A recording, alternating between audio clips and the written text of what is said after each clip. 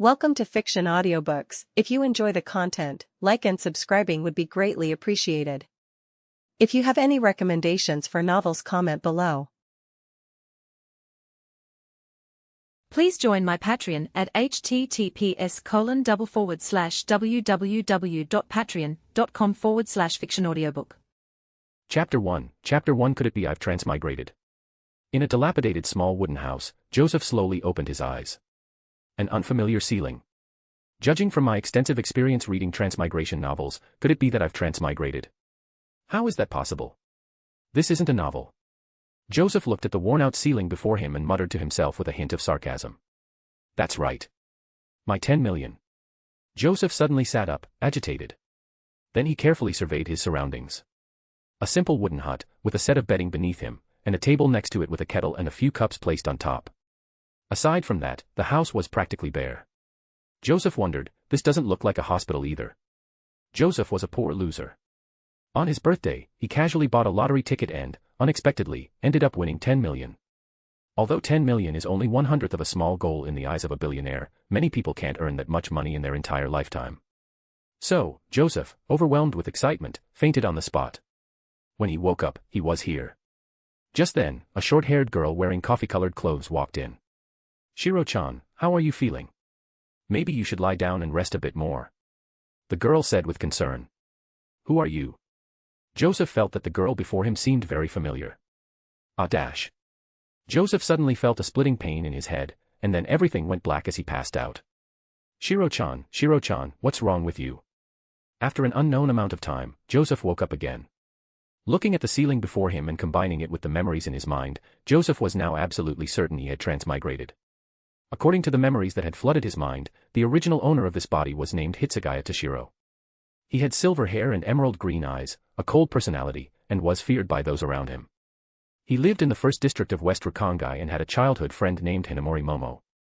Yes, that's right, this is the Bleach world. Toshiro had gone out for a stroll when he saw a child fall, so he instinctively went to help the other.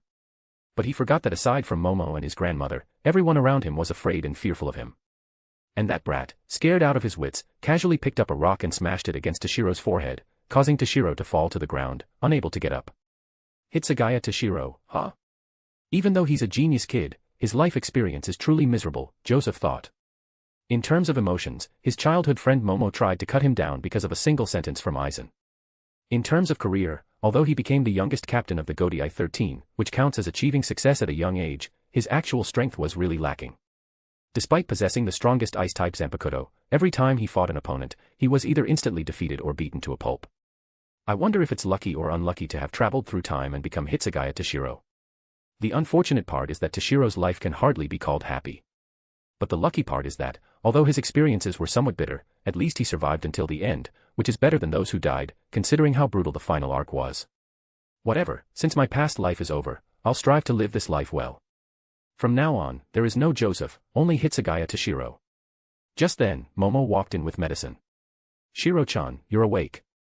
Here, drink this medicine first. Grandma just finished brewing it. Toshiro looked at the pretty girl before him, his expression complicated. Yeah, I'm fine now.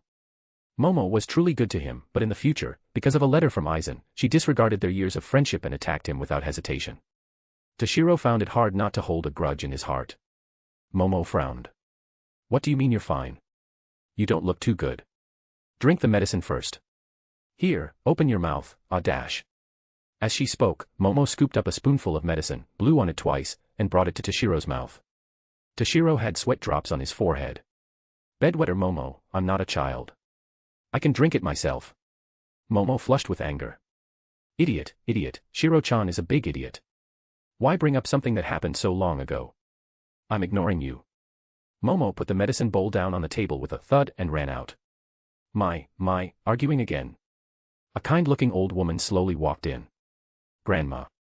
Toshiro called out to the person.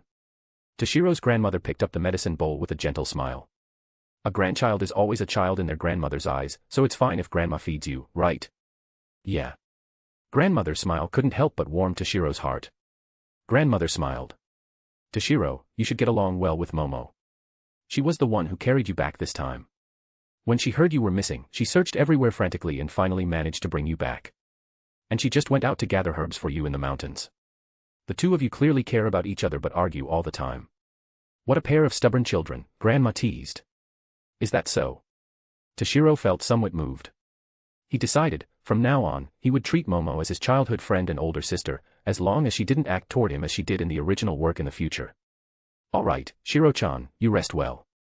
Children who sleep more grow taller, you know. After saying that, Grandma took the empty medicine bowl and walked out.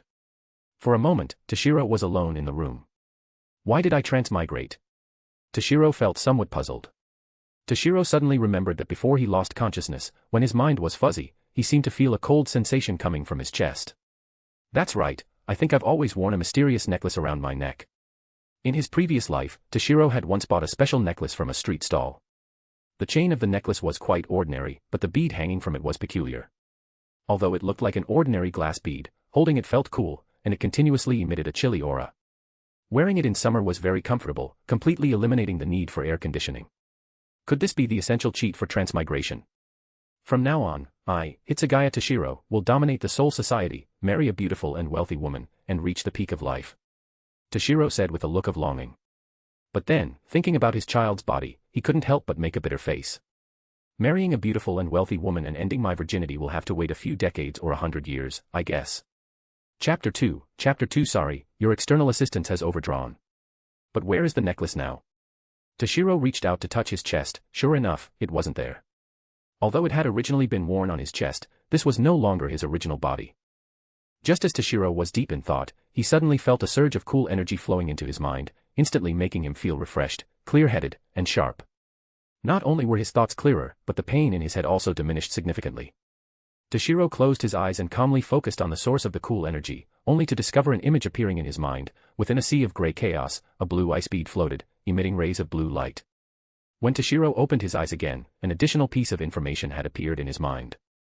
On Earth, in the world of Toshiro's previous life, the gods, demons, and monsters from myths and legends actually existed. However, several centuries ago, a great calamity struck the world, causing countless gods and demons to perish. During that great calamity, an ice dragon was severely wounded. It left behind its own dragon pearl as an inheritance before dying. And that dragon pearl was the one on Toshiro's necklace. A dragon pearl, huh? Sounds pretty impressive. I wonder if it can grant wishes or something. Toshiro thought this cheat was quite good, much better than those systems that would obliterate the owner at the drop of a hat. But how do I use it? It doesn't seem to have given me any overpowered technique. Just as Toshiro was puzzled, another piece of information came through. The method of use is. Hey, Moshi, Dragon Pearl-san, what's next? No matter how much Toshiro called out, the Dragon Pearl's response remained. The method of use is. Toshiro's mouth twitched, and he couldn't help but think of a line from Ultraman Tiga. The method to revive the giant is. Next, Toshiro tried all sorts of methods, but none of them worked. Whatever.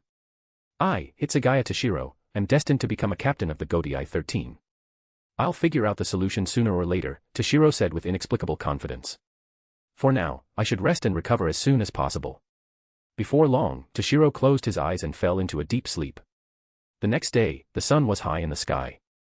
Having slept for nearly a full day, Toshiro finally woke up. Feeling refreshed, he got up and stretched, his joints cracking. The pain in his head had completely disappeared. Shiro-chan, you're up. You must be hungry, right? Grandma is cooking, it'll be ready soon, Momo said as she walked in. Didn't I tell you not to call me Shiro-chan? Toshiro frowned. Then I'll call you Toshiro-chan, Momo said, patting Toshiro's head. Can't you just call me by my name properly? And don't pat my head, Toshiro said helplessly. Then let's make a deal. In a few days, I'll be taking the entrance exam for Shino Academy. If I pass, I can become a student there, and after graduation, I can become a Shinigami. If you, Shiro-chan, can also enroll in the same place as me in the future, then I'll call you by your name, Momo said. Entrance exam, so it's already that time. That means, according to the original plot, in a few years, I would also enter Shino Academy after being persuaded by Matsumoto Ranjaku and then become a Shinigami. By the way, Hinamori, do you have a mirror? Can I borrow it? Toshiro asked, touching the bandage on his head. Sure, I do. What's wrong? Has Shiro-chan started caring about his appearance now?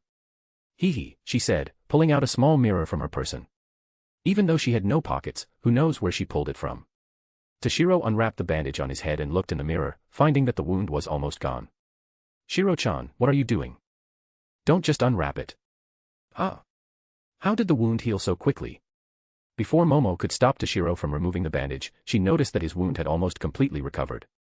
It must be because of the medicine I gathered, Momo nodded with certainty. Toshiro, it's time to eat.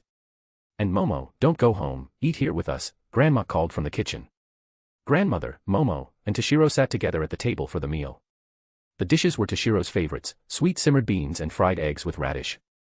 At the table, Toshiro and Momo ate while bickering noisily, with grandmother advising them on the side. The atmosphere was warm and joyful. For a moment, Toshiro felt that continuing such a life wouldn't be bad at all.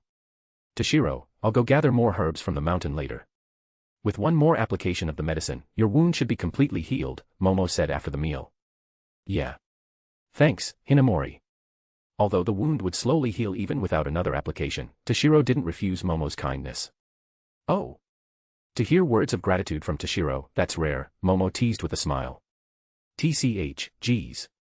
I shouldn't have thanked you, Toshiro said, his brow twitching. All right, I'll head out now, Momo said, waving to Toshiro before walking out. So, what should I do next? Momo went to gather herbs, Grandma was washing the dishes, leaving Toshiro alone with nothing to do. Ah, my friends are few, and my harem is non-existent, Toshiro sighed. After thinking for a moment, Toshiro decided to go out for a stroll to get a better understanding of his surroundings. Although he had the previous Toshiro's memories in his mind, Toshiro still wanted to see things for himself. Grandma, I'd like to go out for a walk, Toshiro said as he walked into the kitchen, where Grandma was washing dishes. Grandma said worriedly, Toshiro, is your wound all right? Toshiro brushed aside his hair. Grandmother, look, the wound has already healed. It won't be a problem. Then go ahead, but come back early, Grandma said after examining it carefully. Yeah, I know. I'll head out then, Toshiro replied. Toshiro looked down at the plain dark blue clothes he was wearing, went back to his room, and changed into a green yukata embroidered with bamboo. Then he headed outside. Toshiro walked along the streets of First District. At a glance, the area was filled with one- or two-story wooden houses. Buildings taller than 2 stories were rare, but they were arranged in an orderly yet varied manner. The streets were clean, with stalls and shops selling all kinds of goods. Although the passers-by were dressed simply, none wore patched clothes. However, they all cast peculiar glances at Toshiro, either fearful or disgusted. Even Akira and Ayumi, who lived next door and were friends with Momo, took one look at him before turning and running away in fright. Although Toshiro wasn't entirely satisfied with his height and appearance, objectively speaking, he was indeed a cute shota. Some women with particular tastes might even become obsessed. So why were the people around him afraid of him? Toshiro had heard the people around him privately discussing his hair, eyes, and cold personality. Although silver hair and emerald green eyes were indeed rare, this was the world of an anime, what strange hair and eye colors didn't exist here? As for his cold personality, come on, it's not like it's bothering any of them, so why be afraid? Oh no, a hollow has appeared. Everyone, run. Just as Toshiro was walking, someone up ahead suddenly shouted. Then the crowd scattered in a panic, with people fleeing in all directions. Toshiro pushed through the crowd and grabbed the clothes of the person who had just shouted. Hey, where's the hollow? That person didn't want to answer at first, but under the glare of Toshiro's emerald green eyes, he couldn't help but shiver. In the mountains to the north. What? That's bad. Hinamori went to gather herbs there. The mountain to the north wasn't very large, and Momo could very likely encounter the hollow while gathering herbs inside. Chapter 3 Crisis. What should I do? Should I go save Hinamori? But I don't have any power right now. Going would just be suicide. Even if I don't go, Shinigami should arrive soon, and besides, in the future, she. Faced with the crisis of death, Toshiro hesitated. Not everyone can be fearless in the face of death. In his previous life, Toshiro was just an ordinary college student. Ugh. Toshiro pinched himself hard, and his body, which had frozen in fear, involuntarily twitched. How pathetic, Toshiro. Someone is in danger because she was helping you, and you're running away out of fear, coming up with all these excuses. Regardless of what she might do in the future, right now she's in danger because of you. If you're a man, go save her. Toshiro shouted and charged toward the northern mountain. Though not very large, the mountain north of First District was rich in resources. People often came here to gather herbs or hunt. But now, a massive black hollow with a long-nosed mask, a Jillian was wreaking havoc. On a small path down the mountain, Momo, carrying a basket of herbs, was desperately running downhill. However, the hollow persistently chased in her direction. As someone who would later become a lieutenant, Momo naturally possessed high Ryatsu. To the hollow, she was like a firefly in the dark, conspicuous and alluring. Fortunately, the initial distance between them was considerable, and the Jillian wasn't particularly fast, so it couldn't catch up immediately. But even a Jillian's slow speed is relative to a Shinigami's. If things continued like this, she would eventually be caught. Boom. A red Siro blasted the area behind Momo. Though it didn't hit her directly, the shockwave from the explosion sent her flying. With a thud, Momo hit the ground, and her herb basket rolled away. Ah. Momo tried to stand up and keep running, but a sharp pain shot through her right leg. Oh no, I twisted my right ankle, Momo said in panic. Thud. Thud. With each step the hollow took, the ground shook. Momo leaned back against a rock, watching the hollow approach step by step. Despair washed over her, and her body trembled. I'm so scared. I'm so unwilling. In just a few days, she was supposed to take the entrance exam for Shino Academy and eventually become a Shinigami. Now, she was going to die here. Is anyone there? Someone, please save me. Momo cried out in despair. Hinamori, hold on. I'm coming to save you. Not far away, Toshiro was sprinting at full speed. In her despair, seeing Toshiro suddenly appear, Momo first felt overwhelming joy, followed immediately by panic. Toshiro, run. Don't come over here. You'll die. Momo urged frantically. As if he hadn't heard, Toshiro quickly ran to Momo's side. Are you okay, Hinamori? Toshiro asked with concern. I twisted my ankle, I can't run. Toshiro, you have to go. Leave me. Momo insisted. I'll carry you. Without allowing any argument, Toshiro picked Momo up and started moving. The hollow behind them kept closing in with large strides, occasionally firing bala shots. Though Toshiro was lucky enough not to be hit directly, he was forced to dodge constantly, and the distance between them kept shrinking. Eventually, the hollow caught up. Roar. The Jillian kicked toward Toshiro. Its foot wasn't much smaller than Toshiro himself. If struck, Toshiro would be severely injured, if not killed. Toshiro hastily dodged to the side.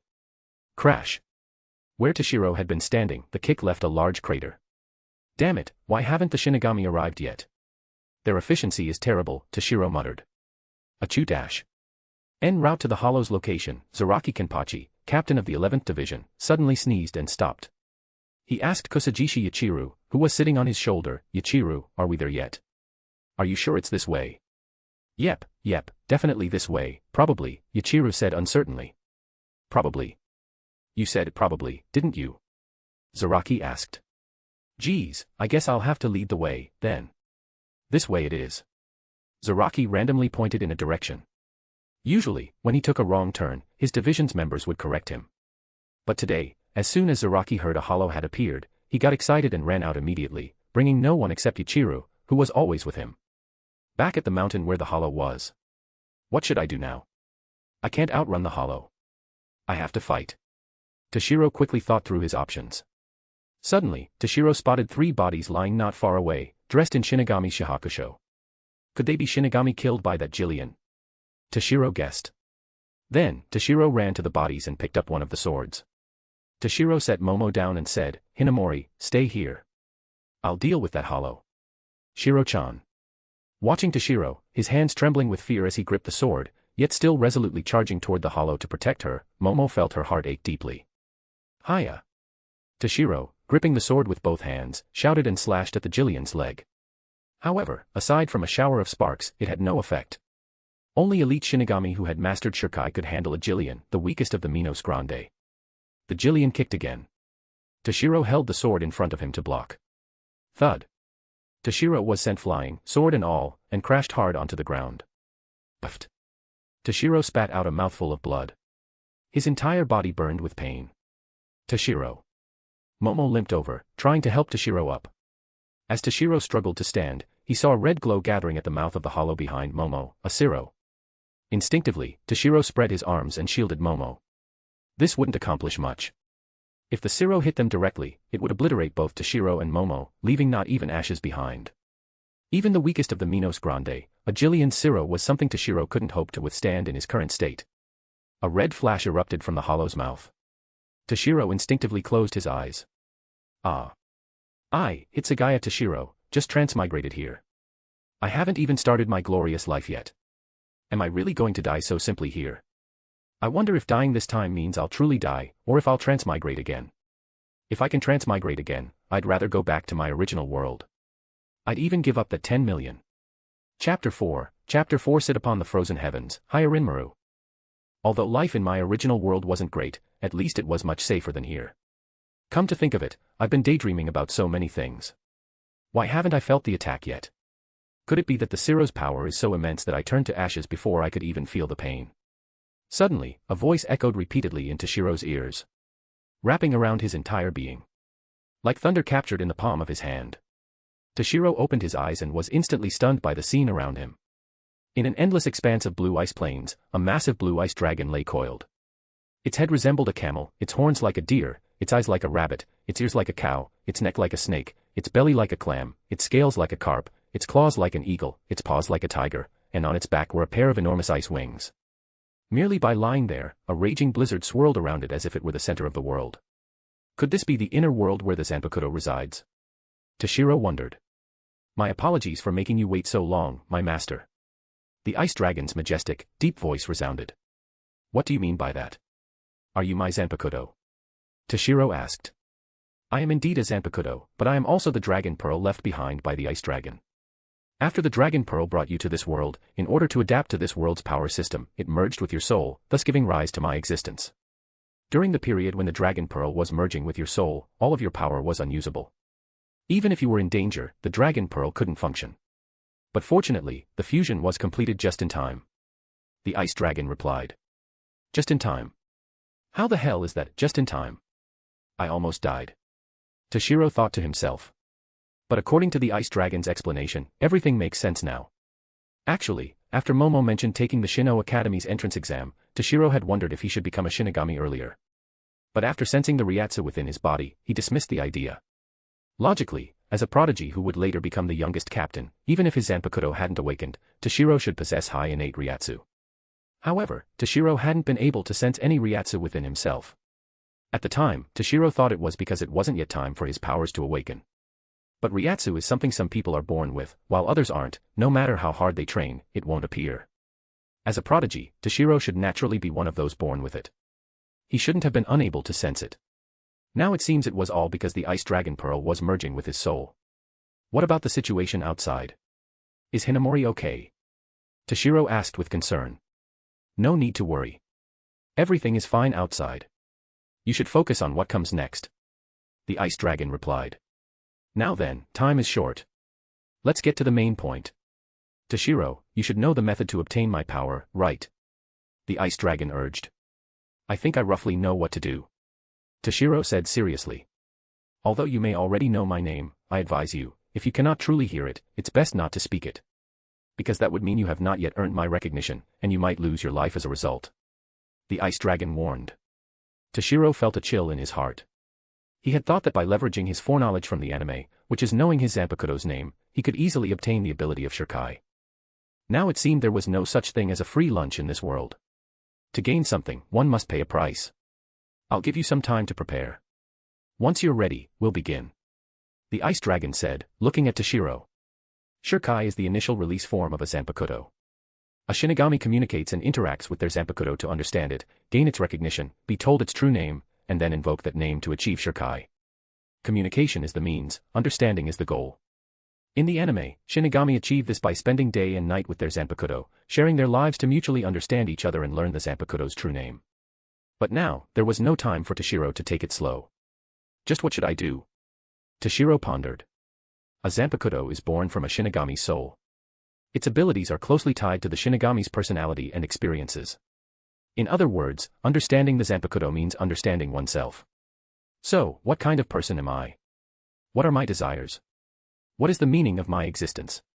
What do I truly want to do? Toshiro thought of his grandmother, of Momo, of the warmth they shared when the three of them ate together. I see. So that's it. What I want is something so simple. Even though I joked about dominating the soul society and reaching the peak of life during idle moments, that was just me amusing myself. If anyone tries to harm my family or friends, they'd better be prepared to stake their lives on it. Whether it's the enemy or myself. Time's up. I'll only say this once, so listen carefully. The ice dragon's voice rang out. My name is... Outside. When Toshiro shielded Momo, Momo also looked back. She saw a red beam of light shooting toward Toshiro and herself. Instinctively, Momo wrapped her arms around Toshiro from behind. It wouldn't be so bad to die together with Toshiro like this, Momo thought. Suddenly, in her daze, Momo seemed to hear a voice ring out. Sit upon the frozen heavens, Hyarinmaru. Chapter 5, Overwhelming Power. Boom. The Zero exploded, stirring up a cloud of smoke that enveloped Toshiro and Momo, obscuring the view inside. Then, as the smoke cleared, Momo saw only an ice wall standing before them. She herself was completely unharmed. Boom. Boom. Boom. Suddenly, pillar after pillar of icy blue Ryatsu erupted from the ground, soaring into the sky, while countless dark clouds gathered above. The darkened sky felt like the precursor to a storm. Roar. A tremendous dragon's roar echoed. Momo looked toward the sound and saw a vivid ice-blue dragon, dozens of meters long, soaring through the sky. Boom. A powerful pressure erupted from the frost dragon, sweeping across the world. For a moment, even the sky seemed to dim. An intense cold spread, freezing everything in the surroundings. Trees, grass, and stones turned into lifelike ice sculptures, yet the area where Momo stood was deliberately spared. Huh? Why did the sky suddenly go dark? Is it going to rain? Countless residents of the Rakangai and Shinigami within the Siriidii looked up in confusion. Kenchan, Kenchan. Look, what's that? Yachiru pointed excitedly at the sky and called out to Zaraki. Zaraki stopped walking and looked up. Above the mountain ahead, at the center of the gathering storm clouds, pillars of icy blue light rose, and a blue frost dragon soared into the air. At the same time, an immense Ryatsu erupted, sweeping in all directions. Oh, that's some impressive Ryatsu. I'd love to have a fight with that. Zaraki praised. The hollow is over there too. See? I told you I was going the right way. Zaraki bragged to Yachiru. Alright, let's head straight for the source of that Ryatsu at full speed. Zaraki shouted. Toshiro, who had been shielding Momo moments before, now stood proudly in the sky, encircled by the frost dragon as if he were the center of the world. Hyarinmaru's basic ability, weather subjugation, made Toshiro feel as if the entire sky was under his command. His usually slender figure now radiated a suffocating Ryatsu, appearing both sacred and majestic, like a celestial god. The sword in Toshiro's hand, which had looked like an ordinary asachi, had now transformed. The blade shimmered with an icy blue glow, as if carved from ice and snow. The guard had become a four-pointed star shape, and from the hilt extended a chain ending in a crescent-shaped weight. The cold wind tousled Toshiro's silver-white hair, giving him a wild, unrestrained look. This feeling, it's truly amazing. Toshiro reveled in the sensation of power surging through his body, almost getting lost in it. Hyarinmaru, what level is my Ryatsu right now? Why do I feel like the Zanpakuto's power is much stronger than in the original story? Toshiro asked in his mind. Your current Ryatsu already exceeds that of an average third seat and is approaching lieutenant level. If your combat experience, Shuinpa, and other skills aren't too lacking, with my assistance, defeating a lieutenant-level Shinigami wouldn't be difficult. Hyarinmaru replied. As for the increased power, that's because a Zanpakuto is born from a Shinigami's soul. The stronger the soul, the stronger the Zanpakuto's power. Your soul has merged with the original Toshiro's and the Dragon Pearl's power. And since I, originally the strongest ice-type Zanpakuto, now might even be considered the strongest Zanpakuto overall. Hyarinmaru declared proudly. Dragons are proud and majestic. After merging with the Dragon Pearl, both Toshiro and Hyarinmaru carried a sense of pride and confidence in their nature. Hinamori, stay where you are and don't move. I'll finish this hollow quickly, and then we'll go home together. Toshiro said to Momo. Momo nodded instinctively. Hearing Toshiro's voice, which carried an authority unlike his usual tone, Momo felt an inexplicable sense of relief. All right, I'll play with you a bit and test my power at the same time. Toshiro said to the hollow. Hiya. Toshiro leapt down from the sky. Without using his Zanpakuto, he simply kicked at the hollow with his right foot, condensed with Ryatsu. Bang. The massive Jillian hollow was kicked over 10 meters away by the slender Toshiro. The left arm that was struck instantly froze and then shattered into countless ice crystals with a crack. Roar. The hollow let out a pained roar and swung its remaining right claw at Toshiro. Toshiro casually raised his left hand. Thud. The hollow's massive right claw was easily blocked by Toshiro, not budging an inch. Too weak. Ryatsu erupted from Toshiro's hand, blue light flickering as a piercing cold spread. Crack, crack. Ice crystals began to form on the Jillian's body starting from the arm in contact with Toshiro, rapidly spreading across its entire form. Roar. In terror, the Jillian hastily retreated. Toshiro swung his right hand. In an instant, a flash of blade light, the hollow's only remaining right arm fell. Is this all you've got? How disappointing. Toshiro had originally wanted to properly test his strength, but it seemed that wouldn't be possible now. In that case, I'll finish you off. With a thought from Toshiro, the frost dragon circling above instantly charged at the hollow. Boom. The Jillian collided with the frost dragon and, in that moment, transformed into an ice sculpture. Without even glancing back, Toshiro turned and walked toward Momo. Crack. The ice sculpture behind him shattered into countless icy fragments, shimmering with a faint blue glow like diamond dust. A real man never looks back at the explosion. Chapter 6, leaving the scene. Toshiro quickly walked over to Momo. Are you alright, Hinamori? Are you hurt anywhere? Toshiro asked with concern. Yes, I'm fine. Just a twisted ankle, Momo replied, her voice unusually gentle. Everything that had happened today had completely changed Toshiro's image in Momo's heart. Momo felt as if Toshiro had suddenly grown up. In her mind, the original Toshiro was just a somewhat mischievous, cute child who liked to bicker with her. She had always seen her childhood friend Toshiro as a younger brother, a family-like existence. But when she had been plunged into despair, Toshiro had descended from the sky like a hero, saved her, and then effortlessly defeated the enemy with immense power. Now, whenever she looked at Toshiro, her face would flush, and her heart would race. For a naive and innocent girl like Momo, such a fairy tale-like event was almost irresistible. Especially earlier, the thought that Toshiro knew he was no match for the hollow, that his hands were trembling with fear, yet he still firmly gripped his sword and charged at the enemy, made her feel so moved she wanted to cry endlessly. As Momo thought about it, tears suddenly began to flow uncontrollably. Ah! What's wrong with me? Why am I crying? That's so strange, Momo wondered, confused. Hinamori, what's wrong? Are you hurt after all? Toshiro asked worriedly. Toshiro, Wadash, Momo suddenly hugged Toshiro and burst into tears. After all, Momo was just an inexperienced young girl. She had suddenly been trapped in a desperate situation, then rescued. After such emotional extremes, her nerves, which had been tightly wound, suddenly relaxed, and the despair and fear from earlier came flooding out. It's all right, it's all right. Everything is over now. I'll protect you from now on, Toshiro comforted her softly. Momo's face flushed with shyness as she somewhat awkwardly pulled away from Toshiro's embrace. Toshiro walked over to the bodies of the three Shinigami, bowed, and said, "Thank you, everyone. If it weren't for the presence of these Shinigami Sasachi, Toshiro wouldn't have been able to achieve Shirkai even if he knew his Zanpakuto's name." Then, Toshiro took a scabbard from one of the Shinigami's waists and tried to sheath Hyarinmaru, finding it a poor fit. Hyarinmaru was 1.3 meters long, taller than Toshiro's current height. In the original work, Toshiro's height was 133 centimeters when he appeared, but now he was less than 1.3 meters. Whatever, I'll have a proper one made back home, Toshiro said. Toshiro originally wanted to wear Hyarinmaru at his waist but awkwardly realized the blade was too long, and it would drag on the ground. How embarrassing. Toshiro finally understood why all Shinigami in the original work wore their swords at their waists, while only Toshiro carried his Zanpakuto on his back. Ahem, Mr. Shinigami, since I've borrowed your Asachi and scabbard, I might as well borrow your belt too. Toshiro also took the belt from the Shinigami's body and strapped Hyarinmaru diagonally across his back. Let's go, Hinamori, Toshiro said to Momo.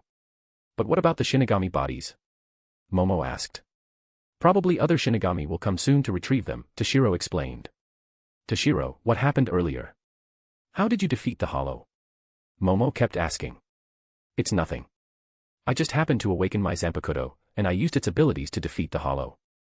Haven't you seen Zanpakuto before? Don't the Shinigami patrolling the streets carry them at their waists? Toshiro countered. Not like that. It's just that their Zanpakuto don't seem as cool as yours, nor as powerful. Of course. My Zanpakuto is the strongest ice-type Zanpakuto, Toshiro said proudly. Wow, that's amazing, Toshiro, Momo praised. Hinamori, Toshiro suddenly called. What is it, Toshiro? Momo asked, puzzled. It's time to go, Hinamori, Toshiro said, walking over and picking Momo up in his arms. Ah. A Princess Carrie? Why, Toshiro? Momo's face flushed with embarrassment. What choice do I have? I'm carrying my Zanpakuto on my back, and your foot is injured, so you can't walk. Carrying you is the only way, Toshiro explained loudly. Oh. Momo, blushing like an apple, softly agreed and buried her face in Toshiro's chest. Toshiro turned and began walking down the mountain. In Toshiro's arms, Momo seemed to smell a cool, mint-like scent. Is this Toshiro's scent? She thought to herself. Listening to the strong heartbeat beside her ear, Momo felt an inexplicable sense of peace. Before long, she actually fell asleep. This girl, she can actually fall asleep. She must be exhausted, Toshiro thought, looking down at Momo in his arms with a helpless smile. Toshiro, you have to protect me always, Momo murmured in her sleep. Yes, I will. Always. Toshiro looked at Momo in his arms. Not long after Toshiro left, the two directionally challenged individuals, Zaraki and Yuichiro, the captain and lieutenant of 11th Division, finally arrived. Yuichiro pointed ahead. Ken-chan, look over there. Zaraki turned to look in the direction Yuichiro pointed. Not far away, 3 Shinigami bodies lay on the ground. Yuichiro leapt down from Zaraki's shoulder and directly landed beside the Shinigami bodies. Suddenly, as if she'd discovered something, she turned to Zaraki with a shocked expression. Ken-chan, look. Zaraki looked unconcerned. What? They're just some guys from the 10th Division. Seriously, dying so easily. If they're responsible for patrolling, they should just patrol properly. Leave the fighting to us in the 11th Division. In Zaraki's view, killing your opponent in battle, or being killed by them, was perfectly normal. Yuichiro pouted. I'm not talking about that. Look in front of the bodies. Zaraki glanced over. Not far from the bodies, countless ice fragments shimmered with a blue light. Zaraki looked displeased. Looks like the hollow was taken care of. Damn it, coming all this way and still not getting a fight. Yuichiro, notify the others to come clean up the scene. Chapter 7 Confession. Toshiro's home. Toshiro carried Momo, who had a sprained ankle, all the way back to his home. Seeing that Momo was still asleep, he placed her on the tatami and covered her with a blanket. Toshiro also couldn't help but let out a sigh of relief. Although he had appeared very strong when facing the hollow earlier, inwardly he had been extremely uneasy. Toshiro's previous life was that of an ordinary university student. He had never even killed a chicken, let alone a person. Although hollows aren't exactly human, they still evolve from human souls. But Momo had been watching at the time, so he couldn't afford to look too cowardly. Thankfully, the hollow had shattered into ice crystals when it died, so the scene wasn't too bloody. In fact, it looked somewhat beautiful.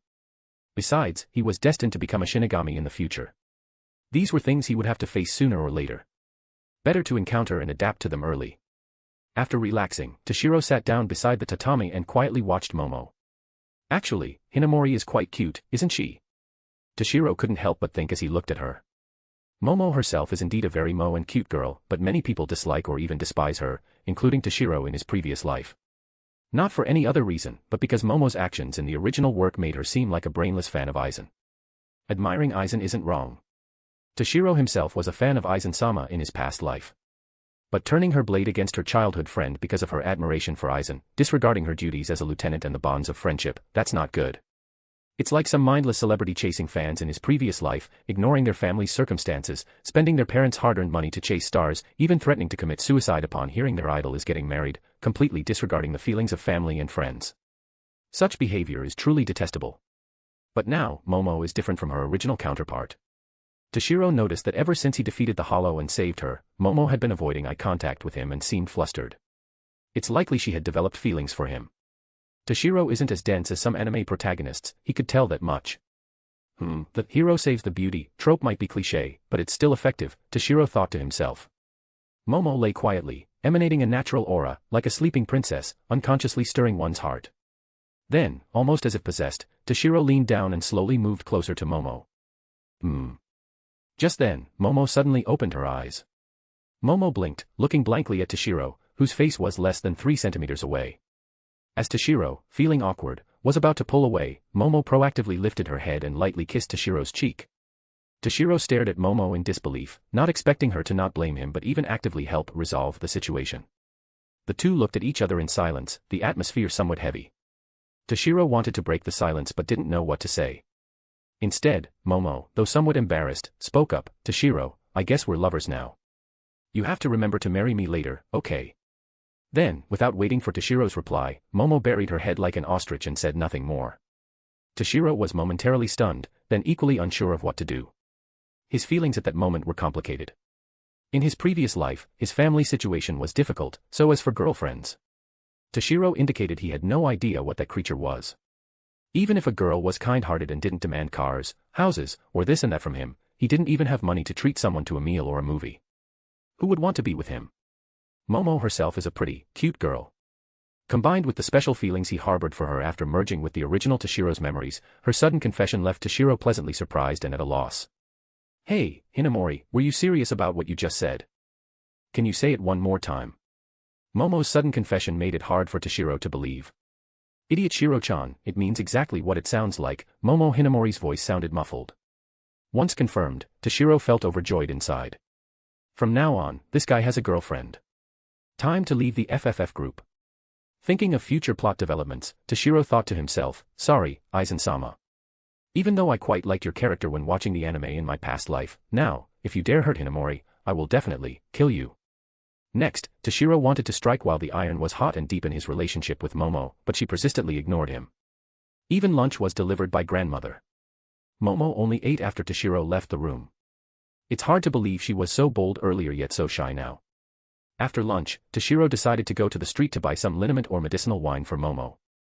The reason Momo went to the mountains to gather herbs earlier instead of buying them from a pharmacy was that pharmacy prices were quite high. It wasn't necessary to waste money like that. Now, the family still had some savings, so buying some medicine was more than affordable. Besides, after becoming a Shinigami, his salary should be decent, considering how dangerous the job is. Walking on the street, Toshiro saw that the commotion caused by the hollow earlier had already subsided. Everyone was going about their business as usual, with no sign that any disturbance had occurred. As residents of the Rakangai, things like hollow attacks were already commonplace for them. Chapter 8, A Fateful Encounter. Soon enough, Toshiro arrived at the pharmacy. Boss, I need some bruise ointment for a sprained ankle, Toshiro said as he entered. All right, coming right up. Our medicine here is the best in the area. The pharmacy owner was about to warmly greet the customer upon hearing someone arrive, but when he looked up and saw Toshiro, his attitude immediately cooled. Oh, it's you. Look around and pick out whatever medicine you need yourself. They're all labeled, the owner said coldly. Since childhood, the people around Toshiro had treated him this way, both fearful and disdainful. Toshiro frowned slightly but didn't bother to argue. After all, they ultimately lived in different worlds. He was destined to become a captain, while the other was just an ordinary person. Toshiro walked straight to the medicine shelves and picked out a few types of medicine for foot injuries. Then he paid. Here, your change. The pharmacy owner said. As Toshiro reached out to take it, the owner simply placed the money on the counter. Just as Toshiro picked up the change, the owner said with a look of disgust, if there's nothing else, hurry up and leave. Toshiro's brow twitched. This was absolutely unbearable. Just as Toshiro was about to teach the pharmacy owner a lesson, a voice suddenly came from behind. Hey, what kind of attitude is that toward a customer? Looking down on someone just because they're a child? Where are your manners? Hearing the voice, Toshiro instinctively turned to look. A pair of large, full, round objects came crashing toward his face. Thud. Toshiro was knocked to the ground. Ah, such a soft sensation. Those exaggerated proportions, no mistake, only that woman in Bleach has them. Toshiro looked up to see a female Shinigami with wavy, medium-length blonde hair, a sexy beauty mark by her mouth, and wearing a shihakusho, scolding the pharmacy owner non-stop. That's right. It's Matsumoto Ranjiku, lieutenant of the 10th Division, Toshiro's future loyal subordinate. Ranjiku grabbed Toshiro by the collar and lifted him up. How long are you going to lie there crying? If you're a man, talk back properly. Toshiro wiped the blood trickling from his nose. It was from the fall when he was knocked down, definitely not for any other reason. With a slap, Toshiro brushed off Ranjiku's hand. Who do you think knocked me down? And I wasn't crying. Toshiro turned and walked out of the pharmacy without saying much more to Ranjiku. Though chatting with her would have been nice, this wasn't the place for a proper conversation. Hey, wait! Ranjiku called out. That feeling earlier, no mistake. That Ryatsu just now definitely belonged to that child. Ranjiku turned to the pharmacy owner and asked, Hey, boss, who is that child from earlier? Why yes, ma'am. That child earlier is. The pharmacy owner hurriedly replied. He wouldn't dare offend a Shinigami. After returning home, Momo finally stopped hiding under the covers out of shyness. Hinamori, let me apply the medicine for you, Toshiro said. Yes, okay. Momo said softly, then extended her right foot. Toshiro carefully examined Momo's small foot. Aside from some redness and swelling, it wasn't seriously injured. Toshiro poured some medicinal liquor and began carefully massaging Momo's right foot. Feels nice. I didn't expect Hinamori, who usually dresses so plainly, to have such smooth skin, Toshiro thought to himself. Momo suddenly let out a soft moan, her face flushed. What's wrong, Hinamori? Did I hurt you? Toshiro asked with concern. Then I'll continue, Toshiro confirmed. After applying the medicinal liquor, Toshiro also applied ointment and wrapped Momo's foot in a bandage. Toshiro, please take me home. My family will worry if I'm gone for so long, Momo said. All right, sure. Although Toshiro wanted to spend more time with Momo, they had plenty of time ahead. This time, because there were too many people on the street, Momo absolutely refused to let Toshiro carry her back. With no other choice, Toshiro had to carry her on his back. But carrying her like this isn't bad either. Toshiro inwardly reveled in the soft sensation against his back. Toshiro took Momo home and then returned, not staying long. Although Momo was close to him, her family, like everyone else around, feared him. Staying there made Toshiro uncomfortable, so usually, Momo came to Toshiro's house to play with him. Nighttime. The moon was bright, and the stars were sparse. After grandmother fell asleep, Toshiro quietly got up and sat on the porch, admiring the moon. Come out, Toshiro suddenly said to the seemingly empty garden. Era, how impressive, kid. A figure suddenly emerged from behind a tree. It was Ranjiku from earlier that day. Were you waiting here for me on purpose, kid? Ranjiku asked, puzzled. Toshiro naturally hadn't gotten up in the middle of the night just to admire the moon. In fact, earlier that day when Toshiro brushed off Ranjiku's hand, he had instinctively released his Ryatsu. Ranjiku was, after all, a lieutenant. How could she be casually pushed away by just anyone?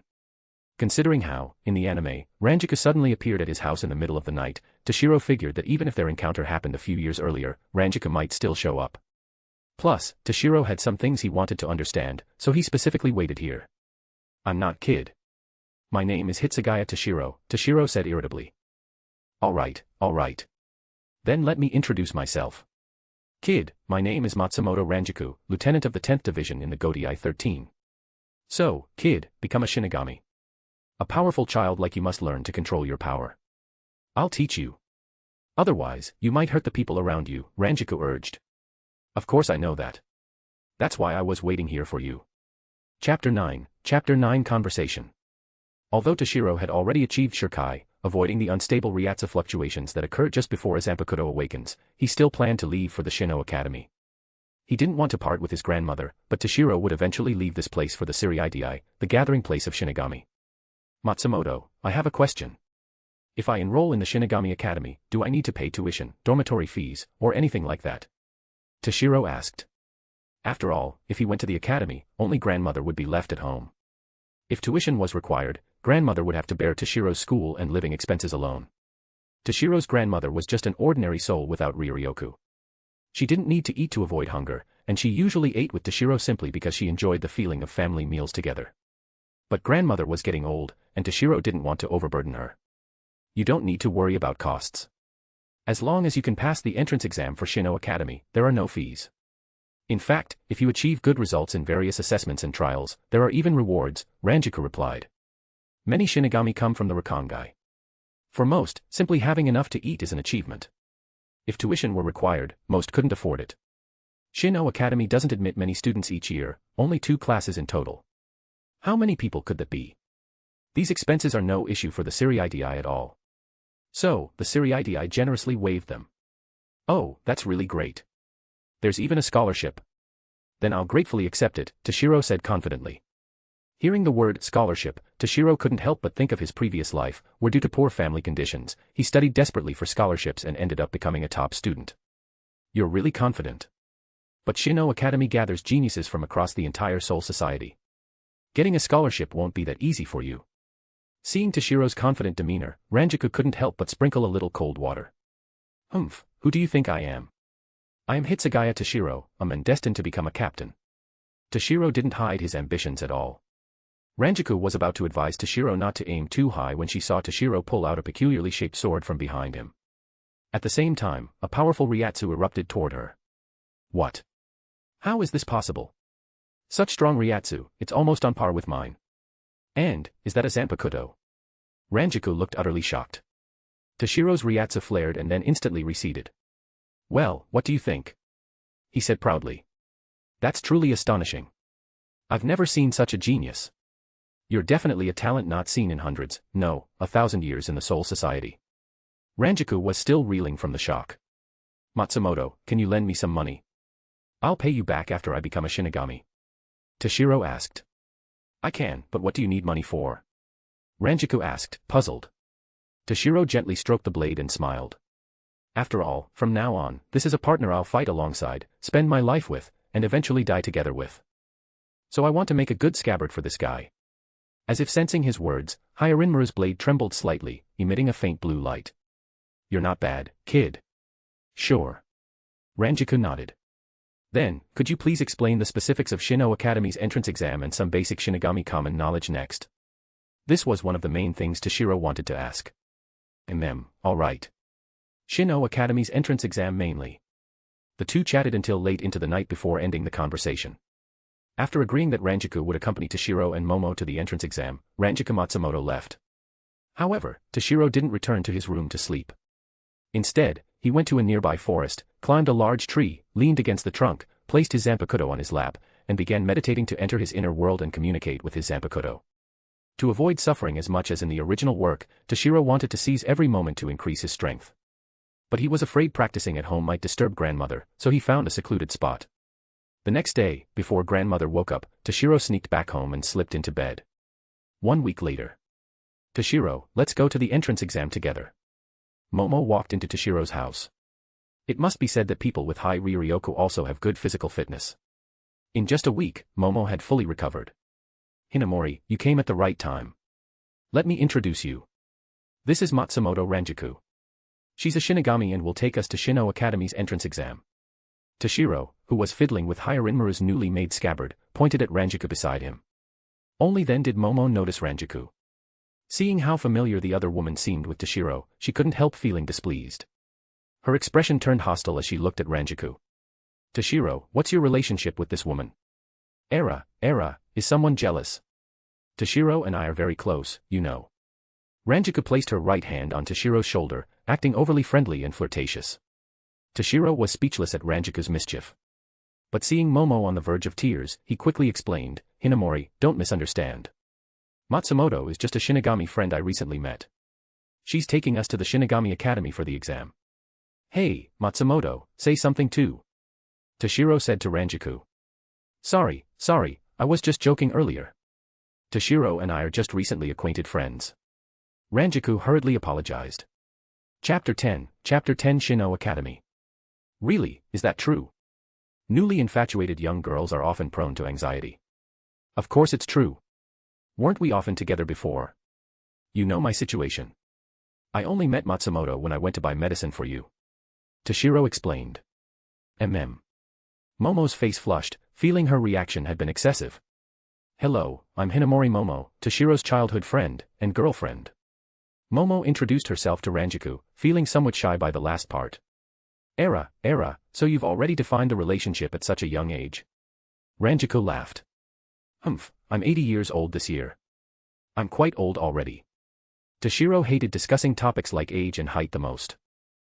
Haha, old man, yes, indeed, if measured by human years.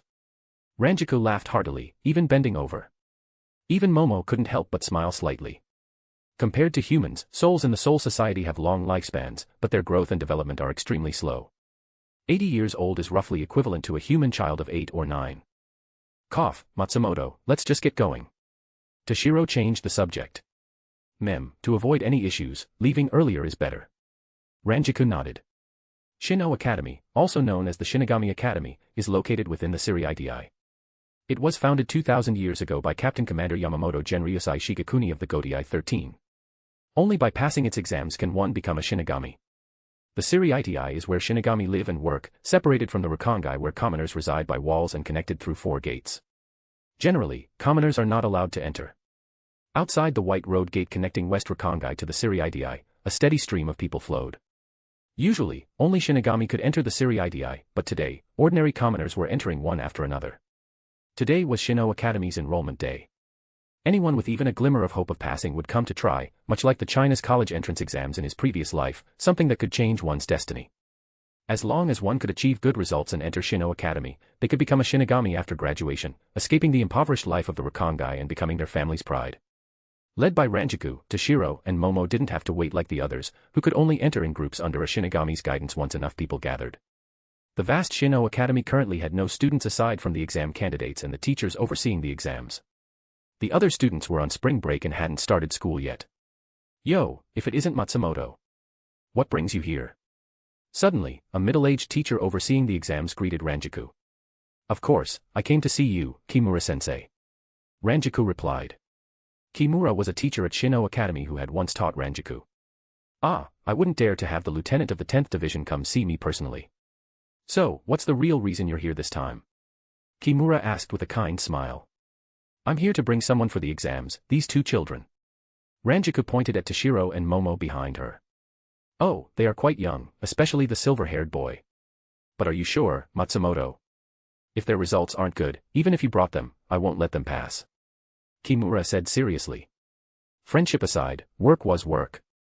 Kimura always separated personal and professional matters. He wasn't deliberately making things difficult for Toshiro, it's just that considering Toshiro's age, the idea of him passing the exam seemed unbelievable. Hee, Kimura-sensei, don't you worry. I absolutely have no intention of asking you to go easy. Please apply the strictest standards. You're definitely in for a surprise. Ranjaku seemed to already envision Kimura being as shocked as she had been back then. So, which of you two wants to go first? Kimura asked. I'll go first.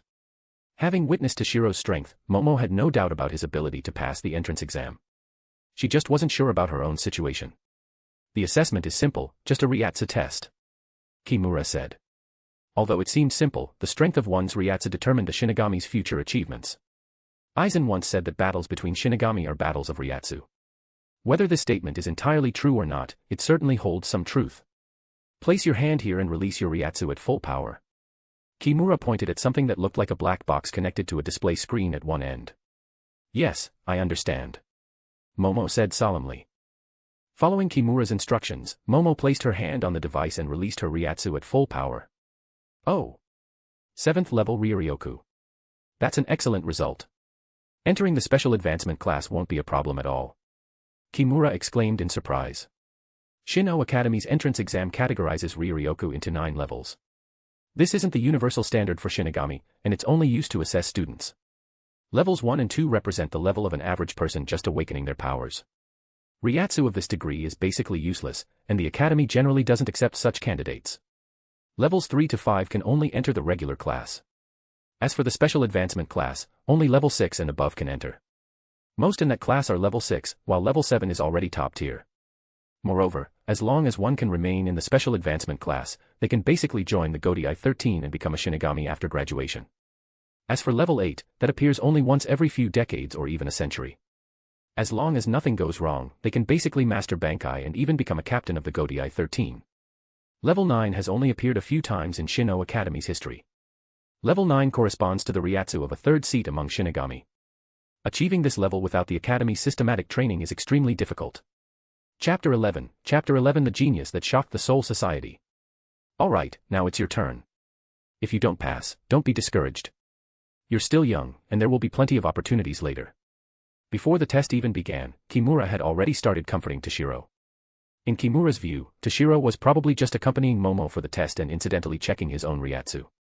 Toshiro didn't bother explaining. He chose to let the facts speak for themselves. He directly placed his hand on the tester and released his Ryatsu at full power. Instantly, a powerful Ryatsu erupted. The display's data soared rapidly, then, with a bang, it emitted a puff of black smoke. Clearly, Toshiro's Ryatsu exceeded the device's range. What dash? Lieutenant level. How is that possible? Kimura stared, dumbfounded and utterly incredulous. This Ryatsu tester could withstand Ryatsu up to lieutenant level. Exceeding the tester's range meant the Ryatsu had reached lieutenant level. Even Ranjaku was astonished because just a few days ago, Toshiro's Ryatsu clearly hadn't reached lieutenant level. Toshiro had been training his Ryatsu diligently every day. With his Ryatsu already near lieutenant level, he finally achieved true lieutenant level Ryatsu last night. Although his Ryatsu reached lieutenant level, that didn't guarantee he could completely defeat a lieutenant level opponent, as Toshiro still hadn't mastered Zenjutsu, Hakuda, Ho-Ho, or Kido. Cough, how old are you? You're not actually much older, just look like a child, are you? Kimura still wore an expression of disbelief. Toshiro frowned. I'm 80 years old. Toshiro wasn't too fond of discussing his age. After all, he was an adult in his previous life, but here he was always treated like a child, though by Soul Society standards, he technically was one. Is that a Zanpakudo on your back? Initially, Kimura thought Toshiro was just carrying an ordinary sword, though the guard looked unusual. Correct.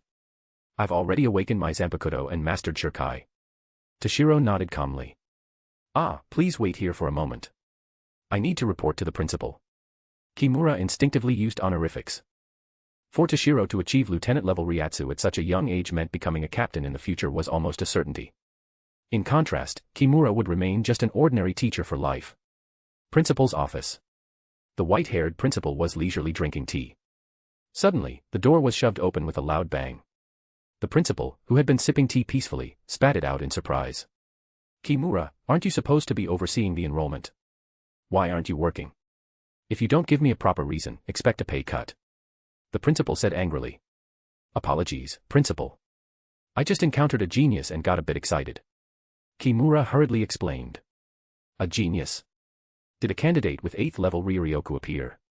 The principal asked calmly. Having served as principal for so many years, he had encountered 8th level Ryoryoku candidates several times. It wasn't enough to move him deeply. Not 8th level, it's... Not 8th level. Could it be 9th level then? Hearing it wasn't 8th level, the principal cut Kimura off before he could finish. 9th level Ryatsu candidates had only appeared a handful of times since Shino Academy's founding. Each time, the academy paid exceptional attention. Not 9th level either. It's lieutenant level Ryatsu. Afraid the principal would interrupt again, Kimura blurted it out in one breath. Clatter. The teacup in the principal's hand fell to the floor and shattered. But he didn't care at all. He grabbed Kimura's shoulders. What? You said lieutenant level Ryatsu. Yes. And the age is incredibly young. Seeing the principal so flustered, Kimura felt somewhat relieved. No need to be the only one shocked. Hurry, take me to see. The principal urged anxiously. Later, after the principal personally verified everything, in his excitement, he directly promised Toshiro various preferential treatments. These included a single luxury dormitory room, access to the teacher's exclusive dining area, the right to consult any subject teacher at any time, and a substantial cash reward. Toshiro felt this was even crazier than top universities vying for the top scorer in the China's national college entrance exam from his previous life. Being a top student sure is good. You're welcomed everywhere. Toshiro sighed inwardly. Then, Toshiro and the others collected their uniforms and left. School would officially start in a week. First Division. In the duty office, Captain Commander Yamamoto was reading a letter sent by the principal of Shino Academy. Truly an unprecedented genius. If allowed to grow, perhaps. Captain Yamamoto murmured to himself. At the residence of 13th Division's Captain, Yhwach Jushiro, 8th Division's Captain, Kairaku Shunsui, who had come to visit his sick bosom buddy, was chatting animatedly with Yhwach. Have you heard, Yhwach? Shino Academy produced an incredible genius. Only 80 years old, yet already achieved lieutenant-level Ryatsu. Kairaku said lazily. Oh. That's much more impressive than we were back then. Yhwach exclaimed in amazement. Kairaku and Yhwach were among the very few in Shino Academy's history who achieved 9th-level Ryatsu during their entrance exams.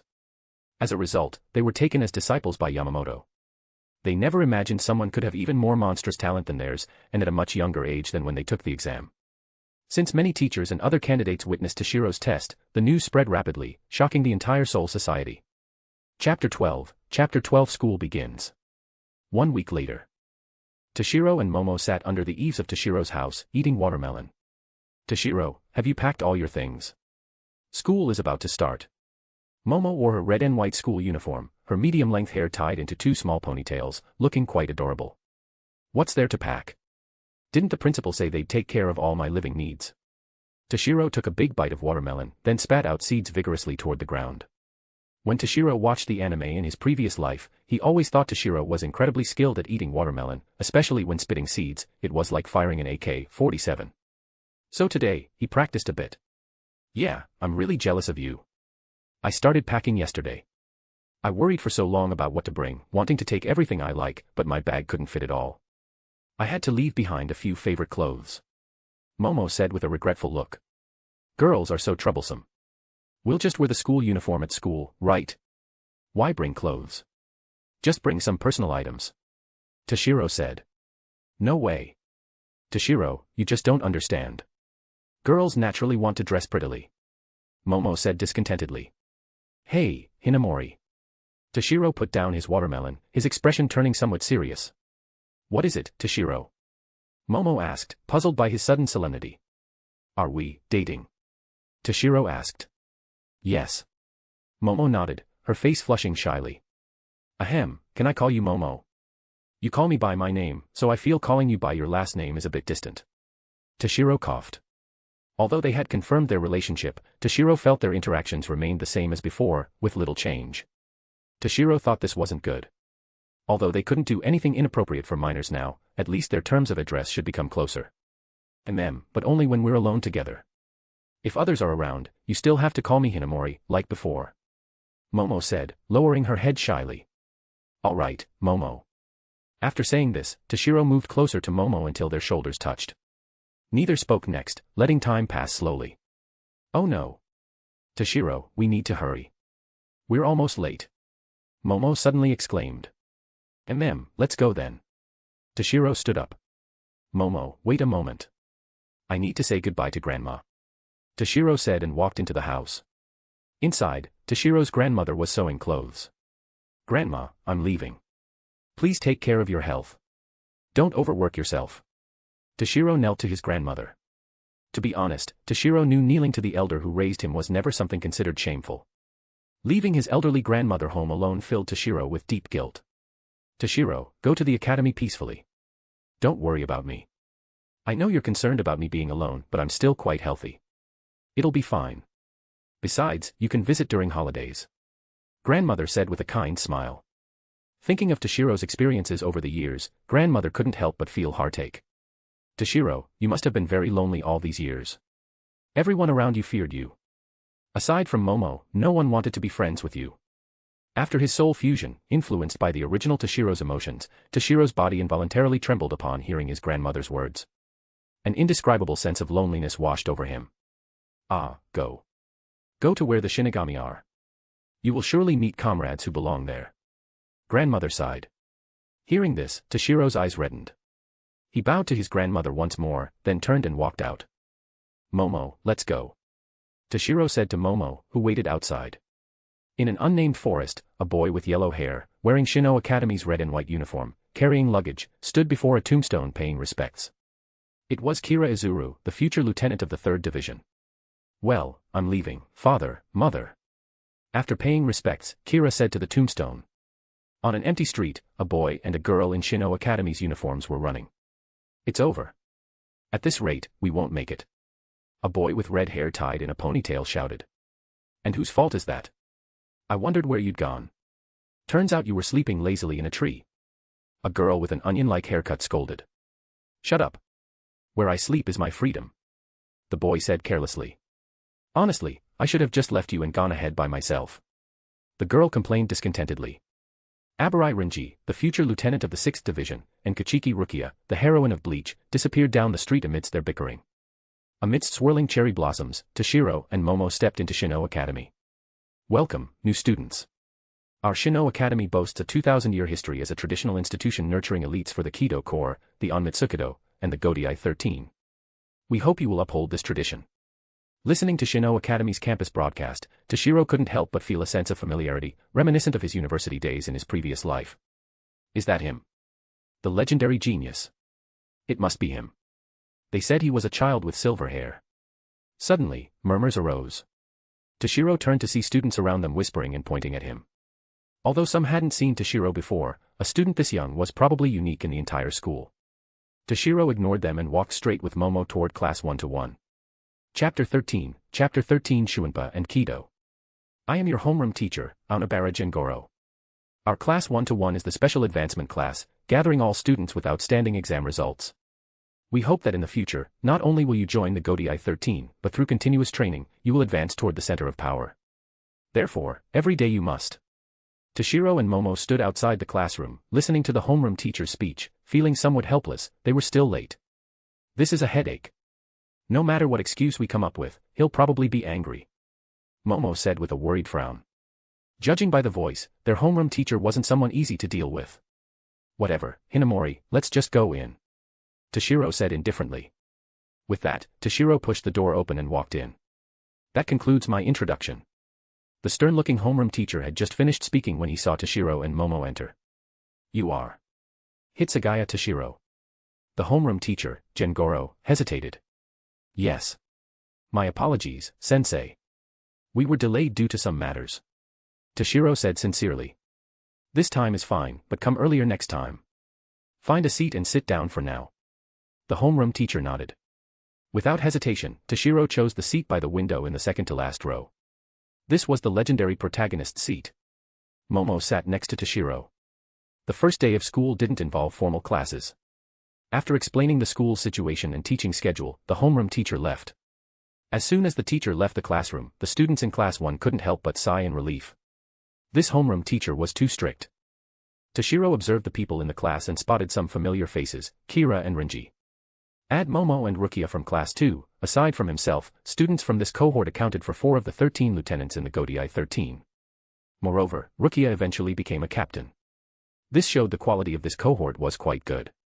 For the next few days, Toshiro didn't continue training his Ryatsu. The gap from lieutenant level to captain level was immense. Even with Toshiro's talent, reaching it in a short time was impossible. After all, not everyone could cheat like Ichigo. What Toshiro urgently needed to improve now wasn't Ryatsu but skills like Zanjutsu, Hakuta, Ho-Ho, and Kido that Shinigami must master. So, over the following week, Toshiro diligently studied theoretical knowledge and analyzed the operational principles of various abilities. 1 week later, during Ho-Ho class. Alright, everyone, begin Shuinpa practice now. First row, step forward. The Ho-Ho teacher shouted loudly. Toshiro stood up and stepped forward, his eyes fixed on the finish line ahead. On your marks, go. The moment the Ho-Ho teacher's voice sounded, figures shot forward like arrows from a bow. Toshiro's mind flashed with the principles of Shuinpa. Ryatsu gathered at his feet in a specific flow pattern, then erupted instantly. After images flickered, and in mere seconds, Toshiro was the first to cross the finish line. Shuinpa primarily tests a Shinigami's control over Ryatsu, controlling Ryatsu to gather at the feet in a special way and controlling its eruption rhythm. Due to his powerful mental strength, Toshiro had more precise control over his Ryatsu. The second to cross the finish line after Toshiro was Kira. Although the other students weren't as fast as them, they successively crossed the finish line without incident.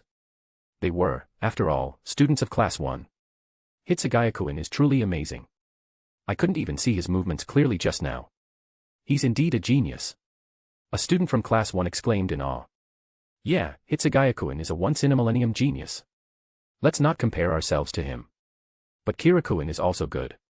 If we work hard, maybe we can reach his level. A nearby student said. Hearing his classmates praising Toshiro and Kira, Renji felt somewhat unconvinced. Oh, they did really well, Hitsugaya Toshiro and Kira Izuru. Being in the same class with them is a bit pressuring, but I, the great Abarai, won't lose to you. Renji thought to himself. Next, second row, step forward. The Ho-Ho teacher's voice rang out again. Renji stood up and stepped forward, assuming a starting stance. The moment the teacher's voice fell, he erupted his Ryatsu all at once and charged forward recklessly. Renji's figure flickered repeatedly, soon crossing the finish line. Haha, I'm first dash. Bam. Just after crossing the finish line, Renji laughed triumphantly, only to realize he couldn't stop and slammed headfirst into the wall. Ha ha ha. The entire class laughed until their stomachs hurt. Abarai, Shuinpa isn't just about erupting Ryatsu blindly. Stay after school for remedial lessons. The Ho-Ho teacher said, also barely holding back laughter. During Kido class. Students, we will now begin practicing intermediate level Kido, starting with the simplest, Shikaho. First row, step forward. The Kido teacher said. Kido from numbers 1 to 30 are low level and not difficult. Class 1 students had already mastered them, so starting today, they practiced intermediate level Kido. The first row of students stepped forward, stopping at a certain distance from the targets. Momo stood before a target, extending her right hand toward the wooden target, and recited solemnly, Ye Lord. Mask of blood and flesh, all creation, flutter of wings, ye who bears the name of men. Inferno and pandemonium, the sea barrier surges, march on to the south. Heido number 31, Shikaho. As she chanted, a red sphere of light appeared before Momo's palm, then shot toward the target, destroying half of it. Good, pass. Next. The Kido teacher nodded. Yes. Momo replied and returned to her seat. That's amazing, Hinamori. Hit it in one shot. A twin-tailed girl beside her said. It was just luck, and it only barely passed. Momo said modestly. Even so, it's impressive. Others didn't even hit it. The twin-tailed girl praised. Chapter 14 Shunkuho. Suddenly, murmurs arose. Momo turned to look and saw a wooden target reduced to just its wooden handle, with an empty space beside it. That's incredible. Hitsugaya completely vaporized the target. And Kira hit the bullseye perfectly. Can we really never catch up to them? By the way, did any of you hear Hitsugaya chant just now? At these words, the surroundings fell silent. Indeed, they hadn't heard Toshiro chant. He abandoned the incantation and still had such power. The surroundings erupted into discussion again. Hinamori, is Hitsugaya really your boyfriend? He's so amazing. The twin-tailed girl exclaimed. Yes, Shiro-chan is indeed very capable. Momo said, her face flushed. If someone praised her, she would be modest, but when others praised Toshiro, Momo felt proud. Next, Abarai Renji. The Kido teacher called. Yes. Renji answered and stepped forward. This time, I must wash away the shame from last time and show everyone my prowess. Renji thought to himself. Ha! Renji shouted, striking a cool pose. Can't let you guys have all the cool moments. I'll also forego the incantation and hit it with one shot to show you. Renji thought. Heido number 31, Shikaho. Renji shouted. A red sphere of light appeared. Boom. A loud explosion rang out. Renji's Shikaho indeed had immense power. Unfortunately, it didn't hit the target. Instead, it exploded right in front of him, creating a cloud of smoke. The shockwave sent people nearby flying. What happened? The explosion was. As the smoke cleared, it revealed Renji, now completely blackened by the blast. Abarai. You stay after class for remedial lessons. The Kido teacher, hair standing on end and face blackened, said angrily. Yes. Renji opened his mouth and exhaled a ring of black smoke. Ha ha ha. Abarai-kun, are you a comedian hired by monkeys? A student who wasn't affected laughed. Toshiro couldn't help but chuckle. He turned to look at that student, wanting to ask, are you a transmigrator too? Nighttime. After a day of classes, Toshiro returned to his residence. Instead of sleeping or training, he went to the courtyard. During the day's Kido class, Toshiro discovered that when using Shuinpa for high-speed movement, he could faintly sense spatial fluctuations. So, he wanted to understand why. Toshiro sat cross-legged on the ground and entered a meditative state. When he regained focus, he was already in his inner world. It was still an endless expanse of icy plains, but without the raging blizzard. Instead, it was sunny and calm. You've come, Toshiro. Haya Rinmaru's voice sounded. Haya Rinmaru, I have a question. Why can I sense spatial fluctuations? Aren't you an ice-type Zanpakuto? Do you also possess spatial power? Toshiro asked, puzzled. Have you forgotten how you came to this world? Haya Rinmaru countered. You mean? Correct. The Dragon Pearl possesses the ability to traverse space. After merging, I also gained the ability to influence space. If your power becomes sufficiently strong, traversing worlds might not be impossible. You'd better not view me with the same perspective as the Haya Rinmaru from the anime. Haya Rinmaru explained. Haya Rinmaru, compared to a Hollow Sonido or a Quincy's Hirenkyaku, a Shinigami Shuinpa doesn't have a clear advantage. I want to combine spatial power with Shuinpa to create a new movement technique. Can you help me? Toshiro asked. Of course. Then, close your eyes and focus your mind. Haya Rinmaru said. A blue orb of light emanated from his body, flashed, and entered Toshiro's mind. Then, he sent Toshiro back out. Outside, Toshiro didn't open his eyes. Instead, he continued to focus, comprehending the information within the light orb. After a long time, Toshiro finally opened his eyes. Instantly, the world's spatial fabric felt clearer than ever before. Not the slightest fluctuation could escape his perception. Now, let's begin testing. Once the conceptualization in his mind was complete, only practical application remained. While controlling his Ryatsu to gather at his legs, Toshiro exerted his influence on space, attempting to warp and fold it, shortening the distance between 2 points. Hiya! Toshiro released a light shout, and his power erupted instantly. Crash! A person-shaped hole appeared in the courtyard wall. Toshiro had followed in Renji's footsteps. My, even a genius like me fails sometimes. Toshiro stood up, brushing off the dust, and mocked himself. But I won't give up just like that. Toshiro's expression turned serious. Next, Toshiro repeatedly practiced and continuously refined his technique until he finally succeeded once. The speed far surpasses a Shinigami Shuinpa. Since it combines Shuinpa with spatial power, let's call it Shunkuho, instant void step. However, I still can't perfectly synchronize the spatial fluctuations with the Ryatsu eruption point. But it's already late. I'll rest for today. Toshiro glanced at the sky and walked back into the house. As for the damaged wall, he'd call someone to repair it tomorrow. The next day, Toshiro didn't attend classes. Instead, he specifically requested a few days' leave from the academy to practice Shunkuho. Chapter 15 Utsunamiya Yoshiaki. 3 days later.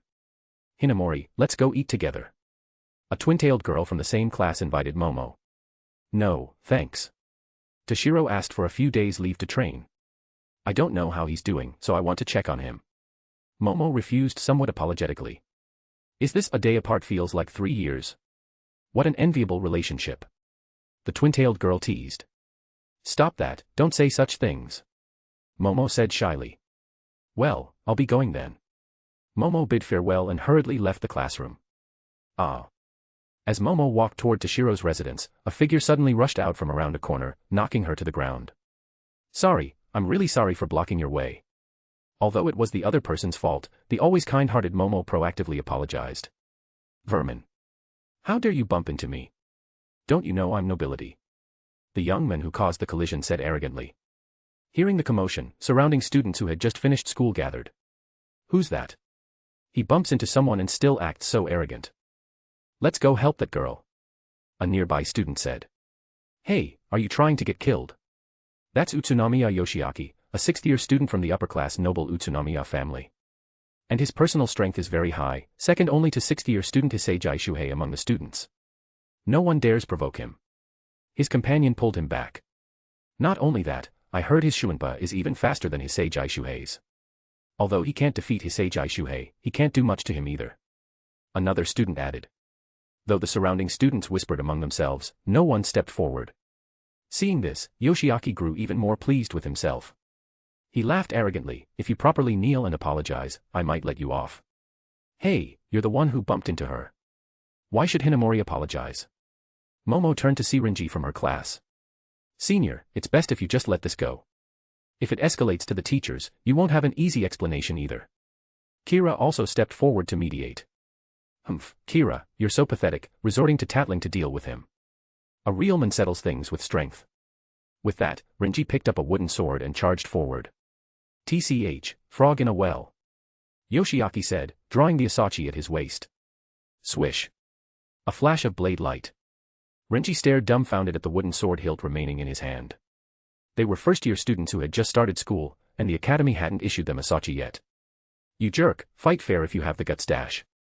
Before Renji could finish, Yoshiaki used Shuinpa to appear behind him instantly. Thud. Yoshiaki kicked Renji to the ground. Humph, someone like you isn't worthy of facing me. Yoshiaki said disdainfully. Abarai-kun, are you alright? Momo stepped forward to help Renji up. Humph. Yoshiaki snorted and pushed Momo again. Hinamori staggered, nearly falling once more. Tell you what, I'm about to go drinking with a few friends. If you're willing to keep us company, I'll let you off. Yoshiaki looked Momo over carefully and found her quite attractive. Oh. Quite bold, aren't you? Daring to touch my woman. Do you have a death wish? Toshiro's grim voice came from a distance as he approached. Toshiro had finally mastered Shunkuho today and came to see Momo, only to encounter such a situation. With that, Toshiro unleashed his Ryatsu fully, crushing down upon Yoshiaki. Instantly, Yoshiaki felt immense pressure weighing down on him like a mountain. Such powerful Ryatsu. Is that guy the legendary genius Hitsugaya Toshiro? The surrounding students exclaimed in shock. Though not directly bearing Toshiro's Ryatsu impact, they could still feel the overwhelming oppressive pressure. How is this possible? I, Utsunamiya Yoshiaki, am nobility. How can I be suppressed by a commoner's Ryatsu? Sweat dripped continuously from Yoshiaki's forehead, but the humiliation in his heart made him stubbornly hold on. He just has strong Ryatsu. His Shuinpa and combat experience might not compare to mine. Yoshiaki thought. Shuinpa. Yoshiaki's figure instantly appeared behind Toshiro, then swung his sword at Toshiro. Seeing Toshiro about to be struck, Yoshiaki felt a surge of joy. Great. I hit dash. Oh, hit. Hit what? Toshiro's voice sounded leisurely from behind Yoshiaki. Simultaneously, the Toshiro in front of Yoshiaki dissipated into an afterimage. Yoshiaki's pupils contracted. Impossible. An afterimage. Bang. Utsunamiya Yoshiaki was kicked flying by Toshiro. Puffed. Cough, cough. Yoshiaki lay on the ground, coughing up blood continuously. Toshiro's kick just now had already injured Yoshiaki's internal organs. Although Toshiro hadn't used full strength with that kick, it was still beyond Yoshiaki's endurance. While Yoshiaki's strength was top tier among students, that only meant he could bully students. Compared to Godai 13 Shinigami, he was nothing, let alone compared to a lieutenant-level figure like Toshiro. Daring to hurt Hinamori, are you prepared to stake your life? Shing. Toshiro reached back, drew Hyarinmaru, and walked toward Yoshiaki. You can't kill me. I'm nobility. Yoshiaki trembled all over. Toshiro paid no heed, continuing to advance with his sword toward Yoshiaki. Chapter 16 Aizen Sosuke. Thump. I'm sorry. I was wrong. Please forgive me. Seeing Toshiro completely disregard his threats, Yoshiaki panicked. With a thump, he knelt on the ground. Thud, thud, thud. Yoshiaki slammed his head like pounding garlic, all while crying and begging Toshiro to let him go. As for the noble pride and dignity he had been shouting about, he had long tossed them to the far corners of the earth. Between dignity and life, Yoshiaki unhesitatingly chose life. Seeing Yoshiaki's state, the surrounding students immediately showed expressions of disdain. Just moments ago, he called himself nobility, addressing others as vermin, yet now he thoroughly disgraced the noble title. Knowing you're wrong is good. Correct it properly in your next life. With that, Toshiro swung his sword down at Yoshiaki. Clang. Suddenly, a figure appeared before Toshiro, drawing a sword to block him. In that instant, Toshiro seemed to see a flash of blue light from the other party's blade. Hitsugaya-kun, hello. I am Aizen Sosuke, captain of the 5th Division. Indeed, Utsunamiya-kun was in the wrong here. Rest assured, I will certainly request the academy to handle this fairly and give you justice. A magnetic voice came from the person in front of Toshiro. Toshiro looked up. The men had short brown hair, wore black-rimmed glasses, and donned a captain's hayori. Aizen Sosuke, the second major antagonist in the anime. At that moment, Aizen held his sword with a reverse grip, tip pointing downward, blocking the horizontal slash of Hyarinmaru. Toshiro's pupils contracted, damn it. I've been hit. That strange sensation earlier, plus the sword grip, absolutely no mistake. Aizen had just used his Zanpakuto Kyoka Suigetsu's ability, complete hypnosis. Although Aizen hadn't chanted the release command, upon mastering Bankai, one can use Shirkai freely without chanting. And Kyoka Suigetsu's ability was virtually unsolvable. Anyone who witnessed its release even once would have their 5 senses completely dominated, trapped in the illusions created by Kyoka Suigetsu. However, Hitsugaya-kun, if you kill Utsunamiya-kun, matters will become complicated. After all, his crime doesn't warrant death, and he is nobility. This would bring you great trouble. Please leave it to me. Aizen showed an expression that said, I'm doing this for your own good. You are right, Captain Aizen. However, I still wish to personally seek justice for Hinamori. Toshiro said. Toshiro looked expressionlessly at Yoshiaki. Mistakes must come with a price. Hearing Toshiro's words, Aizen instinctively sensed something wrong. He instantly moved to restrain Toshiro first. Shunkuho. Toshiro exerted his newly mastered Shunkuho to its fullest. Facing Aizen now, he had no room to hold back. At the last possible moment, Toshiro evaded Aizen's grasping left hand, his figure instantly vanishing from Aizen's sight. Ah! Suddenly, a scream rang out. Aizen's pupils contracted. He turned to see Toshiro holding Hyarinmaru, having impaled Yoshiaki. Gush! Toshiro withdrew the Zanpakuto. Blood instantly spurted from Yoshiaki's wound. Humph, stop screaming. I only destroyed your Seketsu and Hakusui. You won't die, you'll just become a useless waste. Toshiro snorted coldly. With timely treatment, he indeed wouldn't die. He would just lose his Ryuryoku, become an ordinary person, and never be able to become a Shinigami again. Interesting. That speed just now. I actually couldn't intercept him in time. Aizen was inwardly astonished. Although he was far from exerting his full power earlier, his speed had already reached captain level. Honestly, I just came to see if there were any talents I could utilize. I didn't expect to get caught up in such trouble. Seems I'll have to put in some effort. Aizen thought to himself. To search for potential talents, Aizen had specifically taken a position as a calligraphy teacher at Shino Academy. Hearing this year's students were exceptionally talented, even producing a monster like Toshiro, he came to Shino Academy to assess the situation. After reviewing this year's student information, Aizen was about to return to the 5th Division when he encountered the incident of Yoshiaki knocking Momo down. Seeing Momo, Renji, and Kira, all talents he had his eye on, present, Aizen thought this was a heaven-sent opportunity. Watching Renji get defeated, Aizen inwardly thought, perfect timing. He was about to step in and save the 3, then unleash his Oscar-worthy acting skills to make them indebted to him. Unexpectedly, Toshiro appeared just in time. If he couldn't save them, so be it. But seeing Toshiro defeat Yoshiaki and still intend to kill him, Aizen had an idea. This was a legitimate chance to intervene and conveniently use Kyoka Suigetsu. For a genius like Toshiro, becoming captain level in the future was almost certain. To prevent any mishaps, hypnotizing him sooner or later was necessary. Momo, the other two, and many surrounding students were also present, perfect for hypnotizing them all at once, saving the trouble of gathering students under another pretext later. Be grateful.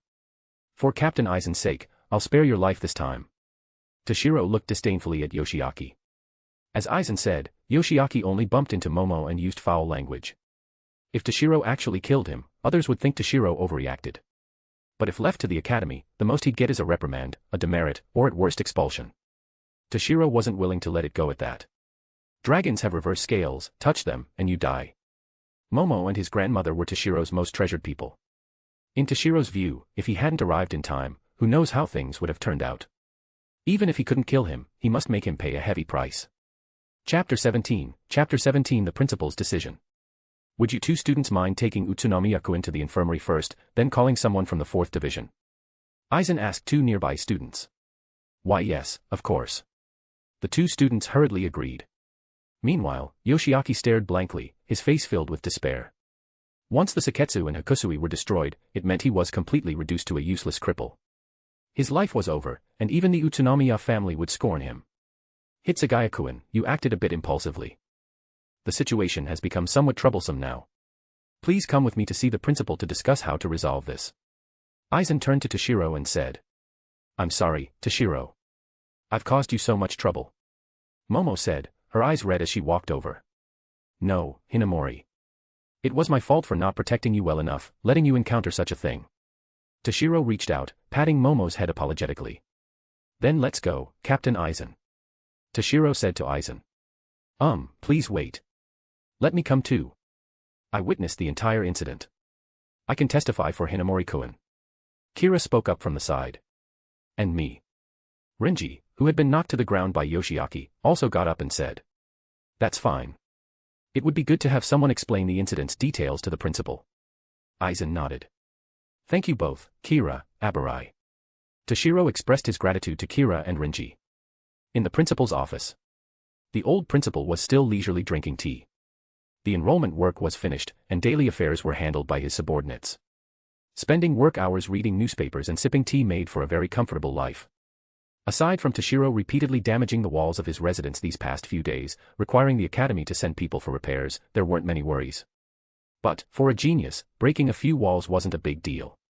When he achieved great success in the future, it would bring immense prestige to the academy, a win-win situation. Bang. Principal, it's terrible. Kimura, who had handled enrollment last time, pushed the door open. Puffed. Startled, the principal spat out a mouthful of tea. Kimura. You again. Have you thought of a reason not to have your salary deducted this time? The old principal's eyes seemed to blaze with anger. Principal, Hitsugaya Toshiro and Utsunomiya Yoshiaki got into a conflict. Mr. Kimura said urgently. Utsunomiya Yoshiaki. That kid from the Utsunomiya family. The old principal asked. He had heard of this student more than once. Relying on his noble family background and some skill, he bullied commoner students and stirred up trouble daily. However, he was the academy principal, not a court judge. If treated as a student conflict, he could only criticize and educate. If treated as a criminal case, it would have to be handed over to the Central 46 for trial. And the Central 46 were composed of a bunch of noble elders. It would be fortunate if they didn't join in bullying the commoner students, expecting a fair trial from them was unrealistic. Add to that students choosing to let things go under threat, and ultimately, such matters were often dropped. He provoked Hitsugaya Toshiro.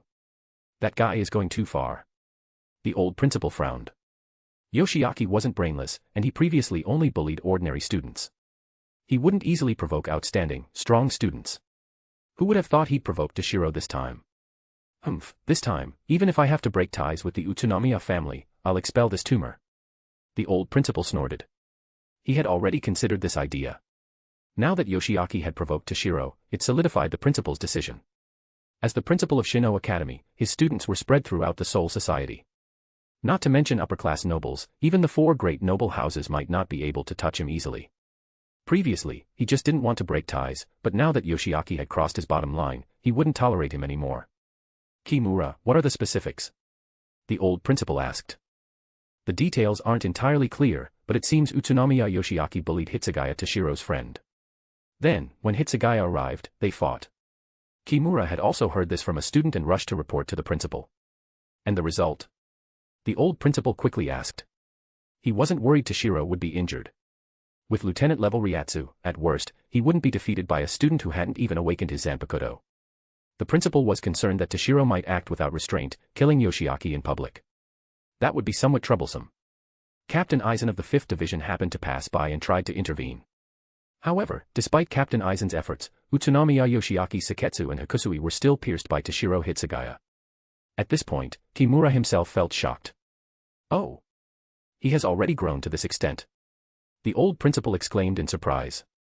It seemed my decision was correct. Such a genius must not be ruined. But since no life was lost, that's manageable.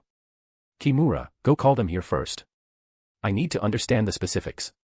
The old principal said. No need, old man principal.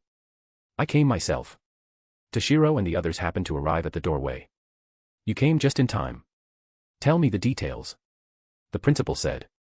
I'll explain, principal. I witnessed the entire incident. Kira stepped forward. Then you explain. But be objective and fair. The old principal nodded.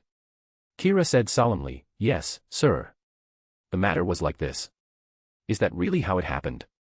After Kira finished, the old principal looked at the others. Everyone nodded. Even Aizen said, Principal, I, as captain of the 5th Division, guarantee that Utsunomiya Yoshiaki was at fault. Moreover, he struck first. Many students witnessed the incident at the time. In that case, rest assured, Hitsugaya-kun. You won't be in trouble. Leave everything to me. You all may return and wait for news. The principal said seriously. Chapter 18, The Game Behind the Scenes. After Toshiro and the others left, the old principal immediately wrote 2 letters. One was for the Utsunomiya family, stating his position. The other was for Yamamoto, asking him to lend a hand as well. Shino Academy and the Gotei 13 aren't in a hierarchical relationship of governance. However, since the founder was Yamamoto, and most Shino Academy graduates joined the Gotei 13, the two sides have always maintained a relatively close relationship. 1st Division, Duty Office. Kairaku, captain of the 8th Division, with his brown hair tied in a ponytail, wearing a sedge hat and a pink haori, casually pushed the door open and walked in. Yo, old man Yama, what did you need me for? Kairaku asked lazily. Read this letter. Yamamoto handed Kairaku a letter. Kairaku took the letter and read it carefully. Then he said, I see. It's about that genius from Shino Academy getting into a conflict with someone from the Utsunomiya family. But why call me? A sense of foreboding suddenly washed over Kairaku. These nobles are getting more and more out of line. I want you to visit the Utsunomiya family and convey my stance that this matter ends here. Yamamoto explained, incidentally firing a broadside. Old man, I'm a noble too. And for something like this, can't you just send anyone? They'd give you the respect regardless. Kairaku said helplessly. Precisely because you're also a noble, I'm sending you. As fellow high-ranking nobles, communication will be more convenient. Don't always be so lazy. Get going. Yamamoto urged. All right, I'm going. Kairaku said reluctantly. Yamamoto then took out something resembling a ledger and said, squinting, take this. If they're unwilling to let it go, show them this. Kairaku took it, looked, and immediately his expression turned serious. I understand. In a majestic, exquisitely built mansion. A grim-faced old man angrily tore the letter in his hand to shreds and threw it on the floor. The old man was Utsunomiya Nobutaka, head of the Utsunomiya family. The letter was from the principal of Shino Academy. The letter detailed the conflict between Yoshiaki and Toshiro, the decision to expel Yoshiaki from Shino Academy, and advised the Utsunomiya family to let the matter end here and not cause trouble. To be honest, Nobutaka didn't care much about Yoshiaki. He even felt somewhat gloating about Yoshiaki's predicament. Yoshiaki was his younger brother's grandson. The more outstanding he was, the more he threatened the position of Nobutaka's own lineage. But regardless, Yoshiaki was still a member of the Utsunomiya family. If they did nothing, it would indeed damage the family's prestige. Someone. Nobutaka called out. Family head, what are your orders? A servant entered. Take this letter to Kumoi of the Kasumiyaji clan. See what he says. Nobutaka wrote a letter and handed it to his subordinate. Although they were nobles, aside from the Kuchiki clan and Shihoin clan, their strength wasn't particularly formidable. The entire Utsunomiya family only had Nobutaka at lieutenant level, and due to old age, his strength had severely declined. He might not even be a match for Toshiro. To deal with Toshiro, they could only use the Central 46. But the Central 46 weren't run by his family alone, so he could only contact the allied Kasumiyaji family to stir up trouble together. Since the two families were close by, Nobutaka's subordinate soon returned. Family head, Komoi said the Kasumiyaji clan has some matters recently and has no time to get involved in this. The subordinate reported. That Komoi is just a servant. How dare he refuse my request? Nobutaka fumed. Komoi was merely a retainer of the Kasumiyaji clan. But after the previous head passed away, the heir, Kasumiyaji Rurikayo, was young, so she left the power in Komoi's hands. Family head, Captain Kairaku Shunsui of the 8th Division is here to visit. Suddenly, someone else entered to report. Let him in. Nobutaka frowned. My, long time no see, head Utsunomiya. Kairaku walked in with a smile. Long time no see, Captain Kairaku. To what do I owe this visit? Nobutaka got straight to the point. Head Utsunomiya is very direct. In that case, I'll be blunt. I presume you are already aware of the matter concerning Utsunomiya Yoshiaki. Old Minyama's intention is that this matter ends here. Kairaku adjusted his sedge hat. What? Nobutaka's brows tightened. Yamamoto's words carried far more weight than the principal of Shino Academy. Yamamoto, who founded the Godii 13, commands the Soul Society's strongest military force, and shoulders the safety of the Siriitii. His influence on the Soul Society is unmatched by any single individual. Only the Central 46 collectively could pressure him. Although even Yamamoto cannot defy the Central 40 SIX's orders, they wouldn't trouble him over minor issues either. Moreover, the Utsunomiya family wasn't in the right in this matter to begin with. Nobutaka's mind raced, his expression shifting uncertainly. Head Utsunomiya should look at this first.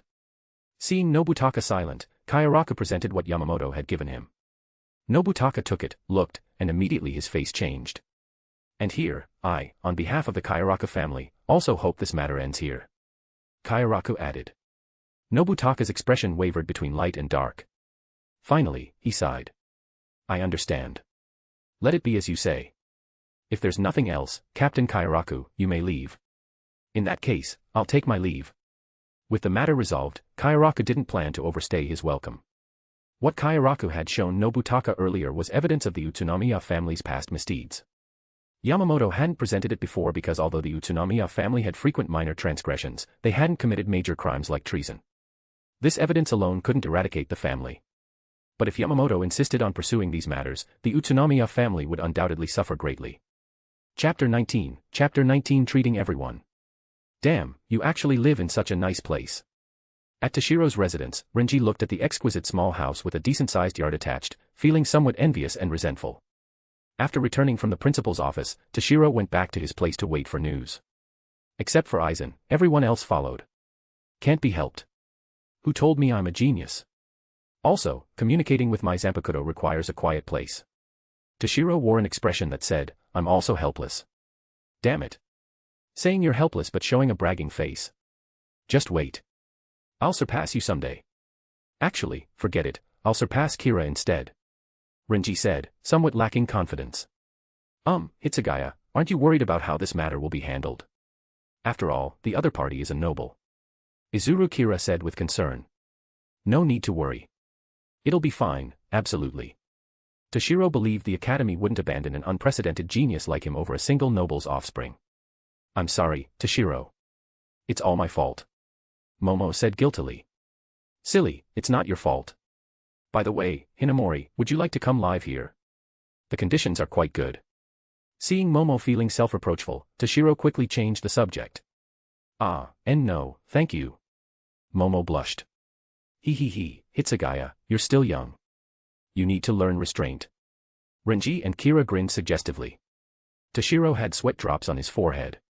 Renji was one thing, but he hadn't expected Kira to be a closet pervert too. Toshiro swore he absolutely meant nothing else earlier. He just thought the living conditions were better here and wanted Momo to come live together. Momo blushed so hard she practically steamed. Are you two looking for a beating? Toshiro clenched his fists threateningly. Hitsugaya, calm down, calm down. Kira hurriedly said. Knock, knock, knock. Suddenly, knocking came from the door. You two got lucky this time. I'll answer the door first. Toshiro said. With a creak, Toshiro opened the courtyard gate. The visitor wore a straw hat, a pink haori, and had stubble on his chin. Hello, nice to meet you. I'm Kayaraka Shunsui, captain of the 8th Division.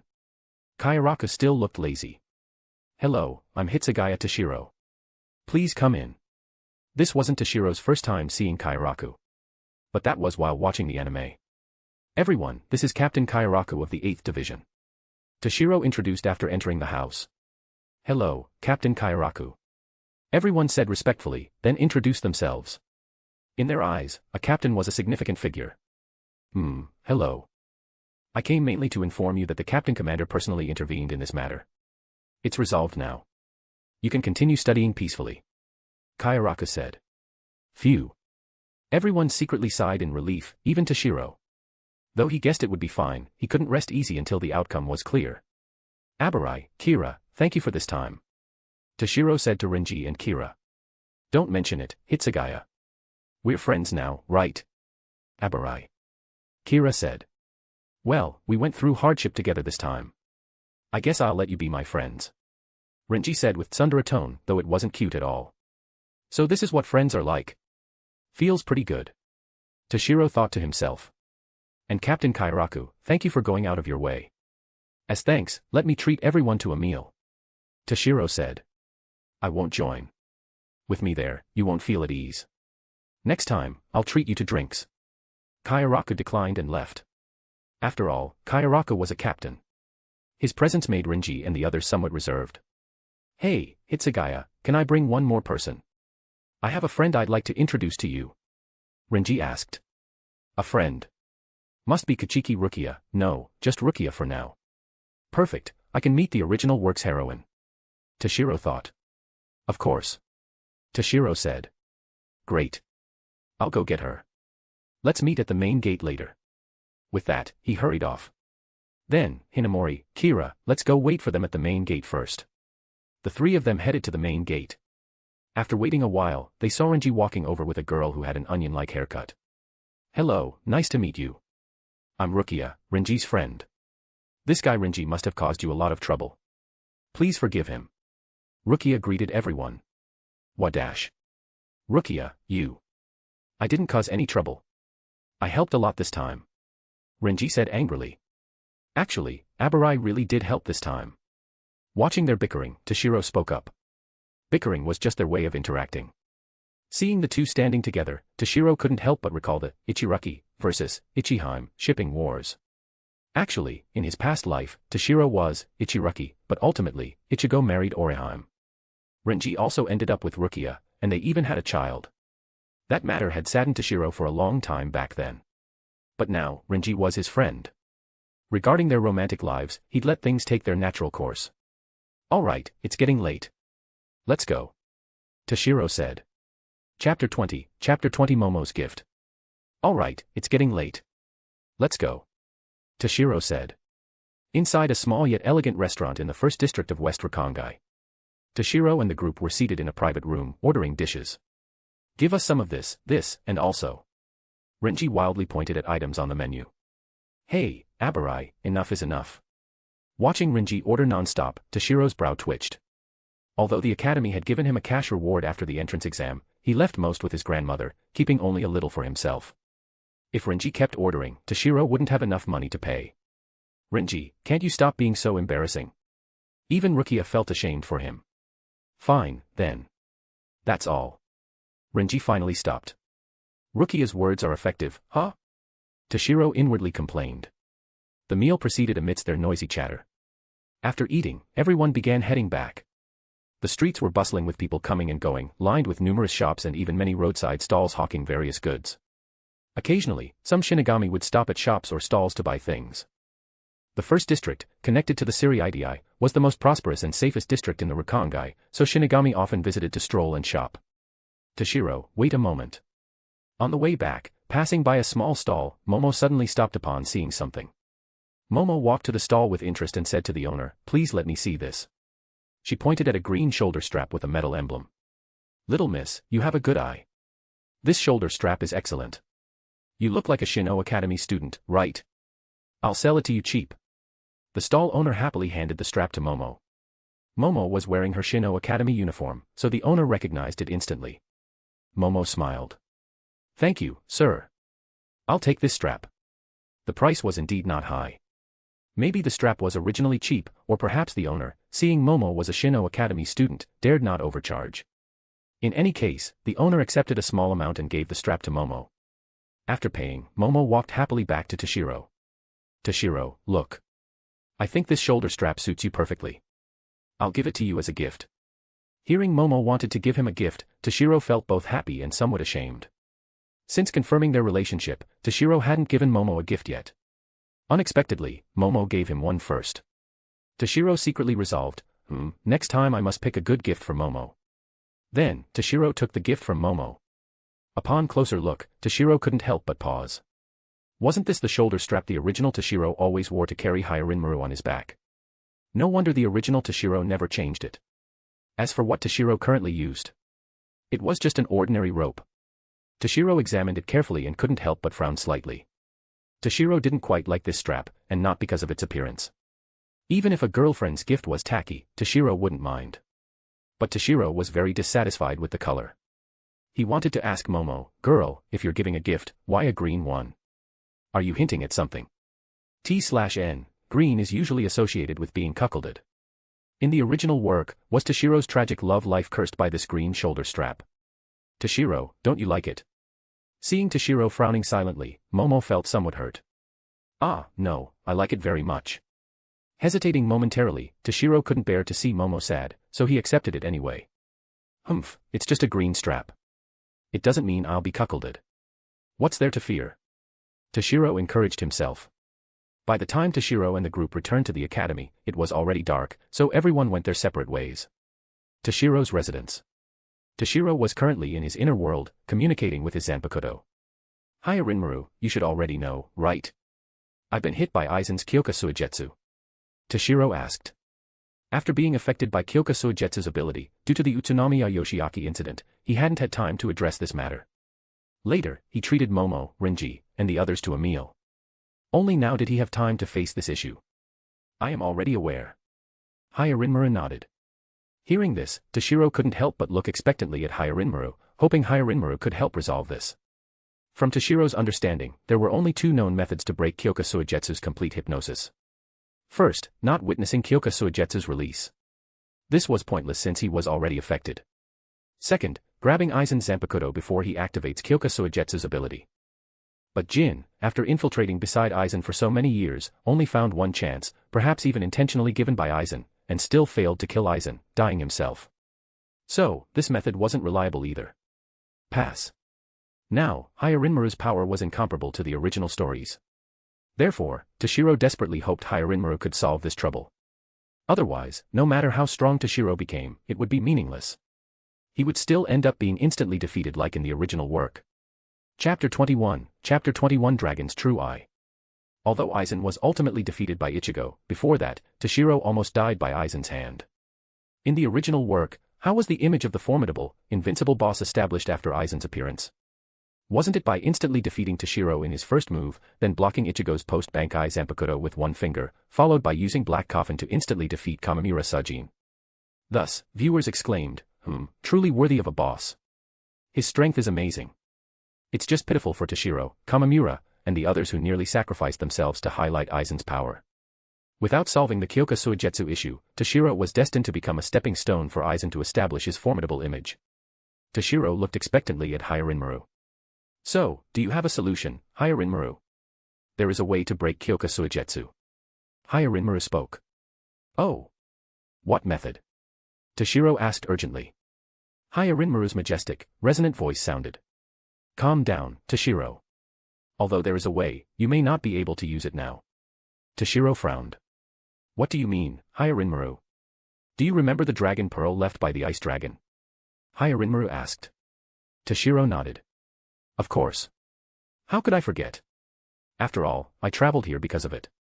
Hyarinmaru explained, the dragon pearl contains one of the ice dragon's innate abilities, called Dragon's True Eye. It can see through all illusions in the world and discern the truth of all things. Then can Dragon's True Eye break Aizen's Kyoka Suigetsu? Toshiro asked. Hyarinmaru said disdainfully, I said it can see through all illusions. Mere Kyoka Suigetsu is naturally no exception. However, your current strength is too weak. You may not be able to use Dragon's True Eye. Toshiro said solemnly, please, Hyarinmaru. Let me try. Hyarinmaru pondered for a moment. All right. But if it doesn't work, don't force yourself. Otherwise, forcing its use will damage your body. With that, Hyarinmaru opened his mouth. An ice blue pearl flew out and floated before Toshiro. This is the Dragon Pearl. Toshiro exclaimed in surprise. Correct. The very one that merged with me. Hyarinmaru replied. Then, Hyarinmaru, let's begin. No need to waste time. Very well. Hyarinmaru nodded. After Hyarinmaru spoke, the Dragon Pearl floating before Toshiro flashed and vanished, flying into Toshiro's mind. Toshiro closed his eyes. Instantly, an image manifested, the Dragon Pearl floated within a gray sea of soul energy, emitting waves of ice blue light. Simultaneously, Toshiro felt an unprecedented clarity in his mind. The Raisher in the world felt incredibly active. If he trained now, his speed would increase at least tenfold. Toshiro didn't dwell on it further. He mobilized the Dragon Pearl's power, directing it toward his eyes. Then he opened his eyes. In that instant, a flash of light seemed to gleam in Toshiro's eyes, dazzling and brilliant. At this moment, Toshiro felt the entire world was clearer than ever before. Water vapor in the air, floating fine particles, ever-present Raisher, everything was vividly visible. He could even see through the inner world he was in, glimpsing the scenery of the Soul Society. Compared to this, everything he had seen before was like looking through opaque glass. Like someone who had always breathed smog suddenly breathing pure oxygen, Toshiro completely immersed himself in this unprecedented clarity. Suddenly, Toshiro's expression changed. He hastily deactivated Dragon's True Eye, severing the connection with the Dragon Pearl. Thud. Toshiro fell to the ground, completely powerless and mentally exhausted.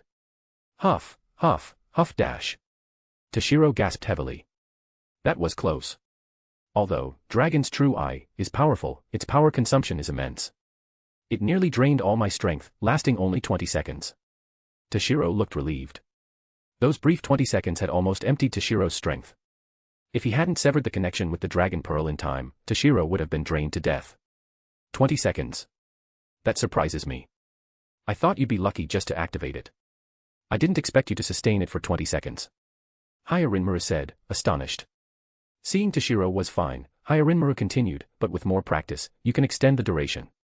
Most importantly, it depends on your own strength. The stronger you are, the longer you can maintain it.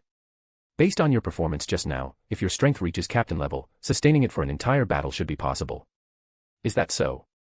Hearing this, Toshiro couldn't help but sigh in relief. If it could only last 20 seconds, that would be too impractical. Captain level. With Toshiro's talent, he could achieve it before long. Actually, for Toshiro, he just needed to be able to counter Aizen's Kyoka Suigetsu before the main plot began. Because Aizen's strength definitely wasn't solely due to Kyoka Suigetsu. Even without Kyoka Suigetsu's hypnotic ability, based on his own power, within the Godai 13, aside from Yamamoto, almost no one could match him. Even if Toshiro could now ignore Kyoka Suigetsu's ability, it wouldn't be of much use. With Toshiro's current lieutenant-level strength, charging at Aizen head-on would mean certain death. Moreover, even if Toshiro reached captain level, he still wouldn't be Aizen's match. In the original work, weren't there plenty of captain-level individuals instantly defeated by Aizen? Aizen's true strength absolutely surpassed captain level. Chapter 22 Ice Dragon Flash. The next day. Today, Toshiro didn't attend classes. He had specifically requested leave from the academy. After leaving the academy, Toshiro used Shumenpa to travel a great distance, arriving at a mountain far from the Siriidi. Toshiro carefully surveyed the area. The mountain was remote and desolate, with no people around. Satisfied, Toshiro nodded. This place suited his intentions perfectly. The reason for taking leave and finding this secluded, uninhabited place was simply for Toshiro to unleash his power fully and gauge his actual strength. Although he could also enter his inner world where his Zanpakuto resided and use his abilities freely, Toshiro's inner world was an endless expanse of icy plains, with ice everywhere. Even if he used his abilities, he'd only be freezing ice, making it hard to assess the environmental impact. Shing. Standing atop the mountain peak, Toshiro drew Hyarinmaru and held it in his hand. Then he whispered softly, "Sit upon the frozen heavens, Hyarinmaru." Boom. Several pillars of icy blue light erupted skyward, and dark clouds gathered above. Boundless, bone-chilling cold air condensed into a frost dragon dozens of meters long. Holding Hyarinmaru, Toshiro lightly swung it toward a distant mountain peak. The frost dragon instantly charged at that mountain. Crack, crack. Even before the frost dragon touched the mountain, the frigid air dispersing from its body had already frozen the entire peak. Boom. The frost dragon collided violently with the mountain. Crack. The entire mountain shattered, transforming into countless tiny ice crystals that scattered. Icicle birds. Toshiro murmured. Whoosh, whoosh, whoosh. Countless ice pellets flew like flocks of birds toward distant trees. Instantly, continuous cracking sounds of freezing echoed. The forest turned into an icy plain. Ice dragon tail. Toshiro unleashed a massive slash forward. The path swept by his blade tip instantly froze. Vacuum ice blade. Next, Toshiro employed various abilities available after Hyarinmaru's Shirkai. After comparison, the frost dragon's power remained the greatest. Toshiro stood still, deep in thought. In the original work, Hyarinmaru had numerous techniques, probably the most among the Gotei 13 Captain Zanpakuto, and the moves looked spectacularly gorgeous. But they were only flashy in appearance. They never seemed effective against enemies, always easily countered. Although Hyarinmaru's current name and techniques appeared the same as before, judging from the effects just now, the power was incomparable to the original. Moreover, Hyarinmaru's attacks now had greater impact and wider area of effect. Facing large groups of enemies, Toshiro would undoubtedly become their nightmare. But there's still a lack of a finishing move, a trump card to decide battles. Should I develop a new technique? Toshiro thought. A Zanpakuto's abilities aren't fixed. As a Shinigami continuously develops and refines them, the Zanpakuto's abilities also optimize, becoming more powerful. So, what technique should I develop? Toshiro pondered. Various Shinigami abilities flashed through Toshiro's mind. Ichigo's Getsuga Tensho is quite good, simple, practical, cost-effective. Toshiro suddenly thought. Ichigo used Getsuga Tensho from beginning to end, never changing even by the finale, indicating this move had its merits. Getsuga Tensho's principle was also simple: condense high-density Ryatsu through the Zanpakuto, then release it. However, although condensing and compressing Ryatsu to increase its density sounds simple, that was an inherent ability of Ichigo's Zanpakuto, Zangetsu, not something anyone could use. Can I do it? Thinking this, Toshiro instinctively mobilized his own Ryatsu, continuously gathering and compressing it into his Zanpakuto. As more and more Ryatsu gathered on Hyarinmaru, its density increasing, the blue light on Hyarinmaru grew brighter and brighter. When compression reached its limit, Toshiro swung at a distant hill. A blue slash flashed by. Boom. After a tremendous sound, the distant hill was sheared flat. The severed section instantly froze, then with a crack, shattered into countless ice fragments. Wow, such immense power. Even Toshiro himself was shocked. Of course, this was because he had compressed for a long time, achieving extremely high Ryatsu density, resulting in such power. In actual combat, enemies wouldn't give him such preparation time. However, even after brief compression, Ryatsu could gain significant power. Moreover, with continuous practice to reduce compression time, he could eventually achieve that level of power. But isn't this Zangetsu's ability? Why can I do it so easily? Toshiro was somewhat puzzled. Although he wanted to draw inspiration from Getsuga Tensho, he hadn't expected to achieve it so easily. Wait, that move seemed to consume a lot of mental energy earlier. Could it be? Ryatsu is guided and controlled by mental energy. Forcibly using mental energy to compress Ryatsu into high density is possible, but the consumption is too great, the gain not worth the loss. But Toshiro, due to transmigration, possessed mental energy far surpassing other Shinigami. This consumption wasn't a big deal for him. Hence, he could accomplish it easily. Such a powerful technique deserves a cool name. But what should I call it? Toshiro had slight naming difficulties. Getsuga Hyarin. No, that sounds obviously plagiarized. How about Ice Dragon Flash? Toshiro thought of the blue flash released by that move. Not bad. Seems my naming talent is as impressive as my training talent. Toshiro nodded confidently, believing the name he chose was excellent. However, if he could compress Ryatsu into high density and release it, could he also compress the Ryatsu within his own body? That way, even if his Ryatsu quantity didn't increase, but its density multiplied several times, wouldn't that mean his strength could also multiply? Chapter 23 Training. Of course, with the total amount of Ryatsu unchanged, an increase in quality also implies a decrease in quantity. Although it might seem the same, an increase in Ryatsu density results in a significant enhancement of attack power. At the same time, after the Ryatsu is compressed, it occupies less volume, leaving more space within the body to accommodate Ryatsu. Furthermore, a Shinigami's body is composed of ratio. If the density of Reisha in the body can also be increased, then the body's strength and defensive capabilities will be greatly enhanced. Since compressing Reiatsu and increasing Reisha density have so many benefits, I should formulate a training plan based on these next.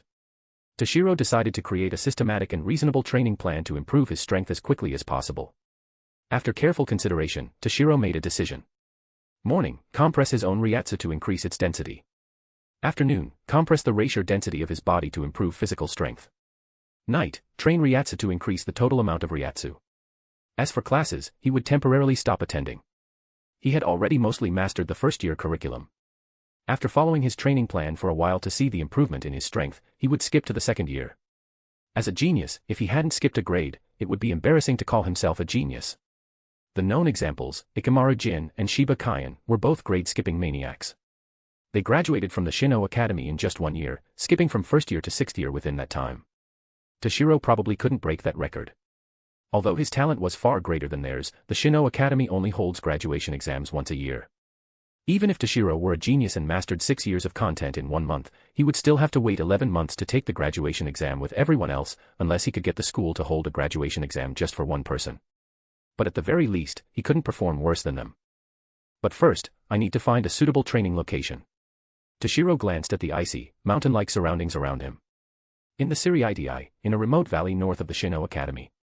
A waterfall cascaded down, crashing fiercely onto a shallow pool, splashing up waves. Toshiro looked at the waterfall before him and nodded in satisfaction. Earlier, Toshiro had specifically gone to the 10th Division to ask Ranjaku if there was a place in the Siriidii with a waterfall that was also secluded.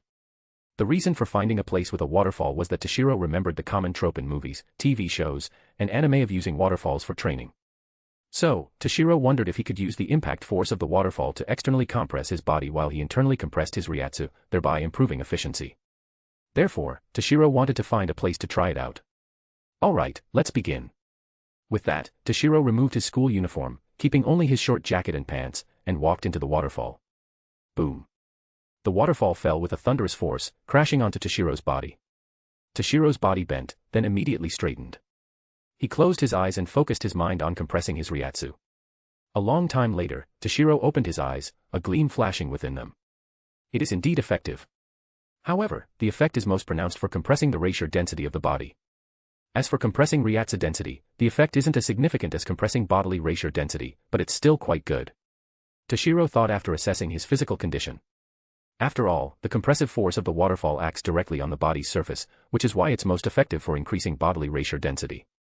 Since it was effective, Toshiro decided to train here. Subsequently, Toshiro blasted a cave opening into the adjacent cliff face. During his training period, he would stay here during the day and return to his dorm at night to train Reiatsu. Then let's continue training. After saying this, Toshiro stepped back into the waterfall. After training like this for several days, Toshiro returned to the academy to apply for a skip to the second year. After passing the assessment, he attended classes for a few days before returning here to train. Once fully immersed in his training, Toshiro felt time pass swiftly. In the blink of an eye, half a year had gone by. During these 6 months, Toshiro repeated the cycle of training for a period, returning to school for classes, then applying for a grade skip. Now, Toshiro had become a 6th-year student at the Shino Academy. In the valley where Toshiro trained. Ice Dragon Flash. Toshiro called out softly. A blue light shone on Hyorinmaru, and then Toshiro swung it forcefully towards a mountain peak. A blue flash streaked by. Boom. With a loud crash, the mountain peak was directly cut in half, followed by a crack as it shattered into ice fragments. This level of power has reached what it was back then. Toshiro nodded in satisfaction. Heido number 88, Hiryagekizoku Shinten Reiho. Toshiro shouted. A pillar of blue lightning shot forth, obliterating all trees and rocks blocking its path. The power was extremely formidable, even surpassing the normal level due to Toshiro's high Reiatsu density. However, Toshiro frowned, not satisfied. Because the cost of this technique was too great. After half a year of training, Toshiro's Reiatsu had reached the limit of lieutenant level, and its quality was several times that of others.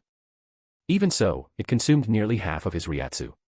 Originally, this technique wasn't something someone at lieutenant level Shinigami could master, let alone use without incantation. But because Toshiro's Reiatsu control far exceeded that of ordinary people, not only could he master the 88th Kido, but he could also grasp those above 90. However, this was somewhat useless. Without sufficient Reiatsu, he still couldn't perform it. Forget it, I'll keep this move as one of my trump cards. Toshiro stopped dwelling on it. Then, Toshiro picked up a sharp stone from the ground and forcefully scratched it across his arm. Don't misunderstand. Toshiro wasn't trying to harm himself. He was testing his body's resilience. After Toshiro scratched his arm, only a white mark appeared, which then quickly faded. As the ratio density of Toshiro's body increased, his defensive capabilities and recovery rate had greatly enhanced, making it difficult for people of the same level to injure him. My training ends here for now. It's become very difficult to improve further by continuing. Toshiro decided internally. Now, Toshiro's Ryatsu, Kido, physical strength, and other aspects had all reached their current limits. To break through further, he would have to wait until he reached captain level. Now, I should return to school. It's been a long time since I've seen Momo. I suddenly miss her a bit. Toshiro felt he was a somewhat negligent boyfriend, having left his girlfriend alone to go train. Chapter 24, Living World Training. Shino Academy. School was already out. Momo was sitting under a tree in the academy with Renji, Kira, and Rukia, resting. Hinamori, what on earth has Toshiro been doing? It's been half a year since he's properly hung out with everyone. Every time he shows up, he leaves in a hurry again. Renji said discontentedly. Toshiro said he's been training. I don't know when he'll be finished. Momo said with a hint of longing. She had also seen very little of Toshiro in recent months. Hey, Renji, is that any way to call me? I'm a 6th year now. You should call me Hitsugaya-senpai. Toshiro said, walking over from the distance. What dash? Me call you senpai. Wait until you're as tall as I am, you little bean sprout. A large tick mark appeared on Renji's forehead. Abarai is done for. Hitsugaya hates it the most when people mention his height. Kira whispered nearby. Renji, I just finished my training. Let's have a little spar. I want to see how much you've improved in the last 6 months. Toshiro said expressionlessly. Alright, I also want to see the results of your training. Renji said eagerly. Crackle, thump, bam. 10 minutes later, Toshiro let out a refreshed sigh, having vented his frustration. Meanwhile, Renji lay on the ground, bruised and swollen, groaning. Alright, stop lying there pretending to be dead. I didn't even go all out. Toshiro said, sitting down next to Momo. Humph, you call that not going all out? I'm in agony here. Renji sat up with a grunt. Sorry, Momo, for not being able to spend time with you properly these past 6 months. Toshiro said apologetically to Momo. It's okay, Toshiro. You're training so hard to protect me so what happened last time won't occur again. I understand that. Momo said understandingly. It's my fault for holding you back every time. At this point, Momo looked somewhat dejected. Don't think like that, Momo. I said I would always protect you. Toshiro comforted her. By the way, everyone, my training has reached a stage where it's on hold for now. I'll be relatively free recently. How about we all go out somewhere tonight to get together? Toshiro looked at everyone. Sorry, tonight's out. You'll have to pick another time. Renji said, rubbing the black eye Toshiro had given him. Why? Do you have something on? Toshiro asked. Not just me. Hinamori and Kira too. The students of Class 1, led by 6th years, are going to the living world for a training exercise to eliminate practice hollows. Renji explained. T/N, in the manga, it was for Kanso. Toshiro's heart tightened. Although Toshiro had thought about this event before, he hadn't expected it to be now. He had almost missed it. This was no simple training exercise, it was something where people could genuinely die. Aizen's scheme was involved. Merely to win over the talents he had his eye on, he arranged for actual hollows to attack the students, resulting in heavy casualties. He then appeared suddenly to save them just as Momo, Renji, and Kira, among others, were falling into despair. In the original work, it was after this incident that Momo completely fell for Aizen. What did you say, Renji? That's so sneaky. Why do only Class 1 students get to go? And why are you the only one in Class 1 anyway? Rukia complained. It's not sneaky, it's skill. Renji said with a dismissive expression. Anyway, I can't chat anymore. I have to go pack. See you. Renji stood up. Oh, and Rukia, I'm going to widen the gap in our strength even more before I come back. Look forward to it. Renji turned and said to Rukia. Go to hell. I'm the one who's going to widen the gap in our strength. Rukia's expression turned dejected by the end. Abarai, honestly. He deserves to be single forever. Kira thought to himself. What's wrong, Toshiro? What are you thinking about? Momo asked, seeing that Toshiro had been lost in thought. No, it's nothing. Momo, you probably need to go pack too, right? In that case, should everyone head back? Toshiro said. Some things were better kept from Momo and the others. I'm really sorry, Toshiro. You just finished your training and I can't even spend time with you. Momo said apologetically. It's fine. We can talk more after everyone gets back. Toshiro said nonchalantly. With that, everyone dispersed. However, Toshiro did not return to his residence. Instead, he went to see his current homeroom teacher, Koyama Rikiya. Toshiro wanted to go on this training exercise as well. He was determined not to let Aizen's scheme succeed, and determined not to be cuckolded. The 6th years leading this trip were also from Class 1. Each grade had a Class 1, and Toshiro was now in the 6th year Class 1. Therefore, the 6th years leading the trip were arranged by Koyama Rikiya. Knock knock. Toshiro knocked on his homeroom teacher Koyama's office door. Come in. A steady voice sounded. It's you, Toshiro. Asking for leave again.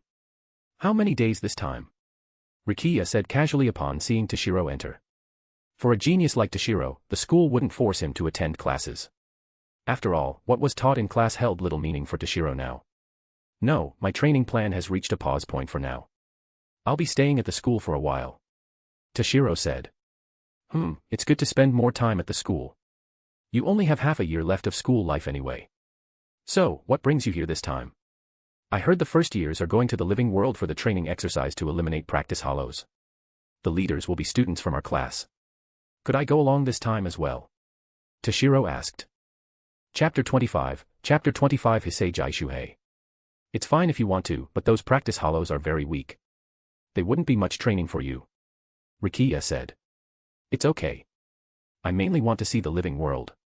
I've never been there before. I'm a bit curious. Toshiro explained. This wasn't entirely untrue. Since arriving in the Soul Society, Toshiro indeed hadn't been to the living world and didn't know how it differed from his previous world. In that case, you can go. Every student would have had a chance to go anyway, you just missed yours by skipping grades so fast. This will make up for it. Rikiya agreed. Oh, and since you're going, you might as well take on the role of leader for this trip. Even though it's just training, real hollows might appear. Having a lieutenant-level expert like you there now ensures the student's safety completely. Rikiya added. Alright, I will definitely ensure the student's safety. Toshiro agreed. Thinking about those students who died because of Aizen's scheme, Toshiro felt a pang of sympathy. I'll save them if I can, and try not to let them die. Toshiro decided internally. Thank you, sensei. I'll take my leave now. Toshiro said. Then go ahead. Don't forget the assembly this afternoon. Rikiya reminded him. Toshiro turned and walked out, closing the door behind him. Now, I should head back to my place to pack. Toshiro walked towards his residence. Heh, Momo and the others will be surprised. Toshiro thought to himself. On the Shino Academy's training ground. A group of students had gathered, forming a square formation. At the front were 3 6th years, 2 male and 1 female. Momo and the others were also standing in the formation. First, let me introduce myself. I am Hitsugaya Toshiro, a 6th year. These are Kazuka and Aoga. The 6th year with the number 69 foot tattooed on his face said. Hearing this, the first-year students immediately started murmuring. Hey, Kira, are those senpai famous or something? Renji, hearing the surrounding chatter, asked Kira. What? You don't know. It's not all of them, it's the one in the middle, Hitsugaya Toshiro. Years ago, it was confirmed he would join the Godai 13, and he might even hold a high position. He's super promising. Though, he failed the entrance exam twice. I'm better than him in that regard. Kira said, stroking his chin somewhat proudly. Alright, quiet down. I am only the deputy leader for this trip. The leader hasn't arrived yet. Please wait a moment. Hitsugaya said. Sorry I'm late. Everyone, I am Hitsugaya Toshiro, the leader for this trip. Just then, Toshiro's voice rang out. I decided to join at the last minute, so packing made me late. Please forgive me. Toshiro said, walking to the front of the group. Toshiro is coming too. He didn't say anything before. Momo complained, though pleasantly surprised. That guy Toshiro, not telling us earlier, he definitely wanted to surprise us. Renji said discontentedly. The roster was already set. I didn't expect Toshiro to join suddenly. Kira was also surprised. And the others were also whispering among themselves. I didn't expect the leader to be Toshiro. Haven't seen him in half a year. one student said. These students had all been in the same class as Toshiro at some point and basically knew him. Back when school started, they had even treated him like a panda to observe because of his talent and age. Idiot, he's a 6th year now. You should call him senpai. And a teacher said his strength has already reached lieutenant level. The student next to him said. Really? That's great. The stronger he is, the safer we are. Going to the living world this time will be just like a trip. Another student said. All right, from here, you will act in groups of 3. Look at the slips of paper distributed to you and find people with the same mark to form a team. Kazuka, the girl among the 6th years, said. Toshiro glanced at Kazuka beside him. This young lady was quite pretty. But he remembered that in the original work, among the 6th years, only Hitsugaya, who would later become a lieutenant, survived. The only female among the 6th years was pierced through the heart by a hollow's claw and died a tragic death. She is quite pretty. It would be a shame if she died. I'll save her life. Toshiro thought to himself. Now, the first-year students began finding people with the same mark to form teams. This is indeed for forming teams. Renji said, looking at the slip of paper in his hand. But isn't it groups of 3? Where's the other person? Kira said. Yo, Abarai, Kira. Let's work well together this time. Momo walked over. What? It's Hinamori. Renji said, surprised. What a coincidence, Hinamori. Let's do our best. Kira smiled. All right, has everyone formed their teams? Now, Kazuka will explain the details of this training exercise. Toshiro said. Since Toshiro had joined last minute, he wasn't too familiar with the specifics. 6th years have already gone ahead to the living world and set up a barrier within a certain area. Your job is to fight and eliminate practice hollows inside it. Kazuka explained. Although we've provided an environment convenient for fighting, we cannot guarantee your safety. There have been casualties in past training exercises, so you must be careful. Toshiro reminded them. When the hollows appeared, the situation would be chaotic. Toshiro couldn't guarantee everyone's life. Being more vigilant would mean a bit more safety. All right, let's depart now. Open the gate. Toshiro decided. As the Senkamen opened behind him, Toshiro was the first to step through. Chapter 26, Real Hollows Attack. After stepping through the Senkamen, the scene had shifted to the living world. The living world was currently in the 1960s, far from the prosperity of the 21st century. All right, everyone, take a rest here for now. Don't go outside the barrier's range. The formal training will begin at night. Toshiro instructed. They were currently inside an abandoned factory, which was also the venue for this training. Although the location and barrier were ready, things wouldn't start immediately. While ordinary humans couldn't see them, some people with naturally high Ryoryoku could see Shinigami and hollows. To avoid being discovered, the real activities would only begin at night. The living world at this time didn't have the rich nightlife it would later. After dark, basically everyone would go home and not wander around. Toshiro, we're going to eat our boxed lunches together. You should join us too. Momo waved to Toshiro. It was about 5 p.m. Eating and resting for a bit would be perfect before starting the training. Okay. Toshiro replied. Toshiro and the others found a spot to sit down. Everyone took out their boxed lunches to eat, but Toshiro only pulled out 2 rice balls. What's wrong, Toshiro? Didn't you bring a lunch? Momo asked. I decided to come last minute, so I didn't have time to prepare one. Toshiro explained. Then try some of mine. Momo picked up a tamagoyaki with her chopsticks and brought it to Toshiro's mouth. Toshiro hesitated for a moment, then opened his mouth and ate it. Wasn't it normal for couples to feed each other or share chopsticks? Hey, Kira, I think I smell the sour stench of romance. Renji said, pinching his nose. Oh, Abarai, feeling itchy again, are you? Want me to help you loosen up a bit? Toshiro stared at Renji with a threatening look. No, thanks. Renji shrunk his neck and started shoveling his lunch into his mouth frantically. Toshiro snorted and then continued eating Momo's lunch with her, taking turns with the chopsticks. Though this time, he didn't let her feed him, he used her chopsticks to pick up the food himself. After finishing the lunch, Toshiro stood up and said, You guys keep resting. I'm going to patrol the surrounding area.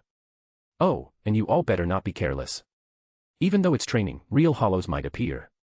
Toshiro reminded them again. If Aizen's scheme hadn't changed, then real hollows would definitely appear this time. If Momo and the others weren't careful, they would absolutely be in danger.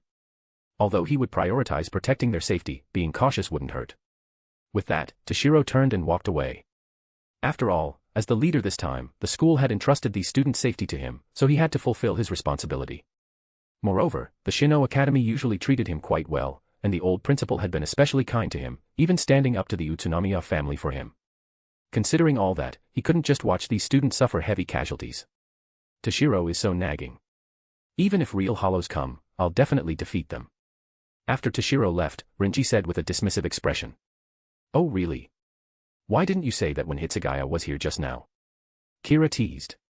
Kira, you're so annoying. Renji said, flustered and angry. He. Momo giggled beside them. 8 p.m. The training officially began. It's starting. Strengthen the barrier. Being attacked by real hollows during training is a common occurrence. The barrier team leader said from atop a tall factory structure. Understood. But this is a safe zone for us. Nothing should happen. 2 members of the barrier team responded casually. This is training for us too, so don't slack off. The barrier leader reminded them. Yeah. The others clearly didn't take it to heart. Unbeknownst to them, a transparent silhouette of a hollow was watching them from behind. Hinamori, it's running towards you. Renji shouted loudly. I know. Momo said, looking at the spider-like practice hollow. Heido number 31, Shikaho. Momo fired a Shikaho at the practice hollow. Boom. After the explosive sound, the practice hollow was not destroyed. Kira. Momo called out to Kira. Ha. Kira shouted, leaping down from the building above to slash at the practice hollow. The practice hollow was cut in 2 and vanished. Turns out it's surprisingly simple. Renji said. It's because of the 3-person cooperation. It wouldn't be so simple for 1 person. Kira explained. Idiot, even I could handle it easily alone. Might as well let me fight a real hollow instead. Renji said offhandedly. Honestly, here he goes again. Abarai is only good at talking big. Momo teased. I am not just good at talking big. Renji retorted. Alright, let's go. Momo said, pushing Renji along. Atop the tallest building in the abandoned factory, Toshiro stood with his hands behind his back, watching over the entire factory. A night breeze blew, causing Toshiro's slightly oversized school uniform to flutter. Suddenly, a cold glint flashed in Toshiro's eyes as he looked towards a specific direction within the factory. So they've finally arrived. Toshiro said, his tone cold. Chapter 27 Response. Having known from the start that real hollows would appear, Toshiro had immediately found this tallest building, which also offered the best vantage point. Then, Toshiro had stood here, fully sensing the Ryatsu in the surroundings. Although the hollows attacking this time had been modified by Aizen to conceal their Ryatsu to some extent. But Toshiro's Ryuryoku was exceptionally strong, making his perception far beyond that of ordinary people. He could even detect abnormalities when Aizen used Kyokasuajetsu. It was impossible for some modified hollows to evade Toshiro's notice.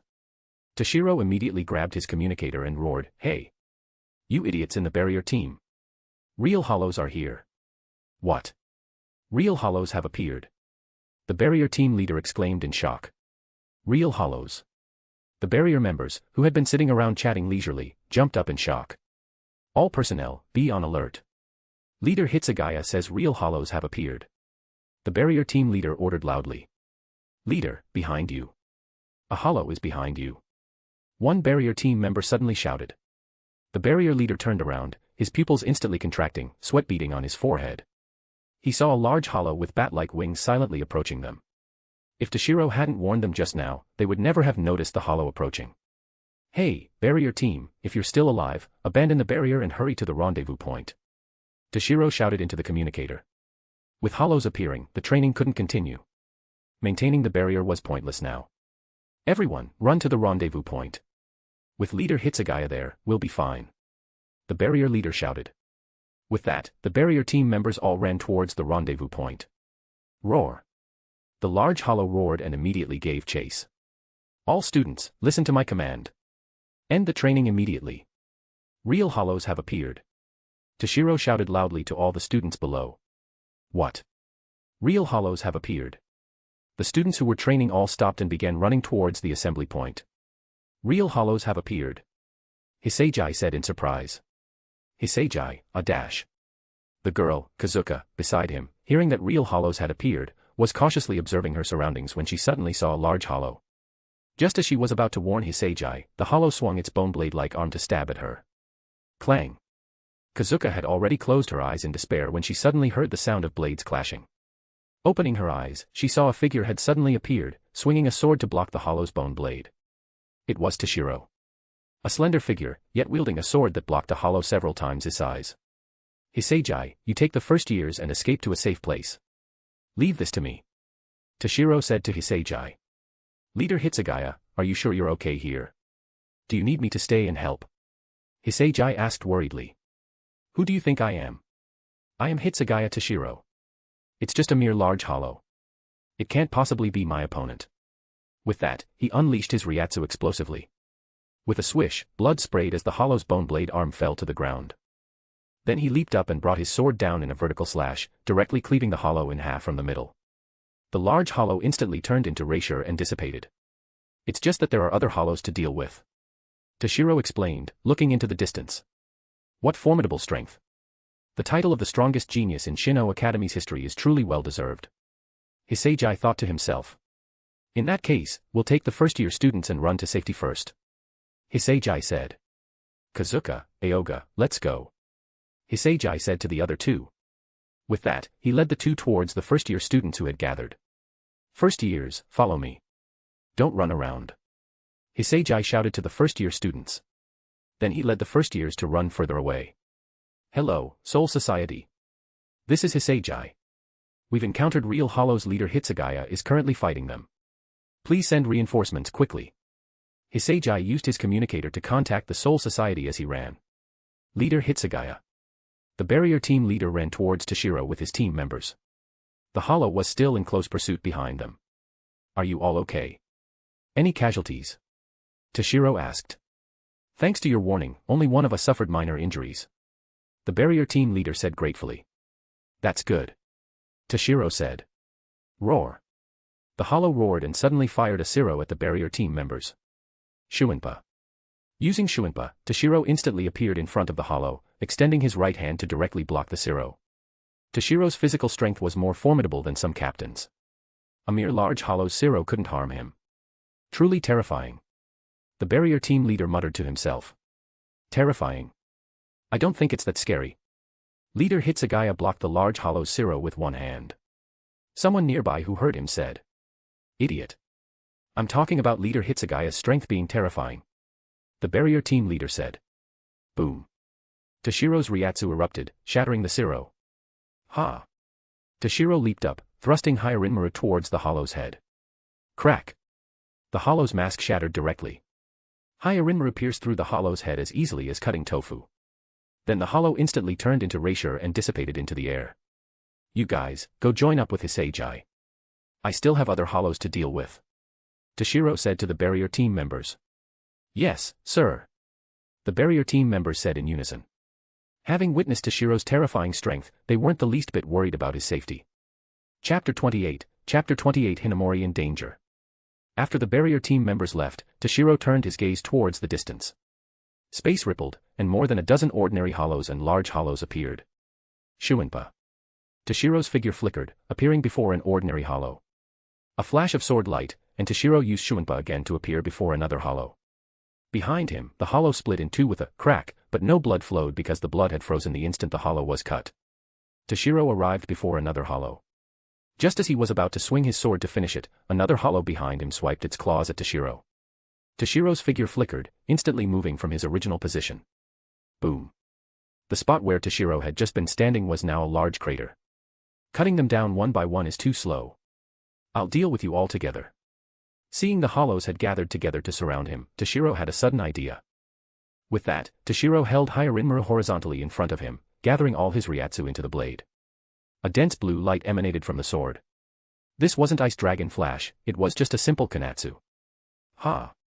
Toshiro let out a soft shout, swinging Hyarinmaru forcefully towards the hollows instantly, a massive blue slash shot like lightning towards the group of hollows. A flash of light passed, and then time seemed to stop. The group of hollows stood motionless. Boom. A long moment later, the dozen-plus hollows collapsed to the ground. All of them were severed in two, with no blood flowing. Then, as frigid air spread, the hollows' remains were also frozen, before shattering into countless ice fragments with a crack. Meanwhile, elsewhere, all the first-year students were being led by Hitsugaya and the other 6th years, fleeing towards safety. But Momo stood frozen in place, watching student after student run past her. Momo couldn't help but murmur, why? Why is everyone running? Why isn't anyone helping Toshiro fight? Hey! Hinamori, what are you doing?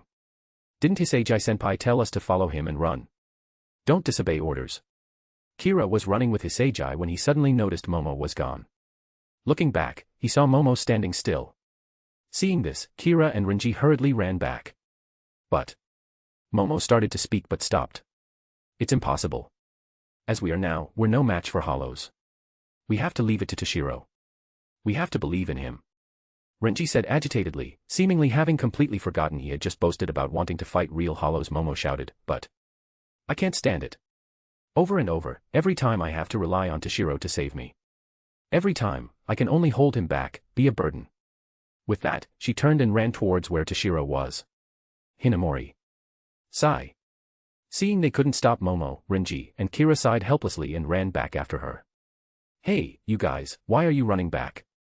Hitsugaya looked back and saw 3 people running back. Kazuka, Aoga, you 2 keep leading the first years to safety. I'll go bring those 3 back. Seeing that Momo and the others completely ignored his warning and ran back, Hitsugaya said to the 2 beside him, then also ran back. Hey, you 3, what's going on? Hitsugaya caught up and asked. I'm sorry, senpai, for disobeying orders.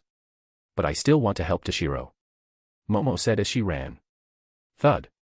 The ground shook as a large hollow suddenly jumped out. Then, without hesitation, it swung its claw to swat at Momo and the others. Clang. Sparks flew as Renji, Kira, and Hitsugaya swung their swords together to block the blade-like claw of the hollow. Clang. The 3 of them pushed together, forcing the hollow's claw back. Ye Lord. Mask of blood and flesh, all creation, flutter of wings, ye who bears the name of men. Inferno and pandemonium, the sea barrier surges, march on to the south. Heido number 31, Shikaho. Momo and the others chanted together, firing red orbs of light at the hollow. Boom. The combined Shikaho of the 4 struck the hollow's mask. Arg. The hollow roared in pain, clutching its eyes and howling. Damn it, that still didn't finish it. First years, we should retreat. Hitsugaya said, then without waiting for Momo's refusal, grabbed her hand and ran. Kira and Renji immediately followed. Senpai, what should we do now? Renji asked. First, we escape to safety. With leader Hitsugaya's strength, he should be able to handle it. And just in case, I've already requested backup from the Soul Society. Hitsugaya said as he ran. As they ran, Hitsugaya suddenly stopped. What's wrong, senpai? Renji Abarai asked. The sky suddenly darkened. Before Hitsugaya could finish, space rippled around them. Several hollows suddenly appeared, surrounding them. Moreover, the hollow from behind had also caught up, seizing the opportunity. This is really bad. We're surrounded. Hitsugaya said gravely. No way, it can't be, this many. No, I don't want to die. Kira cried out in terror, looking like he was about to cry. The others couldn't help but show expressions of despair. At that moment, having just dealt with the surrounding hollows, Toshiro was about to check if there were any more when he suddenly sensed the Ryatsu of Momo and the others being surrounded by hollow Ryatsu. Damn it. What are those guys doing? I told them to run first. Toshiro couldn't help but feel angry. He immediately used Shuinpa at full speed to rush over. Chapter 29, A feeling of unease. After Momo and the others were surrounded by hollows, one of the hollows suddenly attacked Kira. Dash. Seeing the hollow attacking him, Kira let out a despairing cry. Heido number 31, Shikaho. A sudden voice rang out. Then a red orb of light shot towards the hollow. Boom. With the sound of an explosion, the hollow's head was directly blasted apart, turning into erasure and dissipating. It was the same Shikaho. The one used by Momo and the others only caused the hollow a little pain, but the one Toshiro used directly obliterated the hollow. What a pathetic sight, Kira. Even if you can't win, you shouldn't scream in fear and do nothing. The voice still echoed in the distance, but Toshiro's figure had already appeared before them. Seeing Toshiro appear, everyone couldn't help but sigh in relief. Sorry, Hitsugaya. Kira said, somewhat ashamed. Never mind. We can talk about it later. First, let me deal with the hollows. Toshiro said. With that, Toshiro used Shuinpa with all his might and slashed at the hollows. Since Momo and the others were nearby, Toshiro was worried that using a major attack would affect them, so he could only use Shuinpa to kill the hollows at the fastest speed possible. Toshiro's figure flickered repeatedly, and there seemed to be a Toshiro before almost every hollow. This wasn't some clone technique but rather the result of extreme speed. Swish, swish, swish. The flashes of sword light were almost blinding. Momo and the others instinctively closed their eyes. However, a few seconds later, the countless Toshiro figures merged into one. Boom. The hollows' bodies fell to the ground one after another, shattering into ice fragments. Toshiro turned and walked up to Momo, looking at her with a cold expression. Toshiro, I. Momo looked at Toshiro, somewhat at a loss. She seemed to have done something wrong. Idiot. What were you doing? Didn't I tell you to run first? Toshiro suddenly shouted angrily. This was the first time Toshiro had been this angry, and the first time he had yelled at Momo like this. In Toshiro's memory, although the two of them had often bickered since childhood, they had never truly fought. Didn't she realize that her safety was the most important thing in his heart? If something happened to Momo, Toshiro would regret it for a lifetime. I'm sorry, Toshiro. I just couldn't stand it, always being a burden to you, always only being able to watch you fight from behind, woo-woo. Momo cried, throwing herself into Toshiro's arms. All right, don't do this again next time. Your safety is the most important thing to me. Toshiro said, patting Momo's head. He had originally intended to harden his heart and scold Momo a bit, but seeing her like this, Toshiro couldn't help but soften. Hisagi, how are the other students? Toshiro asked Hisagi. I told Kazuka and Aoga to take the others to safety. So far, there haven't been any casualties. We should go find the other students and then return to the Soul Society together. Shuhei Hisagi said. Toshiro nodded. Then he fully sensed his surroundings again to see if there were any other hollows, none left. Could it be that there were only this many hollows? Toshiro wondered. Though he thought this, for some reason, Toshiro felt a sense of unease. It's too simple. Too smooth. This is Aizen's scheme. Could it really be over just like this? Toshiro found it hard to believe. Oh, right. Earlier, just in case, I requested backup from the Soul Society. Now that the hollows are dealt with, should I tell the reinforcements to return? Hisagi suddenly said. That's it. A flash of insight suddenly struck Toshiro's mind. Even if Aizen didn't know I would suddenly join midway at first and only sent some weaker hollows, to seize the right moment to act, he would definitely be secretly observing this place. Since he hasn't appeared yet, it means he's still waiting. That is to say, this is far from over. Toshiro suddenly realized. Thinking this, Toshiro felt even more uneasy. Knowing he was here, Aizen would definitely send stronger hollows. Soul Society, Research and Development Bureau. Aizen stood nonchalantly before a display screen showing Toshiro and the others. Not far from Aizen, members of the Research and Development Bureau passed by repeatedly, yet they acted as if they didn't see him, each busy with their own work, treating Aizen as if he were invisible and unheard. This was naturally the ability of Aizen Zanpakuto, Kyoka Suigetsu. Era, what an exciting drama. Beside him, a young man with silver short hair, squinting eyes, and a fox-like smile said. But the hollows have all been killed. What should we do now, Captain Aizen? The young man beside Aizen asked. No need to worry, Jin. Aizen said with a gentle smile. The silver-haired young man beside him was Jin. Compared to Toshiro's pure silver hair, Jin's hair was silver with a hint of purple. They were just ordinary hollows. We have as many as we need. Although I didn't know Hitsugaya Toshiro would appear initially, now that we know, we can simply send new hollows. Aizen said indifferently. Oh. But what level should we send? This genius's strength is quite formidable. He didn't even release his Zanpakuto just now. Sending a Jillian-class Minos Grande wouldn't be of much use, would it? Jin asked, his eyes narrowed. If sending a Jillian is useless, then just send something stronger than a Jillian, right? Aizen said, adjusting his glasses. Era, that's truly terrifying. But is it worth it? To mobilize such a force for a few students who haven't even graduated yet. Aside from Hitsugaya Toshiro, the potential of the others is, at most, to become lieutenants. Jin asked, somewhat surprised. Hollows stronger than Jillian-class Minos Grande would be Ajuchas and Vasto Lord. Chapter 30 Captain-level Minos Grande. As for Vasto Lord, they are beyond captain level in power, and there are only a few in the entire Hueco Mundo. Aizen has not yet controlled Hueco Mundo, so he does not have such beings under his command. Ajuchas, however, are not weak either. The weaker ones can hold their own against lieutenant-level Shinigami, while the stronger ones can even match captain-level Shinigami. Judging by his earlier performance, Toshiro's strength is at least lieutenant level. To push him to the brink, at least an Ajuchas that can rival captain level must be dispatched. Currently, the strongest hollows under Aizen's control are captain level Ajuchas. But if Yhwachs are sent, then when Aizen appears to save them, he would have to kill the hollow, otherwise he couldn't explain it to the Soul Society. But in that case, the loss wouldn't be small. Jin, you must understand that sometimes a person's value cannot be simply measured by strength. Sometimes, a lieutenant-level Shinigami can be far more useful than a captain-level hollow. Aizen explained. And as for hollows, if we lose some, we can just capture a few more. If I have time later, I'll just take over Hueco Mundo. Then we'll never be short of hollows. Aizen said lightly, as if taking over Hueco Mundo was as simple as going on a trip. So, what will you do this time, Hitsugaya Toshiro? Aizen turned to look at the screen again. In his mind, he thought it would be even better if he could subdue Toshiro. Living world. Just the thought that Aizen might send stronger hollows filled Toshiro with unease. Hitsugaya, just to be safe, have the Soul Society's reinforcements come as quickly as possible. Also, catch up with the other students and take them back to the Soul Society immediately. Toshiro said urgently. Why the rush? The hollows have been eliminated, haven't they? And everyone has been running for a long time, their stamina is quite depleted. Shouldn't we rest a bit before going back? Hitsugaya asked, puzzled. Although the hollows are gone, more might appear. Let's ask everyone to endure a little longer and rest after we return. Toshiro said hurriedly. All right. Hitsugaya found it strange that Toshiro seemed so anxious. Even if more hollows appeared, having witnessed Toshiro's strength, Hitsugaya believed that as long as Toshiro was there, nothing would happen, unless a captain-level Minos Grande appeared.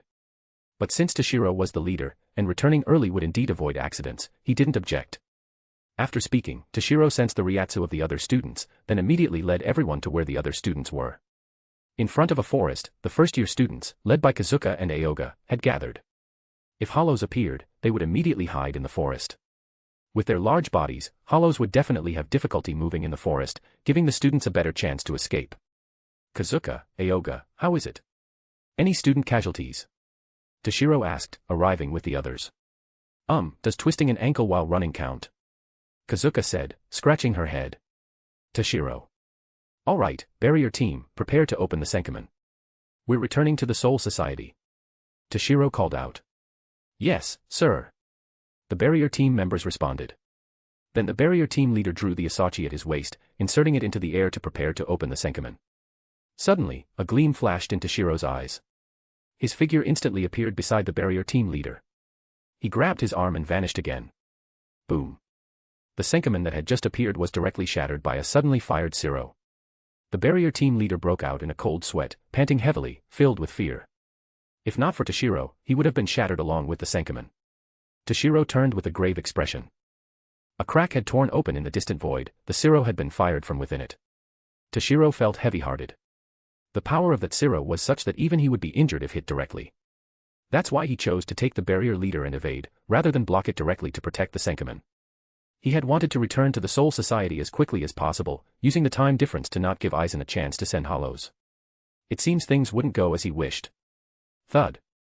The hollow that had appeared finally fully tore open the Garganta, leaping down from the air and shaking the ground.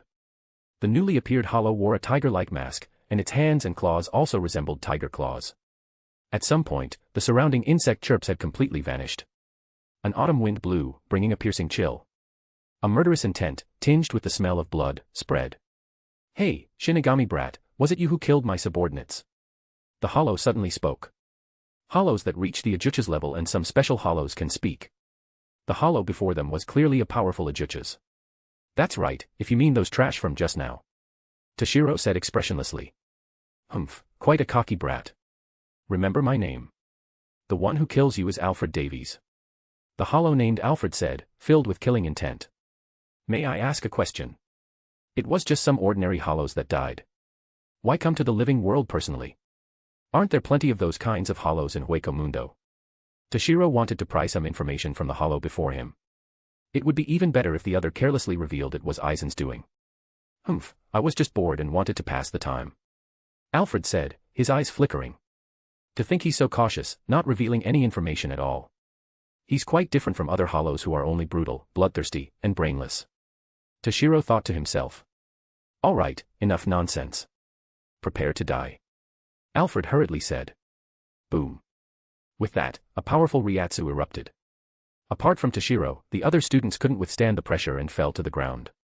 This level of Ryatsu, so it is captain level. But it's not like there's no chance of victory. Toshiro thought gravely. Although it was captain level, it was at the early stage, comparable to a captain who had just learned Bankai but couldn't fully control it yet. There was still a gap compared to the captains of the Godai 13. Chapter 31 Clash. Within the captain level, there are also differences in strength. The captains of the Godai 13 are all at least mid-stage captain level, having fully mastered Bankai. Since the strength gap within the captain level is huge, the weaker ones, like his original self and Kamamura, were constantly being instantly defeated, while the stronger ones, like Aizen's level, could single-handedly take on the entire Godai 13. Toshiro made this simple classification based on his own understanding. He divided the captain level and above into captain level and super captain level.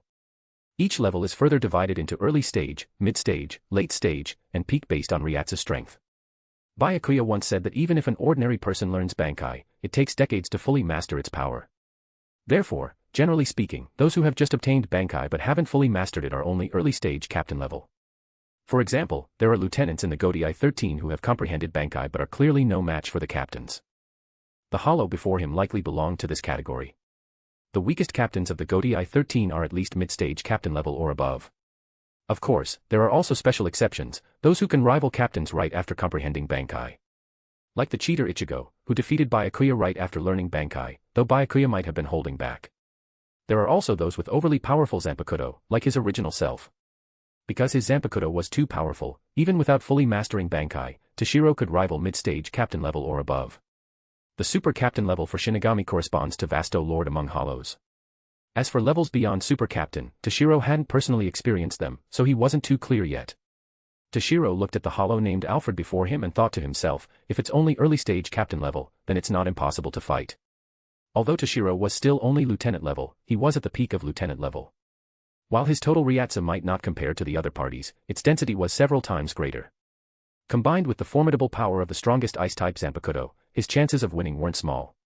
Toshiro glanced back, seeing all the students had fallen to the ground, and couldn't help but frown.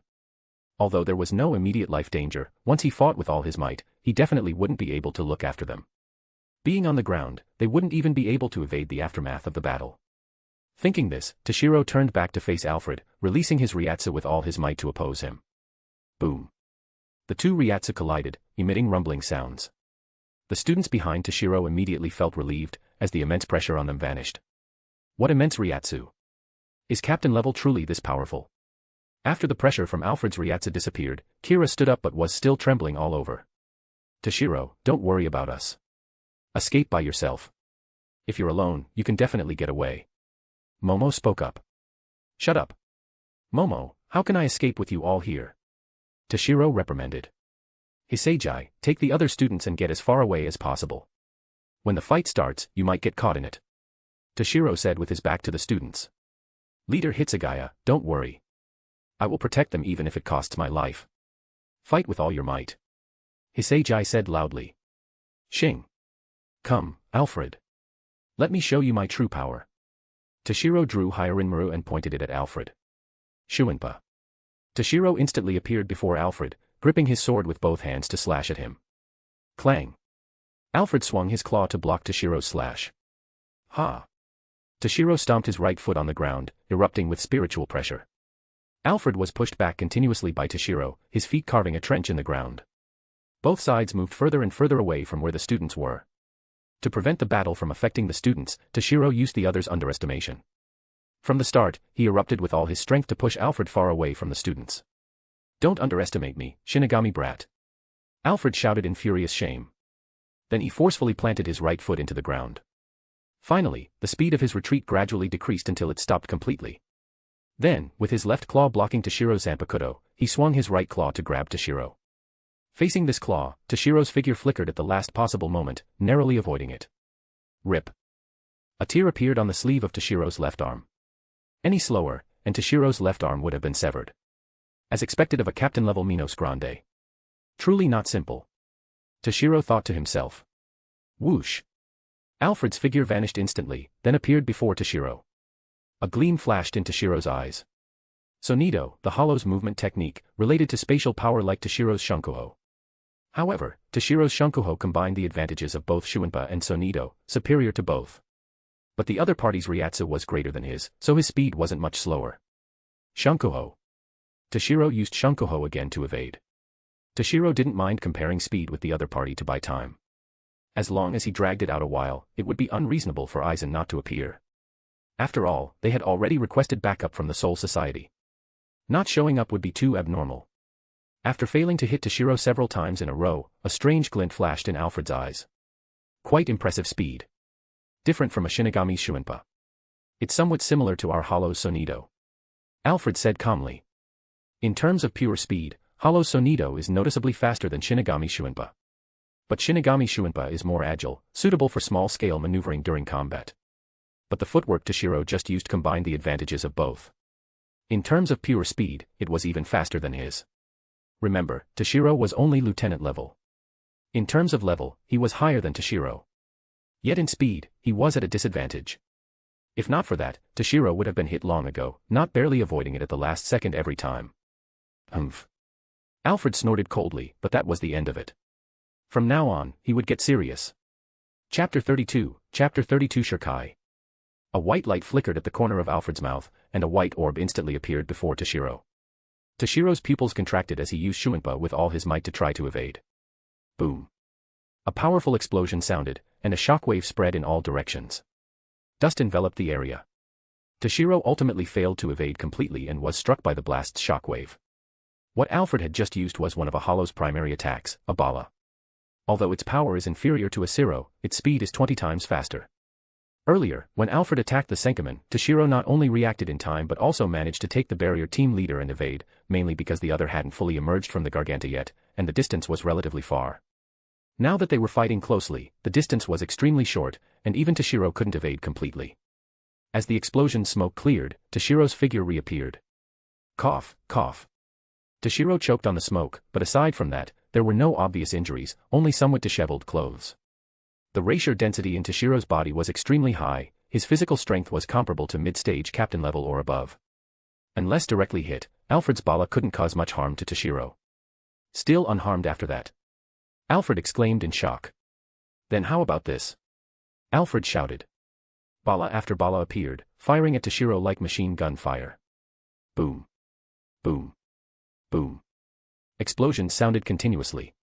Deep craters were blasted around Toshiro. Cough. A trace of blood flowed from the corner of Toshiro's mouth. Despite evading as much as possible, he was unavoidably hit by one. Whoosh. Alfred instantly appeared before Toshiro, slashing with his claw. With a rip sound, this time Toshiro, having been hit by the Bala, didn't react in time, and a shallow wound was carved on his body by Alfred. Toshiro quickly used Shunkoho to create distance. Humph. Alfred, you've thoroughly angered me. I originally thought to stall for time, waiting for the Soul Society's reinforcements to arrive, so I wouldn't have to fight desperately myself. Seems that won't work. Toshiro said expressionlessly. Being hit repeatedly, although it wasn't serious, Toshiro couldn't help but feel irritated. Just taking hits without fighting back wasn't his style. It seemed he had to release Hyarinmaru. Toshiro held Hyarinmaru diagonally towards the sky. A fierce Ryatsu erupted, the airflow from it causing his tattered clothes to flutter loudly. Toshiro softly chanted, "Sit upon the frozen heavens, Hyarinmaru." Boom. A blue pillar of Ryatsu shot into the sky. Countless dark clouds gathered overhead, covering the bright full moon, plunging everything into sudden darkness. A frigid blue air current spread out, enveloping the surroundings. Everything around began to freeze. Although Alfred wasn't directly frozen, he felt his movements becoming sluggish, his entire body's blood seemingly freezing. Roar. An ear-splitting dragon's roar sounded. A frost dragon, dozens of meters long, coalesced, coiling around Toshiro. Not only was its size and power greater than in the original work, but compared to the original, which was merely a simple dragon formed of cold air, this frost dragon now possessed a trace of its own consciousness. It was more agile and attacked faster. In front of the forest behind Toshiro, a dragon of water and ice, coalesced from his own Ryatsu, even controlling the weather. I've never seen anything like it. This is Hitsugaya Zanpakuto, Hyarinmaru, hailed as the strongest ice type. Kira, standing behind Toshiro, muttered to himself, gazing at the awe-inspiring scene. Although he had heard Toshiro mention his Zanpakuto privately, how could a few words compare to seeing it firsthand? Toshiro. Seeing this familiar scene, Momo couldn't help but recall when Toshiro first released his Zanpakuto to save her. That guy Toshiro, he's actually this powerful. Is this his true strength? Renji often boasted about surpassing Toshiro. Although he knew Toshiro was strong, he never had a clear, direct impression of how strong. Looking at this scene, Renji decided never to say things about surpassing Toshiro again from now on. Perish, Alfred! Toshiro shouted, leaping into the air to slash down at Alfred. The frost dragon coiled around Toshiro also charged at the opponent. Alfred hastily dodged aside. Boom. The frost dragon crashed into the spot where Alfred had just stood, instantly freezing the ground. Alfred narrowly avoided Toshiro's attack. Seeing the frost dragon miss its target, Toshiro wasn't disappointed. Instead, a strange smile appeared at the corner of his mouth. Toshiro lightly swung Hyarinmaru. The frost dragon that had crashed into the ground suddenly turned and charged towards Alfred, who had just dodged the attack. Its speed was so fast that Alfred had no time to react. Boom. Alfred was directly struck by the frost dragon and frozen into an ice sculpture. The frost dragon's first attack was based on its own consciousness. The second attack, under Toshiro's control, greatly increased its speed. Not only had Alfred's speed decreased considerably due to the frigid air permeating the area, but even if his speed were doubled, he wouldn't have been able to dodge. Did it work? Toshiro stared intently at Alfred. Great. The words from Momo and the others behind him suddenly cut off. Crack. The ice encasing Alfred developed several fissures. Boom. The ice trapping Alfred completely shattered into countless ice fragments. But unlike before, Alfred didn't shatter along with it. Huff. Emerging from the ice, Alfred exhaled a puff of cold air, then involuntarily shivered, his entire body trembling from the cold. Damn brat. I'll make you pay. Alfred said, his eyes blazing red. Chapter 33, Ehrenkar. After saying this, Alfred used Bala again. Whoosh, whoosh, whoosh. Bala after Bala bombarded Toshiro. Icicle birds. Toshiro softly shouted. Countless ice pellets surged towards the opponent's Bala. Boom, boom, boom. Their attacks collided, exploding continuously. Shunkuho. After releasing his Shirkai, Toshiro's speed increased again. He instantly appeared before Alfred. However, due to the frigid air and the effects of being frozen earlier, Alfred's speed had greatly decreased. He couldn't react in time at all. Ice Dragon Tail. Toshiro quickly seized the opportunity to use Ice Dragon Tail. A massive freezing slash struck Alfred. With a shink sound, Hyarinmaru cut into Alfred's body. Then, the ice power instantly erupted within Alfred. Alfred, unable to react, was frozen again. Toshiro withdrew. 6-point ice formation. Toshiro said softly. The ice fragments that had shattered upon colliding with Alfred's Bala had, at some unknown time, formed an array. At Toshiro's words, it instantly emitted an ice blue light, then froze the already frozen Alfred under another layer of ice. Broken ice is still ice. As long as it's ice, Toshiro can control it. This is one of the reasons Hyarinmaru is called the strongest ice-type Zanpakuto. Toshiro stared intently at Alfred, wondering if Alfred could emerge unscathed again after this double layer of insurance. Suddenly, Toshiro's eyebrows twitched, sensing intense danger. Without hesitation, Toshiro trusted his intuition. His figure flickered, moving from his original spot. Bang. The ice Toshiro had double-layered shattered once more. Simultaneously, a white beam of light blasted towards where Toshiro had just been. Boom. A powerful explosion sounded. Everything blocking the beam was obliterated. Where Toshiro had just stood was now a bottomless crater. Toshiro's expression turned grave. Had he been directly hit just now, even with his physical strength, he would have been injured.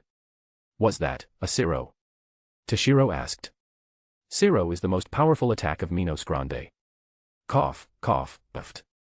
Alfred coughed, then spat out a mouthful of ice shards mixed with frozen blood. Toshiro looked closely. A massive wound ran from left to right across Alfred's chest, almost cleaving him in two. If not for being frozen, Toshiro would have suspected Alfred was truly split in half. Toshiro couldn't help but sigh in relief. The Siro just now must have been Alfred's full power. That wound was precisely from Toshiro's earlier slash. To be honest, Toshiro was genuinely surprised Alfred could break free from the ice again this time. With such a massive wound and frigid air invading his body through it, it was a miracle he wasn't dead on the spot. Thud. Alfred finally couldn't support himself and fell to his knees. Shinigami brat, I must commend you. You are the most talented Shinigami I've ever encountered.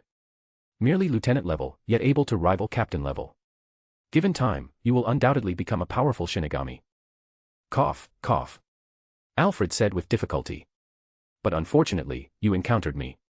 If it were any other captain-level hollow, it might end here, forced to admit defeat by your hands. But meeting me is the greatest misfortune of your life. Cough, cough. Alfred spat out another mouthful of blood frozen into ice shards.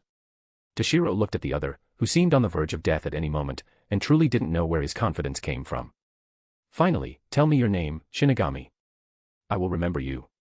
Alfred said solemnly. Hitsugaya. Hitsugaya Toshiro. You are the strongest opponent I've faced so far. You deserve to know my name. Toshiro said calmly. Although this hollow sent by Aizen, this was his first true battle in a real sense, so Toshiro didn't mind telling the other his name. As for the Jillian-class Minos and Utsunomiya Yoshiaki he had encountered before, they were too weak, those were just curb-stomp battles. But with injuries this severe, what gives you the confidence to defeat me? No sooner had Toshiro finished speaking than Alfred spat out another mouthful of blood. Ha ha ha. Actually, I'm just a pitiful defective product. Alfred suddenly laughed sorrowfully. Alfred suddenly reached up and removed his mask, no, not completely, only half of it. Then, he revealed half of a human-like face with a cross-shaped scar under the eye. What? Toshiro couldn't help but exclaim. Arrancar. No, not completely. Toshiro was somewhat puzzled. That's right. I am only an incomplete Arrancar. Alfred said self-deprecatingly. Alfred was a hollow with a proud personality. Originally, he intended to remove his mask only when he could become a complete Arrancar. So, he continued wearing the broken half of his mask. Arrancar refers to hollows whose masks are broken, revealing a human-like face. In this state, the hollow's power increases substantially. Typically, Arrancar are divided into two types, those who break their masks through their own power, and those who rely on external forces. In the original work, Aizen created many Arrancar using the Hogyoku. But hasn't Aizen not obtained the Hogyoku yet? Toshiro wondered. No, Aizen already possessed one Hogyoku. Later, he obtained Urahara Kisuke's. The two merged to form the final Hogyoku. Toshiro suddenly remembered. So, Aizen has already begun experiments on creating Arrancar. Toshiro thought to himself. But, even though it's an incomplete Arrancar, some Arrancar abilities can still be used. Therefore, you will definitely die here today. Alfred said, looking at Toshiro with confidence. Chapter 34, Fierce Battle. Clang. Alfred suddenly drew a blade from his waist, though perhaps it couldn't truly be called a blade. The blade was only half its length, the hilt made of bone. It had been tucked into the bone-like armor at his waist, and Toshiro had initially mistaken it for part of Alfred's body. Because the transformation into an Arrancar is incomplete, the Zanpakuto is only half-formed and not really suitable for combat, which is why I hadn't drawn it earlier, Alfred explained. Resurrection. Alfred shouted. Boom. A storm of Ryatsu swept out in all directions, causing Toshiro's tattered clothes to flutter noisily. His frown deepened. As the dust stirred up by the storm settled, it revealed Alfred in a completely new form. He now had the head of a tiger and a humanoid body. His hands and claws had transformed into genuine tiger paws, and a bony tail had grown from his back, making him resemble a true tiger. Not only had all the injuries he sustained earlier completely vanished, restoring him to his peak condition, but his Ryatsu had also surged from the initial of early level of an ordinary captain class to the peak of the early level, approaching the mid-stage. Yar, this is a real headache. I went through so much trouble to inflict those severe injuries on you earlier, and now all that hard work has been undone. Back to square one, Toshiro said, vigorously rubbing his temples. Some Arrancar, upon releasing their resurrection, not only see a great increase in power but also have all their previous wounds completely healed. No need to worry. Since I am not a complete Arrancar, the previous injuries haven't actually disappeared, they are just temporarily suppressed, Alfred explained. Moreover, forcibly using the power of an Arrancar, the side effects combined with the previous injuries mean that after I kill you, I will likely die as well. You should feel honored to have me as your companion in death, Alfred stated calmly, as if speaking of someone else's demise. That won't do. I'm a man who aims to become a captain. How can I die here like this? With that, Toshiro's figure flickered. Using Shunkuho, he instantly appeared in front of Alfred and swung his sword. Clang. Alfred directly extended his left arm to block Toshiro's slash. What? Toshiro exclaimed in shock. Alfred had blocked Toshiro's Zanpakuto with his arm, and the arm wasn't severed, only sustaining a shallow cut. Though it was just a normal attack, to block it with just an arm. Could this be? Toshiro wondered. Correct. This is, he arrow. If I were a complete Arrancar, an attack like yours just now wouldn't even leave a scratch, Alfred declared proudly. Then, his right claw shot towards Toshiro at extreme speed. Whoosh. Toshiro's figure rapidly retreated. Schlick. Another wound was added to Toshiro's body. It seems not just his defense, but his attack speed has greatly increased as well, Toshiro thought to himself. If that earlier attack can't hurt you, then how about this move?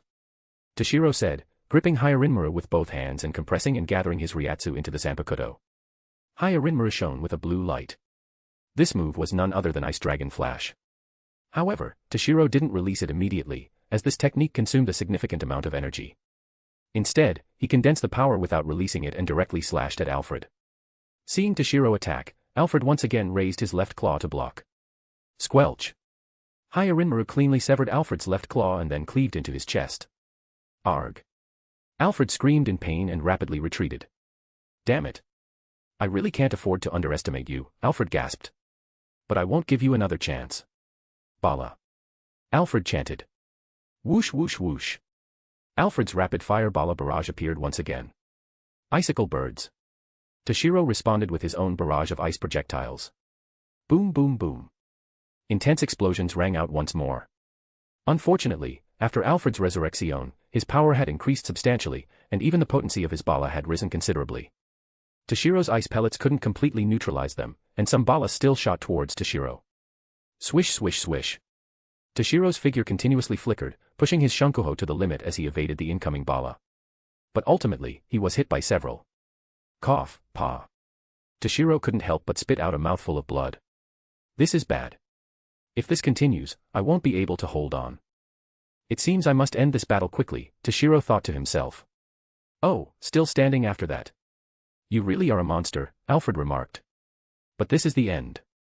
Die, Hitsugaya Toshiro! Alfred shouted. Zero. Alfred clearly didn't intend to give Toshiro another chance. As soon as the Bala barrage stopped, he unleashed the far more powerful Zero. Don't look down on me, Alfred! Toshiro shouted. Ice Dragon Flash! The white pillar of the Zero and the ice blue slashing attack of Ice Dragon Flash collided. For a moment, it seemed as if the entire world had fallen silent. Boom. As if a long time had passed, an ear-splitting explosion finally erupted. Thud. Thud. Two sounds echoed as both Toshiro and Alfred were sent flying by the shockwave, crashing to the ground. Cough. Toshiro coughed and then shakily stood up again. He suddenly felt some liquid flow into his eyes, and the surrounding scenery turned red. Toshiro reached up and wiped his face, looking at the red liquid covering his hand. Is this blood? Toshiro wondered. Now, everything Toshiro saw was tinted red. Not dead yet. Alfred's voice rang out. Toshiro looked up to see that Alfred had also managed to stand, though he was staggering, appearing even worse off than Toshiro. Crack! Suddenly, a fissure appeared in the bony armor covering Alfred's body. Already at my limit, huh? Alfred said, glancing at it. After all, I'm not a complete Aaronkar. It couldn't hold for long. It seems I must use that move, Alfred muttered to himself. If possible, I didn't want to use the technique because I haven't fully mastered it yet. Using it recklessly might mean I die first, Alfred said. Oh. Going all out. It seems I can't hold back any longer either. Not knowing if Aizen had other contingencies in place, Toshiro had also been holding back somewhat.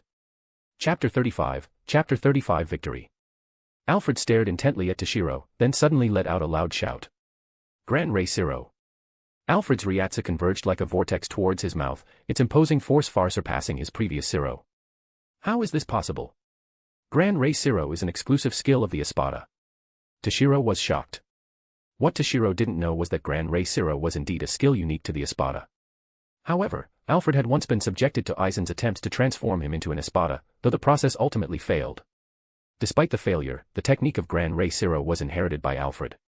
However, because it was incomplete, its power was far inferior to a true Gran Rei Zero. This move is too powerful. A direct hit would mean death or severe injury at the very least. Toshiro's sensory abilities were screaming warnings. Toshiro was about to use Shunkuho to dodge, but in the moment he turned, he saw behind him the students who had taken shelter behind him to avoid being caught in the battle.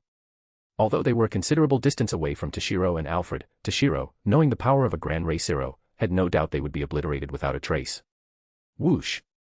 In the instant Toshiro hesitated, Alfred's Gran Rei Zero was completed. Humph. Since I can't dodge, I'll just have to block it.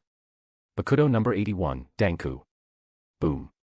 Alfred's Gran Rei Zero instantly crashed against the barrier created by Toshiro's Danku, the two forces locked in a stalemate. Crack. Several fissures appeared on Toshiro's barrier. Damn it. Hold. Toshiro shouted. He increased the output of his Ryatsu, and the Danku barrier finally stabilized, not shattering for the moment. However, the Ryatsu within Toshiro's body began to drain rapidly. At this rate, it wouldn't be long before it was completely exhausted. Crack. Crack. Before long, more and more cracks began to spread across the Danko barrier. Fortunately, the power of Alfred's Gran Ray Zero also began to wane. Finally, Alfred's Gran Ray Zero vanished. Bang. The Danko barrier Toshiro had erected completely shattered. Thud. Alfred fell to his knees, then swayed unsteadily as he tried to stand up. Using Gran Ray Zero had been too great a burden for him. Even though it wasn't a complete Gran Ray Zero, he himself was not a complete Arankar either. Huff, huff, huff. Toshiro gasped for breath heavily. Although Toshiro had just blocked the attack, his Ryatsu consumption had been enormous. This is my chance. Now. Toshiro thought to himself. Toshiro absolutely could not allow Alfred to stay alive any longer. Who knows what other desperate moves he might have. If something else went wrong, Toshiro would truly be in a tragic situation. Die, Alfred. Heido number 88, Hiryugekizoku Shinten Reiho. Toshiro pointed his hand towards Alfred. A pillar of blue lightning formed before his palm and roared towards Alfred. In his current battered state, Alfred was completely unable to dodge. He could only gather Ryatsu on the surface of his body and raise his remaining right arm to block in front of him. Boom. A violent explosion resounded. As the dust cleared, Alfred stood there, his entire body charred black, his life force faint. Shunkuho. Ice Dragon Flash. Toshiro used Shuinpa to appear in front of Alfred. Due to his depleted Ryatsu, his speed wasn't actually very fast. Unfortunately, Alfred in his current state couldn't evade it either. Then, Toshiro concentrated all his remaining Ryatsu into his Zanpakuto and unleashed his final blow. Squelch. Hyarinmaru's slender blade pierced Alfred's heart and then ran completely through his body. Instant death. With his heart pierced, even if Alfred possessed high-speed regeneration, he could not escape death this time. Alfred looked down at Hyarinmaru piercing his body, his eyes filled with boundless hatred. Then, his lips moved slightly, as if he said something. Toshiro felt a wave of surprise in his heart, but his face showed no fluctuation. The hatred Alfred had just revealed was not directed at Toshiro. Because the words he had tried to say were, "Thank you. Be careful of Aizen Sosuke." He had deliberately looked down at Hyarinmaru piercing his body. Because Alfred was tall and Toshiro was comparatively short, only Toshiro could see Alfred looking down and his lips moving slightly. Even if Aizen was hidden somewhere observing, he wouldn't be able to see it. The immense hatred Alfred showed at the end was directed at Aizen. Alfred was originally a person of proud temperament. Defeated and enslaved by Aizen, reduced to a test subject, and a failed one at that, finally used as a disposable pawn by Aizen. Because even if Alfred killed Toshiro and completed Aizen's task, he would not escape death. Aizen would later appear as a hero, kill Alfred, and put on a show of saving the students. Therefore, Alfred hated Aizen to the core. Toshiro killing him also meant liberation for him, which is why he thanked Toshiro in the end.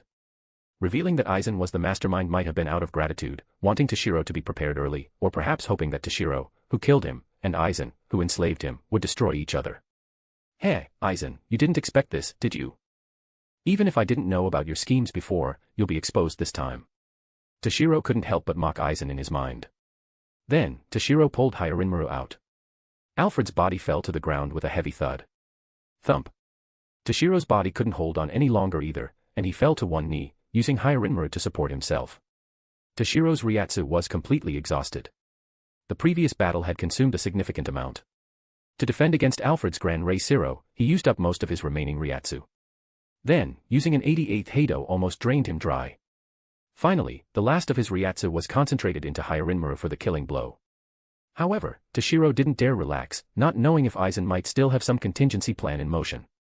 Chapter 36 End. Soul Society, Research and Development Bureau. Era, truly worthy of being the most talented student in the history of the Shino Academy. Despite being only lieutenant level, he managed to defeat a captain-class Minos Grande. Captain Aizen, what should we do now? Jin said. Aizen frowned slightly. Just as he was about to speak, a hell butterfly flew and landed on his hand. After receiving the information from the hell butterfly, Aizen hesitated for a moment before saying, "Let's go, Jin. Captain Commander Yamamoto has personally urged us to rescue all the students, with priority given to ensuring the safety of Hitsugaya Toshiro. If we don't go now, suspicion will be aroused. Let's call off this plan and find another opportunity later." With that, Aizen turned and walked out. Speaking of which, kids these days are really scary. To think he could defeat Alfred. Even when I first stepped into captain level, I wasn't confident I could defeat Alfred, Jin said as he followed. Oh. When you first stepped into it. Jin, are you implying you can defeat Alfred now? It seems your strength has progressed again, Aizen remarked with feigned surprise. Well, I just had another breakthrough in Ryatsu not long ago. I suppose I can be considered a bit of a genius too, though I can't compare to Hitsugaya Toshiro, Jin said, his eyes narrowed.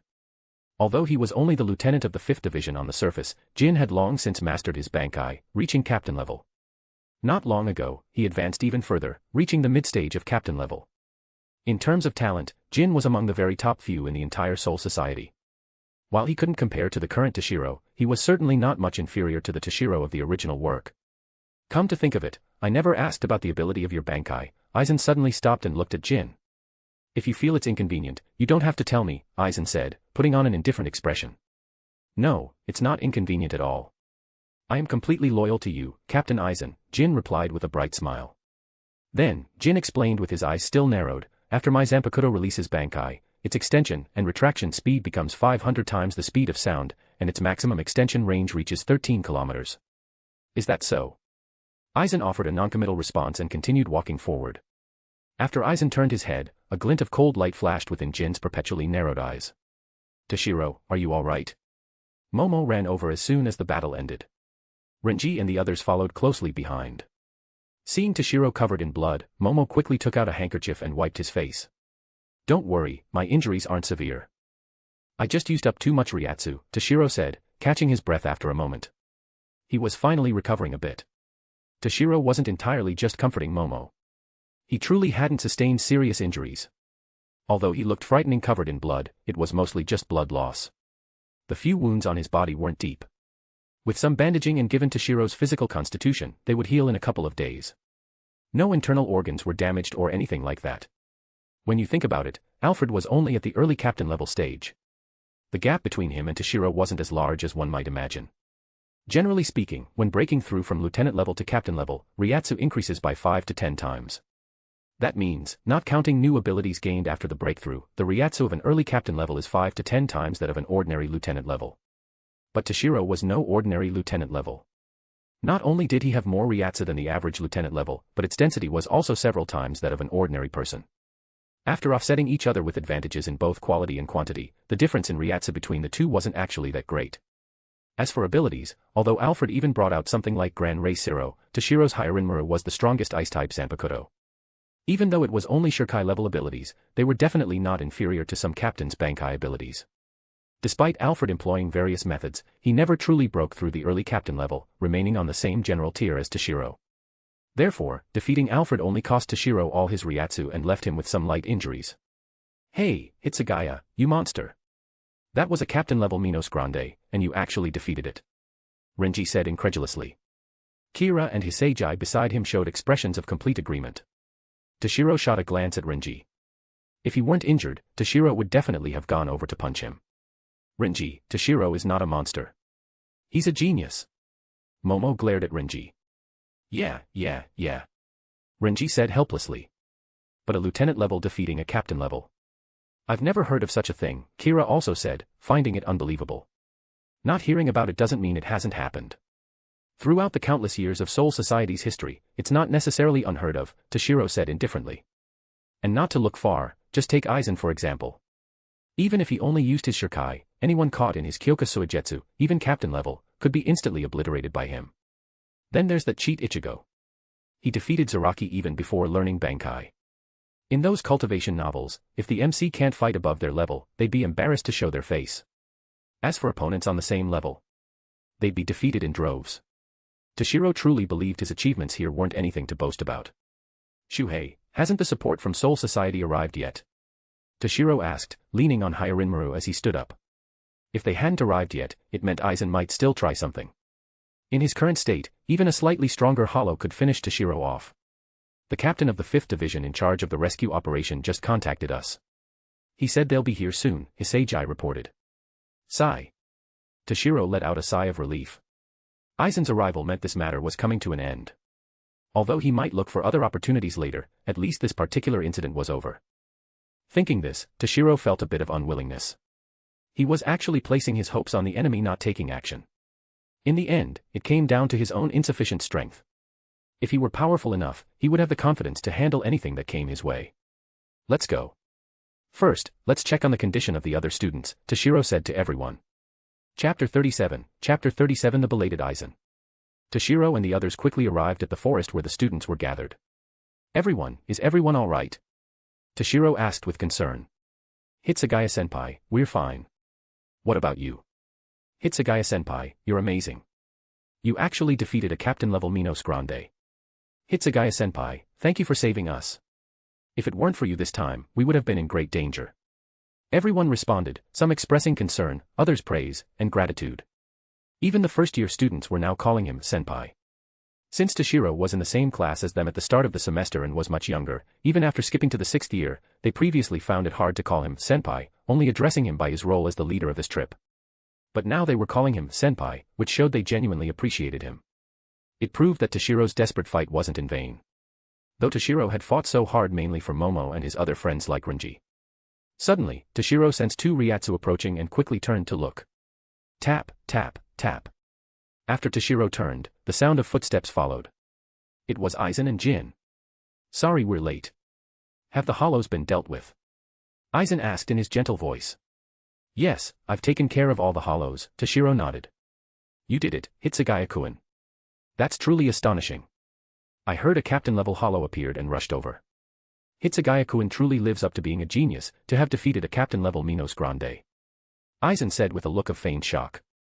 If Toshiro didn't know it was Aizen's doing, he might have almost believed it. Aizen's acting skills would put an Oscar-winning actor to shame. Captain Aizen, you seem to have arrived a bit late this time, Toshiro said, pretending to be very dissatisfied. Hitsugaya, Kira pulled at Toshiro's sleeve and whispered a reminder, signaling him not to offend the other party. After all, Aizen was a high-ranking and powerful captain in the Soul Society, not someone ordinary students could afford to antagonize. However, Toshiro paid no heed to Kira's warning because they were indeed late. If he weren't here, these students would undoubtedly have suffered heavy casualties. As the leader, it would be abnormal if he didn't question the delay. My sincerest apologies. Initially, we heard only ordinary hollows had appeared. With Hitsugaya-kun's abilities, you could handle them easily, so we didn't take it too seriously. We never expected a captain-level Minos Grande to appear. Upon receiving the updated information, I hurried over immediately, but Hitsugaya-kun had already resolved the situation, Aizen said with an apologetic expression. Then, he sincerely apologized to all the students. Toshiro frowned. With Aizen apologizing so earnestly, he couldn't even find fault anymore. So cunning. Soul Society, First Division.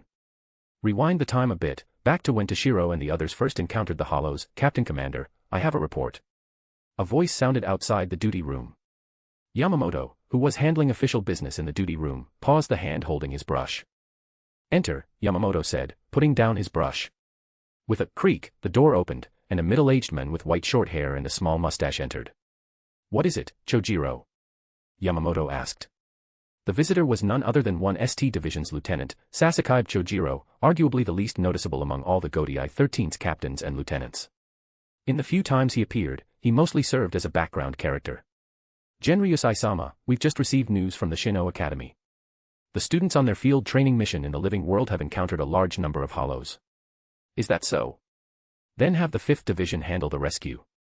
They must arrive quickly and ensure the students' safety. Significant casualties must be avoided, Yamamoto immediately instructed. Regarding that, there likely won't be major casualties. According to the information from the Shino Academy, the leader of this trip is 6th-year student, Hitsugaya Toshiro, Sasakabe added. That boy. With him there, nothing serious should happen. Still, to be safe, have the 5th Division send someone, Yamamoto said. Yes, sir. Sasakabe responded and turned to leave. After Sasakabe left, Yamamoto resumed his official duties. Governing the entire Godai 13 was no easy task. The position of Captain Commander wasn't just about authority, it also carried great responsibility.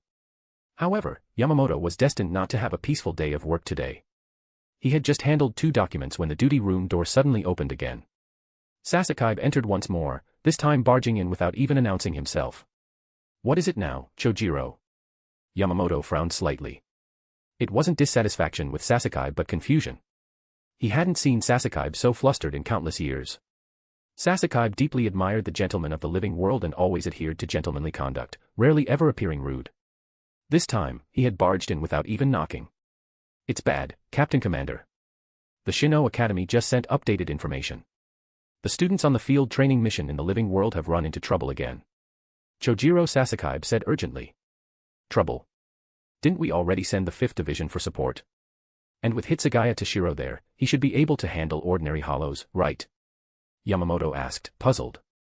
Not ordinary hollows. It's a captain-level Minos Grande, and a Jutches. Sasakaibe said with an anxious expression. What? A captain-level Jutches? Yamamoto stood up in shock. Chapter 38 Yamamoto's thoughts. Yamamoto looked at Sasakaibe, his expression serious. What is the current situation? The leader of this training mission, Hitsugaya Toshiro, is currently engaged in combat with the captain-level Jutches. So far, there have been no reports of student casualties, Sasakaibe replied. What about the details of the battle? Yamamoto pressed further. The specifics of the battle are still unclear. However, considering Hitsugaya Toshiro hasn't yet broken through to captain level, I believe he likely won't be able to hold out for long, Sasakaibe speculated. Chojiro, immediately notify Captain Aizen of the 5th Division. Order him to personally go and provide support. He must ensure Hitsugaya Toshiro's safety, Yamamoto commanded without hesitation. Yes, sir. I'll go right away, Sasakaibe said and hurried out. Hitsugaya Toshiro, don't disappoint me. Otherwise, it will simply prove you were nothing extraordinary after all, Yamamoto thought to himself. Ever since hearing about Toshiro, Yamamoto had paid close attention to his affairs, even to the point of offending the Utsunomiya family over him. Although Yamamoto had never met Toshiro, he held a certain expectation for him in his heart. That hope was that one day, Toshiro might catch up to or even surpass him in terms of strength. Yamamoto had founded the Gotei 13 nearly 2,000 years ago and had served as its captain commander for nearly 2 millennia. As for how long he had lived, even Yamamoto himself had forgotten. But one thing was undeniable, he was old. As much as he disliked admitting it, he was indeed old. Shinigami had long lifespans, and the stronger one was, the longer one lived. However, that did not equate to immortality. Since the establishment of the Gotei 13, despite numerous upheavals and wars, the Soul Society had never fallen, largely because he had suppressed all threats. There was no denying that this world had always revered strength. Yamamoto did not know how many more years he could live or how many more years he could protect the Soul Society. Therefore, the Soul Society needed new, powerful individuals capable of suppressing all threats to step forward and take over his role as the new, unshakable pillar. That was why, upon seeing Kairaku and Yukate's talents all those years ago, he had joyfully taken them as his disciples. But each of them had their own flaws. Kairaku was too lazy and indolent, while Yukate was a sickly man. Although both were quite strong, ranking among the top captains within the 13 divisions, it wasn't enough. Not only were they far from reaching his level, but they likely weren't even matches for Captain Unohana Retsu of the 4th Division or Zaraki in his prime. Especially Yukate, constantly falling ill, with his strength dropping almost below captain level during his sick periods. Therefore, when Yamamoto first heard about Toshiro's talent, his initial reaction was astonishment, followed by a powerful surge of hope. He hoped that Toshiro's future strength might one day surpass his own. Hitsugaya Toshiro, if you wish to become the most talented individual in the history of the Soul Society and surpass this old man, then first, survive against a captain-level Minos Grande, Yamamoto thought to himself. Toshiro had always been called the most talented student in the history of the Shino Academy. But why not the most talented person in the history of the Soul Society?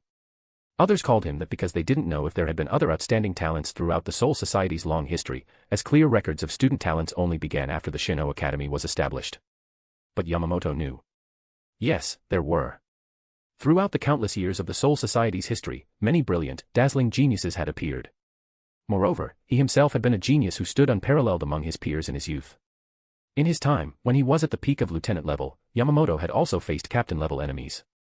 After a fierce battle, although he couldn't defeat his opponent, he retreated calmly. His opponent, wary of his strength, did not pursue. Toshiro was the first person Yamamoto had ever encountered in his long life whose talent seemed to surpass his own. With his talent, he should at least be able to preserve his life against a captain-level opponent, right? Yamamoto said, pacing back and forth with his hands behind his back. Suddenly, Yamamoto stopped and turned towards the door. Captain Commander, the situation regarding the students in the living world has been reported, Sasakaibe said, walking in briskly. What happened? Yamamoto asked, his expression tense. All the students are safe. Moreover, the captain-level Minos Grande has been defeated, Sasakaibe replied. Is that so? Captain Aizen must have arrived in time, Yamamoto said, letting out a sigh of relief. No, it was Hitsugaya Toshiro. The captain-level Minos Grande was defeated by Hitsugaya Toshiro. Sasakaibe said, sounding somewhat incredulous himself. What? Yamamoto exclaimed in shock. Has he already broken through to captain level then? Yamamoto asked further. No. He did not use Bankai, Sasakaibe denied. Truly astonishing. Yamamoto thought, filled with amazement.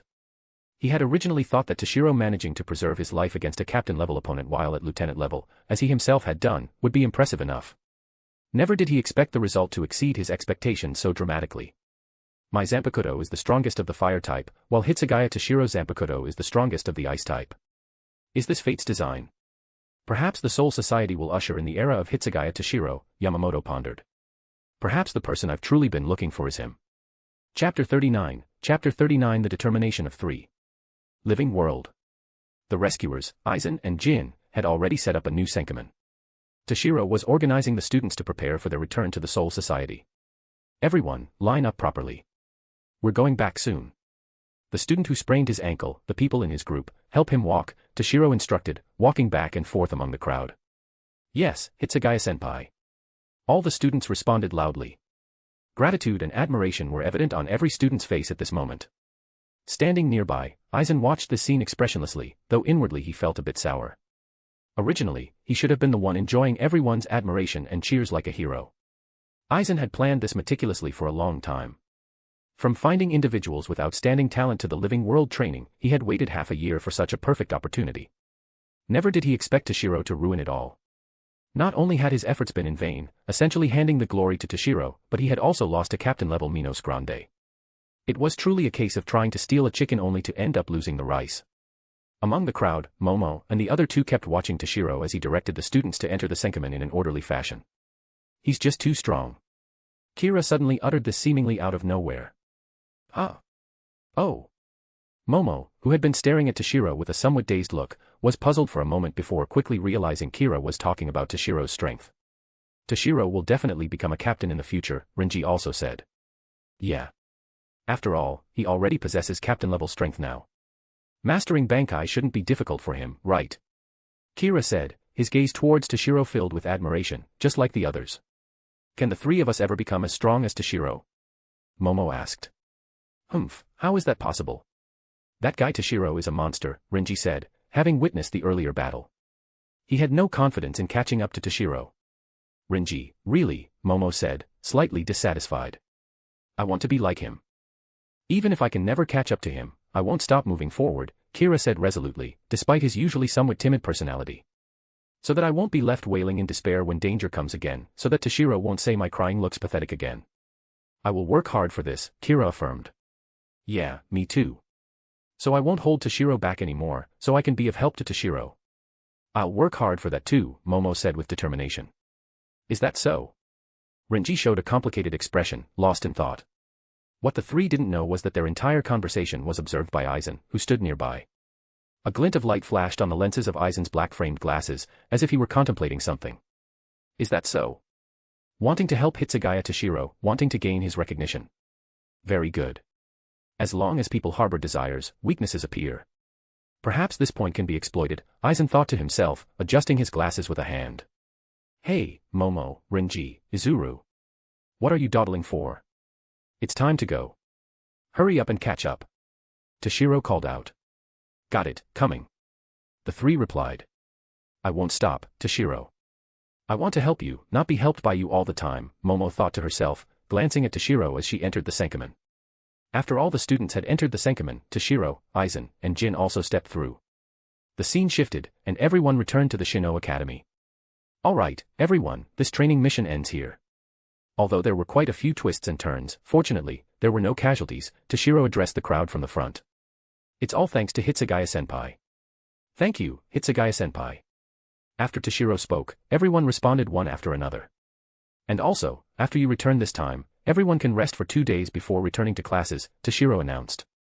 Oh. Hearing about a break and a holiday, all the students immediately began cheering and leaping with joy. Alright, dismissed. Toshiro said finally. Okay. All the students responded and began to disperse. Well then, Hitsugaya-kun, our task here is also finished. We'll take our leave now, Aizen said, still showing an expression full of apology for not being able to help. Yeah, Toshiro nodded, not saying much more. After Aizen left, Toshiro looked at Momo, Renji, and Kira, who had remained behind. Are you guys all okay? Toshiro asked. No need to worry. We're all fine, Momo replied. It's already quite late today. Everyone, go back. Let's meet up tomorrow at noon, gather at the school gate again, Toshiro suggested. Sounds good, they all nodded.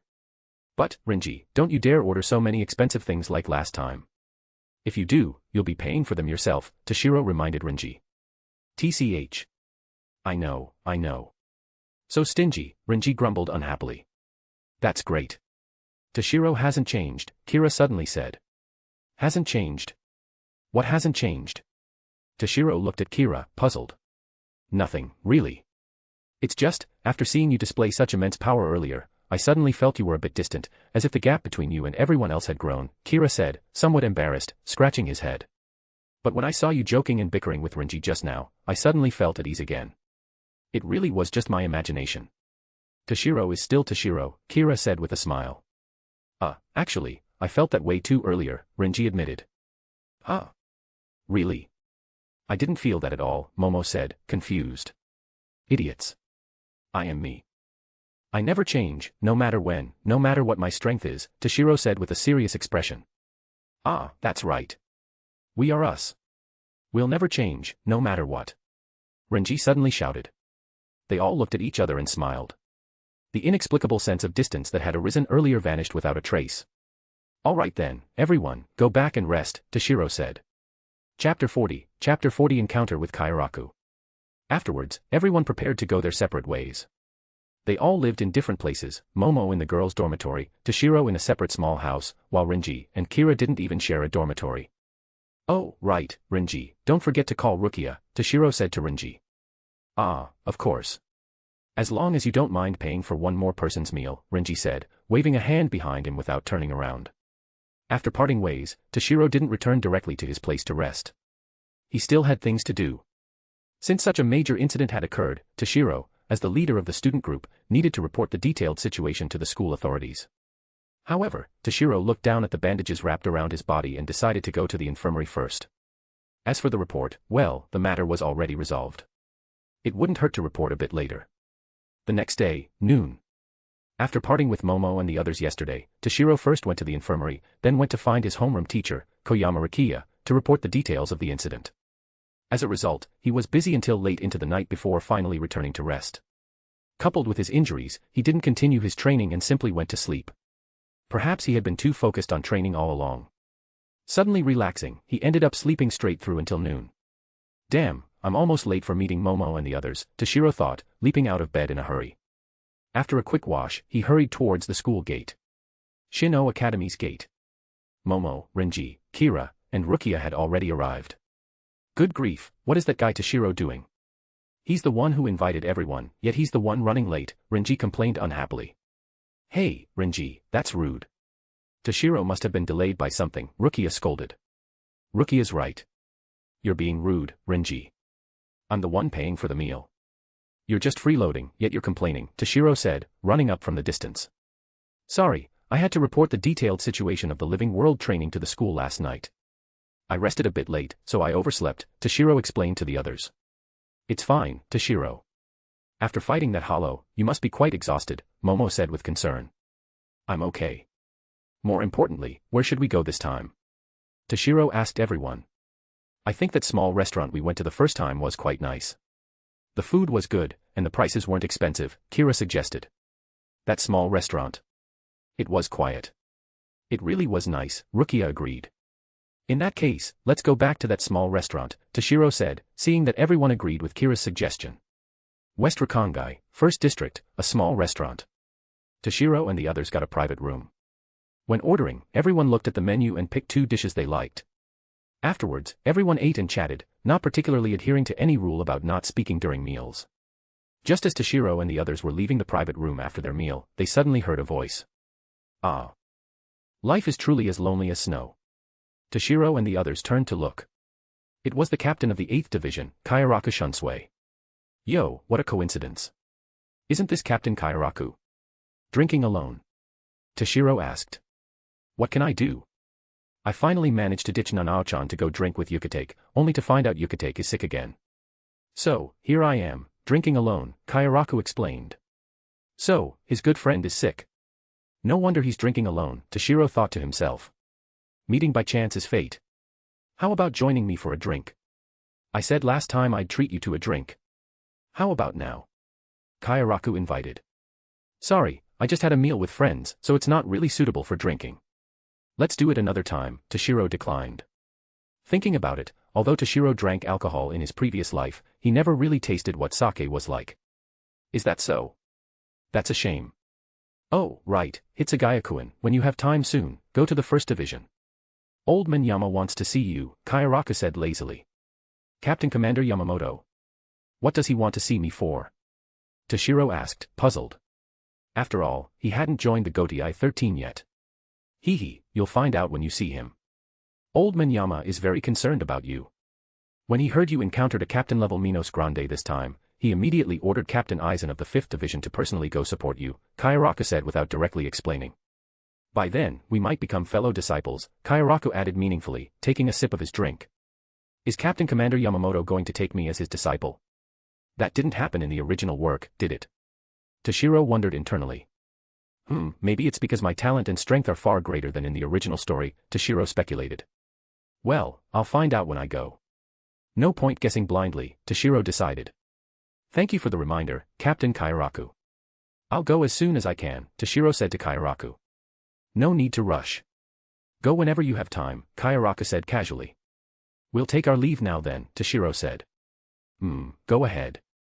Oh, and next time I invite you for a drink, don't refuse.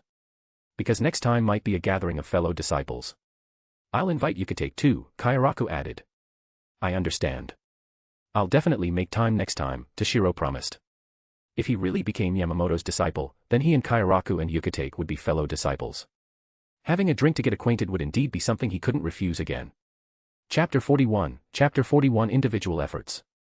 Hey, Toshiro, are you really going to be taken as a student by the Captain Commander? That's the Captain Commander. After leaving the small restaurant, Renji was so flustered he didn't know how to express his shock. Idiot, did you forget what Captain Kairaku said? It's only a possibility. If Yamamoto wanted to take Toshiro as a student, Toshiro wouldn't have any objections. After all, Yamamoto was the strongest Shinigami in 1,000 years. With his guidance, Toshiro's strength could improve even faster. Captain Kairaku is Captain Commander Yamamoto's student, after all. If he says so, it's probably true, Kira said, stroking his chin. There's no need to keep guessing. I'll find out what it's about when I go, Toshiro said, ending the topic. Afterwards, the group wandered around the streets some more. The first district, connected to the Siriidii, was arguably the most prosperous area in the Rakangai. Even Shinigami frequented this place. Toshiro and the others ran into several Shinigami after just a short while. Whenever they saw something interesting for sale, they gathered to look, though they didn't buy anything. The shopkeepers weren't thrilled but didn't say much. Since everyone was wearing the Shino Academy's uniform, even though they weren't Shinigami yet, the shopkeepers didn't dare to offend them. After wandering for the afternoon, everyone returned to the academy. It's getting late. Let's all go back, Toshiro said. With that, everyone went their separate ways. However, what Toshiro didn't know was that after the others parted, they didn't return to rest. Instead, they all, coincidentally, headed towards the training grounds. Shino Academy's indoor training grounds. Momo, Renji, Kira, and Rukia looked at each other, puzzled. What is everyone doing here so late? Could it be? Momo wondered. We're all here to train, right? Kira asked timidly. Sai, if you wanted to train, you should have said so earlier. We could have come together. It would have been more efficient, Momo said with a smile. Shut it. You came here to train secretly too, Renji retorted unhappily. That's great. It seems none of us want to be left far behind by Toshiro, Kira said, also smiling. Well, catching up to that guy might be impossible, but I'd really like to see the shocked look on Toshiro's face when my strength improves. Hee. Renji chuckled proudly. Oh, right, Rukia, why are you here? Renji asked, confused. The others were stimulated by seeing Toshiro's strength and wanted to train hard to close the gap with him. However, Rukia wasn't in Class 1, so she didn't go on the Living World training mission and hadn't witnessed Toshiro's power. Shut up. I just felt like it, wanted to do some training, Rukia said, her expression turning somewhat dejected as she spoke. Among them, only Rukia was in class 2, and her grades were the worst among the group. Although Toshiro skipped to the 6th year, he was in class 1 of the 6th year. His grades went without saying. Having poor grades and failing to integrate into her class and build good relationships with classmates, Rukia had been feeling somewhat depressed. So, she wanted to train secretly by herself. If her performance during exams was outstanding, she could enter class 1 and be with everyone. Alright, since everyone's here to train, let's pair up. Momo with Rukia, and Renji with me. It'll be more effective that way, Kira suggested, smoothing things over. Toshiro's residence. While Momo and the others were training, Toshiro wasn't idle either. He had entered the inner world of his Zanpakuto to train. However, this time Toshiro wasn't training his Ryatsu.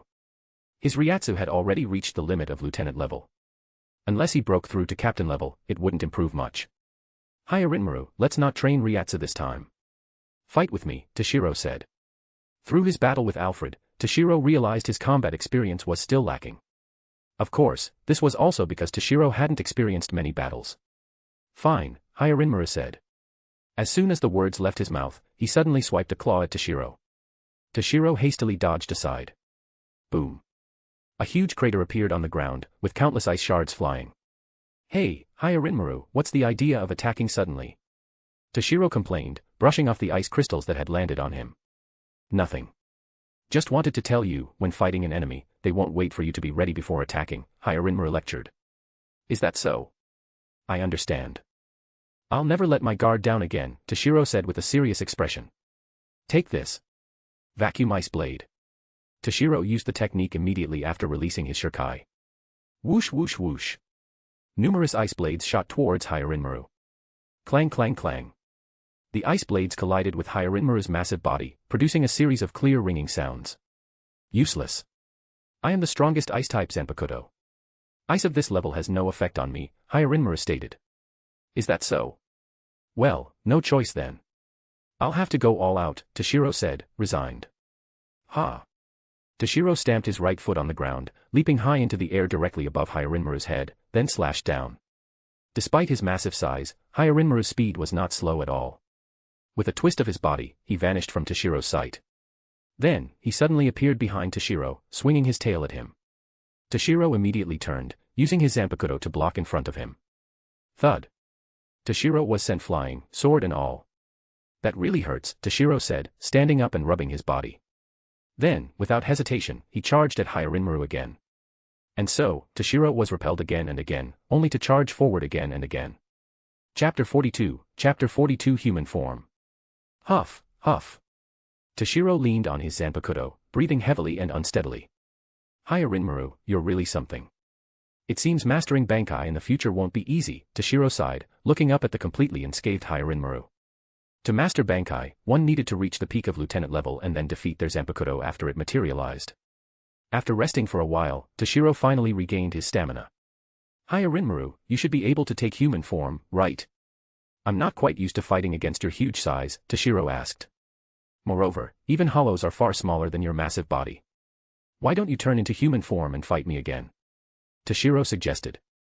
Hiya Rinmaru had always appeared before Toshiro in the form of a massive ice dragon. The anime had once shown Hiya Rinmaru's human form, but that was anime original. He wasn't sure if that was the real case. It is possible to take human form, but, well, fine. Since you want to see it, I'll show you, Hiya Rinmaru said, somewhat hesitantly. A flash of blue light later, what appeared before Toshiro was a girl. A young woman in blue palace attire, with arched brows, phoenix eyes, and an oval face. She was blue all over, even her hair and eyes were ice blue. Toshiro rubbed his eyes vigorously, then looked again. She was indeed a girl. You. Hiya Rinmaru isn't a handsome guy like me. Toshiro stammered. He remembered clearly, the anime's human form Hiya Rinmaru was a handsome guy with dark green long hair. Didn't I tell you before? Don't look at me through the lens of anime, Hiya Rinmaru said, frowning. Her voice was clear and melodious, completely different from the dignified, deep voice from before. Wait. If that's the case, why did you speak with a man's voice before? You think you're Shihoin Yoruchi? Toshiro said, facepalming. Because that sounds more dignified. I knew you'd make a fuss, which is why I didn't want to take human form, Hiya Rinmaru stated matter-of-factly. Alright, Toshiro accepted reluctantly. But why did you turn into a female? Toshiro asked, puzzled. Turn into a female. I was always female, Hyarinmaru retorted unhappily. Have you forgotten how I came to be? Hyarinmaru countered. That's right. The current me is the new Hyarinmaru born from the fusion of your soul energy and the Ice Dragon Pearl. And the Ice Dragon who left the Ice Dragon Pearl as a legacy was female. So, influenced by the Dragon Pearl's power, I was female from the moment I manifested, Hyarinmaru explained before Toshiro could respond. Well, even though you're a woman, thank God you're not lowly, Toshiro recalled the famous meme. Oh. What did you just say? Seems beating Alfred made you a bit cocky, Toshiro. Didn't you say you wanted to fight my human form? Come on. Hyarinmaru seemed to emit a dark aura. No. My mind's a bit of a mess right now. Let me sort it out, Toshiro said, shivering as he looked at Hyarinmaru's seemingly corrupted state. If your mind isn't clear, let me use ice to sober you up, Hyarinmaru said with icy eyes. She raised a hand, and a sword identical to the Zanpakuto in Toshiro's hand instantly appeared in hers. Sit upon the frozen heavens, Hyarinmaru. Hyarinmaru cried out coldly and clearly. Toshiro, standing beside her, wore a strange expression upon hearing Hyarinmaru call his own name to release the Zanpakuto. Roar. A frost dragon suddenly charged at Toshiro. Boom. The daydreaming Toshiro was directly hit by the frost dragon. With a crack, Toshiro was frozen into an ice sculpture.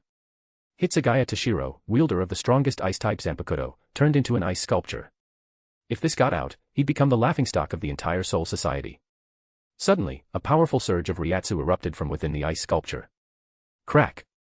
A fissure appeared on the ice sculpture. Bang!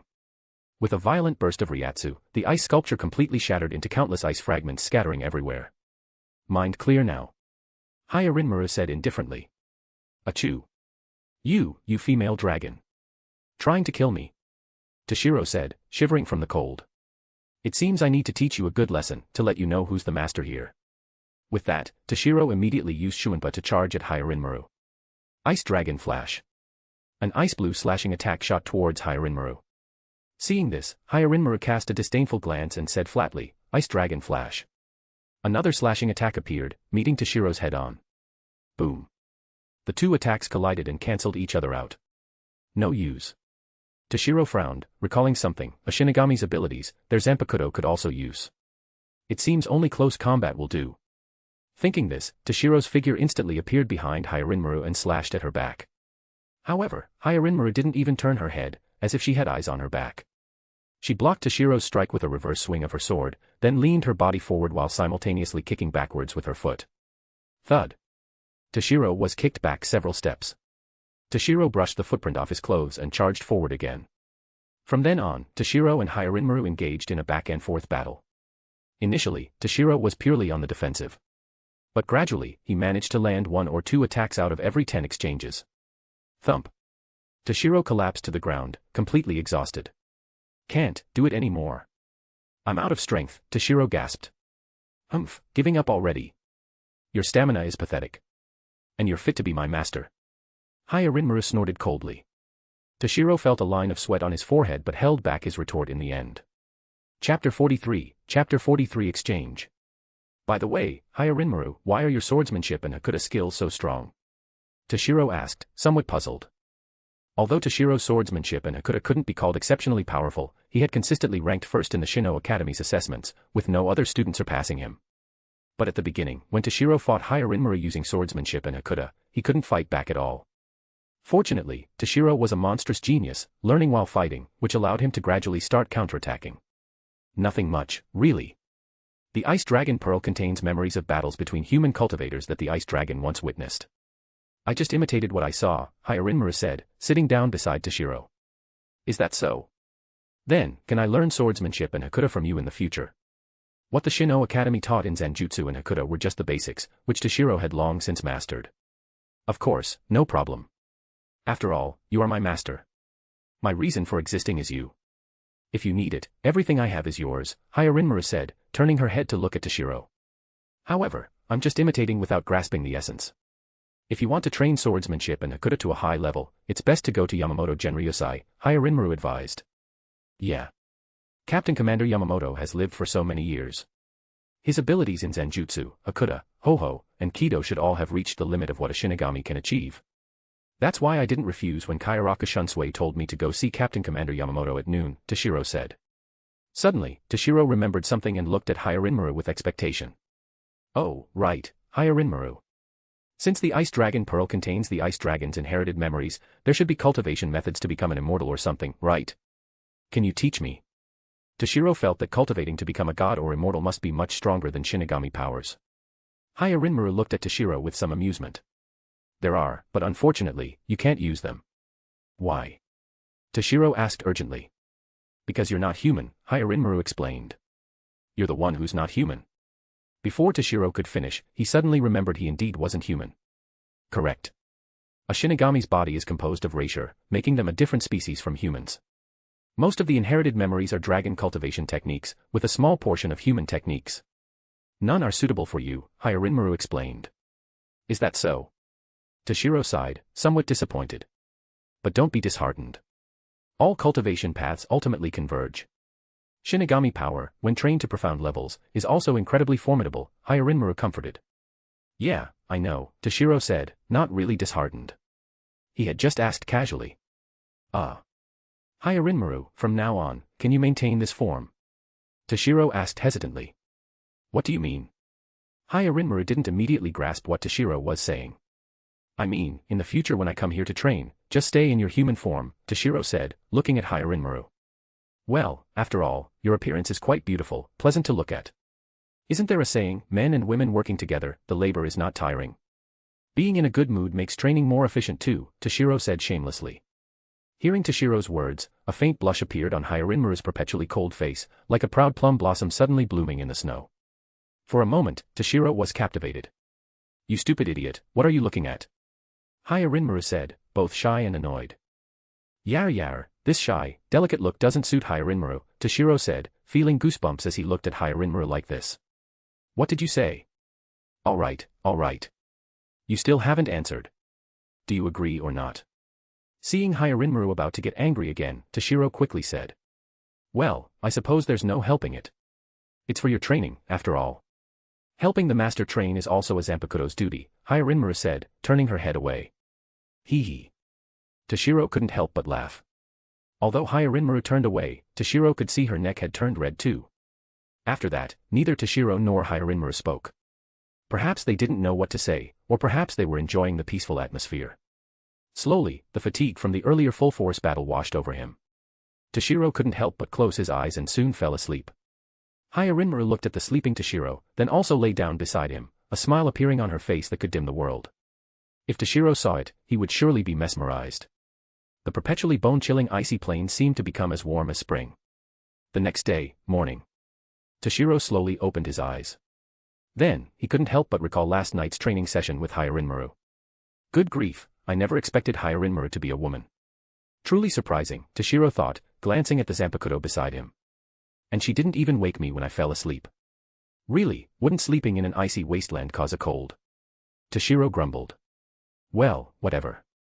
No point overthinking. Better think about what to do today. As for training, I've hit a bottleneck. There won't be significant progress for now. Besides, training should balance work and rest. I'll skip training today.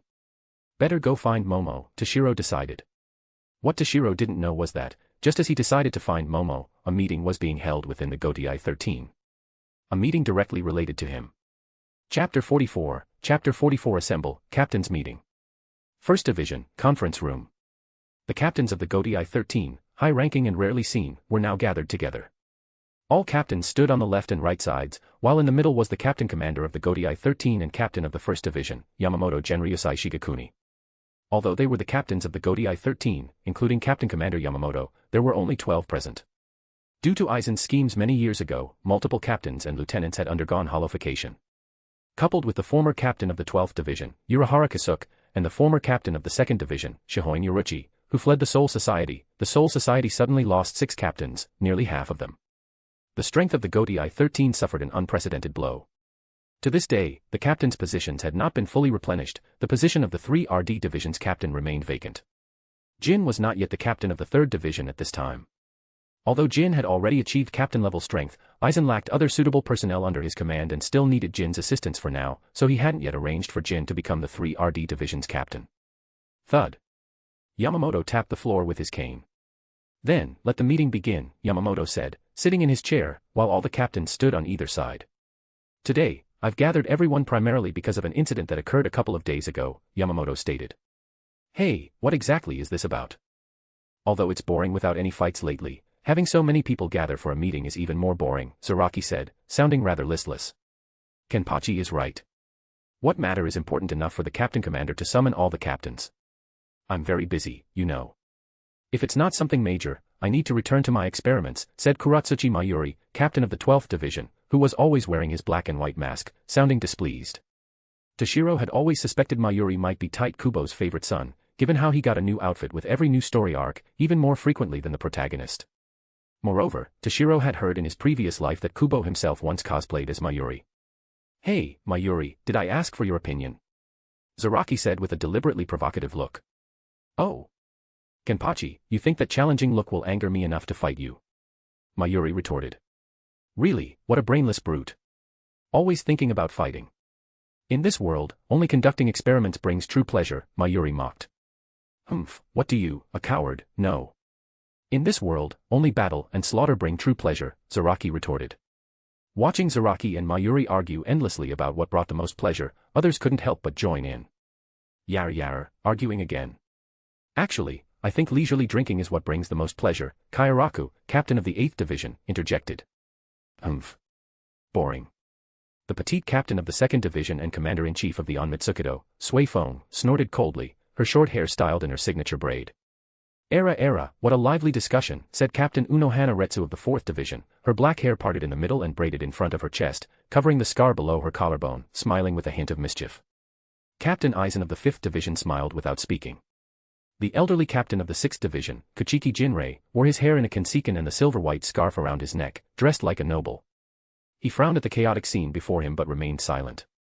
Captain Kamamura Sajin of the 7th division, wearing a bucket-like helmet that concealed his face, his expression was unreadable. The blind captain of the 9th division, Tozen Kaname, wearing eye mask, stood silently. Captain Shiba Ishin of the 10th division, with black short hair and a short beard, the future Kurosaki Ishin, father of the protagonist Kurosaki Ichigo from Bleach, stood there chuckling foolishly. Captain Yukitake Jushiro of the 13th division, with his long white hair, was coughing violently to the side. Thud. Yamamoto banged his cane forcefully on the floor. Enough. As captains of the Goti I-13, what kind of spectacle is this, making such a racket? Yamamoto said angrily. Now, let's get to the main point. The matter at hand concerns an incident that occurred in the living world the night before last, Yamamoto said, putting an end to the bickering. Just the day before yesterday, Shino Academy's students on their field training mission in the living world were attacked by hollows, Yamamoto explained. What? Just a few hollows attacking students, and you called us all here for this minor matter? Zaraki said, dissatisfied. Aside from a few who were in the know, the other captains also showed expressions of incomprehension. Students on field training missions in the living world encountering hollows wasn't unheard of. Even if a few students were killed, it wasn't a major incident. Though it might sound callous, the Goti I-13 constantly fought hollows, and people died almost daily. Compared to that, the death of a few students truly wasn't a big deal. The situation isn't that simple. The students didn't encounter ordinary hollows, but a captain-level Minos Grande, and a Juchas, Yamamoto stated. What? Aside from those who already knew, the other captains couldn't help but pause, exclaiming in surprise. Oh, a captain-level Minos Grande. Interesting. So, where is that hollow? Zaraki's eyes lit up upon hearing, captain-level Minos Grande. That captain-level Minos Grande is already dead, Yamamoto said, glancing at Zaraki. What? Already dead? Zaraki instantly deflated.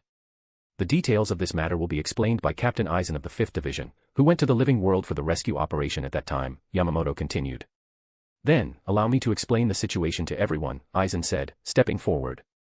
Chapter 45 Adjournment. Aizen walked to the center, facing Yamamoto. Initially, when I received the order, I didn't pay it too much attention because the message from the Shino Academy said they had only encountered some ordinary hollows. Moreover, the leader was the most talented student in the history of the Shino Academy, Hitsugaya Toshiro, who possesses lieutenant-level strength. So, at first, I only planned to send a few ordinary division members to assist with the situation. I was too careless in this matter. Here, Aizen apologized again. This isn't your fault. No one could have expected things to develop that way. Please continue, Captain Aizen, Yamamoto said. Yes. Immediately afterwards, I received orders from the Captain Commander and another message from the Shino Academy stating that a Captain-level Minos Grande had appeared. So I immediately set off for the living world to provide support. However, to my shame, by the time I arrived, the Captain-level Yhwachs had already been dealt with. And the one who defeated the Captain-level Yhwachs was none other than the student leading the group, Hitsugaya Toshiro. At this point, Aizen paused. What? A lieutenant-level defeating a Captain-level Minos Grande. The captains all showed expressions of shock. That's correct. He defeated a Captain-level Minos Grande with lieutenant-level strength. Truly worthy of being the most talented student of the Shino Academy. I'm afraid his strength isn't much inferior to those present here. As he spoke, Aizen glanced meaningfully at Zaraki. Oh, what a fascinating guy. I'd really like to fight him, Zaraki said excitedly. Kenpachi. You will do no such thing, Yamamoto immediately forbade, well aware of Kenpachi's nature. Although Toshiro already possessed captain-level combat power, Yamamoto didn't believe Toshiro could defeat Zaraki right now. Zaraki fought recklessly, caring little for his own life or his opponents. Yamamoto held great hopes for Toshiro and didn't want him destroyed by Zaraki. TCH. Fine, Zaraki said unhappily. Hey, human nature isn't something you can stop with just a word, Captain Commander, Aizen thought to himself. Although a captain-level Minos Grande appeared, fortunately, due to the efforts of the student leader, Hitsugaya Toshiro, there were no student casualties. That is the sequence of events, Aizen concluded. Regarding this incident, what I want to say is, Captain Mayuri, why didn't your Research and Development Bureau report the appearance of the hollows immediately? Yamamoto demanded. You didn't even react to the appearance of a captain-level Minos Grande. I only learned about this incident after the Shino Academy appealed to the Godai 13 for aid. Yamamoto was extremely dissatisfied with the Research and Development Bureau's complete inaction this time. My apologies. I was conducting an experiment at the time, and my subordinates didn't report the news of hollows appearing in the living world to me. Mayuri had also only learned about this matter now. Regarding this, I think we cannot place all the blame on Captain Mayuri, Aizen stepped forward to say. According to the students at the scene, those hollows seem to possess the ability to conceal their Ryatsu. Aside from Hitsugaya Toshiro, whose senses are sharp and detected the anomaly, none of the other students sensed the hollows' Ryatsu before they appeared. Aizen played the good guy, defending Mayuri. In that case, no punishment this time. However, I hope there won't be a next time. After hearing Aizen's explanation, Yamamoto let the matter drop. Of course. It's just a few measly hollows, yet they dared to be so brazen, evading the Ryatsu detection devices I developed. This really makes me lose my honor. Mayuri said through gritted teeth. I've decided. Until I develop a new Ryatsu detection system, I will temporarily halt all other experiments, Mayuri stated firmly. Then, please ensure enhanced monitoring of the living world in the future to prevent such incidents from recurring, Yamamoto said. This matter ends here. Next, each division will report on their internal work, Yamamoto addressed the captains. After discussing the Godai 13's routine work, this captain's meeting concluded. Creak. The conference room door opened, and the captains filed out. Simultaneously, the door to the adjacent smaller conference room opened, and the lieutenants from each division emerged. Ken-chan, what's wrong? Why do you look unhappy? The 11th Division's lieutenant, Ichiru, leaped up and skillfully climbed onto Zaraki's shoulder. Ichiru, I just heard about a guy with really good strength. I wanted to fight him, Zaraki said gloomily. Then go find him, right? Ichiru asked, puzzled. But the old man got really angry and stopped me, Zaraki said irritably. What to do then? The captain commander is really scary when he's angry, Ichiru said worriedly, biting her finger. Screw it, I dash. That won't do, Captain Kenpachi. Before Zaraki could finish, a voice suddenly interrupted him. Aizen pretended to be passing by Zaraki, coincidentally overhearing his words. If something were to happen to a talented student like Hitsugaya-kun, it would be a loss for the entire Godai 13. Moreover, if Captain Kenpachi were to be defeated accidentally, how would others perceive us? The captain of the Godai 13's strongest combat division, defeated by a student who hasn't even graduated yet. Wouldn't that make people look down on the Godai 13? As he spoke, a glint of light seemed to flash across the lenses of Aizen's black-framed glasses. Hey, Aizen, what's with that tone? You make it sound like I'd actually lose, Zaraki said, staring at Aizen with an unfriendly look. Chapter 46 Aizen's scheme. No, I'm just saying it's a possibility. After all, Hitsugaya Toshiro's strength is not weak. Moreover, regardless of who wins or loses, it's not beneficial for the Godai 13, Aizen explained. TCH. What does that have to do with me? All I want is battle and slaughter. Everything else is irrelevant, Zaraki said indifferently. Hey, How about you fight me instead? Zaraki said, looking at Aizen. No, Captain Kenpachi, you jest. You are the captain of the strongest combat division. How could I be your match? Aizen declined. Coward. Zaraki snorted disdainfully, then turned and left. Ken-chan, where are we going now? Yuichiro asked. I'm in a bad mood. Let's not return to the division just yet. Let's go out for a walk, see if we can run into some hollows, Zaraki said casually. Watching Zaraki's departing figure, a subtle smile of success played on Aizen's lips. During the captain's meeting, Aizen had repeatedly praised Toshiro's strength precisely to draw Zaraki's attention. Even his words just now were a form of reverse psychology. Someone like Zaraki existed solely for battle and slaughter, reveling in fighting all kinds of strong opponents. The reason he joined the Godai 13 in the first place was because most of the Soul Society's strongest were gathered there. Therefore, upon learning of Toshiro's strength, he would inevitably want to fight him. And this was exactly Aizen's goal. After his plan failed last time due to Toshiro's interference, Aizen had been pondering how to deal with Toshiro. A proud genius like Toshiro could never be subdued and used as a disposable pawn. But leaving him unchecked, given Toshiro's talent, he would rapidly grow into a powerful opponent. He would undoubtedly become a significant obstacle to Aizen's plans in the future. If Aizen were to act personally, any exposure that drew attention would jeopardize his entire scheme. Thus, Aizen conceived this plan of using a borrowed blade to kill. Whether it succeeded or not, he had nothing to lose. Old habits die hard. Even with Captain Commander's warning, if you were to encounter Toshiro Hitsugaya face-to-face, Zaraki Kenpachi, would you still be able to restrain yourself? Thinking this, Aizen secretly followed Zaraki. Then, he activated his Kyoka Soijetsu's ability, subtly influencing Zaraki's and Yuichiro's sense of direction, guiding them towards Toshiro's location. So then, Hitsugaya Toshiro, can you perform another miracle this time and defeat Zaraki Kenpachi? I'm quite curious. Although he said he was curious, Aizen didn't believe for a second that Toshiro could defeat Zaraki. While Toshiro had defeated a captain-level Minos Grande, that was only at the early captain level, the lowest tier among captains. Any captain in the Godai 13 could easily defeat such an opponent. Let alone Zaraki. It must be remembered that throughout the generations, the title of Kenpachi represented the strongest Shinigami in the Godai 13, excluding the captain commander, of course. Although due to certain reasons, Zaraki's current strength was far from his peak, and the title of strongest Shinigami might be somewhat inflated, he was still vastly stronger than Toshiro Hitsugaya. Achoo.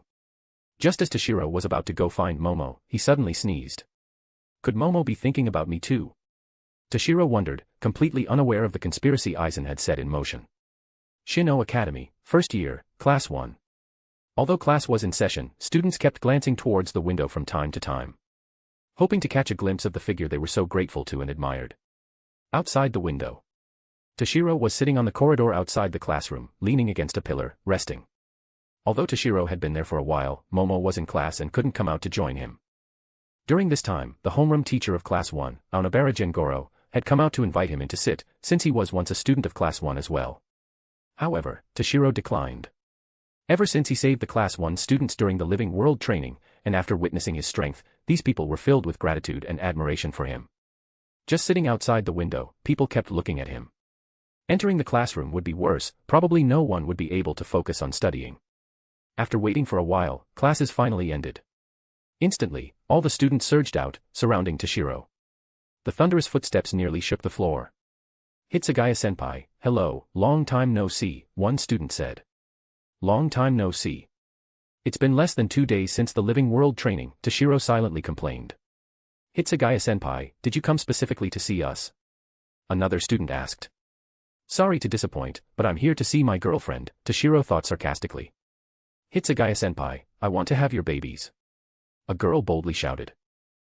Let's not.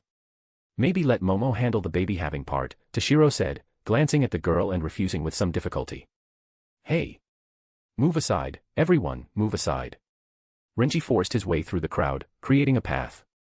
Behind him were Momo and Kira. Toshiro, sorry, I was in class just now and couldn't come out to see you, Momo said. No, it's my bad timing. All right, let's go, Toshiro said, standing up. Everyone, please make way. We need to leave, Toshiro said to the students surrounding them. Amidst reluctant gazes, Toshiro, Momo, and the others gradually disappeared. They first went to Class 2 to find Rukia, then gathered under a large tree to have their packed lunches. Nom dash. Toshiro took a bite of the lunch Momo had made. Tastes great, Momo. Your cooking has improved again, Toshiro said, nodding in approval. Hey, Renji, you're a real light bulb, you know. Toshiro frowned, looking at Renji, who was shoveling his lunch into his mouth next to them, making loud chewing sounds. It was ruining his mood for chatting with Momo. Light bulb. What's that? Renji paused and asked. A light bulb must be that thing we saw during the Living World training, that thing that glows, used for lighting, Kira mused. Oh. But, Toshiro, I'm not a light bulb. Why do you say that? Renji asked, confused. Well, forget it. It's nothing, Toshiro said, feeling mentally exhausted. Chapter 47 approaching. Zaraki Kenpachi. Toshiro had just forgotten that while electric light bulbs had existed for many years, they hadn't yet acquired that specific metaphorical meaning. Moreover, such things were rarely used in the Soul Society. Most people maintained ancient lifestyles, using oil lamps, candles, and the like. After eating and resting for a bit, Renji said he wanted to go train. Kira and Rukia eagerly agreed.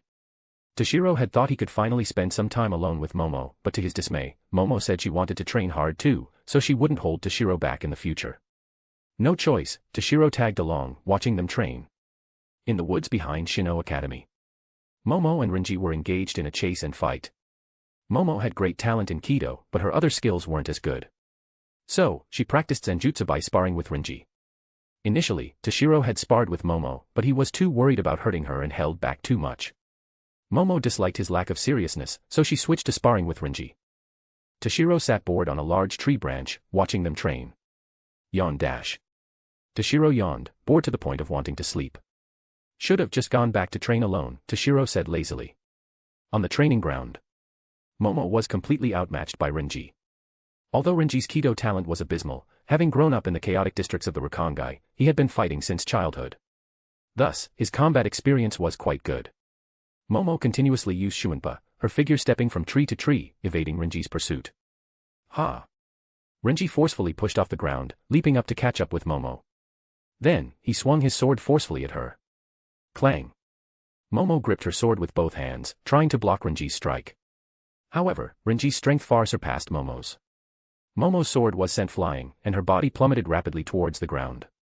Ow, that hurts. Really, Renji, I told you to fight seriously, but you didn't have to go this far, did you? My hand is injured, Momo said, holding her bruised right hand. TCH. You're so hard to please, Momo. Of course you train seriously. If you don't train seriously, what's the point? You might as well go find Toshiro then, Renji said, somewhat displeased. Hey, Renji, you dare hurt Momo? Feeling brave, huh? Want me to spar with you instead? Toshiro sat on the tree, looking down at Renji with an unfriendly gaze. And no. You can't blame me. Momo told me to fight seriously, Renji said, sweating profusely. It's fine, Toshiro. I was just joking. My hand just got a bit sore from the impact, Momo said. Then, she resumed sparring with Renji. Hey, Yachiru, why did we end up in the woods? Zaraki looked around, feeling surrounded by trees. Huh? Didn't Kenchan walk here himself? I just followed you, Yachiru said cutely, biting her finger. Zaraki directly jumped onto a tree, surveying the surroundings. Oh, finally see it. Let's go that way. It's closer to the exit. From a higher vantage point, seeing further, Zaraki finally spotted the exit after jumping into the trees. At the other end of the woods were Toshiro and the others. Zaraki stepped from tree to tree, rapidly moving through the forest canopy. Suddenly, Zaraki's figure stopped. There are some people ahead. And one of them has pretty good Ryatsu, Zaraki said excitedly. Who is it? Ah, whatever. I'll find out when I get there, Zaraki said, his figure swiftly disappearing. Two Ryatsu approaching rapidly. Who is it? Toshiro, who had been resting with his eyes closed, suddenly opened them. Saying this, Toshiro immediately jumped to the top of a tree, looking behind him. Jingle jingle. Suddenly, the sound of bells rang out. The sound arrived before the person. Swish. A figure appeared atop a tree opposite Toshiro. The wind pressure stirred by his movement caused nearby trees to bend. Simultaneously, a wild, violent Ryatsu surged towards Toshiro's direction. Their eyes met, sparks seeming to fly between them. The newcomer had a fierce appearance, a scar on his left cheek, an eye patch over his right eye, his hair tied into several spiky tufts like horns, with small bells attached to them. It was the captain of the 11th Division, Zaraki Kenpachi. You are the captain of the 11th Division, Zaraki Kenpachi. Although phrased as a question, Toshiro was already absolutely certain in his heart. He had seen him many times in the anime in his previous life, but meeting him in person was a first. Oh, you know me. Zaraki said. Well, you're wearing a captain's haori, meaning you're one of the Goti 13's captains. Combined with your distinct features, guessing your Captain Kenpachi isn't difficult, Toshiro said calmly. Is that so? Zaraki said noncommittally. Jingle jingle. The bells on Zaraki's head, specifically used to sense Ryatsu, rang again. You are indeed the strongest among the 5. But speaking of which, why does your Ryatsu feel somewhat familiar? Zaraki said, puzzled. Ken-chan, I know. Suddenly, a small pink head popped up from behind Kenpachi's shoulder. Pink short hair, 2 red spots on her cheeks, even shorter than Toshiro, it was the 11th Division Lieutenant, Yuichiro. Half a year ago, we got a report of a Minos Grande appearing in the Rakongai. But when we arrived, the hollow was already dealt with, leaving only a pile of ice shards. The Ryatsu emanating from those ice shards was exactly the same as his, Yuichiro said with certainty. Is that so? So you're the one who stole my prey. Zaraki said, realization dawning. Hey, kid, what's your name? The matter of stealing my prey can't just be dropped, Zaraki said, clearly looking for a fight. Hitsugaya. Hitsugaya Toshiro, Toshiro said, frowning. This guy means trouble, Toshiro thought to himself. Oh. You said your name is Hitsugaya Toshiro just now. Zaraki asked. That's right, Toshiro said, puzzled, not understanding why Zaraki suddenly seemed excited. Ha ha ha. Zaraki suddenly burst out laughing. Chapter 48 Fight. Hitsugaya Toshiro. Interesting.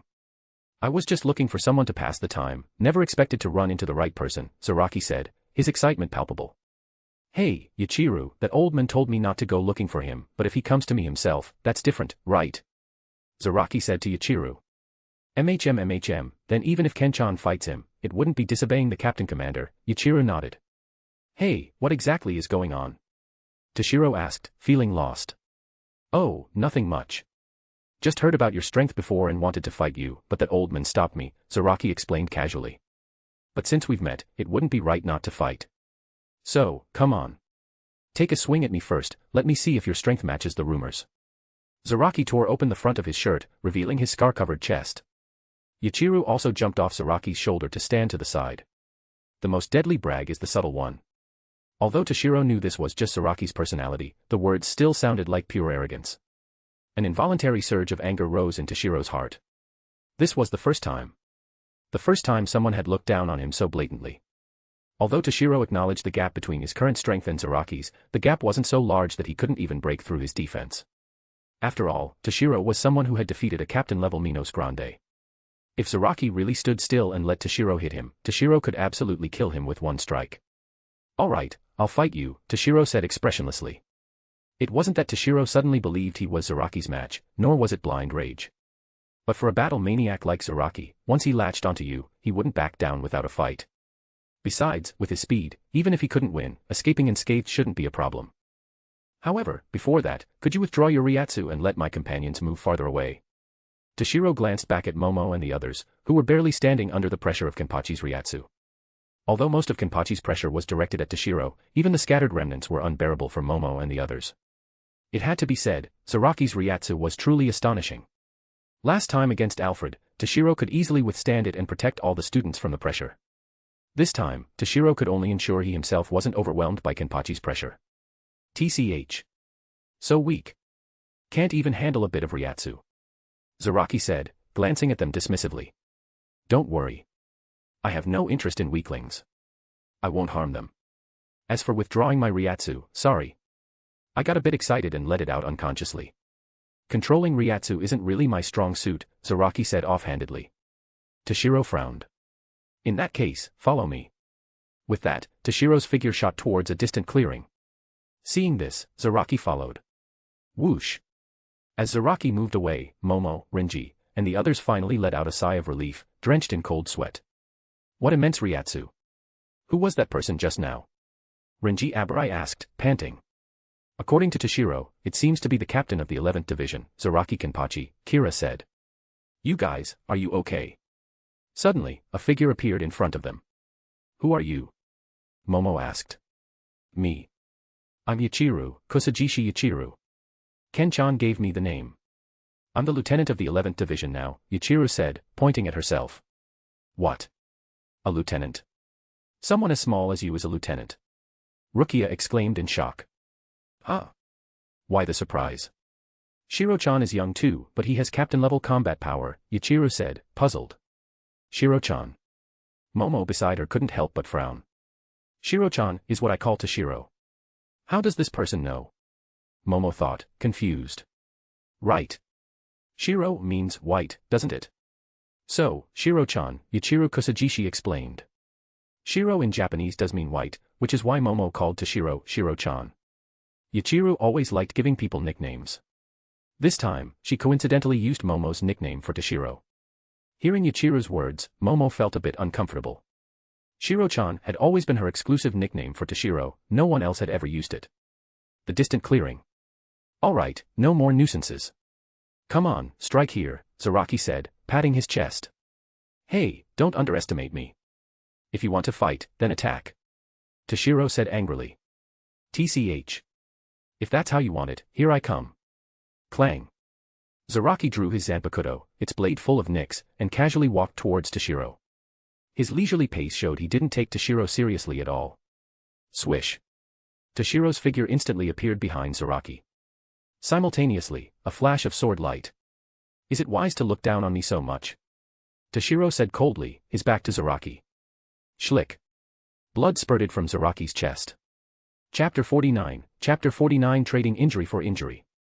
What incredible speed. What powerful Ryatsu. Zaraki exclaimed. What's this? You're actually pretty good, Zaraki said, glancing at the bleeding wound. But why? Why didn't you aim for a vital spot like the heart just now? That might have killed me, Zaraki asked. Humph, nothing much. If we're going to fight, it should be a fair fight. Winning by exploiting your carelessness wouldn't bring any satisfaction. Of course, this only applied to people like Zaraki who enjoyed fair fights. Against other treacherous enemies, Toshiro wouldn't be so considerate. Excellent. Truly excellent. Ha ha ha. I have to admit, you are indeed a remarkable opponent. Not just strong, but your temperament suits my taste perfectly, Zaraki shouted excitedly. In the distance. Hey, he's clearly injured, so why does he look so happy?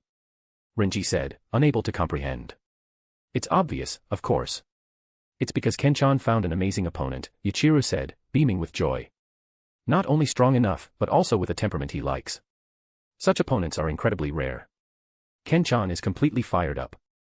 I haven't seen him this happy in a long time, Yachiru said, dancing around. Ha ha ha. Watch out, here I come. Zaraki bellowed. Step, step, step. Step, step, step. Footsteps echoed as Toshiro and Zaraki charged at each other simultaneously.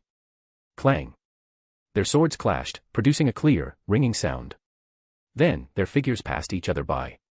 Ha! They turned and charged at each other again. Clang. Toshiro gripped his sword with both hands and slashed at Zaraki. Zaraki blocked with his right hand while simultaneously grabbing Toshiro's Zanpakuto with his left. Completely ignoring his left hand being sliced and bloodied by Toshiro's blade, Zaraki pulled forcefully. Toshiro, along with his sword, was yanked forward. At that moment, Zaraki thrust his sword with his right hand straight towards Toshiro's chest. In a critical moment, Toshiro stomped his right foot hard on the ground, propelling himself upward and kicking at Zaraki's left hand gripping his Zanpakuto. Thud. Toshiro's kick forced Zaraki's left hand open. Simultaneously, using the momentum, Toshiro performed a backflip to retreat. As Toshiro landed and looked forward, Zaraki's figure had already vanished from his sight. Jingle. Suddenly, the sound of bells came from behind. Zaraki appeared behind Toshiro and brought his sword down in an overhead slash. Toshiro hastily crossed his sword above his head with both hands, blocking the attack. Clang. Although he blocked Zaraki's strike, Toshiro's legs buckled under the pressure.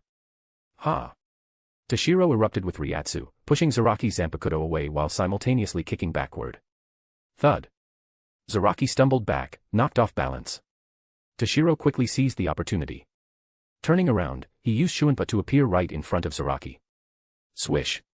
A flash of blade light, and another deep, bone-exposing wound appeared on Zaraki's body. Ha! This is fantastic. Again. Zaraki roared excitedly.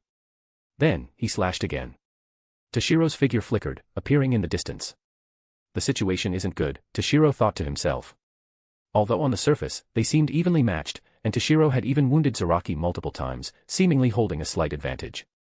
But Toshiro was already fighting at his full capacity, aside from not releasing his Shirkai. Zaraki, however, clearly wasn't using his full power, he was merely enjoying the fight.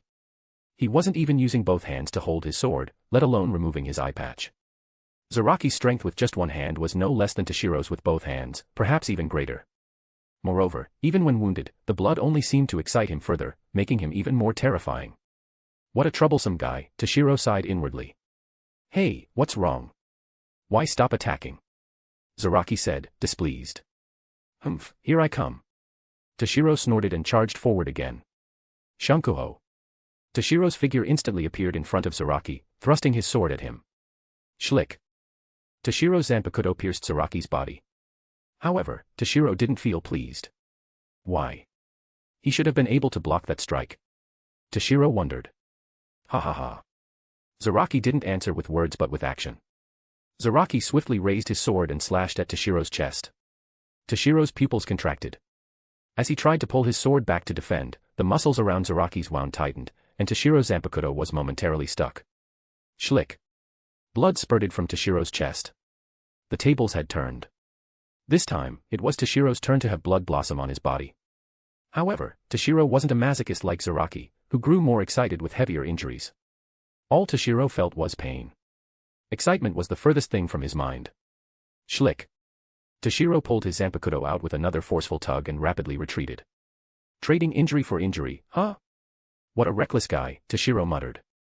Usually, trading injury for injury was a tactic used by the weaker party against the stronger. But Toshiro never expected Zaraki, who was stronger than him, would use this method against him. Humph. So what if it's trading injury for injury? Who can't do that? Toshiro thought defiantly. The one with nothing to lose fears nothing. Since his opponent was already using this tactic, what did he have to fear? Thinking this, Toshiro charged forward again. Then, it became a game of, you slash me, I slash you, as the two fought with increasing fervor. Chapter 50 All Out. Several minutes later, Toshiro leaned heavily on his Zanpakuto, gasping for breath. Toshiro looked down at his body, covered in numerous wounds. Then he glanced at Zaraki, who was drenched in blood, looking even worse off than Toshiro, yet still standing tall. Is this guy really a monster with an immortal body? Losing that much blood, wouldn't he die? Toshiro couldn't help but marvel inwardly. Zaraki had more wounds than Toshiro, not because Toshiro was stronger, but because Toshiro dodged whenever possible, while Zaraki didn't seem to care. Fighting is so much fun, but winning is even better, Zaraki suddenly said, gripping his sword with both hands. Toshiro's heart tightened, finally using both hands. Ha! Zaraki roared, charging at Toshiro with his sword held in both hands. Seeing this, Toshiro hastily raised his own sword to block. Bang! Toshiro was sent staggering backward, his feet scraping against the ground, leaving shallow grooves. His hands trembled violently, nearly losing his grip on his Zanpakuto. What? His strength increased this much. Although he knew Zaraki would become stronger using both hands, he didn't expect the increase to be so drastic. Before Toshiro could steady himself, Zaraki attacked again. Left with no choice, Toshiro raised his sword to block once more. Bang! Toshiro was forced back again. From then on, Toshiro was completely suppressed, forced to rely on his speed to keep up with Zaraki. Hey, Hitsugaya Toshiro, shouldn't you be showing your true strength about now? Continuing like this isn't very interesting, Zaraki said, pointing his sword at Toshiro. You must have a Shirkai or something, right? You won't be able to defeat me without it, Zaraki said. Humph, if you want to see it, I'll show you, Toshiro snorted coldly. Sit upon the frozen heavens, Hyarinmaru. Toshiro chanted solemnly. Boom. A pillar of ice blue Ryatsu shot into the sky. Instantly, dark clouds gathered overhead, rumbling with thunder. The sky above the entire Siriitii suddenly darkened. Every release of Hyarinmaru was such a spectacular, earth-shaking event. Not bad. Truly not bad. Being able to alter the weather. Seeing this for the first time. Seeing this awe-inspiring scene, Zaraki felt no fear, only heightened excitement. Again, seeing Toshiro's Shirkai again, Kira murmured. Toshiro will definitely win, Momo affirmed. Even though the opponent was a captain of the Gotei 13, witnessing such a breathtaking scene gave Momo and the others a strange sense of calm. They felt Toshiro would surely win. Even though Shiro-chan is strong, Ken-chan will definitely win in the end, Yachiru countered. Gotei 13. First Division, Duty Room. Yamamoto, who was handling official business, suddenly paused. He looked at the dim surroundings and frowned. The sky darkened. Is it going to rain? No. Sensing something amiss, Yamamoto closed his eyes, carefully perceiving his surroundings. Suddenly, Yamamoto's eyes snapped open, a sharp glint within them. This Ryatsu is Hitsugaya Toshiro. The other is Zaraki Kenpachi. While Shinigami could sense Ryatsu around them, they didn't usually actively extend their perception. Moreover, the place where Toshiro and Zaraki were fighting wasn't particularly close to the Godai 13's headquarters, so Yamamoto hadn't noticed earlier. If not for Toshiro's shuriken darkening the sky and drawing Yamamoto's attention, he still wouldn't know. Although he hadn't met Toshiro in person, given the high hopes he placed on him, he had thoroughly investigated all information about Toshiro. He had even sensed Toshiro's Ryatsu through the ice left behind after Toshiro's battles with hollows. As for Zaraki, he was all too familiar with him. Humph. I explicitly told you not to seek out Hitsugaya Toshiro. You paid no heed at all. Yamamoto was furious. He had just warned Zaraki during the morning meeting, yet by noon, he was already fighting Toshiro. Kenpachi, if anything happens to Hitsugaya Toshiro, I won't let you off lightly. With that, Yamamoto immediately used Shuinpa, heading at high speed towards the source of the Ryatsu he sensed. He had to stop Zaraki. 11th Division. Hey, Yumachika, do you sense it? Madarame Ikaku, the third seat of the 11th Division, stood in front of the division barracks and asked. Yeah. Captain is fighting someone, Iasegawa Yumachika said with a serious expression. I can feel it. Captain is extremely excited. It's been a long time since he's encountered an opponent that made him this happy, Ikaku said. Let's go see who's making Captain so excited. Ikaku rubbed his shiny bald head and swiftly headed out. Simultaneously, Captain Suifeng of the 2nd Division, Captain Unohana of the 4th Division, Captain Jinrei of the 6th Division, Captain Kamamura of the 7th Division, Captain Kairaku of the 8th Division, Captain Ishin of the 10th Division. Anyone who wasn't tied up with urgent matters rushed towards the source of the Ryatsu. Aside from Kairaku, the others didn't know Toshiro was the one fighting Zaraki, nor were they going specifically to stop Zaraki. It was just that even the captain commander was personally rushing over, so something major must be happening. Take this, Zaraki Kenpachi. As Toshiro's voice fell, the frost dragon formed by his Ryatsu after shuriken release swiftly charged at Zaraki. Seeing the frost dragon rushing towards him, Zaraki showed no fear, directly slashing at it. Thud. Zaraki didn't manage to shatter the frost dragon with one strike. Instead, he was sent staggering backward, his feet scraping grooves in the ground. Simultaneously, ice began to form on his body. Ha! Zaraki roared, erupting with his full Ryatsu. A golden Kanatsu also shimmered on his Zanpakuto. Boom. Crack. With Zaraki's Ryatsu eruption, the frost dragon was finally shattered. Chapter 51 appear. Hyarinmaru. Vacuum ice blade. But before Zaraki could react, Toshiro's next move was already unleashed. Whoosh whoosh whoosh. Countless ice blades filled the sky. Zaraki had no time to respond before being hit. When Toshiro's attack ceased, Zaraki was revealed. He was covered from head to toe with ice blades, looking like a porcupine, a truly pitiful sight. Hiss. Even Toshiro couldn't help but suck in a sharp breath at Zaraki's state. However, Zaraki obviously didn't mind.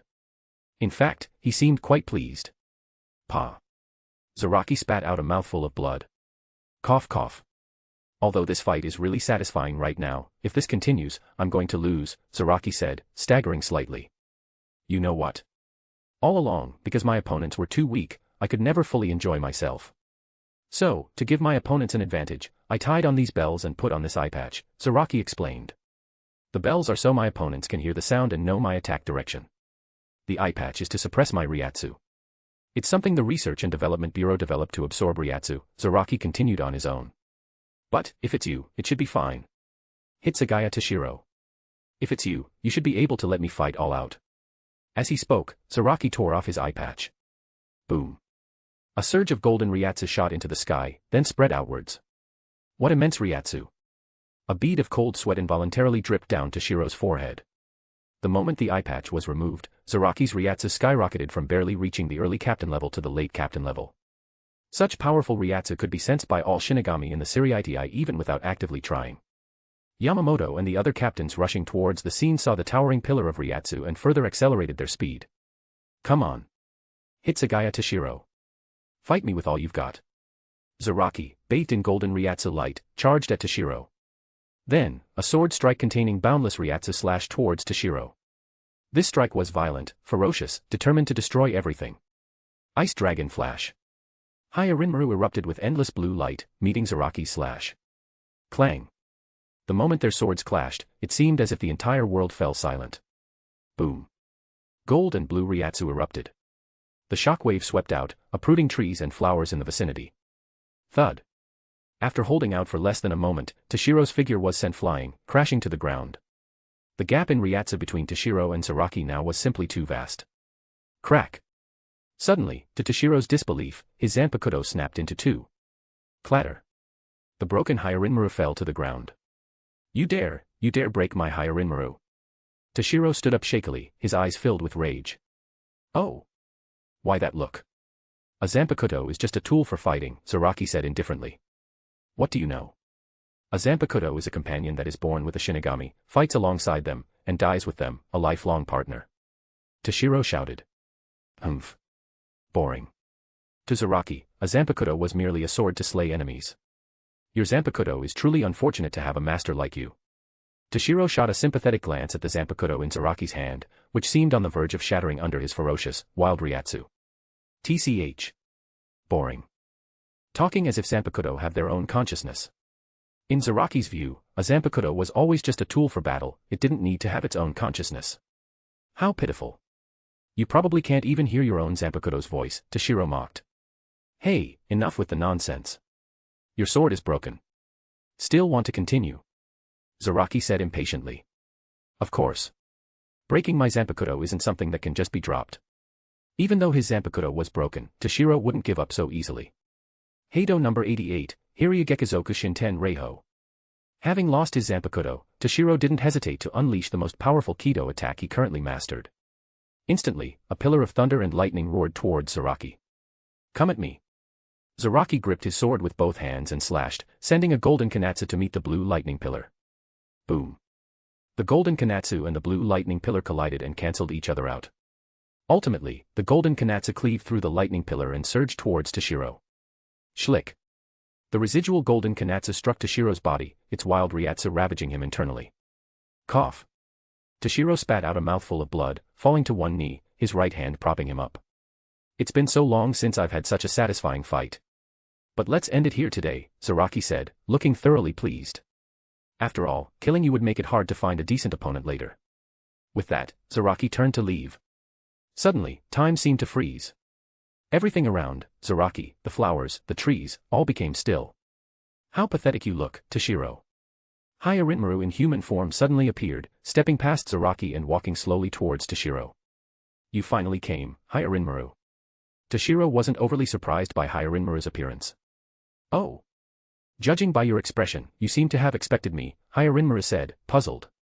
It's nothing much. I just felt today's scene was very similar to when Ichigo fought Zaraki Kenpachi, so I wondered if you would appear like Zangetsu did. In the original work, Ichigo also fought Zaraki while at lieutenant level and ultimately won with Zangetsu's help. Oh. Want me to recite some of Zangetsu's lines to encourage you? Hyarinmaru teased. No need. I remember them better than you, Toshiro declined. Forget the fear. Look ahead. Keep moving forward. Don't ever stop. Retreat will only bring age. Cowardice will bring death. Call out, my name. Zangetsu's classic lines were still fresh in Toshiro's memory. Chapter 52 Victory. Hyarinmaru, ever since I transmigrated to this world, I've been thinking about one thing, should I do nothing and follow the original plot, or should I try hard to change some things, Toshiro said. Is that so? Hyarinmaru was somewhat surprised. Toshiro hadn't mentioned this to her before. If I just let things take their natural course, judging by the plot, I probably wouldn't die. So why bother fighting desperately against one terrifying enemy after another?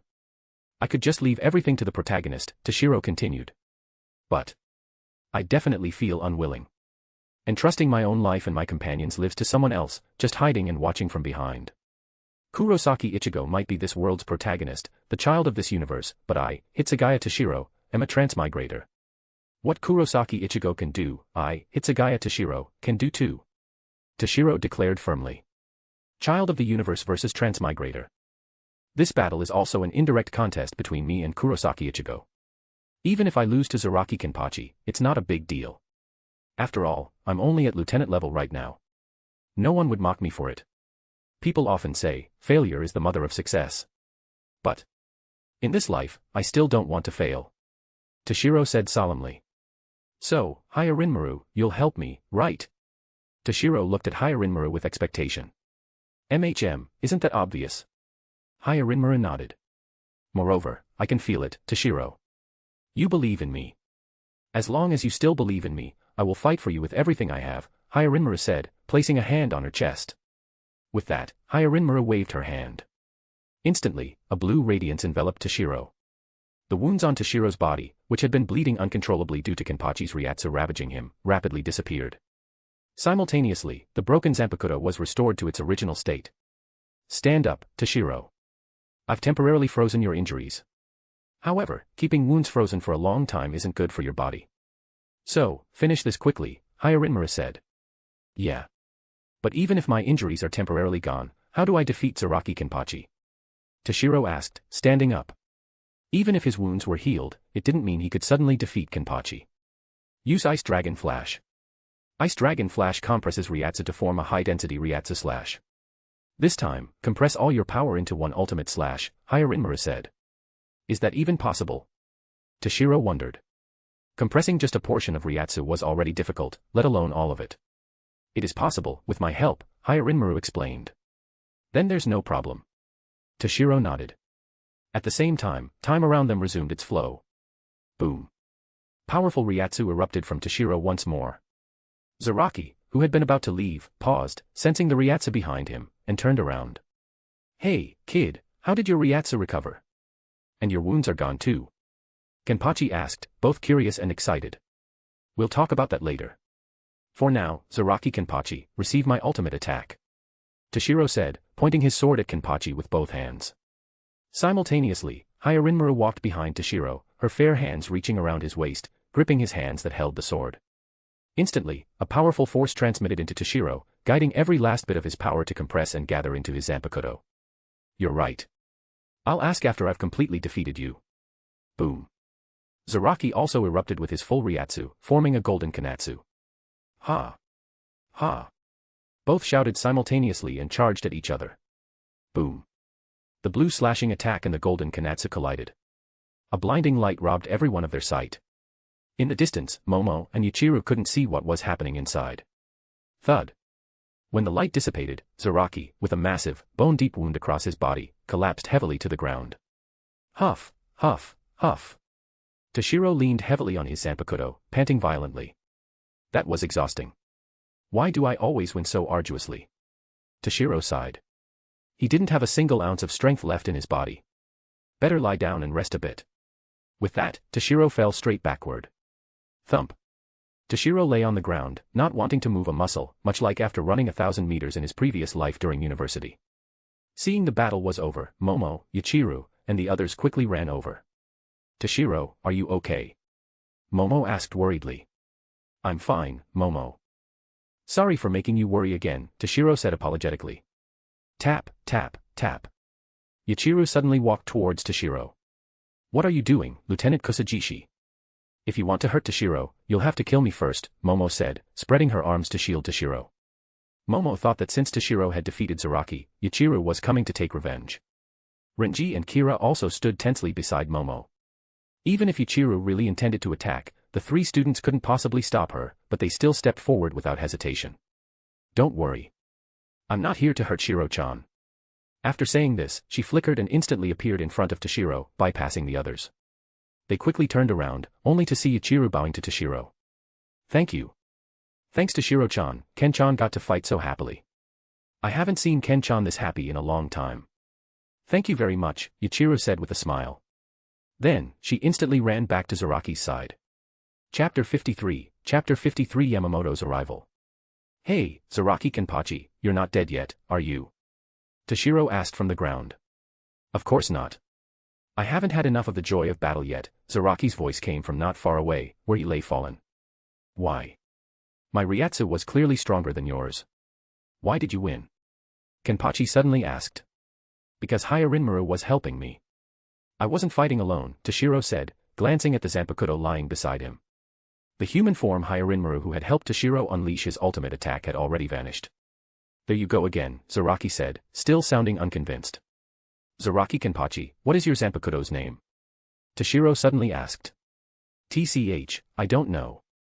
That sort of thing, Kenpachi said. Then, let me ask differently. Zaraki Kenpachi, what is your name? Toshiro continued. Ah. Did you get your head knocked around, Hitsugaya Toshiro? My name is Zaraki Kenpachi. Kenpachi shot Toshiro a look as if he were an idiot. Zaraki is the name of the 80th district of the Rakangai. Kenpachi is a title bestowed upon the strongest Shinigami generation after generation. So, that's just a name you gave yourself, right? What about before that? Toshiro said, ignoring Kenpachi's look. You're right. The name Zaraki Kenpachi is one I gave myself later. Before that, I didn't have a name, Zaraki said, a rare trace of sorrow in his expression. It must have been painful, seeing others have names to be called by, while you had none. So, Kenpachi, your Zanpakuto is also in pain, Toshiro said. Hearing this, Zaraki's hand gripping his sword trembled slightly. Then, he raised his broken Zanpakuto, which is now only half its length, before his eyes. So you were in pain? Sorry.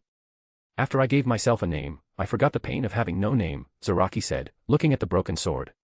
Though it's a bit late, can you tell me your name now? Zaraki stared at the Zanpakuto. TCH, still not possible, huh? Zaraki concentrated for a long while but didn't hear his Zanpakuto's voice.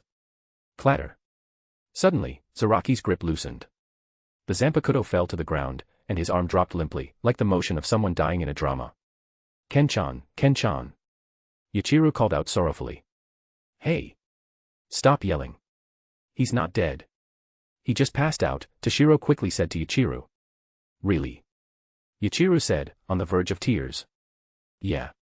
I didn't aim for a vital spot. He probably just lost too much blood and fainted. After all those injuries earlier, if he were really completely fine, he'd be truly immortal, Toshiro explained. Thank you, Shiro-chan. You're such a good person, Yachiru said, thanking him again. I don't mind the good person card, but can you please not call me Shiro-chan? Toshiro frowned. Shiro-chan really wasn't a good nickname. Momo calling him that was one thing, as she'd always done so. But now Yachiru was doing it too. At this rate, the whole Soul Society would start using it. But Shiro-chan is Shiro-chan, Yachiru said as if it were obvious. Toshiro showed a helpless expression. Getting Yachiru to change her way of addressing him seemed like a long and difficult task. Then, Toshiro subtly glanced in a certain direction, revealing a meaningful expression. Aizen. At that moment, Aizen, hidden in the shadows observing everything, was frowning and pondering his next move, unaware that Toshiro had already sensed him. Zaraki wanted to fight Toshiro and coincidentally ran into him. That was too much of a coincidence, so Toshiro suspected Aizen's involvement. Thus, earlier, Toshiro had activated his Dragon's True Eye to survey the surroundings and indeed discovered Aizen. As Toshiro's Ryatsu increased and he gradually mastered its use, the activation time for Dragon's True Eye had increased to over a minute. Using it briefly to locate Aizen didn't add much burden. Just then, Aizen suddenly turned his head to look behind him, then instantly vanished. Not long after Aizen disappeared, a figure swiftly passed by the area. It was Yamamoto. I never expected Captain Commander Yamamoto to value Toshiro Hitsugaya so highly, to personally rush over. To avoid drawing attention, it seems I can't move against him easily for now. Well, he's already under Kyoka Suigetsu's influence anyway. He can't cause any major trouble. After Yamamoto passed, Aizen's figure reappeared. Swish. Yamamoto's figure instantly appeared at the scene. Kenpachi, you dash. As soon as he appeared, Yamamoto intended to reprimand Zaraki for disobeying his order, only to see Zaraki severely injured and unconscious on the ground. Toshiro, although lying on the ground, seemed relatively unharmed. What happened? Yamamoto asked, puzzled. Was the one who fought Zaraki not Toshiro? But the Ryatsu he sensed was definitely Toshiro's. The scene around them, looking as if a typhoon had passed through, confirmed that a fierce battle had indeed taken place here. Captain Commander, you're here.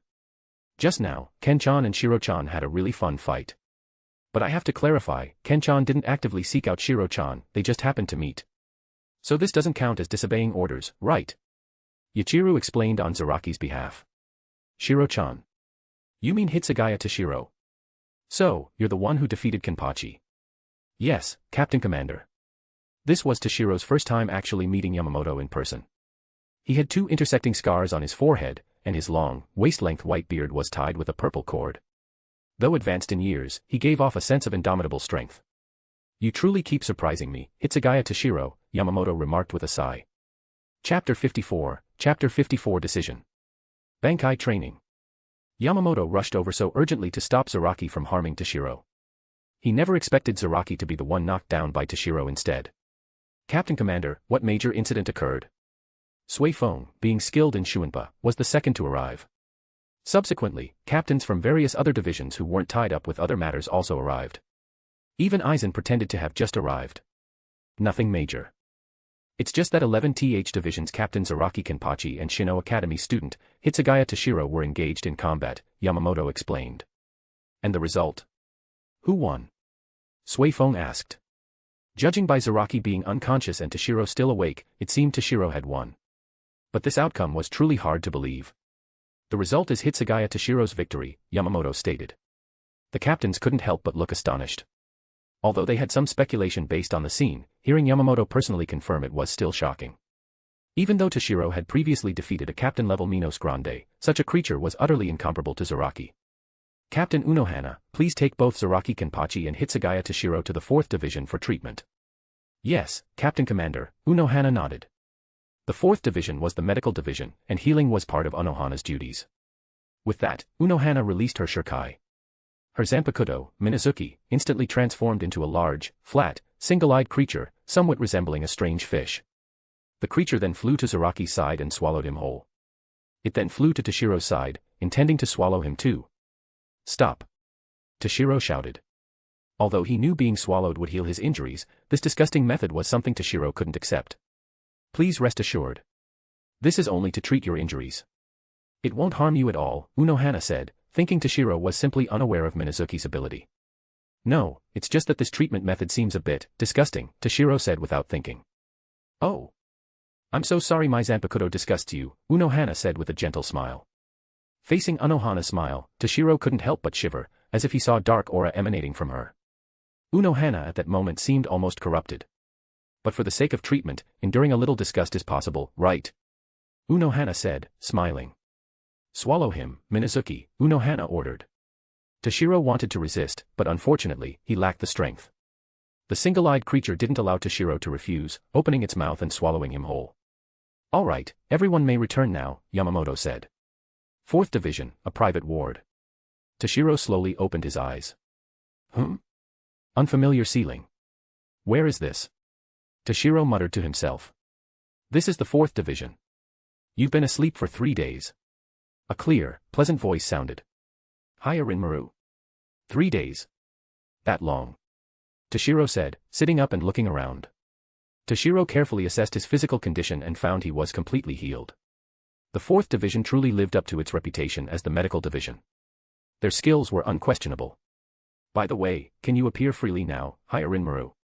Toshiro said, looking at Hiya Rinmaru sitting beside him. Your strength has reached the limit of lieutenant level. When a Shinigami reaches this stage, their Zanpakuto can materialize. At this point, if the Shinigami can make their Zanpakuto submit, they can learn Bankai, Hiya Rinmaru said, looking at Toshiro. So, that means I can start Bankai training now. Toshiro said seriously. Rest for a few more days, and then we'll begin, Hiya Rinmaru replied. No. Let's start now. I don't want to wait any longer, Toshiro refused. Now. Is your body up for it? Hiya Rinmaru asked, concerned. Don't worry. My body is completely healed. And I really don't want to wait anymore. In this fight with Zaraki Kenpachi, if I had already mastered Bankai, I wouldn't say I'd completely crush him, but at least I wouldn't have struggled so hard to win. Toshiro was eager to start Bankai training. Alright then. But if it's too much, don't force yourself, Hiya Rinmaru said helplessly. Toshiro got off the bed and looked around. In the ward, besides himself and Hiya Rinmaru, only Momo was there, asleep with her head resting on the bedside. Abarai Rinji and Kira Izuru were persuaded by Captain Unohana to return to class. Only Hinamori Momo insisted on staying to take care of you, Hiya Rinmaru explained, seeing Toshiro's look. Toshiro walked to Momo's side, picked her up, placed her on the bed, and covered her with the blanket. Hiya Rinmaru frowned at this. You could have left that to me. Don't take advantage secretly. Toshiro felt speechless. It was just picking Momo up and putting her on the bed. Given his relationship with Momo, what was the big deal? Let's go, Hiya Rinmaru. Let's ask Captain Unohana for a training area. We can't exactly train in the ward, Toshiro said. With that, Toshiro pushed open the door and walked out. Behind him, Hyarinmaru hesitated for a moment, then vanished. She didn't want to appear before anyone other than Toshiro. Toshiro walked out of the room. After just a few steps, he encountered someone. Ah. You're awake. The other person spoke before Toshiro could. Toshiro couldn't see what the person looked like because they were simply too tall. Frowning slightly, Toshiro reluctantly looked up. The person had short light purple hair, with several thin braids on either side of her ears, and features that leaned towards being androgynous. Most importantly, although a woman, her height surpassed most men's. By Toshiro's estimation, she was close to 190 centimeters, probably the tallest female in Bleach. Oh, I haven't introduced myself yet. I'm Kotetsu Aizen, the lieutenant of the 4th Division. Nice to meet you.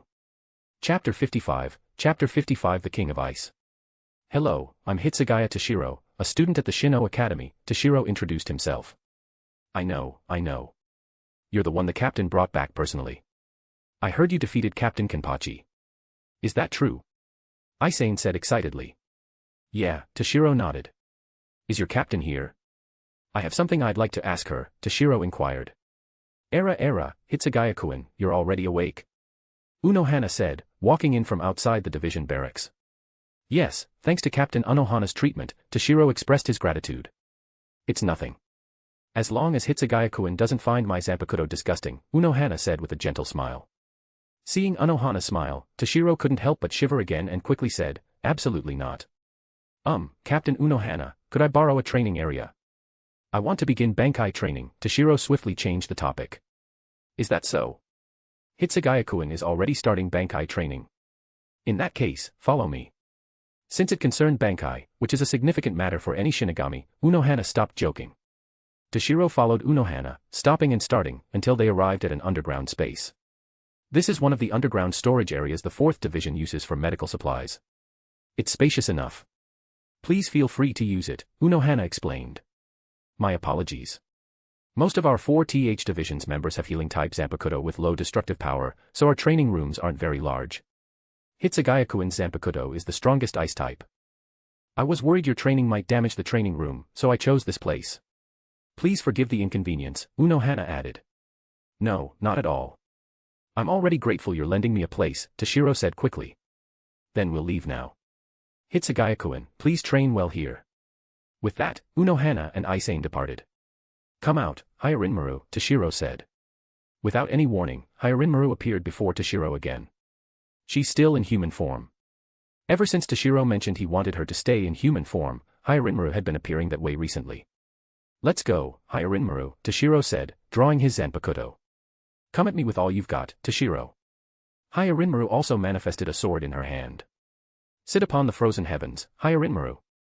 Sit upon the frozen heavens, Hyarinmaru. Both chanted simultaneously. This time, there was no earth-shattering spectacle. Because Toshiro deliberately suppressed the weather subjugation ability, a basic feature of Hyarinmaru. Not because it couldn't be used underground, it could. Firstly, he was afraid of damaging the underground space. Secondly, it wouldn't be effective against Hyarinmaru anyway, so better to conserve Ryatsu. Afterward, they didn't bombard each other with Zanpakuto abilities but engaged in close combat. The Shirkai release was merely to enhance their power. Above the underground storage, Unohana and Aizen came up and closed the door, though they didn't lock it. Truly something to look forward to, Unohana sighed. What is, Captain? Aizen asked.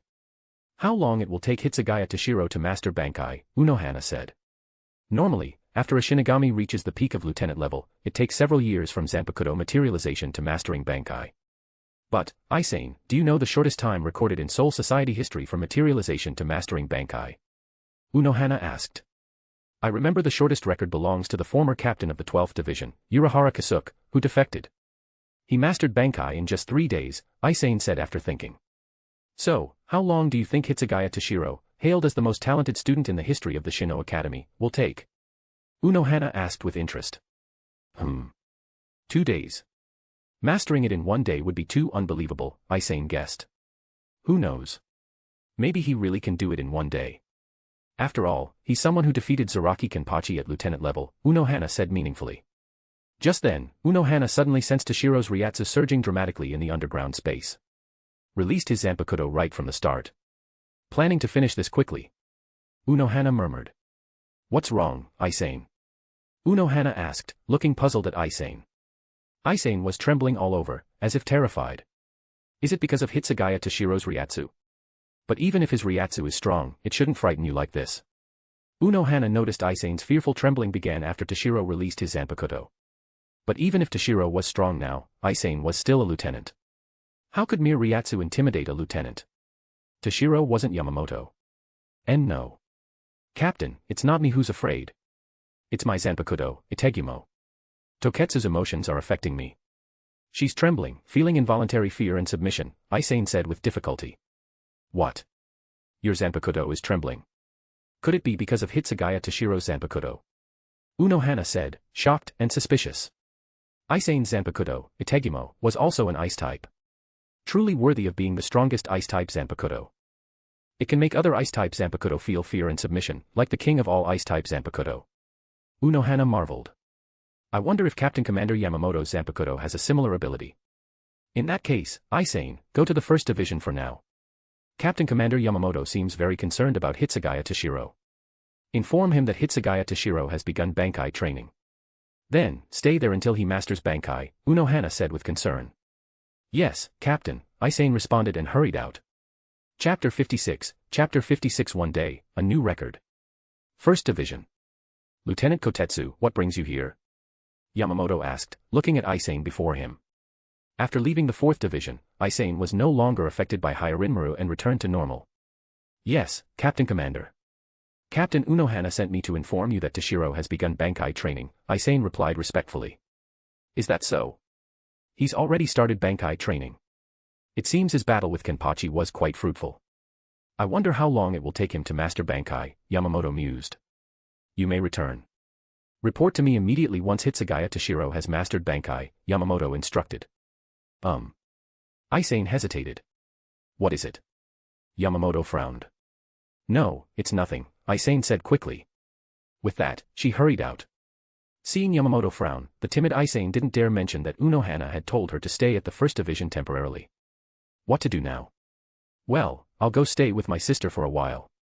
With nowhere else to go, Aizen decided to spend some time with her younger sister. Hitsugaya Toshiro, please master Bankai quickly so I can go back, Aizen prayed internally. 4th Division, Underground Storage. Toshiro, fighting Hyarinmaru, was completely unaware that his actions had caused Aizen to be unable to return. Clang clang clang. The sounds of clashing swords echoed continuously throughout the underground storage. Neither Toshiro nor Hyarinmaru used their Zanpakuto's special abilities. For them, whatever one could do, the other could too. Exchanging skills in a barrage wasn't very meaningful. So, they simply attacked each other using Zenjutsu and Hakuta. At first, Toshiro could only barely hold out for a while before being defeated. But Toshiro didn't give up. He chose to fight on despite repeated losses. Finally, Toshiro's monstrous talent began to manifest. He continuously memorized and analyzed Hyarinmaru's every move, mastering them and then using them against her. Thus, Toshiro's swordsmanship and combat experience skyrocketed. Hyarinmaru found it increasingly difficult to suppress him. Clatter. Finally, the sword in Hyarinmaru's hand was knocked away by Toshiro, and Toshiro's Zanpakuto pointed at a vital spot on Hyarinmaru. And this had taken less than a day. Congratulations, Toshiro. That was faster than I expected, Hyarinmaru said, appearing pleased despite her defeat. Thank you, Hyarinmaru, Toshiro said, withdrawing his Zanpakuto. Toshiro could sense that during the earlier battles, Hyarinmaru hadn't seriously tried to injure him and had even deliberately guided him. Otherwise, he wouldn't have been able to keep fighting after so many defeats, nor would he have progressed so rapidly. No need for thanks. It's all what I should do, and what I willingly chose to do, Hyarinmaru said, shaking her head. Now, Toshiro, accept my power. Hyarinmaru opened her arms and walked towards Toshiro, then embraced him. Hey, Hyarinmaru, what are you doing? Before Toshiro could finish, Hyarinmaru dissolved into streams of blue light, merging into Toshiro's body. Then, Toshiro felt the Ryatsu within him begin to surge violently. Crack. For a moment, Toshiro felt as if he heard the sound of an internal blockade shattering. His previously stagnant Ryatsu began to rise rapidly. Boom. A whirlwind of Ryatsu swept through the underground space. Toshiro's Ryatsu swiftly broke through the lieutenant-level limit, reaching the early captain level, but it still didn't stop. Crack. Toshiro broke through another bottleneck. His Ryatsu rose to the mid-captain level before gradually stabilizing. This feeling is really great. Toshiro closed his eyes, savoring the sensation of being filled with power. When Toshiro opened his eyes again, the mid-captain level Ryatsu within him had been sealed. He would need to release Bankai to unlock it again. Simultaneously, the name of his Bankai appeared in his mind once more. Daiguren Hyarinmaru. Still the same name. Next, Toshiro didn't continue studying his Bankai's power but headed outside. At the entrance to the underground space, Unohana and Momo were waiting. Momo had woken up not long after Toshiro began his Bankai training and had been waiting here ever since, staying up for nearly a full day and night. Momo-kun, don't you want to rest? Unohana asked, looking at Momo, who seemed about to fall asleep. No, I want to wait here for Toshiro, Momo said, rubbing her eyes. But we don't know how long it will take Toshiro-kun to emerge. Can your body hold up? Unohana said with concern. It's fine. Didn't you say that with Toshiro's talent, he'd probably complete his Bankai training in about 2 days? Just 2 days without sleep, I can manage, Momo said, yawning. Creak. Suddenly, the door to the underground storage opened. Idiot. Even if you stay here, you can't train for me, Toshiro said as he walked out. Toshiro, did you complete your Bankai training? Momo asked, walking up to him excitedly. Yeah, finally done, Toshiro nodded. Era, our genius Toshiro-kun, you really love being unpredictable. I thought you'd need at least 2 days, yet you finished in less than 1, Unohana teased. Although Unohana had considered the possibility of Toshiro taking only 1 day, the thought had been fleeting. The current time was morning, while Toshiro had started training at noon. That meant less than a day had passed. Chapter 57 Rematch. It's not that special, Toshiro said. Although he had set a new record for mastering Bankai, the time taken to master it wasn't directly related to actual strength. Momo, go get some sleep first, Toshiro said, looking at Momo's exhausted state. Momo nodded. Now that Toshiro had completed his Bankai training, Momo no longer insisted on staying. Captain Unohana, could you let Momo use a room to rest? Toshiro asked. Of course. I have plenty of empty wards here, Unohana replied. With that, Unohana led them to a room right next to Toshiro's ward. All right, Toshiro, I'm going to rest. You should get some sleep too. You've been training for a whole day, Momo said, lying down on the bed. I know. You rest well, Toshiro said. Momo must have been extremely tired, she fell asleep almost as soon as she lay down.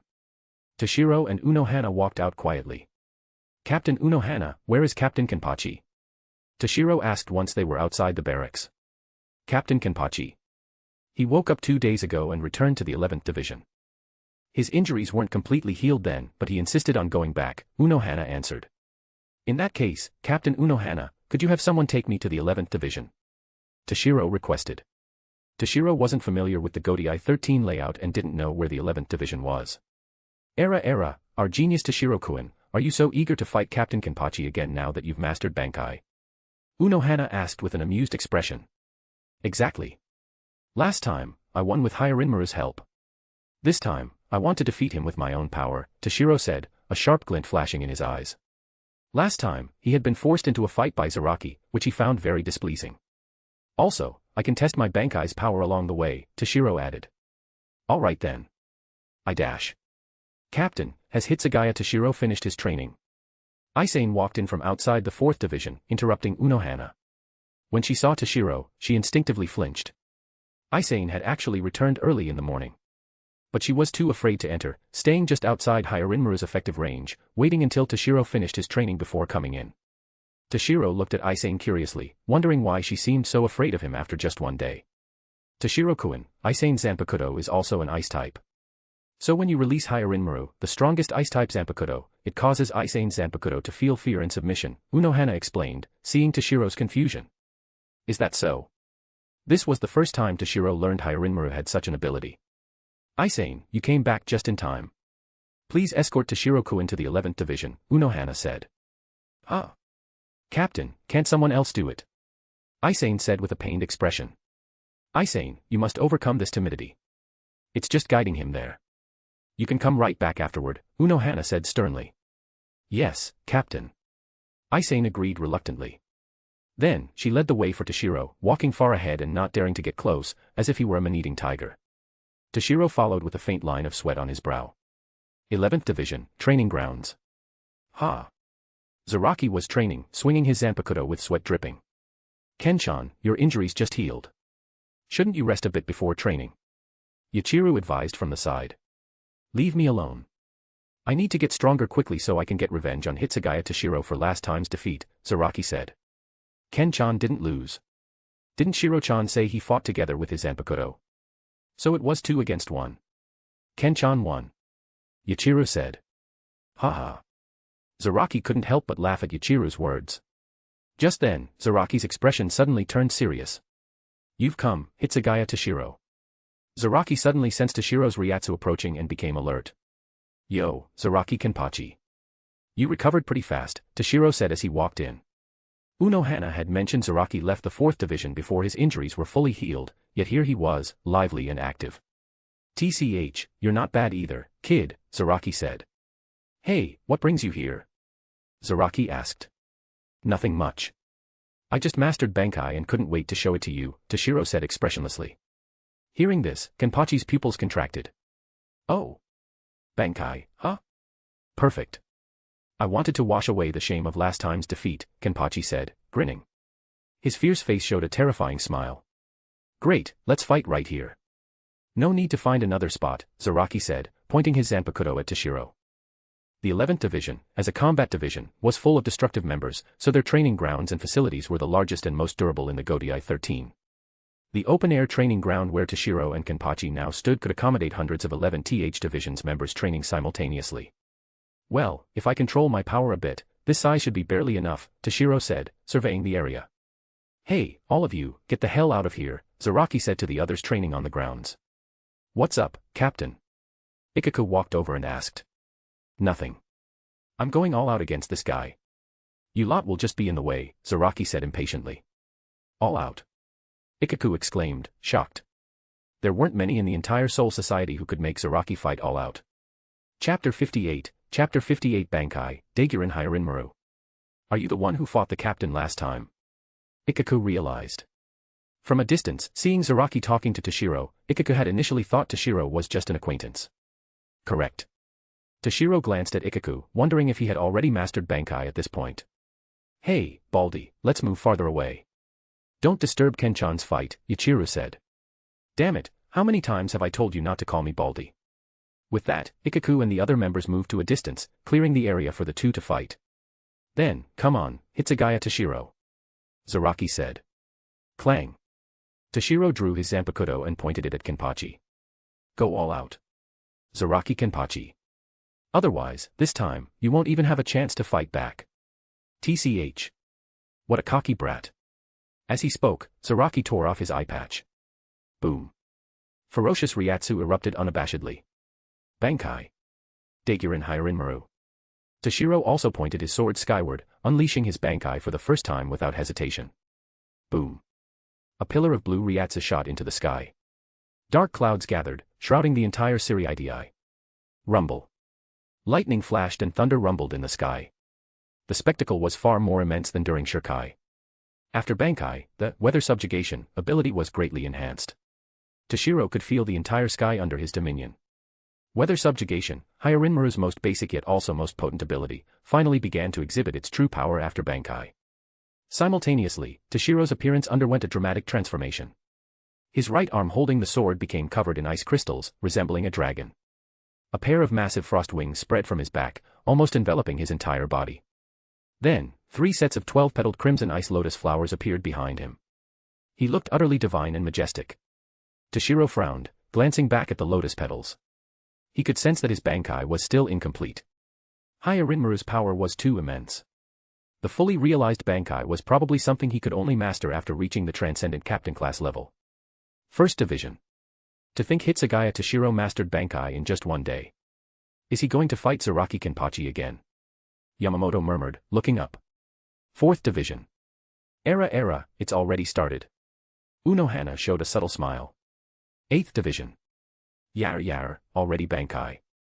So fast. At this rate, he'll surpass me in less than 100 years, won't he? With that, Kayaraka drank another cup of sake. Other captains and members of the Godai 13 also couldn't help but look towards the 11th Division's direction. A captain releasing their full Ryatsu could be sensed by everyone in the Siri-idi even without trying. 11th Division, Training Grounds. After Bankai, countless chilling gusts of cold air emanated from Toshiro, enveloping the entire training ground. Zaraki, standing within, immediately felt a bone-piercing chill. His entire body began to stiffen and grow numb. This hadn't happened during their last battle. Last time, although Toshiro's ice was formidable, as long as he wasn't directly hit, it couldn't affect Zaraki at all. This time, merely the pervasive cold air made him feel as if his body was freezing solid.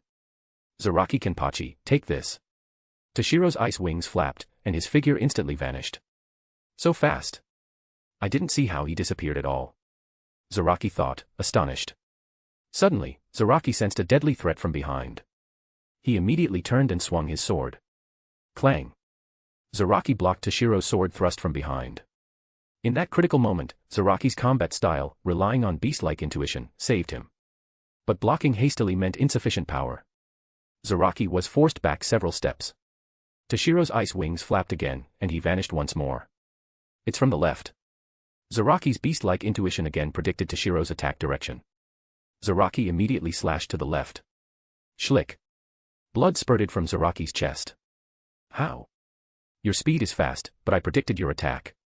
Why didn't I block it? Did your attack speed increase again? Zaraki asked, puzzled. It's not that I got faster. You got slower, Toshiro explained. I see. It's because of the cold air permeating the area, Zaraki suddenly understood. Correct. This cold air is formed from my power. It can freeze everything, including an opponent's Ryatsu. Of course, a captain's Ryatsu is too strong to be frozen directly, but it can stiffen their body, slow their movements, and hinder spiritual energy flow, Toshiro explained. While this pervasive, bone-chilling cold air couldn't severely injure a captain-level expert, it could continuously weaken them, creating a home field advantage for Toshiro. Humph. Zaraki snorted, wanting to use Shuinpa to close in on Toshiro, but Toshiro easily evaded. In terms of speed, Zaraki was now completely outmatched by Toshiro. Seeing this, Zaraki stopped trying to match speed. Instead, he gathered Ryatsu and slashed out a golden kanatsu towards Toshiro. In response, Toshiro raised his hand and sent a blue slashing attack to meet Zaraki's. Boom. The two kanatsu clashed for a moment before canceling each other out. This time, in a direct Ryatsu confrontation, Toshiro was no longer inferior to Zaraki. Although Zaraki's Ryatsu was still at the late captain class, one minor level higher than Toshiro's Ryatsu density surpassed Zaraki's. Now, Toshiro wasn't the least bit intimidated by Zaraki in a contest of Ryatsu. Chapter 59 Victory. Conditions for becoming a captain. It ends here, Zaraki Kenpachi. Now that he knew his strength could contend with Zaraki head-on, Toshiro didn't want to waste more time. Ice Dragon Flash. Powerful Ryatsu converged into his Zanpakuto, transforming into a blue slashing attack that flew towards Zaraki. Ha! Zaraki roared. Ferocious Ryatsu surged, forming a golden kanatsu to meet Toshiro's attack. Boom. The two attacks collided. After a brief stalemate, Toshiro's Ice Dragon Flash ultimately shattered Zaraki's kanatsu. Schlick. The Ice Dragon Flash, its power mostly depleted, left another terrifying wound on Zaraki's body. It's over. Zaraki Kenpachi. Toshiro shouted. 6-point ice formation. Boom. Boom. Boom. Ice pillars appeared, revolving around Zaraki. Boom.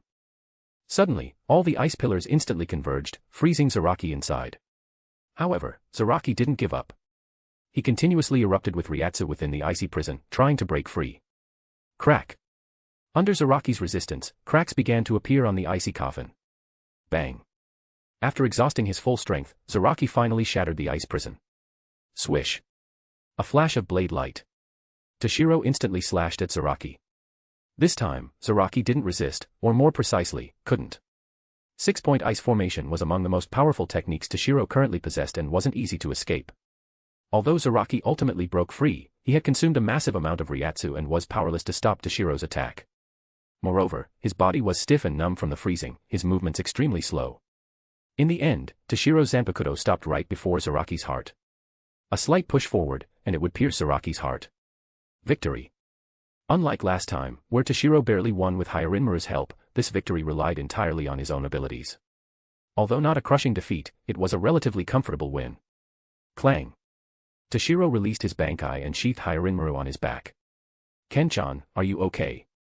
After the fight ended, Yachiru and the other 11th Division's members quickly gathered around. Seeing a large group fussing over Zaraki, Toshiro didn't disturb them and turned to leave.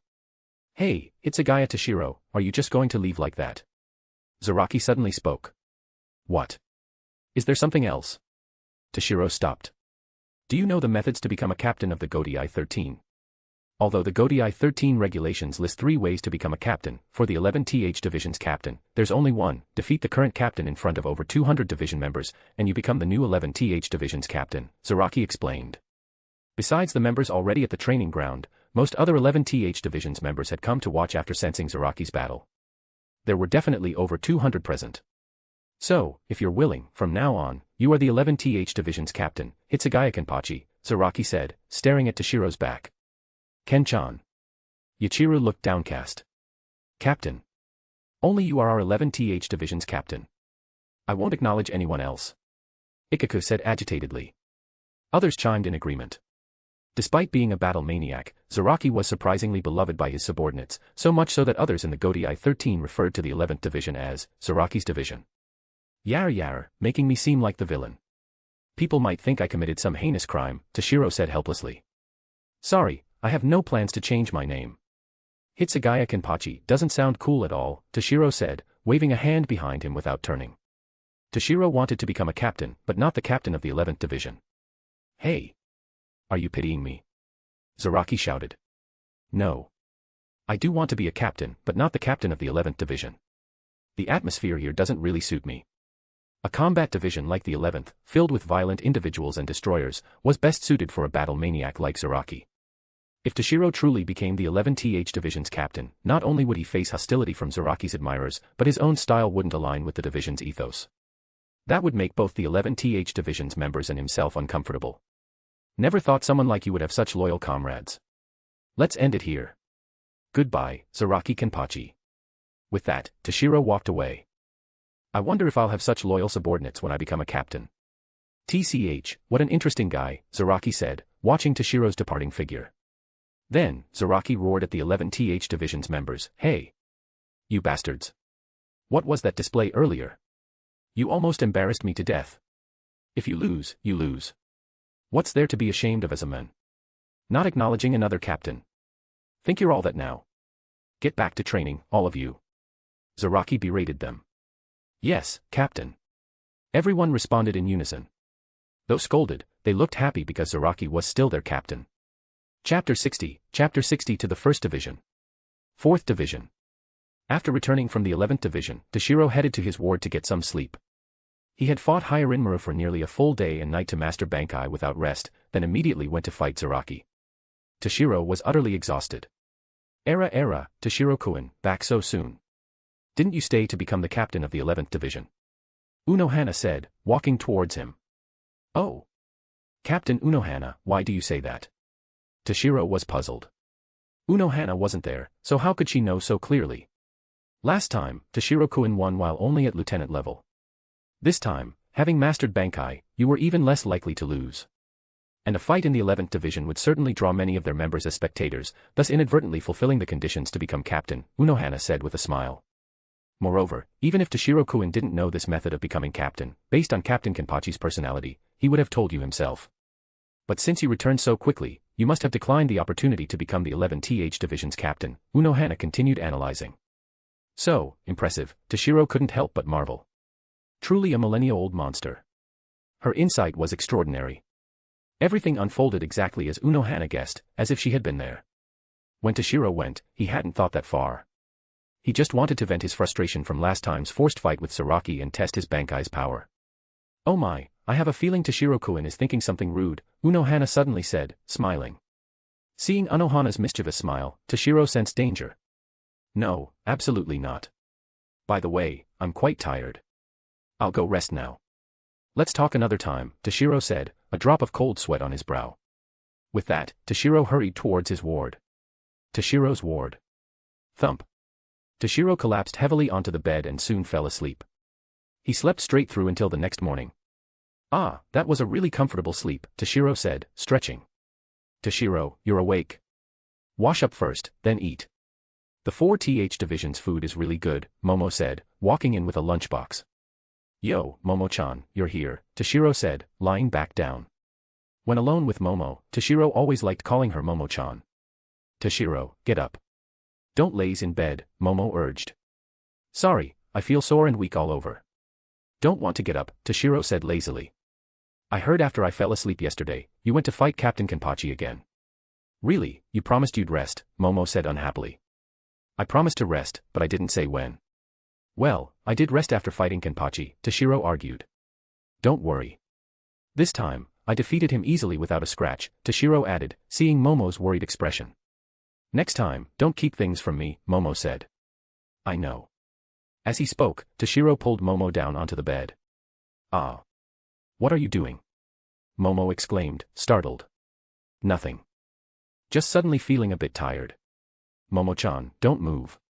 Let me hold you for a while, Toshiro said. Since transmigrating to this world, he had been either training or fighting. Toshiro suddenly felt mentally weary. MHM. Though unsure what was wrong, Momo obediently agreed and lay in Toshiro's arms. Toshiro simply held Momo, doing nothing else, just enjoying the peaceful moment. After a while, Toshiro got up, washed up, and ate. Momo-chan, you should go back to class, Toshiro said after the meal. Momo had missed several days of classes to take care of him. What about you, Toshiro? Aren't you coming back with me? Momo asked. I'm going to the First Division to see the Captain Commander. When I met Captain Kairaku last time, he said the Captain Commander wanted to see me. I was planning to go several times recently, but something always came up. I'll go now, Toshiro explained. All right. If the Captain Commander has matters that delay your return, have someone send a message, Momo nodded. Outside the 4th Division's gate, Toshiro was saying goodbye to Momo. Beside him stood 4th Division's Lieutenant, Aizen. Unohana was really showing respect to him. Twice now, when he asked for a guide, she sent the lieutenant. Is the 4th Division that idle? Well, it probably was quite idle. During his stay, Toshiro had seen few patients. Generally, unless there were large-scale casualties, the 4th Division was indeed relatively quiet. But in Toshiro's opinion, the main reason was that this mischievous woman wanted to use Aizen's fear of Toshiro to cure her timid nature. Hey, Lieutenant Kotetsu, you're so far away I can barely see you. After seeing Momo off, Toshiro turned to see Aizen watching him from a distance. Gee, guiding like this is fine too, Aizen still refused to come closer. Come here. Now. Toshiro said sharply. Yes. Seeing Toshiro's fierce look, Aizen trembled and hurried over. Sigh. Some people only move when pushed. Lead the way, Toshiro said.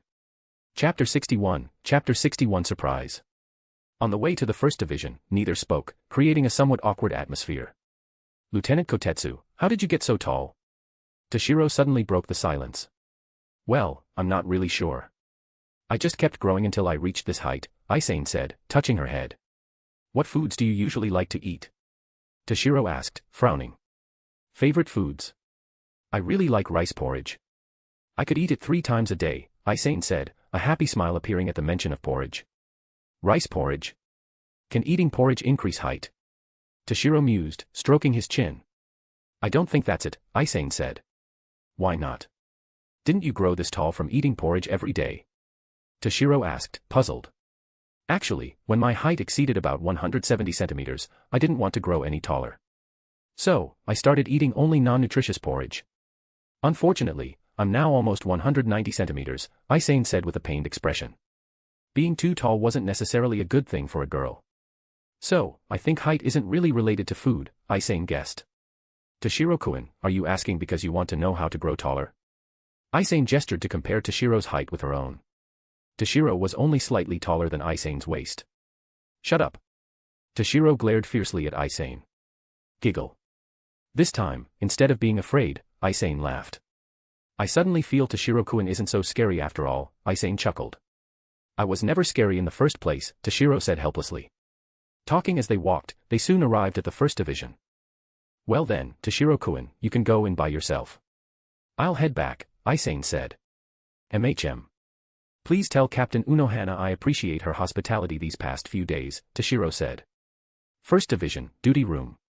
Captain Commander, Shino Academy student, Hitsugaya Toshiro requests an audience, a First Division member reported. Is that so? Let him in, Yamamoto said. Creak. Toshiro pushed the door open and entered.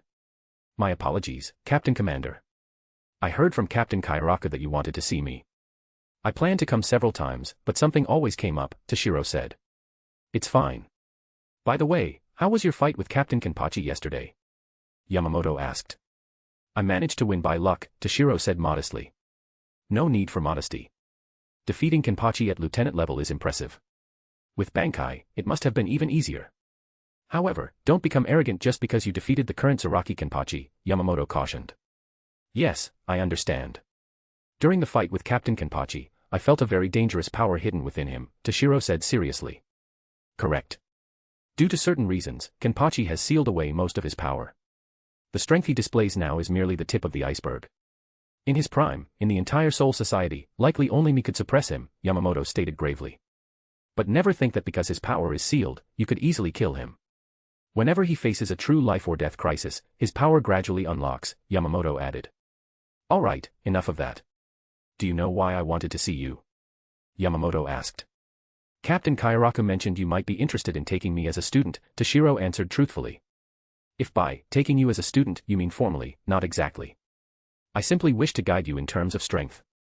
Besides you, Kenpachi also once learned swordsmanship from me, Yamamoto clarified. I dislike beating around the bush, so I'll be direct. I have listed you as one of the candidates for the position of Captain Commander, Yamamoto casually dropped a bombshell. Captain Commander's candidate? Toshiro exclaimed, shocked. A Captain Commander's candidate, as the name implied, was a contender for the next Captain Commander, meaning a high chance of becoming the successor. While Toshiro was determined to become a captain, he never expected an opportunity to become Captain Commander. What about Captain Kairaku? Toshiro asked. He remembered from his previous life that after Yamamoto died in battle, Kairaku became the next Captain Commander. You aren't the only candidate. Shunsui is also one. However, since your appearance, I've been more optimistic about you. Although Shunsui is decent, he's too lazy, and most importantly, his strength isn't sufficient, Yamamoto explained. Though your current strength is even inferior to Shuansui's, given your talent, catching up to or even surpassing me in the future shouldn't be difficult, Yamamoto said. Because Shinigami constantly battle hollows and others with ill intentions towards the Soul Society, strength is crucial for a Shinigami. As Captain Commander, one must possess the strength to suppress all internal instability and defeat all external enemies. If you hadn't appeared, although Shunsui has shortcomings, there would be no more suitable candidate than him, Yamamoto said. Originally, I called you here to properly guide your training. However, you've just mastered Bankai. It's better to return and deeply comprehend your Bankai's power first. Also, think carefully about what I just said, Yamamoto told Toshiro. Although becoming Captain Commander requires the Soul King's appointment, as the founder of the Godai 13, if I recommend someone, the Soul King likely won't refuse. So, carefully consider becoming a Captain Commander's candidate, Yamamoto said confidently. Chapter 62 Changes. Oh, right. Since each person's Zanpakuto is different, I won't say much about Zanpakuto training. But remember one thing, Bankai's power isn't fixed. With a Shinigami's development, Bankai can also change and improve, Yamamoto added. Go on. Return after you've familiarized yourself with your Bankai's power. Then, I'll teach you Zanjutsu, Hakuda, Ho-Ho, Kido, and other abilities, Yamamoto concluded. Yes, I'll take my leave then, Toshiro responded and walked out. On the way back, Toshiro kept pondering Yamamoto's words. Suddenly being told he could become the next Captain Commander left Toshiro with mixed emotions. At his core, Toshiro wasn't an ambitious person. His relentless training and desire to become a captain were primarily for survival in this dangerous world. A cool breeze suddenly blew against his face, refreshing his mind and clearing his thoughts. Well, whatever. No point overthinking. Like the Captain Commander said, strength is most important. As long as I'm strong, I can handle anything, Toshiro muttered to himself. Better return to the Shino Academy first. I just mastered Bankai, I should go back and properly comprehend it. With that, Toshiro headed towards the Shino Academy. Shino Academy, Toshiro's residence. In the training room, Toshiro sat cross-legged, entering the inner world of his Zanpakuto. Upon entering, he was surprised to find that an enormous iceberg now rose from the once endless icy plains. Atop the iceberg stood a magnificent palace constructed of ice, shimmering with icy blue light. He stood before the palace's grand entrance. Creak. The palace gates suddenly opened on their own. Toshiro stepped inside. You're here, Toshiro, Hyarinmaru's voice sounded. Following the voice, Toshiro saw Hyarinmaru reclining languidly on a tall throne atop a high flight of steps. What's with this palace? Does the inner world change after mastering Bankai? Toshiro asked. Oh, this. It's not related to Bankai. I just built it as a place to live. You told me to stay in human form. I couldn't just keep lying on the icy ground to rest, could I? Hyarinmaru countered. I see, Toshiro said, ascending the steps to stand before the throne. Having your master stand below while you lounge on the throne, have you got things mixed up, Hyarinmaru? Toshiro said, looking at the relaxed Hyarinmaru. Yar, fine. I'll share half with you, Hyarinmaru said, sitting up and moving to make space on the throne. Toshiro unceremoniously sat down beside her. What's up? Got time to visit? Not cuddling with your Momo-chan? Hyarinmaru asked, leaning against Toshiro. Can't you respect my privacy and stop peeping? Toshiro frowned. All right, I'm here on serious business, Toshiro said solemnly. You wouldn't come otherwise, Hyarinmaru mumbled. I just mastered Bankai. I want to thoroughly understand my current power, Toshiro said. Then go train by yourself. I won't bother you, Hyarinmaru said casually. In that case, I'll go train now, Toshiro said, walking out. Standing on the icy plains, Toshiro closed his eyes, calmly sensing the power within his body. His sealed Ryatsu was only at the mid-captain level, but its quality and density were several times that of others. Combined with his powerful Zanpakuto, even late captain level opponents weren't a match. This had been proven in his fight with Saraki. With his current strength, even peak captain level opponents likely couldn't defeat him easily. Then, Toshiro released his Bankai, testing its power. On the palace plaza, although she had told Toshiro to train alone, Hyarinmaru came out, unable to help but check on him. Gazing at the distant, endless icy plains, a trace of loneliness appeared on her face. Well, the scenery is spectacular, but it does get boring after a while, Hyarinmaru murmured to herself. That guy Toshiro only comes here to train, never spending time with me. It really is lonely by myself, Hyarinmaru sighed. Sorry. I'll come chat with you more often in the future, Toshiro's voice suddenly sounded. When did you get here? What I just said was nonsense. Hyarinmaru said, flustered. Yeah, such an untruthful person, Toshiro said helplessly. Weren't you training? Why are you out so soon? Hyarinmaru asked. Let's do it together, Toshiro said. Huh. Hyarinmaru was confused. Training alone really is dull. So, let's train together, Hyarinmaru. Can't help it then. I'll keep you company, Hyarinmaru said, smiling brightly. Toshiro trained until afternoon before emerging from the training room. Just as he was about to go to the school cafeteria for dinner, a knocking sound came from the door. Opening it, he found Momo, Renji, Kira, and Rukia. Great. You're back, Toshiro. I just came to check, but you're really here. I thought the captain commander might have kept you busy and you might not return today, Momo said happily. Nothing much. The captain commander just talked to me about some things. Toshiro stepped aside to let them in. Hey, Toshiro, you're something else. Momo said you've already mastered Bankai and even met the captain commander personally. We haven't even awakened our Zanpakuto yet. Renji exclaimed as soon as they sat down. By the way, Toshiro, what exactly did the captain commander want? Did he want to take you as his student, like Captain Kairaka said? Kira also asked. Well, the captain commander guiding his training wasn't the main point of the meeting. Chapter 63 Yamamoto's Guidance. Never mind, Toshiro. If it's difficult, you don't have to tell us, Kira said, seeing Toshiro hesitate.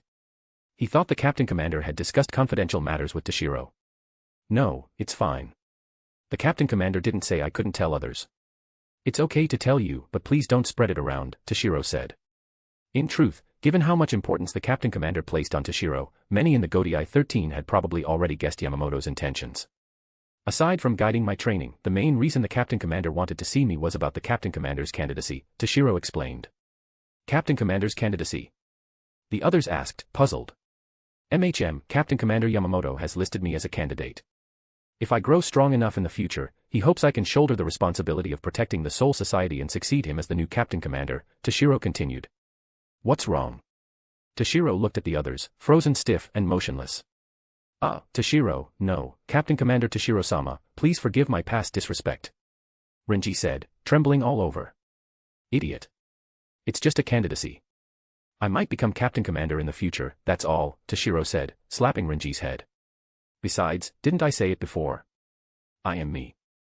I'll never change, no matter when, no matter my strength, and regardless of whether I'm Captain Commander or not, Toshiro said seriously. Haha, really? Then I'm relieved. I was worried you might seek revenge since I've spoken badly about you behind your back before, and now you're a captain commander's candidate, Renji Aburai said, laughing and patting Toshiro's shoulder. Oh.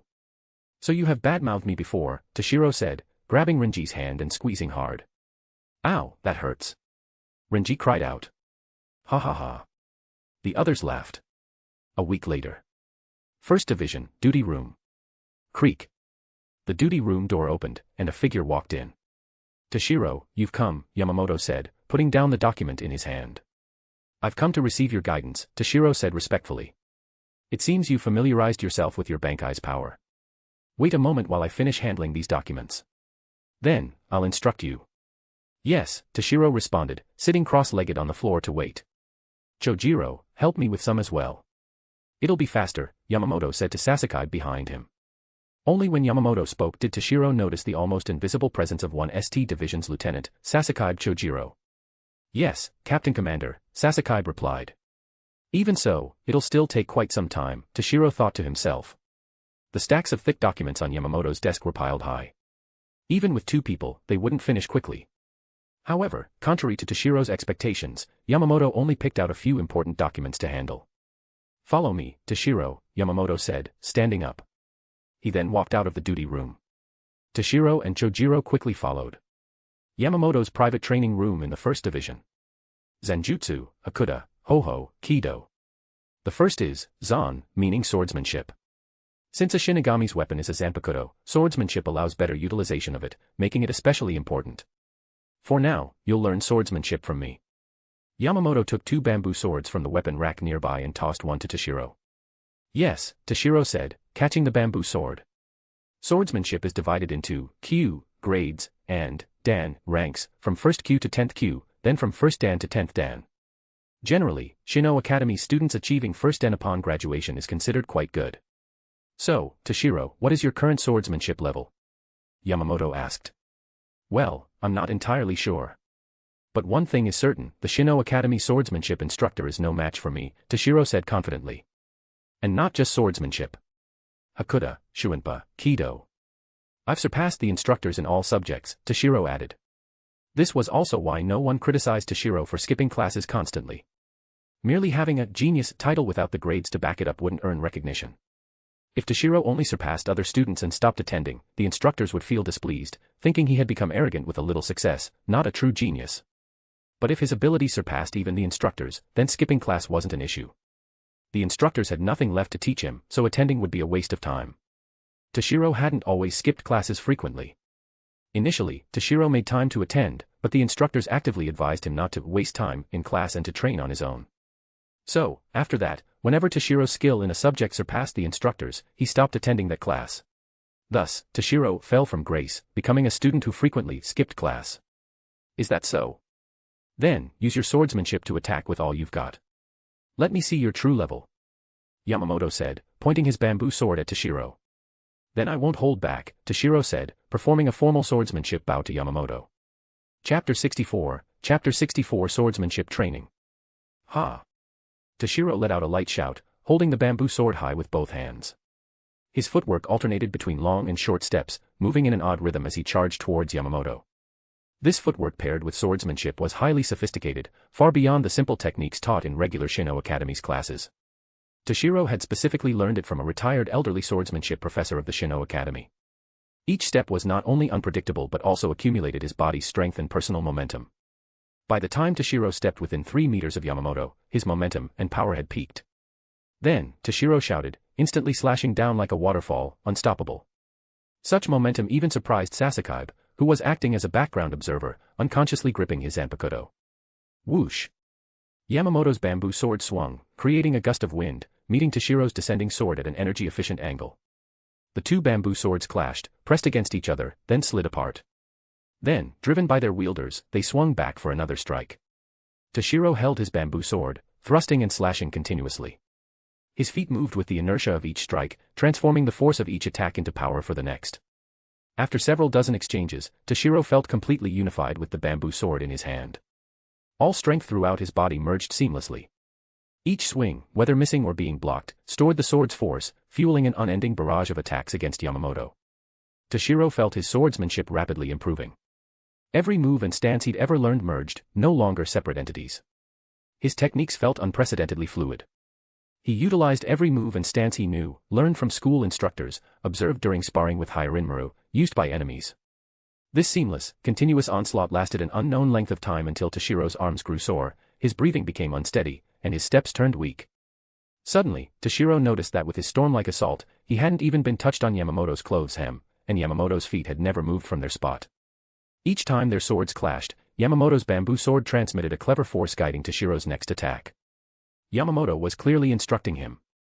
"Thank you for your guidance, Captain Commander," Toshiro said sincerely. "No need for formalities.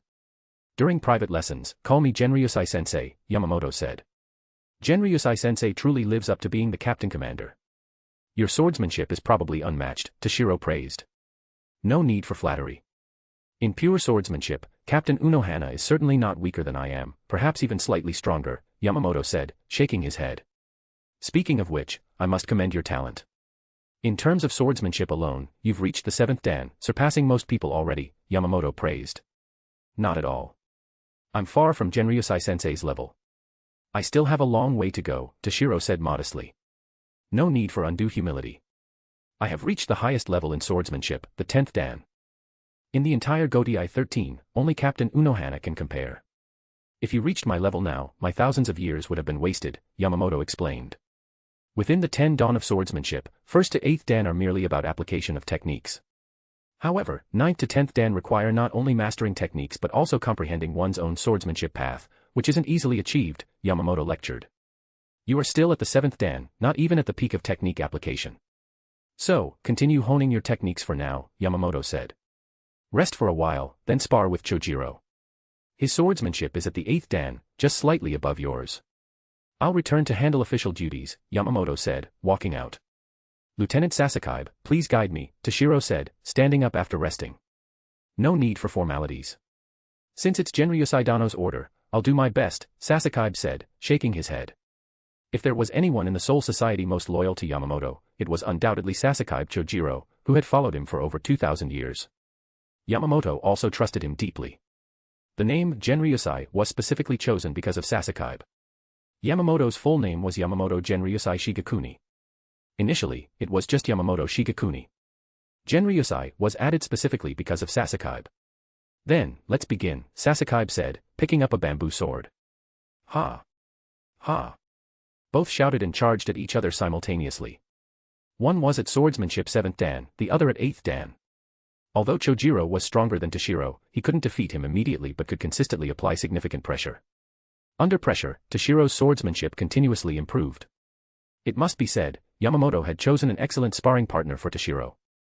Sasakibe's swordsmanship was precisely one level above Toshiro's, unable to defeat him quickly but capable of applying steady pressure to force out Toshiro's potential. Thus, from then on, Toshiro came to the 1st Division daily to receive Yamamoto's guidance. After swordsmanship, he learned Hakuta, Kido, or other skills. As Toshiro persistently came to the 1st Division for Yamamoto's teachings, time continued to pass.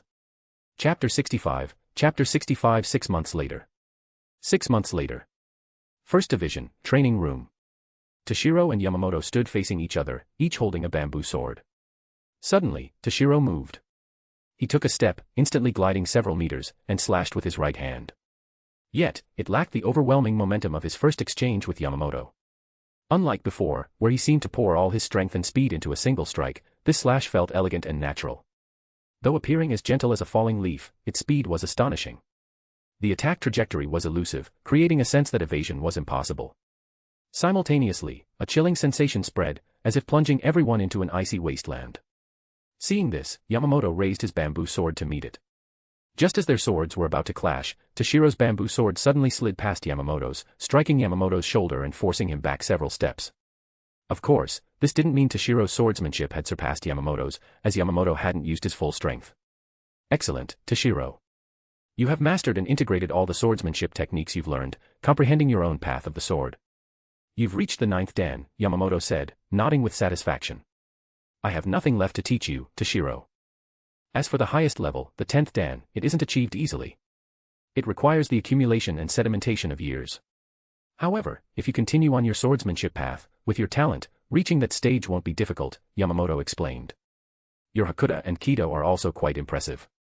As for footwork, your self-created, Shukuho, surpasses even the Shinigami Shuinpa, Yamamoto continued. So, you have graduated, Toshiro, Yamamoto said with a hint of nostalgia. How many years has it been? How many years since I last taught a student? I had decided to stop teaching, never expecting to meet you, Yamamoto mused. Originally, Yamamoto's profession was teaching. From the head instructor of the Genji School to the founder of the Shin'o Academy, Yamamoto's contributions to the Soul Society's education were immense. Thank you for your guidance these past 6 months, Genryosai-sensei, Toshiro said sincerely, bowing deeply to Yamamoto. Though not formally master and disciple, Yamamoto had taught Toshiro wholeheartedly without reservation for half a year. Part of the reason was ensuring Toshiro could eventually succeed him in protecting the Soul Society. But during these 6 months, Yamamoto had genuinely come to regard Toshiro as a student, much like Kairaku and Yukitake. Now, Toshiro was one of the few personally close to Yamamoto. Toshiro, the Shin'o Academy's graduation exams are approaching, aren't they? Yamamoto asked. Yes, Genryosai-sensei. They start tomorrow, Toshiro replied. With your strength, you could have graduated long ago. But the graduation exams are held only once a year. So, don't miss this one, or you'll have to wait another year. Although Toshiro had hardly attended classes, he was still officially a Shin'o Academy student. Passing the graduation exam was the primary path to join the Godai 13 as a Shinigami. Aside from exceptions like Suraki, who directly defeated the previous Kenpachi to become captain, or Unohana, who was recruited by Yamamoto, most Shinigami joined the Godai 13 by graduating from the Shin'o Academy via exams. Return to the Shin'o Academy and prepare for tomorrow's exams, Yamamoto said. All right, Toshiro said, glancing around the training room with some reluctance. Having trained here for half a year, leaving brought a tinge of sadness. No need for sorrow. You can visit any time in the future, Yamamoto consoled. Then, Genryosai-sensei, I'll take my leave. Toshiro turned and walked out without hesitation. On the way back, Toshiro reflected on the past 6 months. Firstly, under Yamamoto's guidance, his swordsmanship, Hakuda, and other skills had improved significantly. Few in the Godai 13 could surpass him in these areas now. Secondly, he never neglected Ryatsu training. He had now reached the late captain class. In terms of Ryatsu level alone, he was no longer among the lowest-ranked captains in the Godai 13. Over these 6 months, certain events occurred in the Soul Society. For long-lived Shinigami, 6 months wasn't a long time, but some important developments took place. Most notably, the Godai 13's captain positions were finally filled. Originally, due to Aizen's schemes decades ago, the Godai 13 lost nearly half its captains. Even after decades of recovery, the captain positions remained unfilled, with the 3 RD Division's captain seat still vacant. But shortly after Toshiro began training with Yamamoto, 5th Division's lieutenant, Ikemura Jin passed the captain proficiency test and became the 3 RD Division's captain. Yamamoto had initially planned to recommend Toshiro for the 3 RD Division's captain position after graduation, filling the vacancy. However, he couldn't deny someone who passed the captain's test the position. Thus, the plan was abandoned. Toshiro almost became a student who could immediately become a captain upon graduation. It's unclear whether Jin became captain at this time originally or if Aizen pushed for it early to prevent Toshiro from taking the last remaining captain's position. Simultaneously, 6th Division's captain, Kuchiki Jinrei retired, passing the captaincy and headship of the Kuchiki clan to Kuchiki Byakuya. The 6th Division was the nobility's division, and outsiders couldn't interfere in captain succession. Chapter 66, Chapter 66 Invitation from the 1st Division. Shin'o Academy, Toshiro's residence. Momo and the others were also there. What's wrong with them, Izuru? Toshiro asked after returning, noticing Rinji, Rukia, and even Momo looked worried and dispirited. Although tomorrow is the graduation exam, other grades also have promotion exams. Momo's swordsmanship, Rinji's Kido, and Rukia's Ryatsu are a bit weak, so they're worried about their results, Kira explained. Good grief, if you have time to worry, you might as well go train, Toshiro said. That's right. Let's go train. Rinji suddenly realized. Yeah, I'll go too. This time, I must get into class 1. Rukia nodded. Toshiro, I'm going to train too. I won't keep you company, Momo said. But, Momo, your grades are actually very good. You'll definitely pass, Toshiro said, wanting to spend more time with Momo. No, I don't want the gap between you and me to keep growing, Momo said firmly.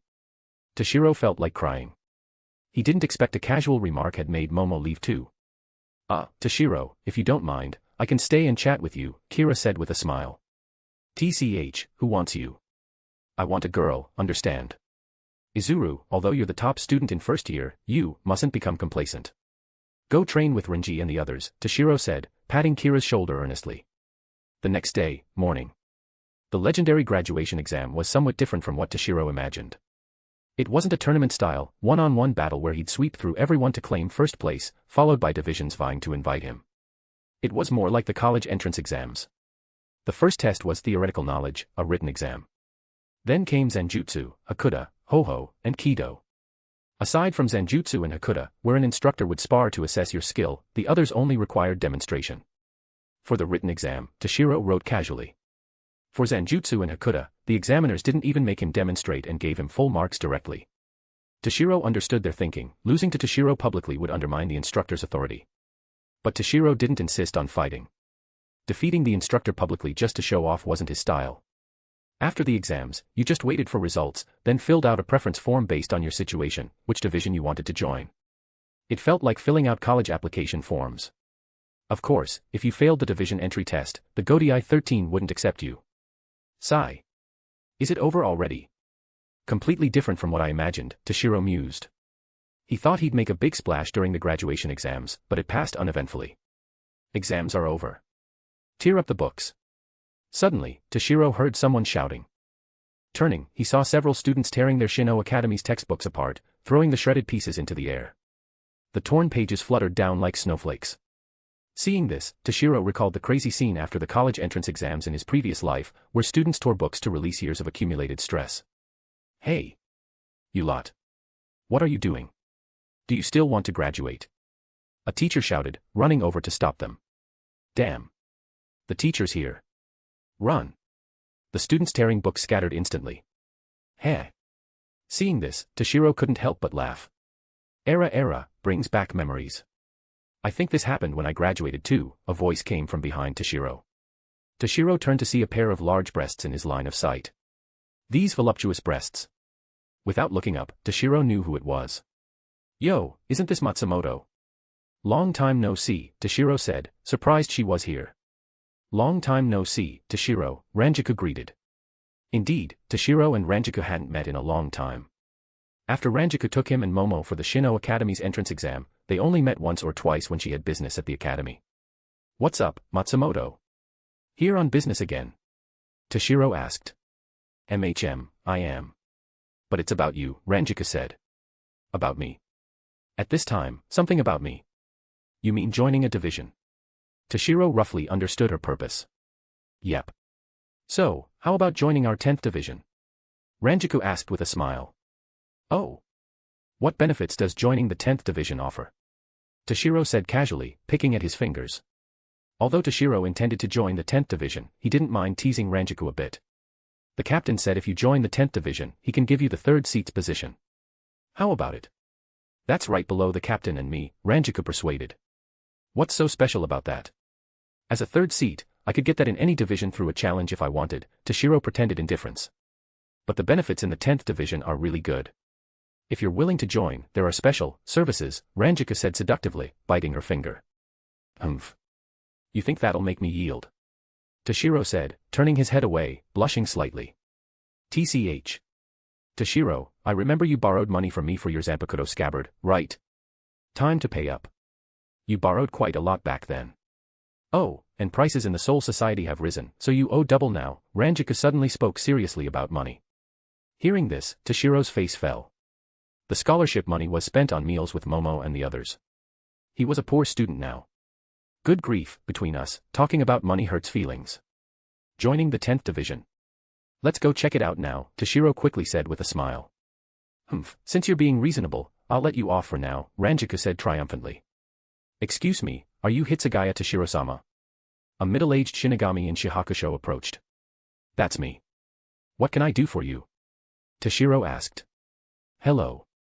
I'm a member of the 1st Division. By order of the Captain Commander, I'm here to invite you to serve as the Lieutenant of the 1st Division, the Shinigami replied. Lieutenant? What about Lieutenant Sasakaibe? Toshiro asked, puzzled. The 1st Division Lieutenant was Sasakaibe. Toshiro had often practiced swordsmanship with him over the past 6 months. Chapter 67, 10th Division. Hitsugaya-sama, the 1st Division is directly led by the Captain Commander. Therefore, we can have one more lieutenant than other divisions, the 1st Division member explained with a hint of pride. I see. So the first division can have 2 lieutenants, Toshiro said, somewhat surprised. Then, please give me your answer, Hitsugaya-sama. I need to report back to the captain commander, the 1st division's member said. The surrounding students overheard and couldn't help but exclaim in surprise, murmuring amongst themselves. Becoming a lieutenant immediately after graduation, no Shino Academy graduate had ever achieved that. So impressive. A lieutenant. And in the first division. Student A said enviously. Lieutenant is nothing. With Hitsugaya-kun's strength, becoming a captain would be more than enough. Student B said disdainfully to Student A, becoming a captain isn't that easy. All captain positions are filled now. To become one, you'd have to challenge an existing captain. Although Hitsugaya-kun defeated a captain-level Minos Grande, I don't think he can defeat a captain, Student A retorted. Over the years, the Godai 13's captain's image of invincible strength had been deeply ingrained in every Shinigami's mind. Let me tell you. I have a relative in the 11th division. He told me Hitsugaya-kun once used Bankai to defeat their captain, Zaraki Kenpachi.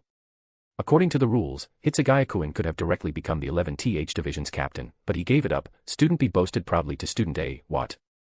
He gave it up just like that. That's a captain's position. Student A exclaimed in shock. The other students were equally astonished. They already thought Toshiro was incredible, but now it seemed there was no limit to his awesomeness. Then, everyone looked at Toshiro, waiting for his answer. Sorry, I've already promised Lieutenant Matsumoto to go to the 10th division. Please convey my apologies to the captain commander, Toshiro said after some thought, declining the 1st division's invitation. Toshiro had considered whether to first become a lieutenant in the 1st division, then take the captain proficiency test to become the 10th division's captain after Isshin left the Soul Society. But after careful consideration, he dismissed the idea. Although lieutenant is 1 rank higher than 3rd seat, joining the 10th division as 3rd seat would allow him to familiarize himself with the division, integrate with the members, and establish his authority early. After Isshin disappeared, Toshiro could directly assume the captaincy.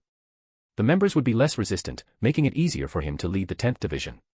If he first became a lieutenant in the 1st division, then parachuted into the 10th division as captain, the members would likely resist a stranger. Someone familiar from within the division versus an outsider, which was more acceptable, was obvious. He'd have to spend considerable effort winning over the 10th division. Better to join them from the start. What? Hitsugaya-sama, please reconsider. This is the lieutenant position in the 1st division. The 1st division's member said incredulously. Even among lieutenants, the 1st division's lieutenant held higher status. When the captain commander presided over captains' meetings, the 1st division's lieutenant also chaired the lieutenant meetings in the adjacent room. Hey, Toshiro, you should go to the 1st division as lieutenant. This is a rare opportunity, even Ranjaku urged Toshiro to go to the 1st division. Although she came to invite Toshiro to the 10th division, it was mainly to help him adjust to the Godai 13. As a friend, she could look after him in the 10th division.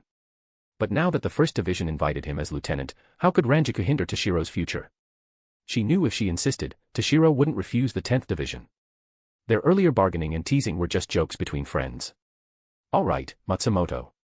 I promised you, and I won't go back on it. Let's go. I want to see the 10th division first, Toshiro said firmly. Ranjaku sighed helplessly. Fine then. Come with me to the 10th division to get familiar.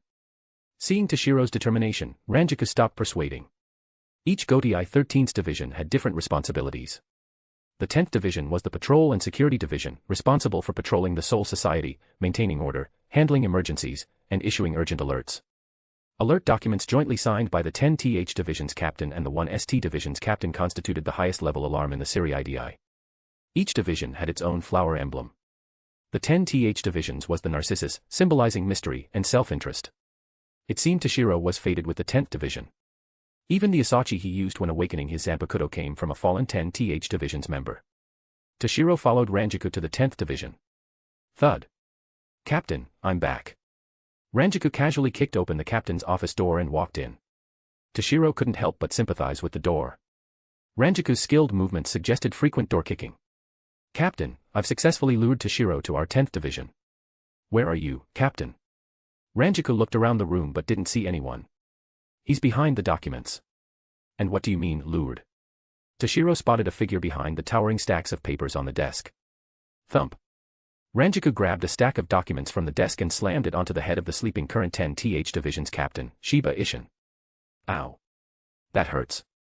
What are you doing, Ranjaku? Isshin Shiba cried out. What am I doing?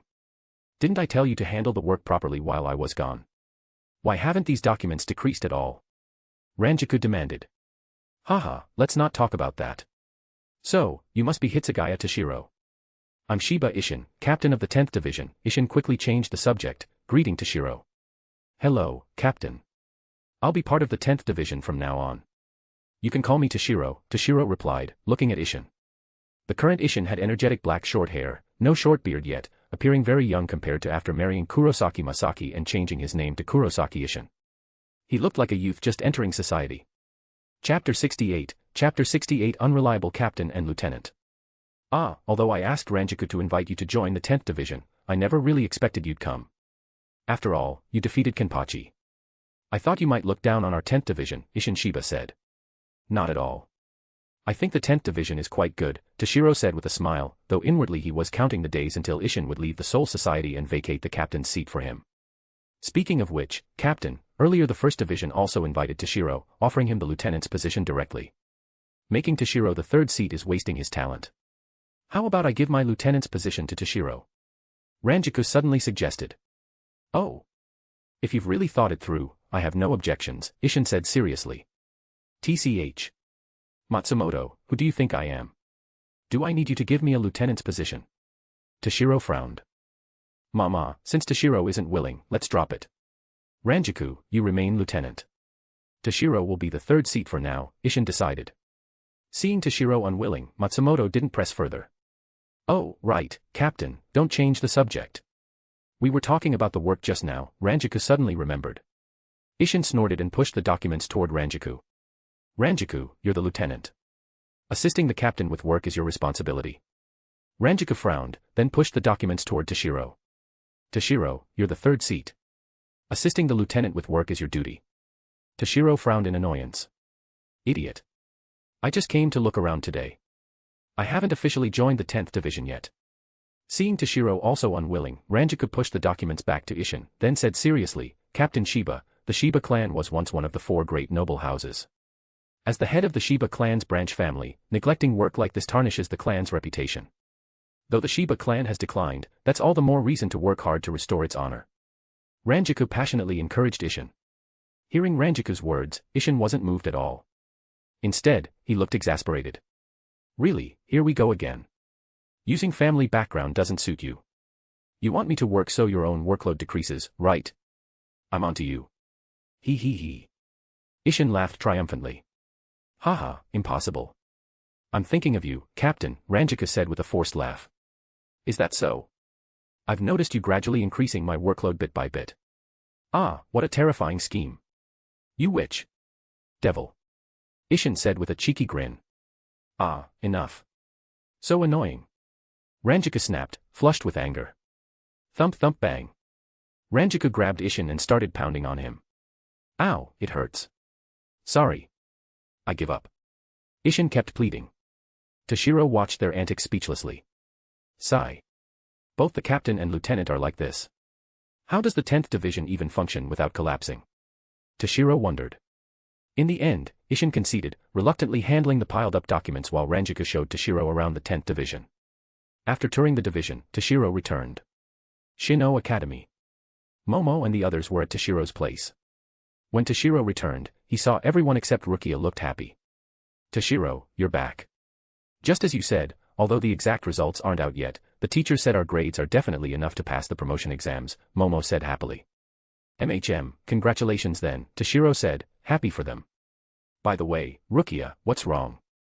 You don't look happy. Did you fail the promotion exam? Toshiro asked. Rukia replied listlessly, no. I can pass, but I'm still a bit short of getting into Class 1. Don't worry, Rukia. I believe you'll get into Class 1 eventually, Toshiro encouraged, patting Rukia's onion-shaped head. This wasn't entirely empty encouragement. Toshiro knew Rukia would later be adopted by the Kachiki clan, becoming Kachiki Rukia. As the adopted daughter of the Kachiki clan, the head of the 4 great noble houses, the Shino Academy would surely give respect. A spot in Class 1. Even if Byakuya didn't ask, the academy would arrange it. Connections exist everywhere. Rukia, you'll never catch up to me. Just obediently stay behind me and let me protect you, Renji said with a smug laugh. Toshiro glanced at Renji speechlessly. Instead of comforting Rukia when she's down, he mocks her. With that emotional intelligence, it's a wonder Rukia ended up marrying him. Oh, Toshiro, people at school are saying you turned down the 1st Division's lieutenant position to become the 3rd seat in the 10th Division. Is that true? Kira asked curiously. Yeah. Ranjaku helped Momo and me before. And the 1st Division invitation came after I promised Ranjaku. I can't really go back on my word, Toshiro said casually. What a pity. It was the 1st Division's lieutenant position, Kira said regretfully. I wonder if I'll ever become a lieutenant in the future, Rinji said wistfully. Hearing Rinji, the others also looked longing. For them, captain was too distant. They weren't geniuses like Toshiro. Becoming a lieutenant in their lifetime would be satisfying. Toshiro watched, slightly amused, as this group of future lieutenants dreamed of becoming lieutenants. 3 days later. Toshiro stood before the Shino Academy's bulletin board. Other graduating students gathered around, checking their division assignments. Hitsugaya Toshiro, 10th Division. Toshiro nodded upon seeing his name. He had listed the 10th Division on his preference form. Though usually no issues, he still checked. Then, Toshiro found his homeroom teacher, Koyama Rikiya, received the 10th Division's admission letter, and headed to the 10th Division. Chapter 69 from today, a Shinigami. 10th Division. Except for those on duty, most 10th Division's members gathered on the spacious training ground. Toshiro stood at the front with several others who had just passed the entry test to join the 10th Division. Cough, cough. Today, we're gathered mainly to introduce our new comrades joining the 10th Division. From now on, you'll be comrades entrusting your backs to each other, so please get along well, Ishin said, clearing his throat. All right, you few, introduce yourselves to everyone, Ishin said, looking at Toshiro and the others. After Ishin spoke, a young man with a crew cut stepped forward. Hello, seniors. I'm Ryuko Sanada. After the others introduced themselves, Toshiro stepped forward last. Hello, everyone. I'm Hitsugaya Toshiro. Starting today, I'll join the 10th Division and serve as the 3rd seat, responsible for the daily management of our 10 squads, and also serve as squad leader of Squad 1. Due to its large size, the 10th Division was divided into 10 squads for management, each led by a higher-ranking seated officer. As soon as Toshiro finished speaking, murmurs erupted below. What? Becoming 3rd seat right after joining. He looks like just a kid. How strong can he be to become 3rd seat immediately? Is he from a great noble family? Damn it. We work so hard to join the 10th Division. These nobles get in easily and become 3rd seat right away. So unfair. The 10th Division's members glared at Toshiro with hostility. Seeing this, Ishin quickly stepped forward. Don't misunderstand. Toshiro isn't a noble. Like most of you, he's from the Rakangai. He's becoming 3rd seat purely because his strength merits it. Although young, his strength has already reached dash. No need to explain, Captain Shiba. Some things are better experienced firsthand, Toshiro interrupted Ishin. Looking at the unconvinced members, Toshiro said, Humph. If you doubt my strength to serve as 3rd seat, then witness my true power. With that, Toshiro took a step forward, releasing his immense Ryatsu. Boom. Torrential Ryatsu crushed down upon all 10th Division's members. Instantly, every member felt overwhelming pressure like a mountain, almost suffocating. Aside from a few elite-seated officers, almost all members staggered under Toshiro's Ryatsu. What immense Ryatsu. This level, definitely captain class. No, even stronger. The members were utterly shocked, never expecting Toshiro to be this powerful. Even Ishin was quite surprised. He didn't expect that Toshiro, who had only broken through to captain class half a year ago, had his Ryatsu this strong already. He placed among the top even among Gotei 13's captains. Such rapid progress is truly unbelievable. Toshiro's Ryatsu receded as quickly as it came. He looked at the members. If anyone objects to me being 3rd seat, feel free to challenge me. No one dared step forward to challenge Toshiro. Challenge my ass. This is clearly not the same league. With this strength, why be 3rd seat? He could easily be a captain. Some members silently complained. Speaking of which, the name Hitsugaya Toshiro sounds familiar.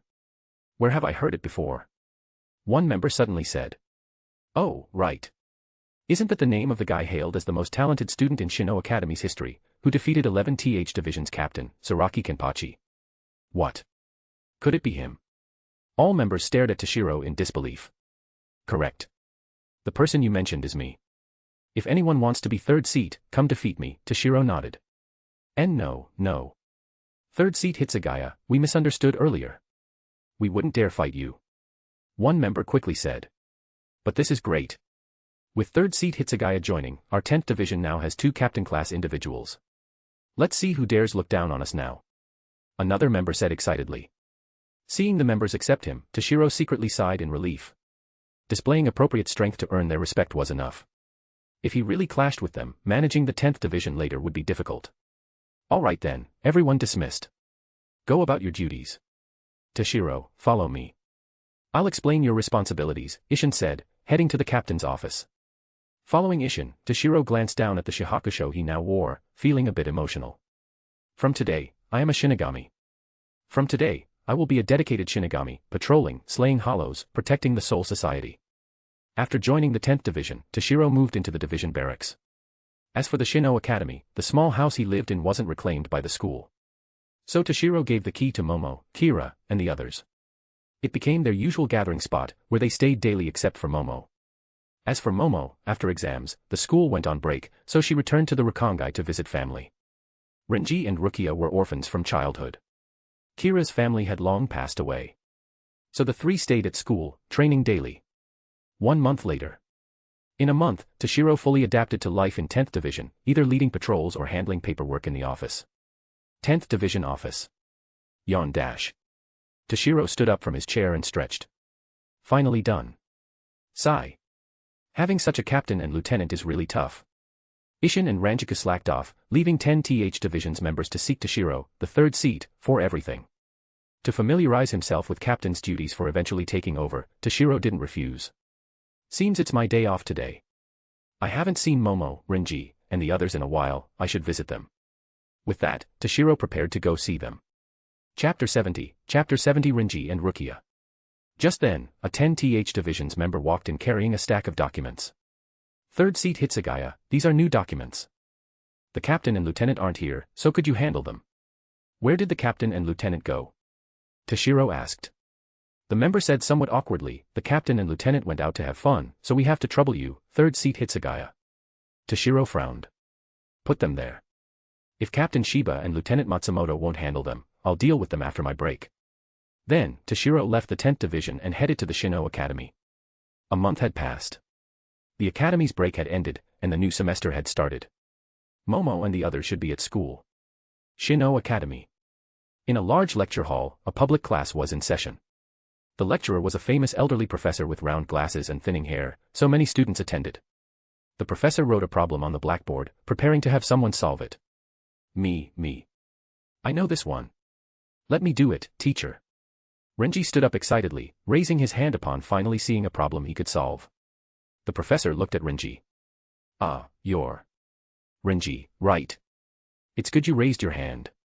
But if I let you write on the board, the surrounding students would have to brace themselves defensively. So, I'll solve it myself today. Renji often caused various mishaps. Explosions during Kido practice, crashing into walls during Shuinpa practice, countless incidents, sometimes affecting others. Many teachers knew of him, so they avoided letting him demonstrate new Kido, perform Shuinpa, or solve problems on the board. Renji sat down awkwardly. What a clueless guy. Is it because he's from the 78th district of the Rakongai? So eager to show off. That guy really has no class. Immediately, murmurs of mockery spread. Quiet. Next problem, the professor said. After class, other students left the classroom. Renji. Rukia walked over to Renji, looking at him with concern. It's bad, I can't laze around. Unlike you, I'm a class 1 student. I'm really busy, Renji quickly said, picking up his textbooks to leave. He didn't want Rukia to see him like this. Renji. Rukia hugged her textbooks and said seriously, I prefer Renji when he's spirited and raises his hand. Hearing Rukia's words, Renji stiffened, his face turning red. Rukia continued encouraging, so, keep raising your hand spiritedly, okay. She raised her thin arm to cheer him on. Renji blushed. Yhwach with the sudden words. Many students come from upper-class backgrounds. A stable life where we can eat our fill, dress warmly, and study every day is already very happy for us. But they can't understand that. It can't be helped, Rukia said, a trace of sadness on her face as she recalled the hardships of her past with their companions. As children, Rukia and Renji lived with many other companions. But the 78th district of the Rakongai was a chaotic place. Even adults struggled to survive, let alone a group of children. By the time Rukia and Renji grew up, only the 2 of them remained alive from their original group. Yeah, Renji said, also sounding downcast. Then, they headed to their respective classes. Students from noble families grew up in affluence, receiving elite education. Their grades were generally higher than those from the Rakangai. Thinking this, Renji vowed inwardly, we barely escaped the harsh life of the Rakangai to come here. How can I let them look down on me again? I must make them see me in a new light. On the way back to class, Renji suddenly thought of something else. What did Rukia mean by prefer it just now? Was she encouraging me, or does she like me? Thinking about it made Renji blush. No. How could Rukia possibly like someone like me? Renji shook his head repeatedly. At his core, Renji was very insecure. Having grown up with Rukia, it wasn't necessarily true that Rukia had no feelings for him at all. Class 1's classroom. Seeing Renji enter, Momo quickly approached. Renji, where were you just now? What's up, Momo? Renji asked, puzzled. Momo said happily, Renji, the teacher just announced the second test results. Kira, you, and I all passed. Great. If we pass the next one, we can be like Hitsugaya-senpai and secure a spot in the Gotei 13 before graduation. Renji almost jumped for joy. Many students couldn't guarantee joining the Gotei 13 even after graduation, let alone second-year students far from graduating. This privilege was reserved for the most outstanding few. Momo, I'm going to tell Rukia the good news. I'll go first. Excited, Renji couldn't wait to share his joy with Rukia. Hey, Renji, why so hurry? Toshiro, who had just arrived at the Class 1's classroom, also heard the news. Toshiro said happily, in that case, Momo, Kira, let's all go together. I just got my salary. I'll treat everyone to a fancy meal at a big restaurant. Hearing Toshiro's treat, Renji instantly cheered. Hey, Toshiro, you won't be stingy this time, telling me not to order this or that, right? Don't worry. Eat to your heart's content this time, Toshiro laughed. Good then, Renji nodded. Thus, they all went to find Rukia. Along the way, Renji excitedly ran ahead, while Toshiro, Momo, and Kira walked and chatted. When they reached Rukia's class, they were told she had gone to the training room. So, they headed to the training room. Chapter 71, The Star and the Stray Dog. Excuse me, coming through. Renji sprinted down the corridor towards the training room, leaving Toshiro and the others behind. Watching Renji, Toshiro said helplessly, good grief, has Renji forgotten you're not supposed to run in the corridors? Kira smiled. Well, it's understandable, the feeling of wanting to share good news with someone you like. Although Renji never explicitly told them he liked Rukia, it was obvious to anyone with eyes. Thinking about their future relationship, Toshiro couldn't help but say, with his emotional intelligence, he's still far from winning Rukia over. Seeing Toshiro and Kira chatting, Momo teased, Kira, even Renji likes Rukia. Don't you have someone you like? Among them, Toshiro and Momo were a pair, and Renji liked Rukia, only Kira had no one he liked. Hearing Momo, Kira said somewhat sheepishly, not yet. These things depend on fate. Training room's entrance. Renji, having outpaced the others, arrived first. He pulled open the door excitedly. Rukia, listen. I passed the second test. If I pass the next one dash. Before he finished, Renji sensed something was off. There were extra people in the training room, clearly not Shino Academy students based on attire. 2 wore shihakusho, standing like guards. An elderly man with gray hair and round glasses stood respectfully beside a young man like a steward.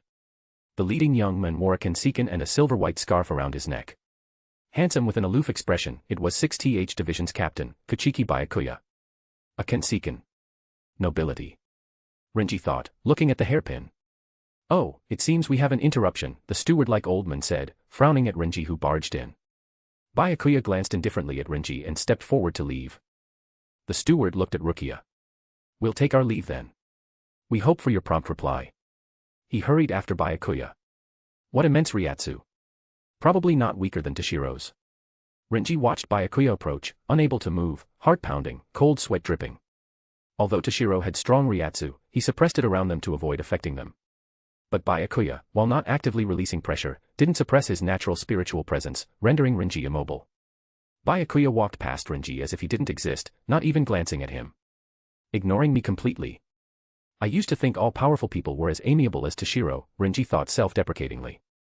Only after Byakuya left did Renji's tense body relax. Renji, Rukia called. Hearing Rukia's voice, Renji snapped back. Oh. Rukia, the atmosphere just now seemed heavy. What were you talking about? Rukia looked troubled, not speaking. Renji asked worriedly, what's wrong, Rukia? They want me to become an adopted child of the Kachiki clan, Rukia suddenly said. Renji stiffened, stunned. Rukia said sadly, they said I could graduate directly from Shino Academy and be assigned to the Gotei 13 immediately. Renji, I dash. Renji suddenly patted Rukia's shoulder, interrupting her, then forced a smile.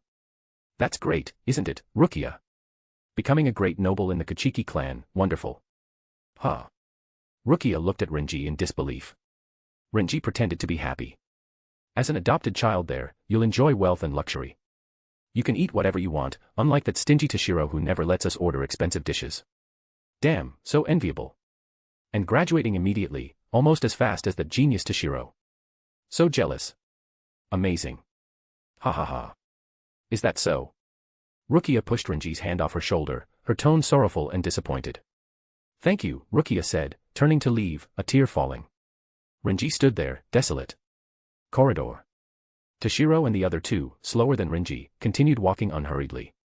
Suddenly, a group approached from the opposite direction.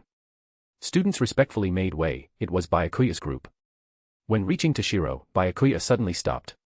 Not because Byakuya wanted to greet Toshiro, but because Toshiro and the others stood right in the middle of the path with no intention of giving way. The steward beside Byakuya stepped forward arrogantly. Hey, you lot. Do you know who stands before you? If you value your lives, move aside now. Hearing this, Toshiro frowned, his gaze icy as he stared at the steward, simultaneously releasing Ryatsu to bear down on him. The steward instantly felt overwhelming pressure, his body stiffening, unable to move. Seeing this, Byakuya stepped forward, shielding the steward. My apologies for my subordinate's rudeness, Byakuya said calmly. Though outwardly composed, Byakuya was inwardly shocked, such powerful Ryatsu. Probably not inferior to mine, no, stronger than mine. I am Kachiki Byakuya, head of the Kachiki clan and captain of the 6th division. State your name, Shinigami, Byakuya said, staring at Toshiro in Shihakusho. Hitsugaya Toshiro, 3rd seat of the 10th division, Toshiro replied. Byakuya understood. I see. So you're the men who defeated Zaraki Kenpachi. Then Byakuya turned to scold the steward. Do not act in ways that tarnish noble dignity again. Yes, master. The steward said respectfully. Then, farewell, Byakuya said, walking past Toshiro. As Byakuya passed, Toshiro thought, Kachiki Byakuya came to the Shino Academy. Is this when Rukia gets adopted by the Kachiki clan? After Byakuya left, Toshiro was about to find Renji and Rukia to ask, when he saw Rukia suddenly run out of the training room. Toshiro quickly approached. Hey, Rukia. But Rukia ignored Toshiro and the others, running right past them. Moreover, Toshiro thought he saw something moist in Rukia's eyes, something slide from her face. Instinctively, Toshiro reached out and caught it. Tears. Toshiro opened his right hand. In his palm, a teardrop quickly froze into a crystal-clear ice crystals bead. Chapter 72, The White versus the Little White. Toshiro and the other two quickly entered the training room and saw Renji still standing there in a daze. Toshiro immediately asked, Renji, what exactly happened? What's wrong with Rukia? Seeing them, Renji forced a smile. Oh, Toshiro, you guys are here. Let me tell you something, Rukia, she's going to be adopted by the Kachiki clan. The Kachiki clan, you know. They're the #1 great noble house in Seoul society. Rukia can graduate from the academy early and be assigned to the Gotei 13 right away. She'll have endless wealth and honor from now on. Isn't that just great? Toshiro said expressionlessly, So you agreed. Seeing Toshiro's expression, Renji became somewhat flustered. Yeah. Because Rukia finally has a family of her own. How could I possibly stand in her way? Shut up. Toshiro suddenly cut him off. Renji, do you even understand what Rukia truly wants? Toshiro asked loudly. Toshiro looked at Renji and continued his questioning, early graduation. Wealth and honor. Those things don't matter. She just wants to be with you, to be with all of us. Do you even get that? Of course I understand that. But. As he spoke, Renji covered his face with his hand, his voice choked with emotion. Sorry, Toshiro. I need to be alone for a while. With that, he walked out. The empty training room was now left with only Toshiro and the other two. Momo asked Toshiro with concern, Toshiro, what exactly is going on between Renji and Rukia? Doesn't Renji like Rukia? If Rukia becomes a noble, wouldn't it be very difficult for Renji to be with her? In Seoul society, it was very difficult for a commoner to be with a noble. Even if Renji became a Shinigami, it wouldn't be enough. Of course, if one could become a captain or lieutenant with high status and authority, that would be a different story. Toshiro, feeling both pity for his misfortune and anger at his lack of resolve, said, "It's nothing. He just loves too humbly." Renji was, at his core, a deeply insecure person. Just like in the original work where he once said, Rukia was like a star shining high above, while his own feral, dog-like nature was bone deep. He could only howl at the star, but lacked the courage to jump up and seize it. Early graduation, assignment to the Gotei 13, wealth and honor. Renji had no confidence in being able to provide these things for Rukia. He had even less confidence in competing with that man, Kuchiki Byakuya, for Rukia. So, he backed down. Is that so? Momo nodded thoughtfully. In her heart, she wondered, when Toshiro becomes a captain, or even the captain commander in the future, would I also feel insecure, feeling like I wasn't good enough for him? Momo, Izuru, it seems dinner's off. You two should head back first, Toshiro said. What about you, Toshiro?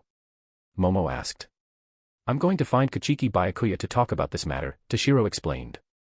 Kira spoke up to advise, please don't be too impulsive when the time comes. After all, he is a great noble. Don't worry, Toshiro said casually. So, Toshiro sensed Byakuya's Ryatsu and used Shunkuho to chase after him all the way. On a wide road leading from the Shino Academy to the Gotei 13, Byakuya and his entourage were walking towards the 6th Division. Suddenly, Byakuya stopped and looked up at the sky. They saw a figure using Shumenpa to descend from the air, landing in front of them. What is your business, third seat Hitsugaya? Byakuya Kuchiki asked, frowning. The newcomer was none other than Toshiro, who had chased them down. Toshiro looked at Byakuya and said, it's nothing much. I just wanted to talk to you about Rukia. Byakuya's expression turned icy. Oh. Are you here to stop me from adopting Rukia? Toshiro's expression grew serious. Well, if Rukia herself disagrees, then even if you are the head of the Kuchiki clan and the captain of the 6th Division, I won't let you take her away. As a friend of both Renji and Rukia, Toshiro didn't want to see their relationship fall apart. He didn't want to see them become like strangers to each other for decades, as in the original story, until Renji became a lieutenant and felt he was worthy of Rukia, rushing to find her to reconcile, only to meet again when he had to personally arrest her. Moreover, Rukia wasn't happy after being adopted by the Kuchiki clan. People within the Kuchiki clan, though they didn't dare bully her due to Byakuya's orders, still wouldn't look at her with respect. Although Byakuya was a secret doting brother at heart, he was cold on the outside and had a tsundere personality, not good at expressing his concern, failing to let Rukia feel any sense of affection. People outside either feared her noble status or believed she coveted wealth and honor, worming her way into the Kuchiki clan through flattery, looking down on her one and all. I respected your strength earlier and didn't hold it against you for blocking the way. It seems that it made you look down on me instead, Byakuya snorted coldly. Byakuya placed his right hand on the Zanpakuto at his waist and said, it seems necessary to let you witness my strength. Don't think that just because you defeated Zaraki Kenpachi, you are invincible among captains. There are some matters that are not for you to interfere with. Although he had heard that Toshiro defeated Zaraki and was an unprecedented genius in all of Soul Society, Byakuya, as the head of Soul Society's foremost noble family and himself hailed as a genius, possessed his own pride and did not believe he would lose to Toshiro. Toshiro looked at Byakuya confidently and said, oh. Want to fight? Well then, are you prepared to lose? Toshiro didn't believe Byakuya could win against him. Not to mention Toshiro's own power combined with the strongest ice-type Zanpakuto, allowing him to challenge opponents above his level. Just in terms of Ryatsu alone, Toshiro was stronger than Byakuya. At this time, Byakuya's Ryatsu was only at the mid-captain level, while Toshiro was already at the late captain level. Toshiro reached behind his back with his right hand, gripping the hilt of Hyarinmaru, and looked coldly at Byakuya's subordinates. You there, you'd better disappear from my sight. Otherwise, I can't guarantee you won't get caught in the crossfire. Young master. The old steward and the two guards turned to look at Byakuya, sweating profusely. Byakuya frowned. You may withdraw. Although confident he could defeat Toshiro, Byakuya also knew Toshiro was not an easy opponent. If a fight broke out, he might not be able to guarantee his subordinate's safety. Yes, sir. The group quickly ran into the distance as if granted a pardon. Although Toshiro didn't use his Ryatsu to intimidate them, the natural Ryatsu emanating from both Toshiro and Byakuya alone was already making it hard for them to breathe. Chapter 73, Scatter, Senbon Sakura. Shying. Byakuya slowly drew his Zanpakuto. Begin. Before his voice had even faded, his figure instantly vanished from before Toshiro's eyes. Clang. Toshiro instantly drew his Zanpakuto, turning to block. Clang. Byakuya's Zanpakuto stabbed against the blade of Hyarinmaru. Toshiro praised, that's quite a move. Instantly rotating your body at high speed and combining it with Shuinpa to circle behind your enemy, faster than sound even. What's the name of this technique? Senka, Byakuya replied indifferently. Seeing that Toshiro not only easily blocked his move but also leisurely commented on it, Byakuya couldn't help but feel somewhat troubled. Clang. Toshiro exerted force with his hand, pushing away Byakuya's Zanpakuto. Well then, it's my turn to make a move, Toshiro said seriously. Toshiro calmed his mind, focusing, sensing the fluctuations in the entire space. Shunkuho. Whoosh. Toshiro's figure flickered and vanished without a trace. Byakuya was inwardly shocked. How is this possible? I couldn't even see his movement clearly. Byakuya showed an incredulous expression. After all, among the captains of the Godai 13, his speed was always highly regarded. Even Sui Feng, the captain of the 2nd Division, might not be able to definitively beat him in speed. The left side. Byakuya suddenly sensed a deadly feeling of crisis coming from his left. Too late. Byakuya wanted to swing his sword to block, but there was no time. Schlick. Toshiro's Zanpakuto pierced through Byakuya's body. However, Toshiro didn't feel pleased. Instead, he frowned, looking at Byakuya's body, which had been pierced by his Zanpakuto. The body of Byakuya that Toshiro's blade had struck suddenly transformed into an outer robe. It was the very robe Byakuya had been wearing moments ago. Way of Onmitsu, 3rd of the Shiho, Utsusimi. Byakuya's voice drifted over from not far beside Toshiro. If possible, I'd rather not use this move I learned from that woman. That woman. Shihoin Yuruchi. Toshiro thought to himself.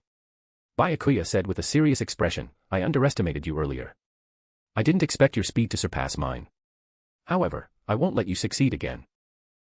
That remains to be seen, Toshiro said, tapping the ground with his foot. His figure vanished once more. Byakuya hurriedly swung his sword to block to the right. Clang. Byakuya accurately blocked Toshiro's attack. Although Byakuya's speed wasn't as fast as Toshiro's, it was still among the best. His reaction ability was also exceptional.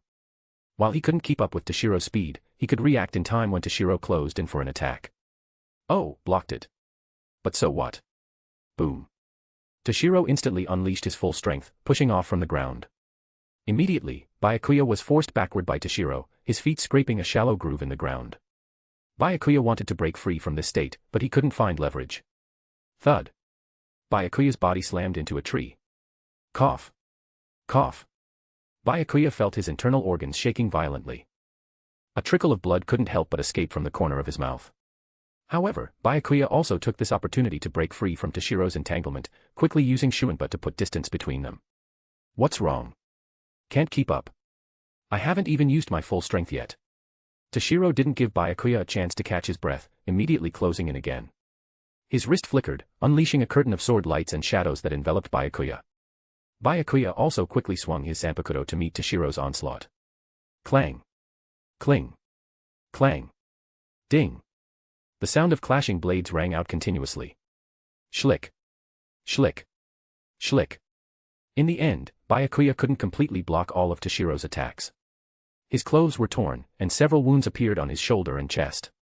Although the wounds weren't deep, he looked quite disheveled. Toshiro stopped his attack, looking coldly at Byakuya. Is this all you have? How disappointing. Or did I overestimate you, Kuchiki Byakuya? Byakuya didn't speak. Instead, he looked at Toshiro with a cold expression, then gathered Ryatsu and instantly slashed out a Kanatsu wave towards Toshiro. Toshiro glanced at it disdainfully and casually slashed out his own sword pressure wave to meet Byakuya's attack. Boom. The Kanatsu collided and cancelled each other out. Toshiro's Kanatsu, after destroying Byakuya's attack, continued towards Byakuya. Schlick. Blood blossomed once more on Byakuya's body. It's over, Kuchiki Byakuya. Toshiro said softly. Bisection. Toshiro gripped his sword with both hands, gathering all his strength. This move was precisely Zaraki's most powerful two-handed sword technique. And Zaraki had learned this move from Yamamoto. When Yamamoto was instructing Toshiro, he had also passed this technique on to him. Ha! Toshiro shouted, slashing with the sword that concentrated all his power towards Byakuya. Sensing the terrifying power of this move, Byakuya's stern face finally showed clear emotion. He wanted to dodge, but he couldn't escape Toshiro's speed. So, Byakuya could only gather all his strength to meet it head-on. Clang. Toshiro's concentrated full-power strike landed on Byakuya's blade. Crack. Suddenly, a crack appeared on Byakuya's Zanpakuto. Then, with a clatter, Byakuya's Zanpakuto completely snapped. The severed half of the blade fell to the ground, emitting a crisp sound. Byakuya wore an expression of utter disbelief. How is this possible? My Zanpakuto was severed. Young master. The old Kachiki clan steward called out worriedly from the distance. Although the steward seemed quite arrogant, he was very loyal to Byakuya, otherwise, he wouldn't have been kept by his side. This is unbelievable. The Captain's Zanpakuto was actually broken by someone. The two Shinigami in black Shihakusho who had followed Byakuya like guards earlier were not Kachiki clan's members, but members of the 6th Division. It was the first time they had seen Byakuya's Zanpakuto break, and the first time they had seen him so decisively defeated. Broken, huh? It seems this is the end, Toshiro said, glancing at Byakuya's broken Zanpakuto. Toshiro looked at Byakuya with some disappointment. Head of the Kachiki clan, captain of the 6th Division, in the end, is this all you amount to? Although he hadn't come to fight Byakuya, once they started, Toshiro had still hoped Byakuya could give him a satisfying match. However, being able to so easily defeat Byakuya also showed how strong Toshiro's power had become. Toshiro looked at Byakuya and said, let's end this matter of adopting Rukia. You can't give Rukia happiness. Having said that, Toshiro turned to leave. Halt. Byakuya suddenly turned, looking at Toshiro's departing back and speaking loudly. Toshiro paused, not turning his head. What is it? Your Zanpakuto is broken. You can't continue fighting. Humph. If it were anyone else, that might be true. But I am different, Byakuya snorted coldly. Scatter, Senbon Sakura. Hearing Byakuya's words, Toshiro looked back.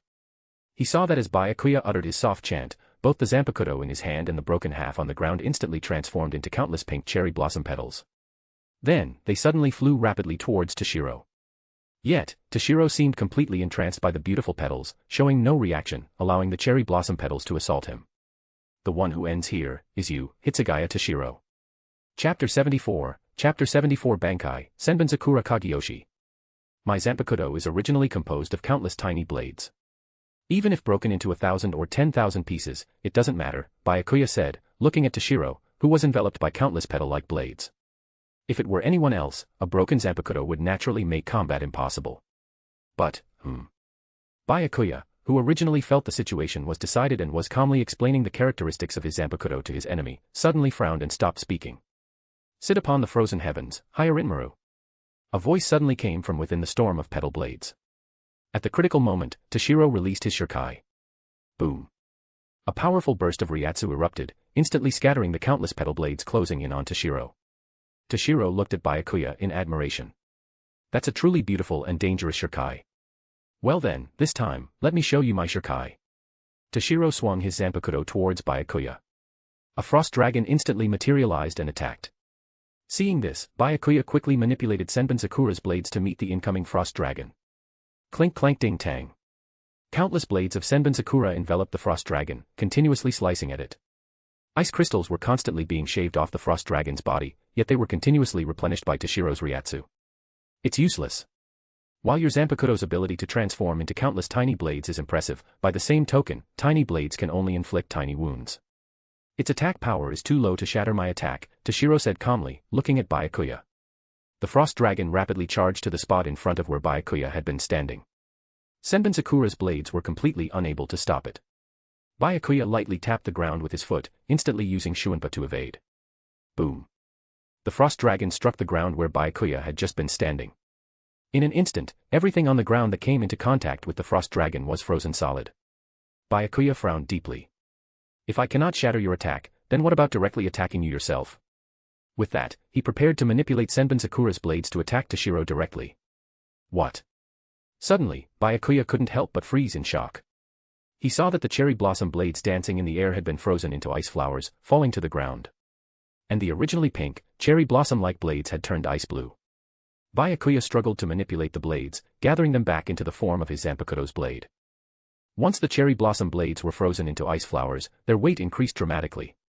Not only did manipulating them consume more power, but their speed became incredibly slow, making them completely useless for attack. After the countless tiny blades were formed into the Zanpakuto's blade, they remained covered in a thick layer of blue ice crystals, utterly unusable for cutting.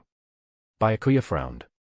I didn't expect that just a brief clash earlier was enough for Senbon Sakura's blades to be frozen. Truly worthy of being called the strongest ice-type Zanpakuto. As he spoke, Byakuya used his formidable Ryatsu to disperse the ice on the blade. His expression grew solemn. It seems Shirkai is not enough to deal with you. Originally, a Godai 13's captain's Bankai should not be used casually, but it appears that without using Bankai, I cannot defeat you. Bankai. Byakuya held his sword in a reverse grip, point downward, then suddenly released it. The Zanpakuto sank into the ground, and the ground rippled like water. On either side of Byakuya, 2 rows of enormous blades suddenly rose from the ground. Scatter, Senbon Sakura Kageyoshi. At Byakuya's command, the enormous blades beside him instantly transformed into countless blades, their number far surpassing that during Shirkai. Byakuya manipulated them with his right hand. Countless blades surged towards Toshiro like a storm of flowers, their speed much faster than before. When Byakuya controls the blades manually, their speed increases dramatically. Single-hand control doubles the normal speed. Two-handed control quadruples it. Knowing Toshiro was not an easy opponent, Byakuya didn't test with normal attack speed but immediately used right-hand control. Icicle birds. Toshiro also unleashed a large-scale area attack. Whoosh whoosh whoosh. As Toshiro swung his Zanpakuto, countless ice pellets shot forth like hail to meet Byakuya's attack. Clink shatter clink. The ice pellets collided with the blades. Toshiro's ice pellets were continuously shattered into ice dust that drifted down, while Byakuya's blades were constantly being frozen by Toshiro's cold power. However, after Bankai, the number of Byakuya's blades is measured in the hundreds of millions, nearly endless, and the cutting power of each slash is greatly enhanced. Toshiro's icicle birds couldn't completely block them. Finally, Byakuya's blades broke through Toshiro's attack, coalescing into 2 long dragons that pincer-attacked Toshiro from left and right. Toshiro's figure flickered, instantly evading Byakuya's assault. Byakuya rotated his right hand, and countless blades chased after Toshiro once more. Toshiro's body moved rapidly, transforming into afterimages as he continuously dodged Byakuya's attacks. Byakuya's blades could never hit Toshiro. Is this all you have? You can't keep up with my speed at all. It seems I can defeat you easily even without Bankai, Toshiro said leisurely while moving at high speed. Byakuya frowned and extended his left hand as well, manipulating the blades with both hands. The speed instantly doubled again. Toshiro, who had gotten a bit carried away, was nearly hit. Shunkuho. Toshiro instantly pushed his speed to the limit, his figure continuously circling around Byakuya. Facing a fully attack speed engaged Byakuya, Toshiro, though not as leisurely as before, still was never hit by Byakuya's attacks. Facing the constantly evading Toshiro, Byakuya began to feel some wavering in his heart. I've already used Bankai, yet I still can't defeat him. And my opponent hasn't even used Bankai yet. Byakuya was beginning to lose much of his confidence in his ability to win. Suddenly, Byakuya stopped his attack. Toshiro looked at him curiously. What's wrong? Have you given up just because you can't do anything to me? If that's really the case, then that's truly disappointing. Byakuya snorted coldly. Give up? That's impossible.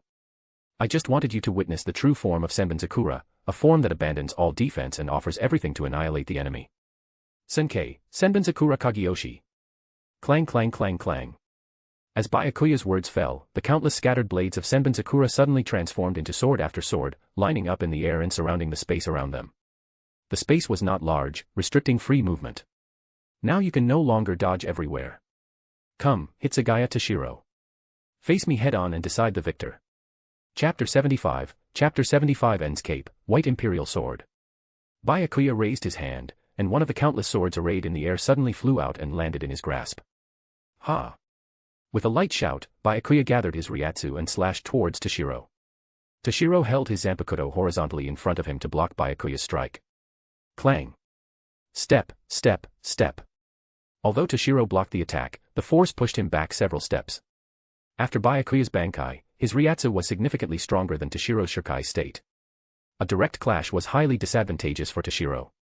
Toshiro sighed helplessly, Yar, there's no other way, it seems. I guess I'll have to let you witness my Bankai as well. Hearing this, Byakuya's pupils constricted, his expression turning grave, finally going to use Bankai.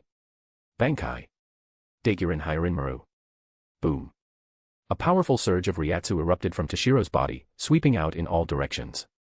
Clink, clatter. The whirlwind stirred by the surging Ryatsu caused the space enclosed by Byakuya's countless swords to tremble violently. Toshiro's right arm was encased in ice crystals, resembling a divine dragon. The Hyarinmaru originally held in his right hand now seemed to be clenched within the dragon's maw. A pair of massive frost wings unfurled behind him, large enough to almost envelop his entire body. 3 lotus flowers, each with 12 crimson petals, appeared behind him. After Bankai, the handguard of Hyarinmaru also transformed from its original 4-pointed star shape into a 6-pointed star. Feeling the immense power coursing through his body, for a moment Toshiro felt as if he were omnipotent. Toshiro pointed Hyarinmaru at Byakuya, his tone detached as he declared, "I won't waste time. One move. I will defeat you in one move. Therefore, Kuchiki Byakuya, in the next move, resist with all your might." Byakuya couldn't help but feel anger. "Hitsugaya Toshiro, you are far too arrogant." En's cape, white imperial sword. Instantly, the countless swords arrayed in the air turned into petals, converging along with all of Byakuya's Riryoku onto the blade he held. Boom. The blade emitted a blinding radiance. A white pillar of Ryatsu shot skyward, then transformed into a pair of spread wings manifesting behind Byakuya. Although he felt Toshiro was arrogant and looked down on him, the mere Ryatsu and pressure released during Toshiro's Bankai activation had almost scattered the space enclosed by Senkei, Senbon Sakura Kageyoshi. Therefore, Byakuya knew he likely wasn't Toshiro's match. Facing an opponent stronger than himself, Byakuya unhesitatingly unleashed his ultimate technique. Truly an impressive technique. But it ends here. Toshiro stated coolly. Ice Dragon Flash. The high-density erasure within Toshiro's body poured into his Zanpakuto. The Zanpakuto glowed with a dazzling blue light. Ha! Ha! Simultaneously, both of them gave a single powerful beat of their wings, their bodies shooting towards each other at extreme speed. Boom. Their attacks collided like two great dragons clashing. Yet there was no stalemate, only overwhelming force. Toshiro's slash obliterated Byakuya's attack with devastating ease. Crack! The blade in Byakuya's hand shattered once more, turning into cherry blossom petals that drifted to the ground.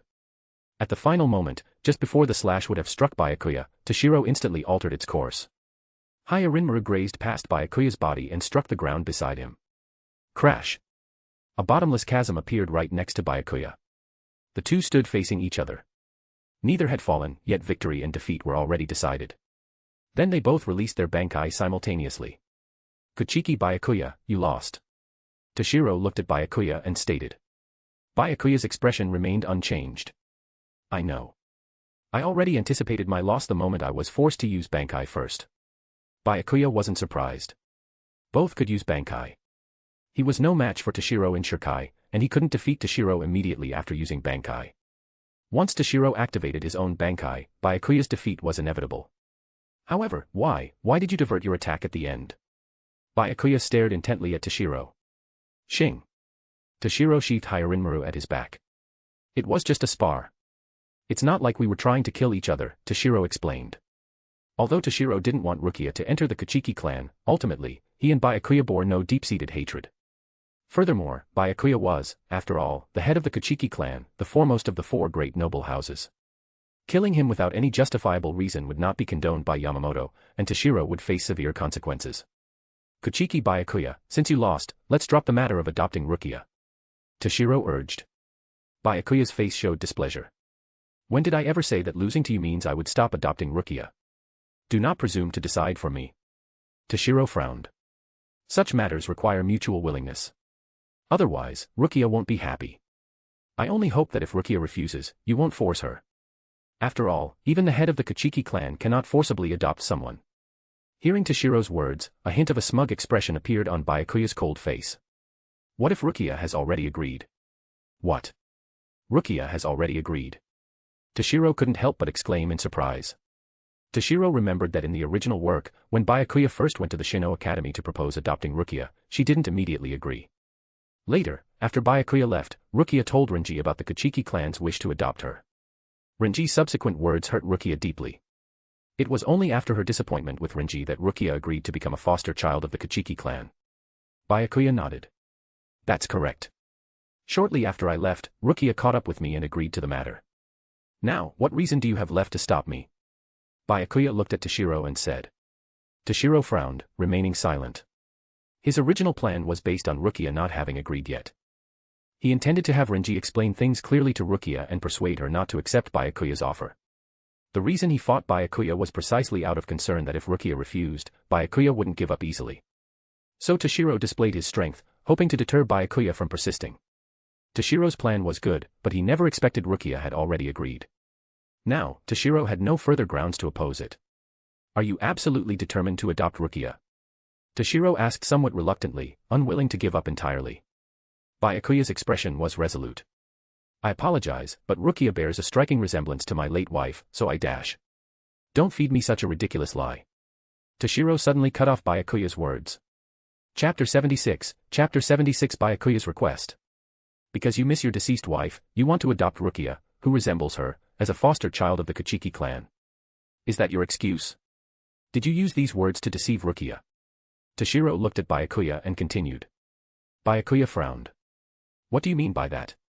Toshiro said meaningfully, I mean you are lying. Similar in appearance, also hailing from the 78th district of South Rakangai, in Uzuri district. Rukia's relationship with your wife, Hizana, isn't that simple, is it? Byakuya's face turned cold. What exactly do you know? And how do you know about my wife? Toshiro replied calmly, the head of the Kuchiki clan, foremost of the 4 great noble houses, marrying a commoner from Rakangai, that affair must have caused quite a stir back then. It's not strange for me to have heard of her. Moreover, Captain Kairaku once saw Rukia and was surprised by her resemblance to your wife. He told me about your wife then. From that moment, I began to suspect something. Rukia and your wife must be related, right? Toshiro speculated. The marriage of the Kuchiki clan's head, another noble and captain like Kairaku would likely have attended the wedding. Of course, Kairaku never actually told Toshiro about Kuchiki Hizana. Toshiro had known from the beginning that Rukia was Hizana's younger sister. Using Kairaku as the source was just a pretext. Hearing Toshiro's words, Byakuya's expression changed momentarily before returning to calm. That's correct. Rukia is actually my wife's younger sister. As I thought. Toshiro wore an expression of, just as I expected. Adopting a commoner from Rakangai as a foster child of the Kuchiki clan, even for the Kuchiki clan's head, you must face immense pressure. You couldn't possibly do something so rule-breaking just because Rukia resembles your wife. Byakuya continued, my wife, Hizana, once told me that after she died in the living world, she and Rukia were sent to the 78th district of South Rakangai, in Uzuri district. But that place was chaotic. Surviving alone was difficult, let alone with an infant. Out of desperation, Hizana abandoned Rukia. However, Hizana deeply regretted this afterward. After marrying me, she never stopped searching for Rukia. At this point, Byakuya's expression grew sorrowful. But Hizana's health was poor. She passed away after only a few years. Before her death, Hizana begged me to find Rukia. She felt she had abandoned her and was unworthy of being called her sister. So, she wished for me to become Rukia's older brother. Byakuya explained. Therefore, I must fulfill Hizana's wish and bring Rukia into the Kuchiki clan. Hitsugaya Toshiro, do not stand in my way any longer, or I will stop at nothing. Byakuya declared with firm resolve. Toshiro frowned. Kuchiki Byakuya, don't you understand yet? Understand what? Byakuya asked, puzzled. Why was your wife Hizana so determined to find Rukia? Was it merely so Rukia could enter the Kuchiki clan, live a stable life, and enjoy wealth and status? Toshiro challenged. Without waiting for Byakuya's reply, Toshiro continued, of course not. Hizana simply wanted Rukia to have a family. She wanted her to feel the warmth of a home. If that is Hizana's wish, I will make it so. Byakuya said. But can you truly achieve that? If Rukia truly enters the Kuchiki clan, forget about others, how will the people within the Kuchiki clan itself view her, a girl from Rakangai, previously just a commoner? Toshiro pressed further. Byakuya's tone turned icy. If anyone in the Kuchiki clan dares to bully Rukia, I will not let them off. Then, Byakuya said somewhat impatiently, Hitsugaya Toshiro, I will treat Rukia well and ensure she suffers no grievances. But on this matter, I will not concede. Moreover, after entering the Kuchiki clan, she can still do whatever she wishes. Very well then. However, if you care for someone, you should express it. Don't always wear that cold face. Rukia won't be able to feel your concern that way. Toshiro said somewhat helplessly. Since Byakuya was insistent and Rukia had agreed, there really was no need for Toshiro to make himself unwelcome. As a transmigrator, not only had he failed to persuade Byakuya, but he had been persuaded by him instead. It was rather embarrassing. It seems the art of persuasion is truly a job for the protagonist. Showing a cold face is something you're guilty of as well. Byakuya said somewhat displeased. But regarding Rukia, I will try to express my concern more. Although somewhat irked, he still accepted Toshiro's suggestion. Well, since that's the case, I'll be going then. Although he hadn't achieved his objective, it wasn't a complete loss. At least Byakuya promised to show more concern, which should help Rukia live more happily in the Kuchiki clan. Wait. Byakuya suddenly called out to Toshiro, who was about to leave. Toshiro asked, puzzled, what is it? I have a request to ask of you. Byakuya said, his expression somewhat awkward.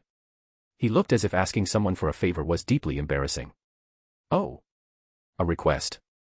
The esteemed head of the Kuchiki clan, captain of the 6th division, has a request for someone else. Toshiro couldn't help but tease.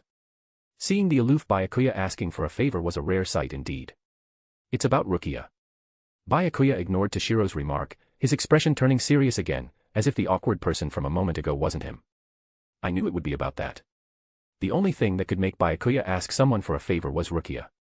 Even though Rukia hadn't officially entered the Kuchiki clan yet, it seemed Byakuya's brotherly instincts were already awakening. Byakuya said solemnly, "Please, do not tell Rukia about his Anna." His Anna did not wish for Rukia to know they were sisters. I beg of you, Hitsugaya Toshiro. Chapter 77, Chapter 77 Drowning Sorrows in Drink. Toshiro pondered for a moment before agreeing. All right, I won't tell Rukia about this. If he suddenly told Rukia now that his Anna was her sister and that she had abandoned her, who knew if she could accept it? It was better to let things develop naturally. Thank you. I owe you a favor. Byakuya expressed his gratitude. Well, although I had my suspicions, you were the one who revealed the relationship between Rukia and his Anna after all. It's not really a favor. Toshiro said casually. But then he added meaningfully, however, if you truly feel indebted, I hope that one day, if someone tries to harm Rukia, you will stand up and protect her. Byakuya said solemnly, that goes without saying. I will absolutely protect Rukia. Watching Byakuya make this earnest promise, Toshiro couldn't help but think to himself, if only you could still say that after you learn that the one wanting to harm Rukia is the very system you've always upheld. Toshiro knew that in the original work, after Aizen killed the Central 46 and issued orders in their name to arrest and execute Rukia, Byakuya, though heartbroken, chose to obey Soul Society's laws. He remained impassive towards Rukia's impending execution and even obstructed Ichigo and the others who went to rescue her, all to uphold the rules. Fortunately, he was later persuaded by Ichigo's words and ultimately became an incurable, terminal case of a doting older brother. I hope you truly can keep your word. I'll take my leave now. Toshiro tapped his foot lightly and used Shuinpa to depart. After Toshiro left, the old steward and the 2 bodyguards who had been observing from a distance hurried over. They found Byakuya standing in place, seemingly deep in thought. Worried that Byakuya, who had always been successful, might be demoralized by his defeat, the old steward quickly tried to console him. Master, although you happened to lose one move in this battle, there's no need to dwell on it. After all, your opponent has defeated the so-called strongest Shinigami, a Kenpachi, and is the most talented Shinigami in Soul Society. Well, it was indeed losing one move. After Toshiro went all out, he defeated Byakuya in one move. Summarized as lost one move. Humph, no need to console me. Do I look like someone who is easily demoralized? I was just thinking about something. Byakuya snorted coldly. By the way, Kumeo, how does one make someone feel the warmth of a family? Byakuya asked the old steward. When saying the warmth of a family, Byakuya even gestured with his hands. The warmth of a family? The old steward looked utterly bewildered. Kumeo was indeed his name. Although the old steward appeared frail now, he was reportedly born as strong as a bear, hence his parents named him Kumeo. T/N, Kuma means bear. Full name, Kuchiki Kumeo.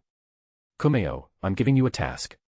Before Rukia officially enters the Kuchiki clan, figure out how to make her feel the warmth of a family. With that, Byakuya strode away, leaving the old steward, Kuchiki Kumeo, standing there. Rukongai, 1st District, a certain izakaya. Renji was sitting at a table, drinking. And he wasn't drinking cup by cup, he was chugging directly from the bottle. The table was already covered with empty bottles. Cough. Cough. Suddenly, Renji drank too fast and choked, coughing uncontrollably. After coughing, Renji picked up the bottle again and tipped it into his mouth.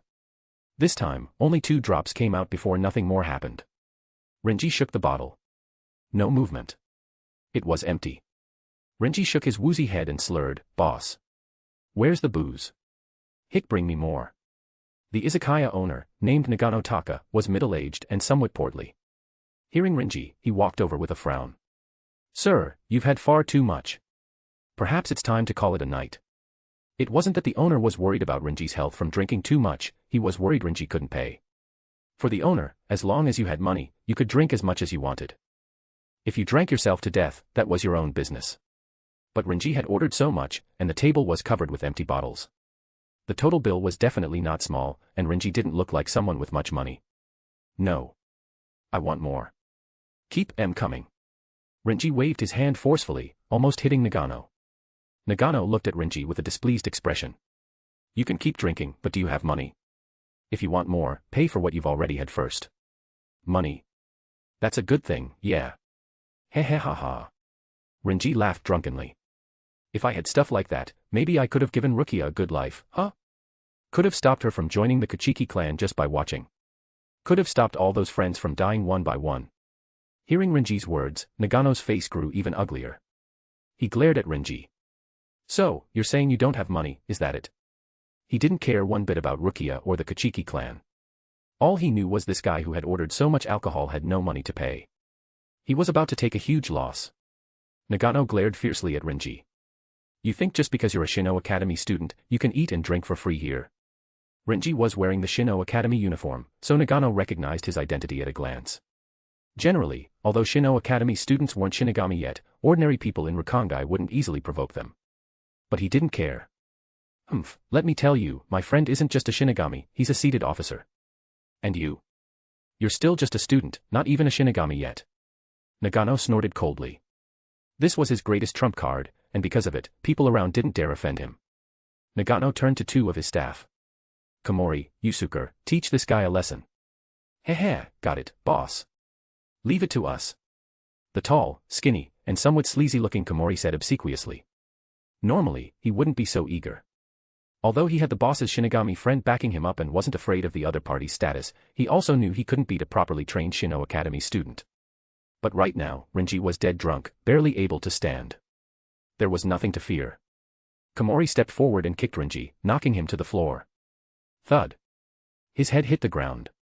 The sharp pain jolted Renji's consciousness back to clarity. Komori walked up, ready to beat Renji severely to please the boss. Yusuke also eagerly closed in, not wanting to be left out. Though Renji wanted to resist, his body wouldn't obey. Chapter 78, The Unfortunate Tsukii. Stop right there. Suddenly, a cold, clear voice sounded from outside the izakaya. It was around noon, the hottest time of the day, yet in an instant, Nagano, Komori, and the others felt as if they had plunged into a cold cavern, their very souls seeming to freeze solid. A single voice alone made them feel as if they were in a frozen wasteland. The newcomer walked into the izakaya at a measured pace. It was Toshiro. After Toshiro entered, Nagano and the others returned to normal, as if the feeling of plunging into a cold cavern had been an illusion. Seeing Toshiro dressed as a Shinigami, Nagano frowned and said, Sir Shinigami, I'd advise you not to meddle. Judging by your young age, you're probably just an ordinary Shinigami. My friend is a seated officer, and he's drinking in the inner room right now. Oh. Is a seated officer such a big deal? Toshiro said lightly. Nagano's face turned cold. It seems you're determined to interfere in this matter. Don't regret it later. With that, Nagano ran towards the small room at the very back of the izakaya. As he ran, he shouted, Tsukii. Someone's causing trouble at my place. For the sake of growing up together, you have to help me. Toshiro frowned slightly but ignored him, walking over to Renji instead. Toshiro said somewhat angrily, Renji, look at the state you're in. Heh. I must look pretty pathetic now, huh? Renji said indifferently. You dash. Hey. Just who is causing trouble here? Don't you know the owner is a friend of mine, Sawai Kawataro? Before Toshiro could finish, he was suddenly interrupted. Toshiro turned his head, displeased, to look. The speaker was a middle-aged man dressed as a Shinigami, and he looked familiar. Third seat Hitsugaya. Sawai Kawataro said, breaking out in a cold sweat. Sawai Kawataro, member of the 10th Division, recently promoted to the 20th seat of the 10th Division. Previously just an obscure ordinary member, he toiled for half his life and finally succeeded in challenging the former 20th seat, becoming a seated officer. The match where he challenged the former 20th seat was presided over by Toshiro himself. Even the appointment certificate was signed by Toshiro, which is why Toshiro found him familiar. Well, so why? It seems you've started getting a big head after becoming a seated officer. Toshiro said expressionlessly. No. Sir Hitsugaya, it's a misunderstanding. There must be some misunderstanding here. Sawai waved his hands frantically. Then he quickly glared at Nagano. Hey, Nagano. What's going on here? You better explain this properly. Even Nagano, slow as he was, realized by now that this young-looking Shinigami was not someone they could afford to offend. Thinking this, Nagano hurriedly said in a panic, Oh, Sir Shinigami. Although I was wrong to hit someone, you can't blame me entirely for this either. Nagano began, sniffling and with tears in his eyes. It was that academy student. He drank without paying. That's why I had my men take action. He ordered so much alcohol but had no money to pay. This is a small business, I can't afford such losses. Toshiro frowned. Is that so? In that case, I'll pay for the drinks. Although the other party was also in the wrong, Renji drinking without paying meant he was at fault first. No, no, no. How could we let you, Sir Shinigami, pay? The drinks are on the house.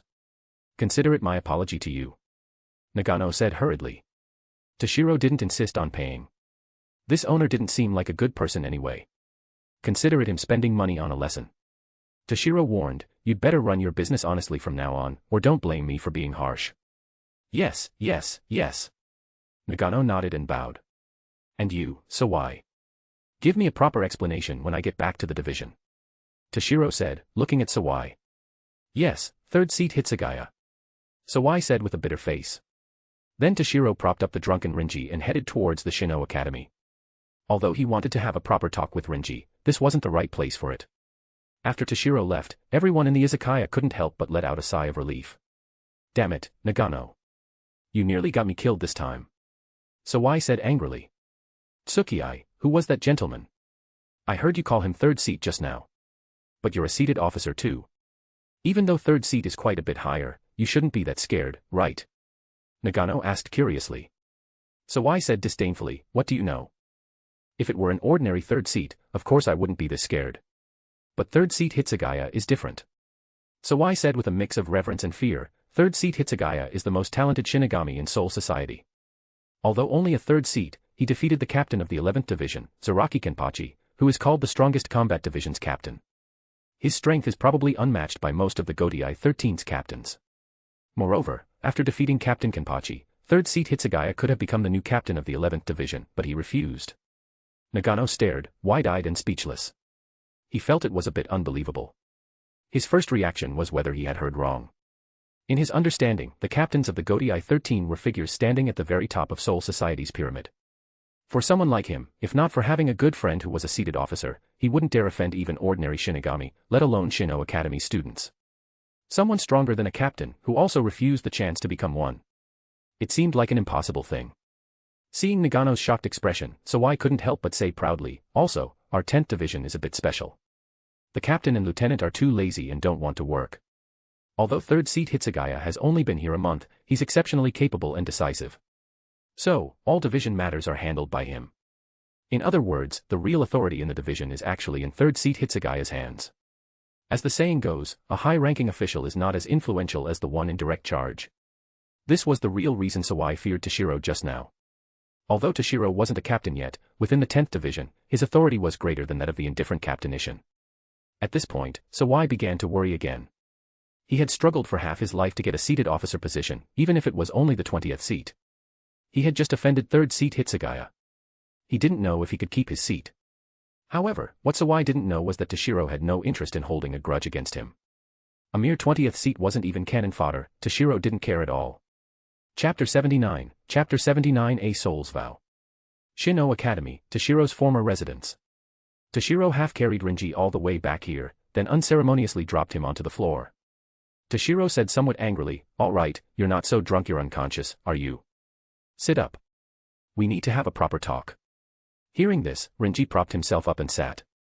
Toshiro also sat down opposite Renji and immediately delivered unfortunate news. Renji, Rukia has already responded to Kuchiki clan's head, Kuchiki Byakuya. She agreed to become a foster child of the Kuchiki clan. Hearing this, Renji couldn't help but tremble all over, then forced himself to say, isn't that good? Humph, do you think saying that makes you look cool? Toshiro snorted coldly. I don't think so at all. It's just. Rukia having a family of her own is a good thing. Renji said guiltily. Toshiro frowned. Enough. We all know how you feel. Are you really willing to let yourself and Rukia drift apart like this until you become complete strangers? Renji quickly said, of course I don't want that. But what can I do? I can't give Rukia anything. I have no right to stop her from entering the Kuchiki clan. And once Rukia becomes a noble, I'll be even more unworthy of her. Renji's inferiority complex was truly bone deep. If it were someone else, relying on their childhood friendship with Rukia and the bond of supporting each other through life in an Uzuri district for so many years, they might have already established a relationship with her. Humph, it's your own fault. Now that Rukia entering the Kuchiki clan is settled, regretting it is useless. Toshiro said. Then Toshiro said seriously, after Rukia enters the Kuchiki clan, she'll be a noble. She can't be with an ordinary commoner. However, if you want to become worthy of Rukia, there is a way.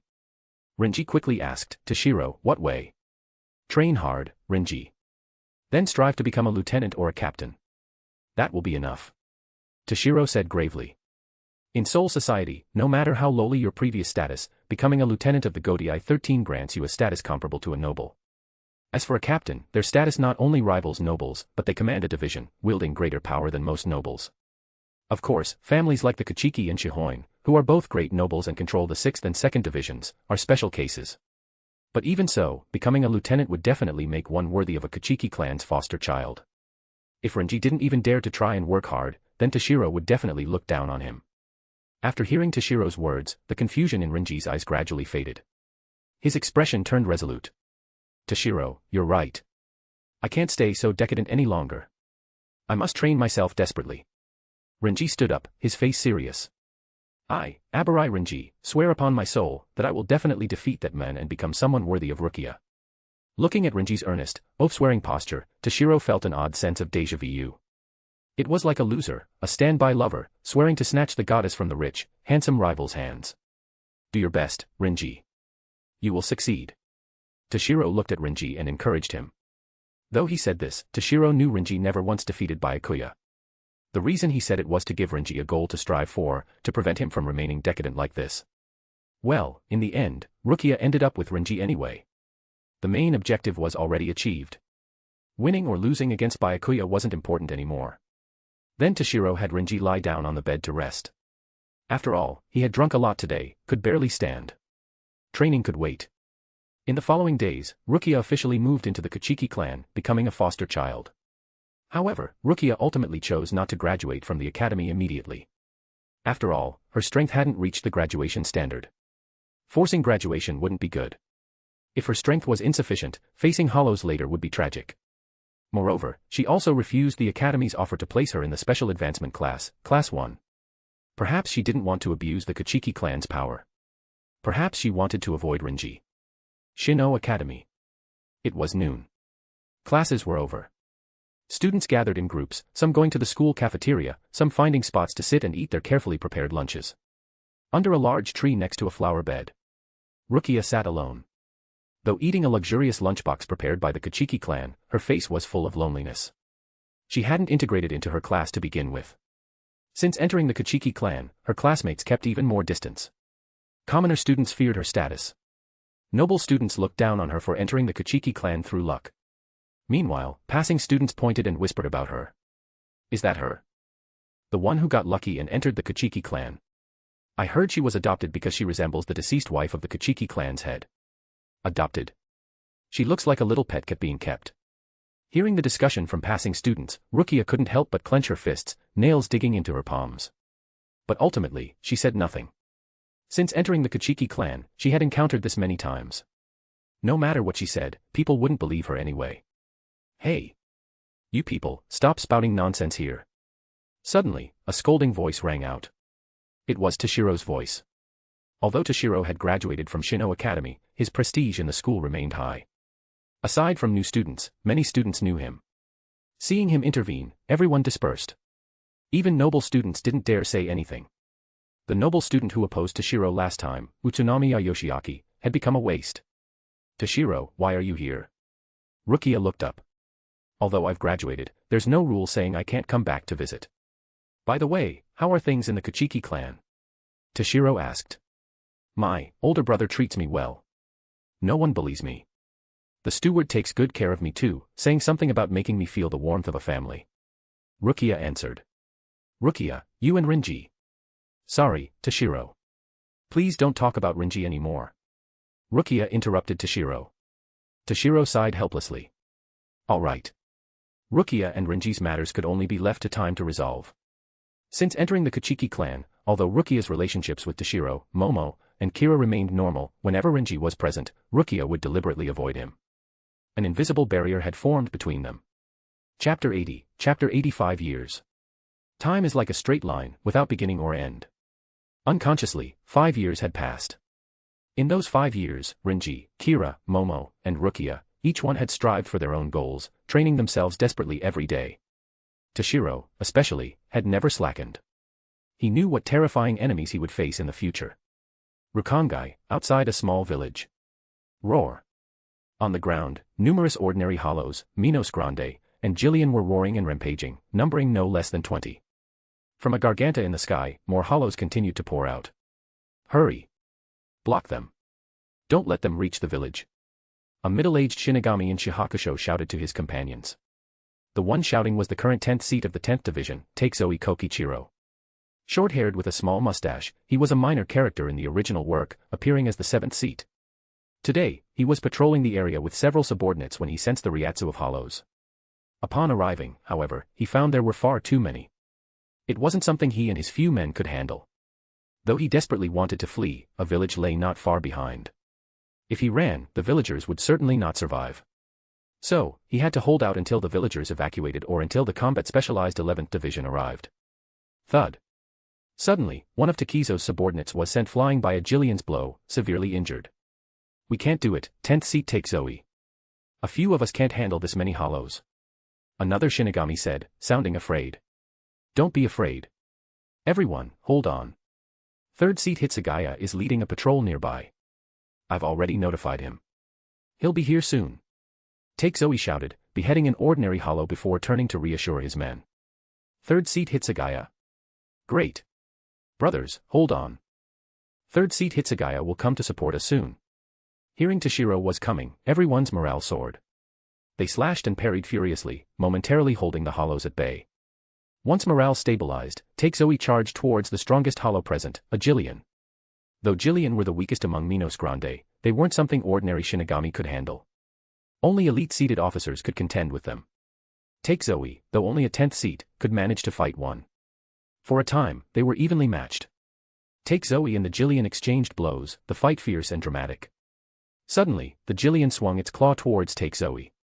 Take Zoe hastily raised his Zanpakuto to block the attack. Although he blocked it, Take Zoe felt no joy, only terror. From the corner of his eye, he saw another Jillian appear to his left, then fire a bala at him. Takizo's face filled with despair. Swish. Suddenly, a figure appeared beside Take Zoe. Then, it reached out and caught the bala.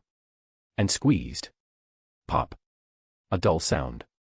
The bala simply vanished, as if it weren't a bala but an ordinary bubble. 3rd seat Hitsugaya. Take Zoe cried out in joy. Hitsugaya-sama. The others shouted as well. Heido number 1, show. Toshiro raised a finger, pointing at the Jillian that had fired the bala. Bang. A shockwave released from Toshiro's finger, piercing straight through the hollow's body. Though it was only the lowest level Heido, in Toshiro's hands, it instantly killed the Jillian that had nearly taken Takizo's life.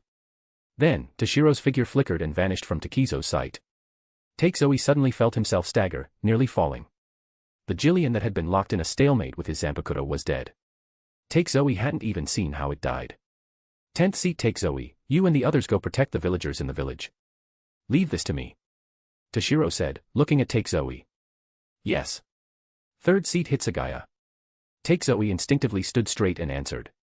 He gave Toshiro a look of reverence, then unhesitatingly chose to obey Toshiro's order. He didn't question why Toshiro wasn't letting them stay to help. He simply led his men, disengaging from the hollows and withdrawing from the battlefield. As Take Zoe was about to enter the village to protect the villagers, his pupils suddenly contracted. He shouted, 3rd seat Hitsugaya. Behind you. There's a hollow behind you. Behind Toshiro, a Jillian was thrusting its sharp claw towards Toshiro's body. Yet, Toshiro stood still as if he hadn't heard Takizo's warning. But the Jillian's movement grew slower and slower, finally stopping completely 3 meters away from Toshiro. Crackle, crackle. Suddenly, a cracking sound rang out. The Jillian's body began to freeze, completely encased in ice, turning into a lifelike ice sculpture. Thanks for the warning. But you should go protect the villagers first. Toshiro said calmly, then turned to look at the remaining hollows. Gulp. A Shinigami swallowed hard, struggling to speak. 10th seat Take Zoe, why did that hollow freeze when Hitsugaya-sama didn't do anything? It's his Ryatsu. Take Zoe explained with deep awe. Although 3rd seat Hitsugaya did nothing, the Ryatsu naturally emanating from his body froze that hollow. 3rd seat Hitsugaya's power has improved again. I truly wonder how strong he is now. Take Zoe sighed. He withdrew his gaze and looked at the others. All right, let's go. The reason third seat Hitsugaya sent us to protect the villagers is probably because he's afraid his unconsciously released Ryatsu might hurt us. If we were here, he'd have to carefully suppress his Ryatsu during the fight. Everyone couldn't help but glance at Toshiro before hurrying towards the village. If they couldn't help, they shouldn't cause trouble for Toshiro. After everyone left, Toshiro, with his hands clasped behind his back, walked towards the remaining 20 or so hollows. His movements seemed slow but were actually fast. Wherever he went, his Ryatsu spread, and the hollows were all frozen. These were just ordinary hollows and Jillian. They couldn't even withstand Toshiro's released Ryatsu. In less than 10 seconds, all remaining hollows were frozen. Then, with a crack, they shattered into countless ice fragments. Then, Toshiro frowned slightly, looking into the void. Behind the Garganta, an Ajuchas, an intermediate Minos Grande at lieutenant level, was maintaining the Garganta. Other hollows were scrambling into it. Shing. For the first time since appearing, Toshiro drew his Zanpakuto. Then, the turbulent racer within Toshiro surged towards the Zanpakuto. A blade of pressurized energy shot towards the interior of the Garganta at extreme speed. Schlick. The energy slash cleanly cut the Ajuchas in two. Its power undiminished, it continued flying backwards. Whether ordinary hollows or Jillian, it cut down everything in its path, obliterating all. Chapter 81, Chapter 81, a Shinigami Beyond Captain Class. After the Garganta vanished without any hollow to sustain it, no more hollows emerged. Killing an Ajuchas at lieutenant level with a single sword strike without even releasing his Zanpakuto, few in all of Soul Society could accomplish this. It proved Toshiro's strength was formidable. Yet, Toshiro wasn't satisfied. Sigh, still haven't broken through to that level. Toshiro suddenly sighed. 5 years ago, when he graduated from Shino Academy and joined the 10th Division, Toshiro's Ryatsu was at the later stage of Captain Class. Now, it was at the peak of Captain Class. But it wasn't that it took 5 years to progress from later stage to peak. Actually, he had reached the peak 4 years ago. Back then, it took Toshiro 1 year to advance from later stage to peak. The following 4 years were spent striving to break through to beyond Captain Class. Unfortunately, Toshiro was still at the peak of Captain Class. How exactly does one break through to beyond Captain Class? It took half a year from mid-stage Captain Class to later stage. It took 1 year from later stage to peak. But after that, 4 years passed without breaking through to beyond Captain Class. Perhaps breaking through from peak Captain Class to beyond Captain Class was an extremely difficult threshold. Or perhaps the higher one's strength, the slower the improvement. In any case, having been stuck at peak Captain Class for 4 years, Toshiro remained at peak Captain Class. In normal terms, this rate of Ryatsu training was already incredibly fast. Aside from protagonists cheating or people near protagonists benefiting from plot armor and improving at abnormal rates, currently, no one's Ryatsu improved faster than Toshiro's. Logically, Toshiro shouldn't have much to complain about. After all, Shinigami beyond Captain Class were few in all of Soul Society. In Soul Society, based on Toshiro's observations, he could confirm only 4.5 beyond Captain Class individuals. They were Yamamoto, Aizen, Unohana, Kairaku, and Yukitake. Among them, Yukitake, though beyond Captain Class and powerful, saw his strength plummet drastically when ill, potentially unable to handle even Captain Class opponents. So, he counted as half. As for Zaraki, perhaps at his peak, he was overwhelmingly formidable.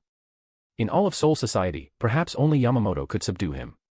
Even the current Aizen, without using his Zanpakuto's ability, might not be able to. But regardless, Zaraki was currently only Captain Class. Toshiro wouldn't need much effort to defeat him. Others, like Ichigo's father, the current 10th Division's captain, Shiba Ishin, displayed strength suspected to be beyond Captain Class during the decisive battle with Aizen. But based on Toshiro's observations these past few years, Ishin was currently only at peak Captain Class. Perhaps Ishin broke through to beyond Captain Class later. Or perhaps he was originally at peak Captain Class. Among the above individuals, purely in terms of strength, the strongest was likely Yamamoto. Hailed as the strongest Shinigami in 1,000 years, his power was immeasurable, possibly even having broken through the limits of beyond Captain Class. For Toshiro, beyond Captain Class wasn't just about Ryatsu improvement, it also related to Zanpakuto abilities. Hyarinmaru's power was too great. Although Toshiro's Ryatsu was already at peak Captain Class, his Bankai was still incomplete. Only by reaching beyond Captain Class would Toshiro's Bankai mature. Then, he could unleash Hyarinmaru's true power. Though Hyarinmaru was already strong now, this wasn't its limit. But the scarcity of beyond Captain Class individuals showed reaching this step was no easy feat. Thinking this, Toshiro stopped fretting. He would break through when it was time. Worrying when it wasn't time was useless. In the small village nearby, Take Zoe and the others were checking for injuries and structural damage. Fortunately, before Toshiro arrived, Take Zoe and his men desperately held the line, preventing hollows from entering the village. Thus, there were no major casualties. However, a few unlucky souls wandering outside the village were killed by hollows. But such was life for most Rokangai's residents, filled with chaos and poverty, constantly under threat from hollows. Someone like Toshiro, born in the first district, was already very fortunate. Connected to and closest to the Siriidii, it was the safest and most affluent district in Rokangai. Therefore, even though only his elderly grandmother and young Toshiro lived at home, with no able-bodied laborer, their living conditions, while among the poorer in first district, at least meant Toshiro never starved growing up. Even so, hollows could appear in the mountains outside the district, though rarely. This showed why so many wanted to become Shinigami and live in the Siriidii. Most weren't driven by lofty ideals like protecting soul society, they simply hoped for a better life. Toshiro walked over just as Take Zoe and the others began their tasks. Take Zoe and his men had barely stepped into the village when Toshiro had already dealt with the hollows. 10th seat. Take Zoe, how is the situation? Toshiro asked as he approached. Take Zoe hurriedly answered respectfully, reporting to 3rd seat Hitsugaya. Aside from those wandering outside the village initially, there were no major casualties. Toshiro nodded. Good. You did well this time. 10th seat. Take Zoe. Facing so many hollows, knowing you were outmatched yet desperately holding the line, that's why these villagers were saved. Upon returning, I will issue a division-wide commendation for you. There will be other rewards as well. Yes. Thank you for the praise, 3rd seat Hitsugaya. I will continue to work hard. Take Zoe was so excited he became somewhat incoherent. Takizo's excitement wasn't really about the rewards but about Toshiro's praise. Over the years, Toshiro had put great effort into the 10th division, handling division affairs, leading patrols, caring for members, doing everything to enhance his prestige and influence within the division. Thus, Toshiro's current prestige in the 10th division was at its peak.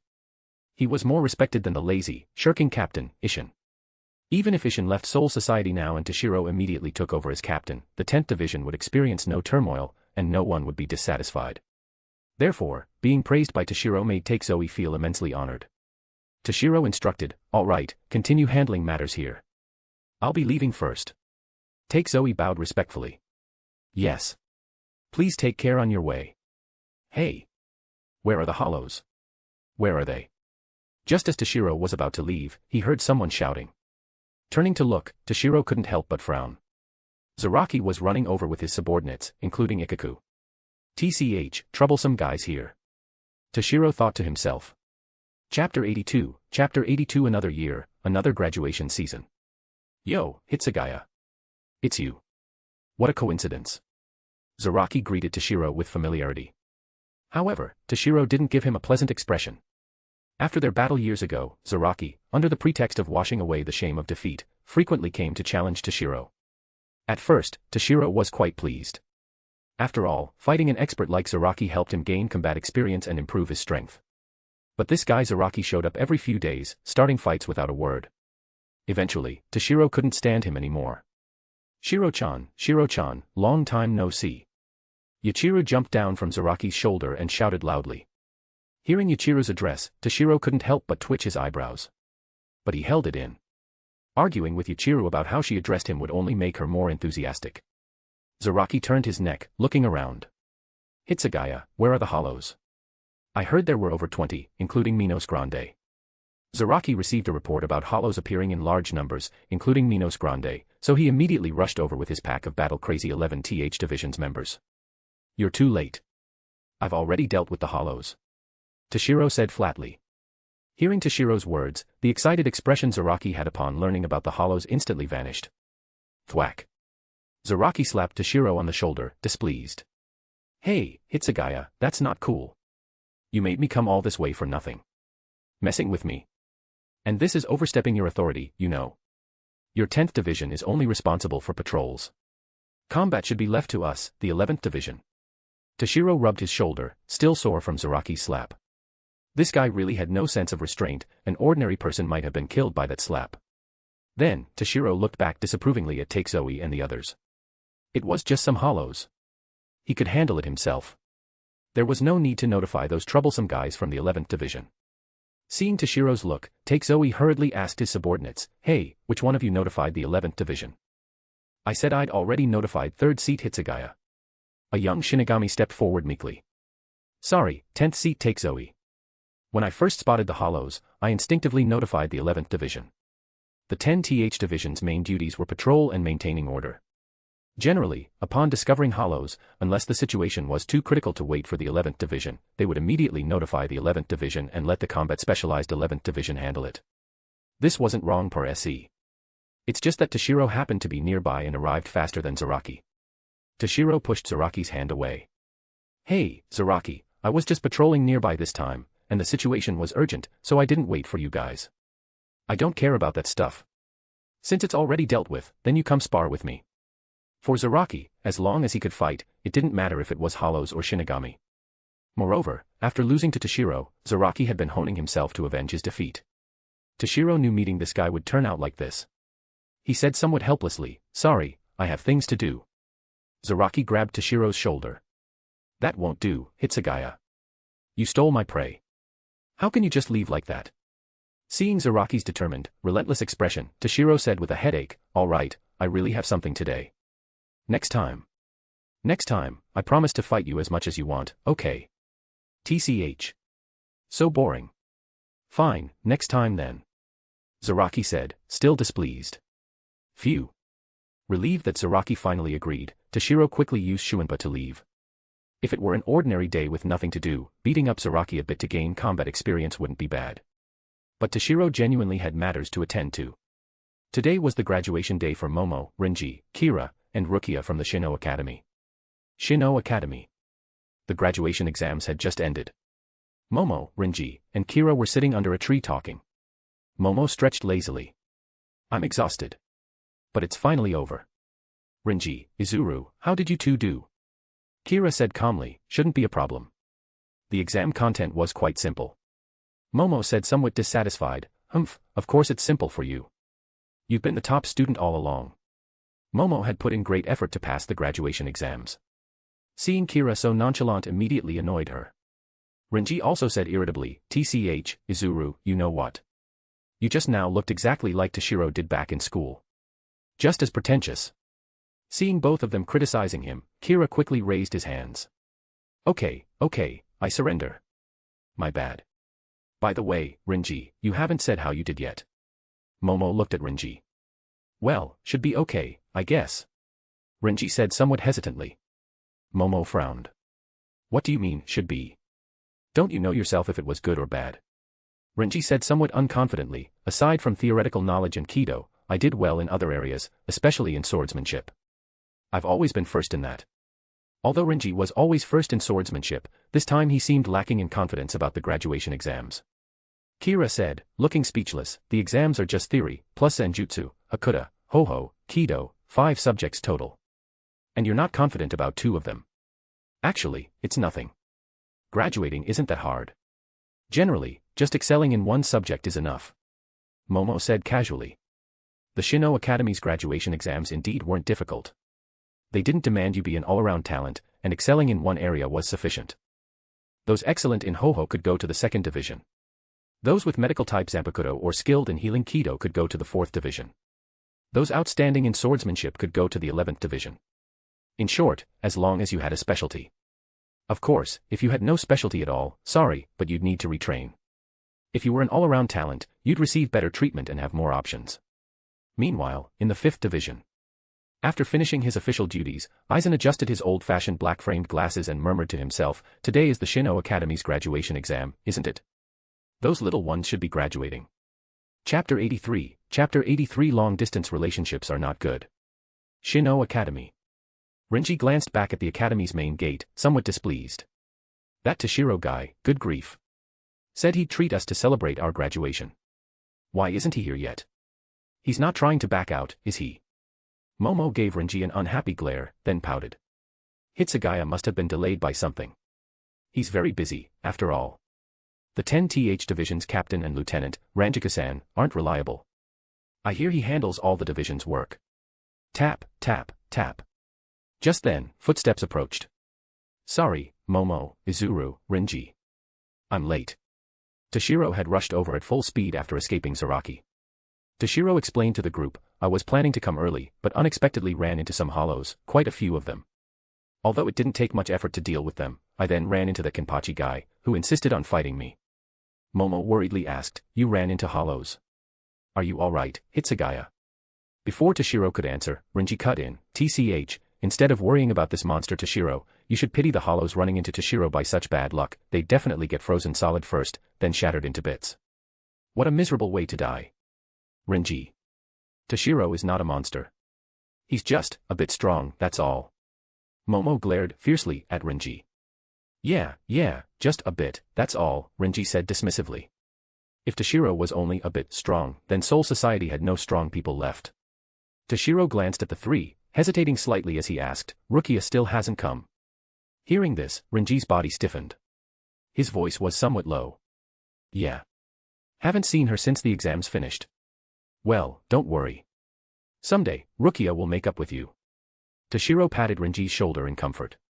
Do you think I need your comfort? I'm not that fragile. Renji brushed Toshiro's hand away. Toshiro nodded.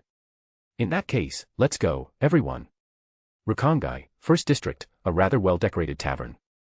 To celebrate their graduation, Toshiro didn't choose an ordinary place like before but specifically picked a luxurious tavern. Toshiro and the others chose a private room on the second floor by the window. Renji picked up the menu, ordering dish after dish. Then he said smugly to Toshiro, you rarely pick a high-class place. I'd be letting down your kindness if I didn't eat you poor this time. Eat to your heart's content. If you manage to eat me poor, you win. Toshiro said disdainfully. Then he said to the tavern owner standing nearby, Owner, 2 more bottles of good sake. The tavern owner said respectfully, Yes, Sir Hitsugaya. 1 moment, please. Toshiro had eaten here before while patrolling this area. The food was excellent, which is why he chose it today. The tavern owner knew Toshiro's identity, so he didn't dare be negligent. Soon, the food and drinks were all served. Come on, to celebrate your graduation. Cheers. Toshiro raised his cup. Cheers. Everyone said in unison. Then they all drank in one go. Cough, cough. Momo drank a bit too quickly and choked a little. Actually, they rarely drank, being quite young. Aside from Renji drinking to drown his sorrows last time, Toshiro hadn't seen the others drink either. But today was Momo, Kira, and Renji's graduation day. Not drinking a little felt like something was missing. Toshiro put down his cup. By the way, Renji, Izuru, have you decided which division you want to join? Kira said somewhat hesitantly, actually, any division is fine. I haven't decided yet. Anyway, we have to wait a few days for the results before filling out preferences. I'll think about it some more. Renji said with a determined expression, I want to go to the 6th division to fulfill my vow. But I'm not planning to go right now. I want to improve my strength first. When I appear before Kachiki Byakuya again, I'll definitely make him astonished. In that case, you should go to the 11th division first. It's full of battle maniacs. If you want to improve your strength, it's the most suitable place for you. Next time, I'll mention it to Kenpachi, have them take good care of you. Toshiro emphasized the words, take good care. At this point, Momo said somewhat unhappily, Hey, Hitsugaya, you haven't asked which division I want to join yet. You don't even need to say. Of course, you're coming to the 10th division to be with me. Toshiro said as if it were obvious. Toshiro certainly couldn't let Momo go to the 5th division to be with that guy Aizen. It wasn't that Toshiro was afraid Momo would change her affections or that he'd be cuckolded or anything. In the anime, many people disliked or even hated Momo's character. Because throughout the plot, Momo acted like a brainwashed fanatic. Others wouldn't turn back until they hit a wall. Momo would keep believing in Aizen even after hitting the wall head-on and bleeding. Once Momo believed in something, she would never turn back, stubborn to a terrifying degree. But the current situation was different. Toshiro and Momo's relationship was very good. Although Momo's personality hadn't changed and she was still a fanatic, she was now Toshiro's fanatic. Even if Toshiro were to launch a rebellion against Soul Society now, Momo would follow him into battle. So Toshiro wasn't worried Momo would change her heart. But being near Aizen was too dangerous. As for the lieutenant position, it wouldn't be too late for her to become the 5th Division's lieutenant after Aizen betrayed Soul Society. Although Momo voiced some dissatisfaction, she didn't refuse Toshiro's request. Instead, she seemed somewhat secretly pleased. Toshiro put an arm around Momo's shoulder, saying seriously, Momo, long-distance relationships aren't good.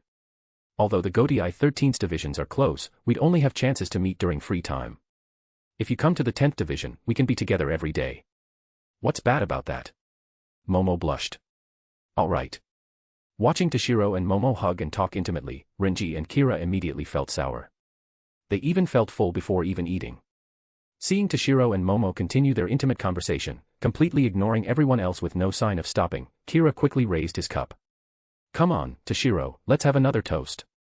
Hearing this, Toshiro somewhat reluctantly let go of Momo and raised his cup. Just as Toshiro was about to raise his cup and drink in one go, his movement suddenly stopped. He turned to look outside the open door of the private room. This Ryatsu. Chapter 84, Aizen's Invitation. Aizen Sosuke. Feeling the Ryatsu approaching slowly, Toshiro's pupils constricted, and his mind instantly tensed. Hey, Toshiro, what are you staring at outside the door for? Renji asked, seeing Toshiro staring at the empty hallway outside their private room. The private room door wasn't closed, but besides them, there was no one else on the second floor. Toshiro didn't answer, continuing to look outside. Hey, Toshiro, you. Tap, tap, tap.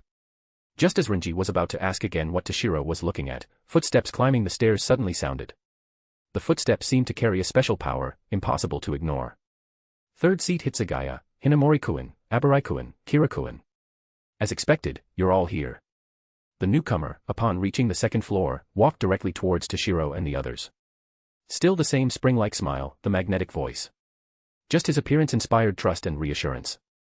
It was 5th Division's captain, Aizen Sosuke. Then Aizen looked at Toshiro and said, such sharp perception, third seat Hitsugaya. I deliberately concealed my Ryatsu, yet you still sensed it early. It seems your strength surpasses even mine as a captain. It truly puts me to shame.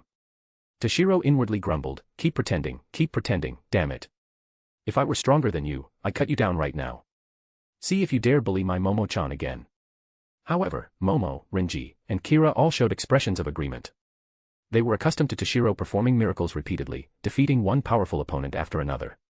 After all, aside from the captain commander, even Zaraki, hailed as the strongest captain, had lost to Toshiro.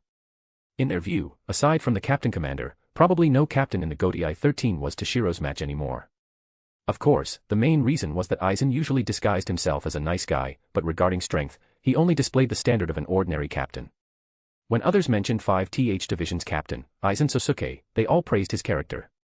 But as for strength, no one truly believed he ranked among the top of the 13 captains.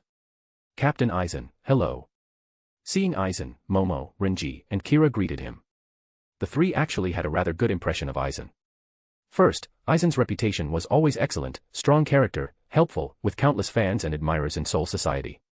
Second, during the Utsunomiya family's incident, Aizen had righteously stepped forward and testified for them.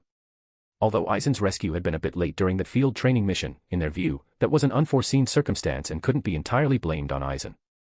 Moreover, Aizen, as a lofty Gotei 13's captain, could set aside his status to apologize to them, mere students.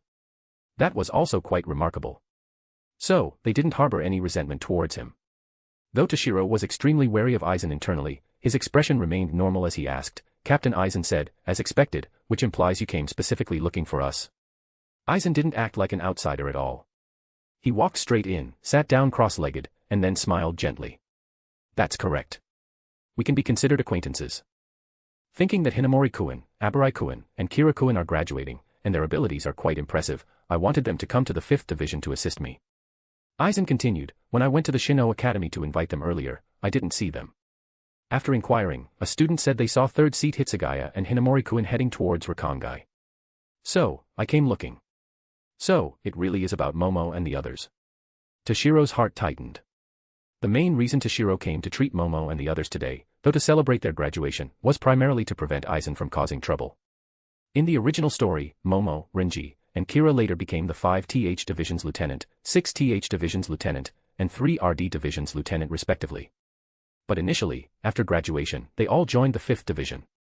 Among them, Renji, being impulsive and not easily manipulated, was kicked to the 11th Division by Aizen under some pretext, eventually transferring to the 6th Division.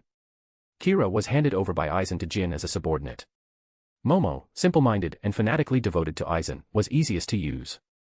So Aizen kept her in the 5th Division as his lieutenant. Therefore, based on this, Toshiro guessed Aizen might come to invite them to join the 5th Division after their graduation exams ended, before they filled out their preferences. So, he called them out under the pretext of celebrating their graduation. Unexpectedly, Aizen, not giving up, still came looking. Hinamori-kun, Abarai-kun, Kira-kun, what do you think? Would you come to the 5th Division to help me? Aizen looked at the three sincerely. Of course, third seat Hitsugaya, if you're willing to come as well, that would be even better. Since Jin became the 3RD Division's captain, I haven't found a suitable lieutenant. Aizen then said to Toshiro. Toshiro refused without a second thought. Thank you for your kind offer, Captain Aizen. I'm doing quite well in the 10th Division. Aizen showed no surprise. That's true. A mere lieutenant position probably doesn't catch third seat Hitsugaya's eye. Otherwise, you would have been the 1st Division's lieutenant long ago. But if third seat Hitsugaya ever wishes to come to the 5th Division, just say the word. The lieutenant's position is always open and waiting. Aizen then addressed Momo, Renji, and Kira. So, what have the three of you decided? Will you come to the 5th Division? The three looked at each other, somewhat at a loss. Honestly, Aizen, as a Godai 13's captain, personally inviting them made them feel quite honored. But earlier, aside from Kira, Momo and Renji had already made decisions. Momo said apologetically, I'm truly sorry, Captain Aizen. I've already promised Toshiro I would go to the 10th Division to help him. Seeing Momo refuse Aizen's invitation without hesitation, Toshiro couldn't help but feel immensely gratified. Looks like the usual emotional investment wasn't wasted. Renji also refused. Sorry, Captain Aizen. I want to go to the 11th Division. That place is more suitable for improving my strength. Is that so? Aizen said with an inscrutable tone. Two people in a row had refused his invitation. Aizen took off his glasses, wiped them, then put them back on. He looked at Kira and asked, then, Kira-kun, what is your choice? Chapter 85, Kira's thoughts. Kira glanced at Toshiro before saying, of course. Although I am the top student of this year, to be personally invited by Captain Aizen is an honor. I will be in your care from now on, Captain. Though he said this, Kira actually leaned more towards going to the 10th Division to help Toshiro. Kira could never forget the scene during the field training when he, Momo, and Renji were surrounded by hollows. Although his grades were the best among the three, when faced with the fear of death, his performance was the most pitiful. Paralyzed with fear before the hollow's threat, he could only scream in despair. Just as he was about to be killed by a hollow, Toshiro suddenly descended from the sky, saving him and giving him courage. From then on, Kira decided Toshiro was not just a friend but a benefactor he needed to repay for a lifetime. During this gathering, Kira actually hoped Toshiro would invite him to join the 10th Division. Since being saved by Toshiro, Kira's life goal was no longer just becoming a lieutenant. He wanted to become Toshiro's lieutenant when Toshiro became a captain. The reason he accepted Aizen's invitation was twofold. First, Toshiro hadn't invited him, and second, Toshiro was currently only a third seat, not a captain, and didn't need assistance. Of course, the main reason was that he had just graduated and lacked the ability to help Toshiro. Since Aizen offered, Kira thought he might as well go to the 5th Division to gain experience. When he was capable enough, he would go help Toshiro. Kira never shared these thoughts with anyone, so Toshiro didn't know his intentions. Seeing Kira accept his invitation, the smile on Aizen's face grew slightly more genuine. Then Aizen said gently to Kira, Kira-kun, I'm truly glad you accepted my request. Then, I will await your good news in the 5th Division. Third seat Hitsugaya, Kira-kun, Hinamori-kun, Abarai-kun, I won't disturb your gathering among friends. If any of you ever wish to come to the 5th Division, you are welcome anytime. Aizen stood up to bid farewell. Turning his back to everyone, the smile on Aizen's face vanished. Only one person agreed. So, the objective is only 1/3 complete. Did the other two refuse because of Hitsugaya Toshiro? Hitsugaya Toshiro, this matter won't end like this. Anyway, the plan still needs decades. If I have time, I'll play with you. Consider it passing the time. Thinking this, Aizen left without further hesitation. Watching Aizen leave, Toshiro couldn't help but sigh in relief, though he still didn't dare completely relax.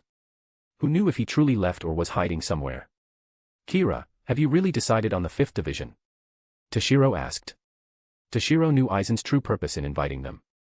A glimmer of hope hidden in his eyes, Kira said, well, Toshiro, if you want me to go to the 10th Division, that's possible too. I could just refuse Captain Aizen. Given Captain Aizen's magnanimity, he probably wouldn't mind. Toshiro thought for a moment. No, if you want to go to the 5th Division, then go. Toshiro remembered Kira, Momo, and Renji once said their life goal was to become lieutenants. If Kira went to the 5th Division, he would quickly be sent by Aizen to Jin to become a lieutenant, fulfilling his life's pursuit. Moreover, a mere lieutenant was just an ant to Aizen, and he wouldn't specifically try to kill him. Going to the 5th Division meant achieving his life goal of becoming a lieutenant sooner, with no real danger. For Kira, it might not be a bad thing. So, Toshiro didn't stop him. Is that so? Hearing this, Kira couldn't help but look at Toshiro somewhat disappointedly. Toshiro felt completely confused. He felt Kira's gaze today was a bit off, looking at him inexplicably several times. Toshiro was starting to get goosebumps from his look. Kira, what's wrong? I feel you've been acting strange since earlier. Toshiro asked, puzzled. No, it's nothing. Just feeling a bit sad that we won't be in the same division. Kira quickly explained. Hearing this, Toshiro couldn't help but laugh. What's there to be sad about? The Gotei 13th divisions are all close. We can meet anytime during breaks. Alright, don't think too much about it. Let's keep eating before the food gets cold. Toshiro picked up his chopsticks. Kira also temporarily set aside his thoughts and enjoyed the food and drink. After the meal, Toshiro and the others wandered around Rukongai for a bit before heading back. 3 days later.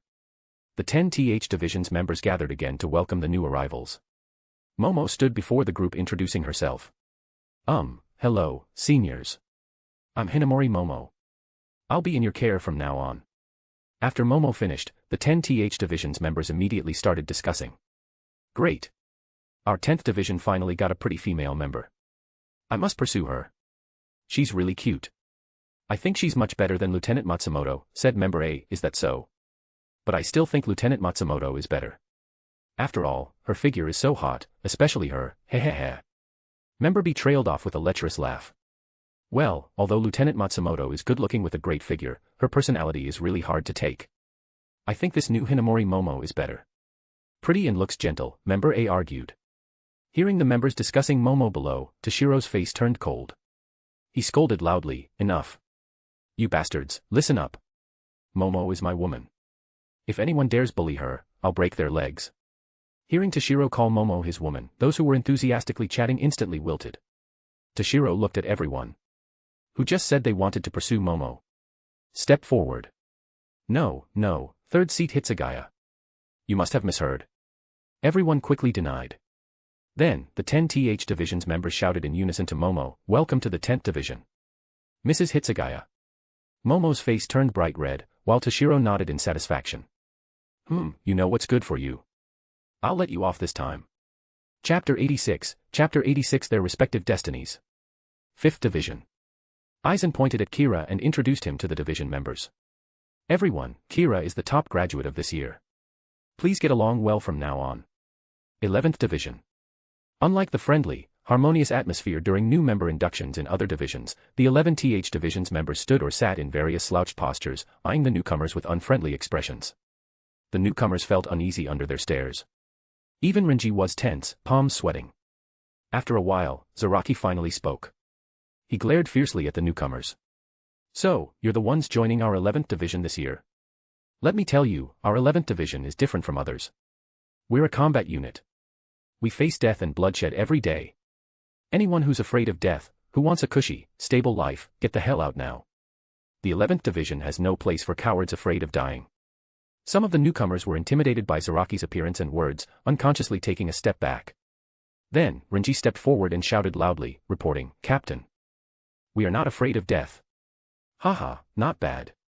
Hearing Renji, Zaraki couldn't help but laugh, though the scars on his face made his expression even more ferocious. Zaraki looked at Renji with satisfaction. Kid, what's your name? Renji stood straight, chest out, and answered loudly, reporting, Captain. I am Abarai Renji. Oh. You're the Abarai Renji Hitsugaya mentioned. Zaraki said, surprised. Hitsugaya and I are indeed friends. If he said something, it's probably me he meant. Renji answered. Zaraki said seriously, though Hitsugaya came to fight me yesterday and told me to take special care of you, that's only after you officially join the 11th Division. Officially join? Didn't we already pass the entry test? Renji asked, puzzled. The entry test was a mandatory assessment every Shinigami had to pass before officially joining a division. Zaraki explained, that's just the entry test mandated by the Gotei 13's rules. It doesn't suit the 11th Division. In the 11th Division, strength speaks. And I don't think that kind of test truly reflects your strength. So, I've prepared a new test for you. Let me mention, the new test isn't as simple as the previous one. It's a real, all-out battle. If you're not careful, you could die. And if your strength is really too weak, then go wherever you like. We in the 11th Division won't take you anyway. What? Captain Kenpachi, this violates regulations. The Gotei 13 has no such rule.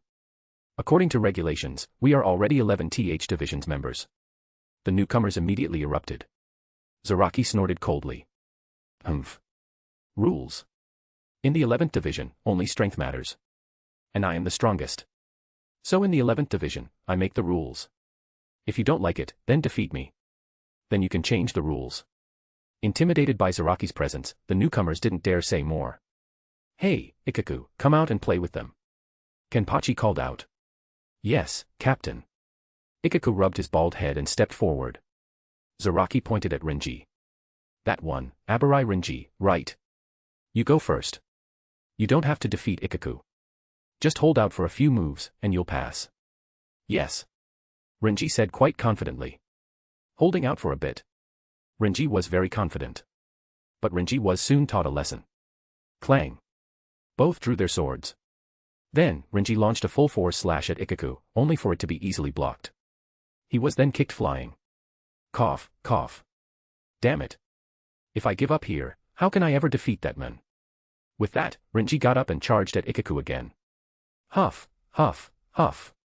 Exhausted, Renji lay on the ground, gasping for breath. Zaraki looked at Renji and nodded.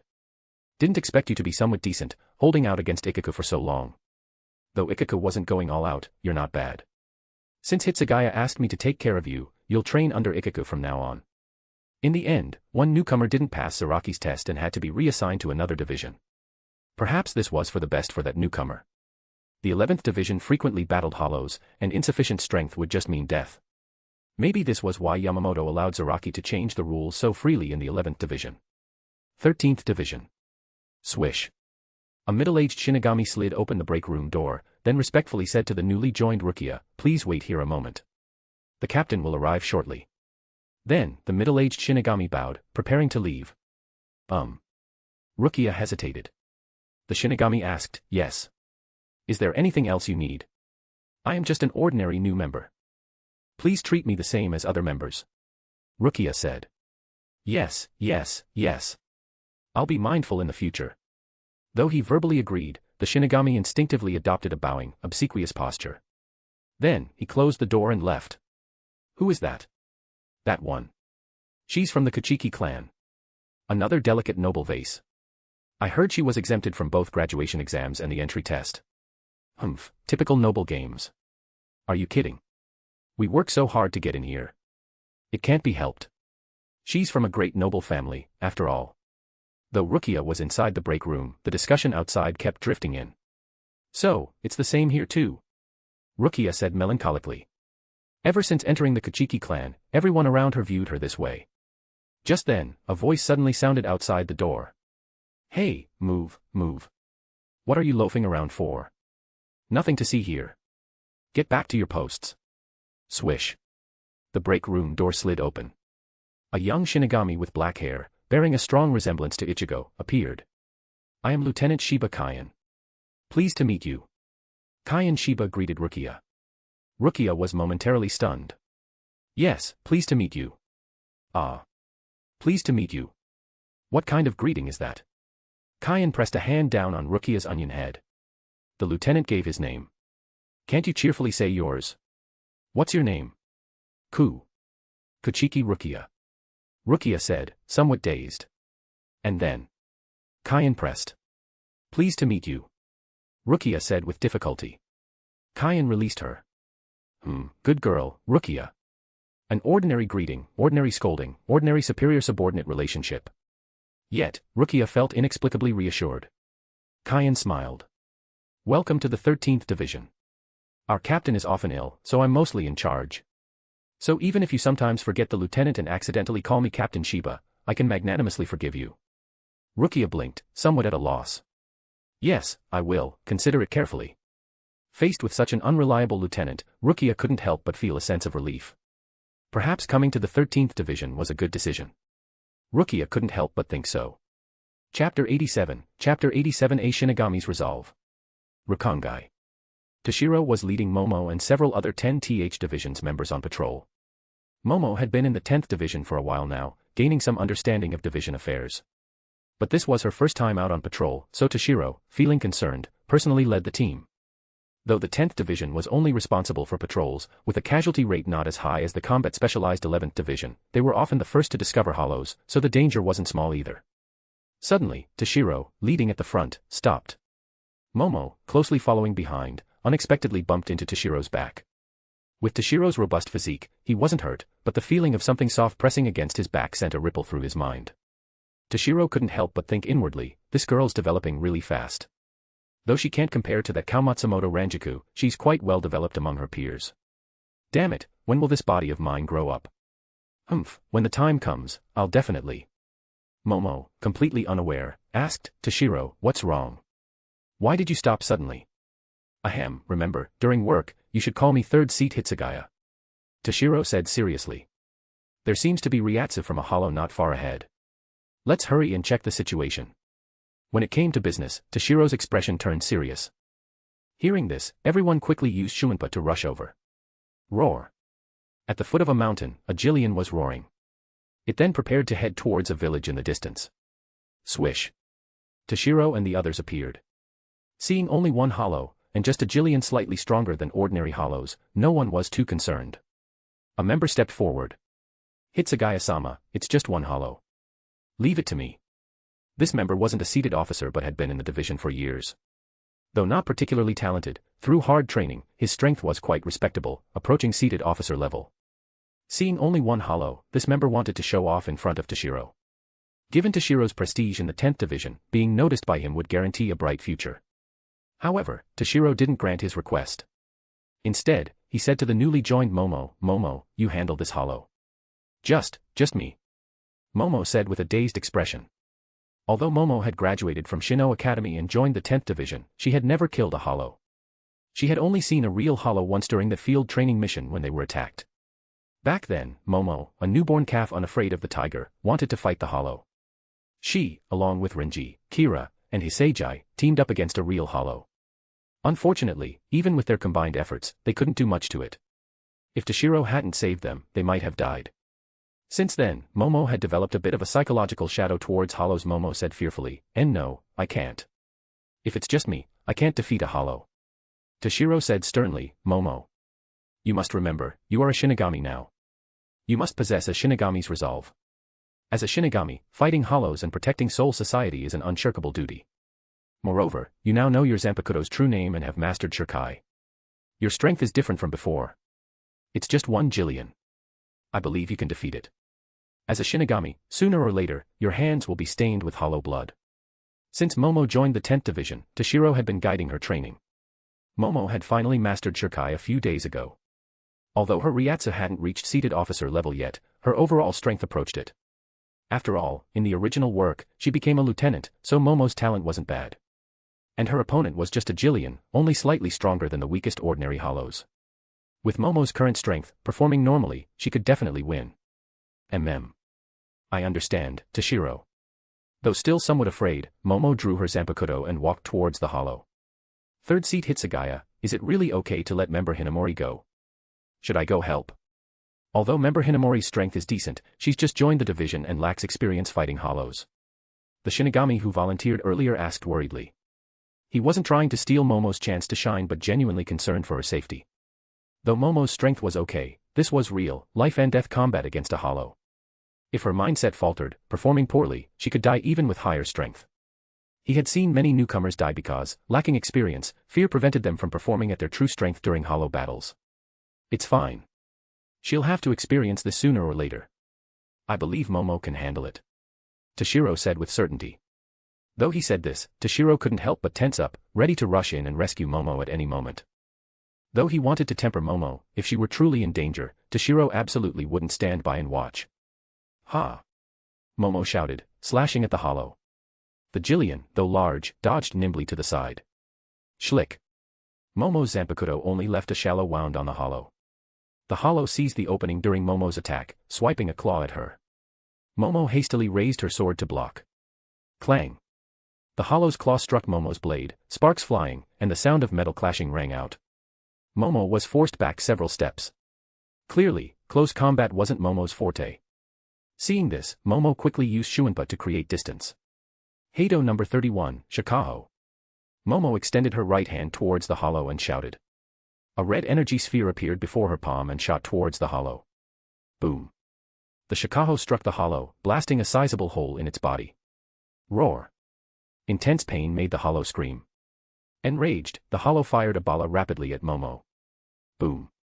The bala's explosion created a decent-sized crater in the ground. Though Momo dodged in time, she was still caught in the blast's shockwave. Damn, can't finish it with just Kido. Momo muttered. It seems I have to use that move. Momo decided. Snap, Tobium. Momo shouted. Pink light erupted, and plum blossom petals swirled. Her Zanpakuto grew 3 forked branches like a tree. Ha! Momo shouted, swinging her Zanpakuto at the hollow. A pink fireball shot towards it. Boom. An explosion louder than the previous shikaho resounded. Chapter 88, Chapter 88 The Men Loyal to Soul Society. A gentle breeze blew, clearing the smoke and dust stirred by the explosion. The hollow lay on the ground, bloodied and defeated, letting out a weak moan of agony. Momo, go on. Give it the final blow. Toshiro's voice sounded behind Momo. Momo trembled all over. Yes. Though her hands gripping the sword shook incessantly, urged by Toshiro, she had no choice but to walk towards the hollow. Roar. Perhaps sensing the threat to its life, seeing Momo approach, the hollow let out a deafening roar. Momo's body subconsciously paused. Seizing this chance, the hollow gathered its last strength and suddenly lunged at Momo in a desperate attack. Seeing this, Momo was startled and hastily dodged to the side. Boom. The hollow's attack struck the ground, creating a large crater. Unfortunately, the hollow was too severely injured, and even with a surprise attack, its speed was too slow. Momo, though panicked, still dodged it. Bakudo number 61, Rikujikoro. Toshiro's voice said calmly. Whoosh, whoosh, whoosh. 6 bands of light instantly appeared, restraining the hollow's body, rendering it immobile. Don't be afraid, Momo. This is something every Shinigami must experience. Toshiro walked behind Momo. His hands reached around her waist, grasping her delicate, sword-holding hands. Toshiro's hands exerted force, pushing forward. Squelch. Instantly, Momo's Zanpakuto was driven, almost against her will, into the hollow's heart. Blood splattered everywhere. Seeing this scene, Momo's pupils contracted. Then she stood frozen. It took a while before Momo reacted. She threw down her Zanpakuto and turned to hug Toshiro. Toshiro stroked Momo's head apologetically. Sorry, Momo, for making you do such a thing. Though forcing Momo to do this seemed somewhat cruel, it was a necessary thing. While kindness was good, as a Shinigami, if she couldn't even bring herself to strike a hollow, what kind of Shinigami was she? Besides, Toshiro couldn't always be by Momo's side. She would face hollows sooner or later. Toshiro couldn't protect her forever. Today, Toshiro personally leading the patrol was mainly to find a hollow for Momo to practice on. Fortunately, Momo had seen hollows before and even fought alongside others. She recovered quickly. Momo, embarrassed, pulled away from Toshiro and rubbed her eyes. I'm sorry, Toshiro. I'm so useless, not even daring to finish off a hollow. No, you did very well. Many newcomers are so scared by hollows they freeze, unable to move. Toshiro comforted her. Though he said this to comfort Momo, his words weren't false. Many newcomers fresh from the Shino Academy, upon joining the Godai 13, easily became paralyzed with fear when facing hollows. Especially hollows stained with blood, their killing intent alone could intimidate new Shinigami. Although Shino Academy conducted combat training with dummy hollows, fakes were fakes. They couldn't possibly have the killing intent of real hollows. Toshiro had experienced life at Shino Academy. Honestly, it felt like university in his previous life. As long as you passed exams, generally, unless a teacher was strict, they wouldn't bother you too much. Ultimately, without experiencing real hollow combat, they produced flowers from a greenhouse. In truth, Shino Academy was a place to teach knowledge and skills. Only upon joining the Godai 13 would one truly have the chance to fight real hollows. But Momo wasn't seeing hollows for the first time, which is why she performed better than most newcomers. Seeing Momo recovered, Toshiro said, Let's go, Momo. The patrol isn't over yet. On a small path from Rakangai towards the Siriidii, a young man in Shino Academy's blue and white uniform hurried towards the Siriidii, luggage on his back. Though he had time, he couldn't wait to get there. Finally, I've become a Shino Academy student. As long as I graduate successfully, I can become a Shinigami and serve Soul Society faithfully. The young man had long black hair tied in a knot at the back, with long bangs hanging over his forehead, looking quite handsome. But as if fate opposed him, just as he walked briskly forward, disaster struck from the sky. Roar. A hollow suddenly appeared before him. The hollow had just appeared, searching for prey, never expecting someone to walk right up to it. Moreover, the young man seemed to have decent ryuryoku, a delicious meal far superior to ordinary souls. If it didn't attack now, it wouldn't be a proper hollow. The hollow immediately roared and lunged at the young man. Damn it! To encounter a hollow at a time like this. The young man cursed, then turned and ran. The hollow chased relentlessly, showing no sign of giving up. After all, encountering a soul with such abundant spiritual energy was rare. How could it give up easily? Elsewhere, after helping Momo deal with the hollow, Toshiro continued the patrol. Though his main objective was achieved, since they were out patrolling, they had to do their job. Suddenly, Toshiro stopped again, feeling somewhat speechless. What's going on today? Another hollow. Although hollows frequently appeared in Soul Society was vast. Toshiro was only one patrol team, and encountering a hollow once every few days on average was considered frequent. Toshiro had prepared to spend days helping Momo find a hollow to practice on. He never expected to encounter another one after achieving his goal. The situation seems off. Based on the Ryatsu, someone is being chased by a hollow. Toshiro frowned. Toshiro said urgently, Momo, someone is being chased by a hollow. It's urgent. I'll go ahead. Try to catch up. With that, Toshiro used Shunkuho, his figure instantly vanishing. Momo and the other members quickly used Shuinpa to follow, but unfortunately, they were far slower than Toshiro. They could only watch his figure disappear from sight. Thud. The young man, fleeing in panic, suddenly tripped over a stone by the roadside. The hollow seized the opportunity and closed in. Damn it. Am I going to die here today? Chapter 89. Hello, I am Kusaka Sojiro. I trained so desperately to become a Shinigami, managed to pass the Shino Academy's entrance exam, was so close to realizing my dream, it's so unfair. As the hollow drew closer, the young man felt no fear, only overwhelming frustration. Seeing the hollow's claw swipe towards him, the young man could do nothing but await his fate. Yar, young people these days. They finally become Shino Academy students, are on the verge of fulfilling their dreams, and yet give up so easily. That's not very good, you know.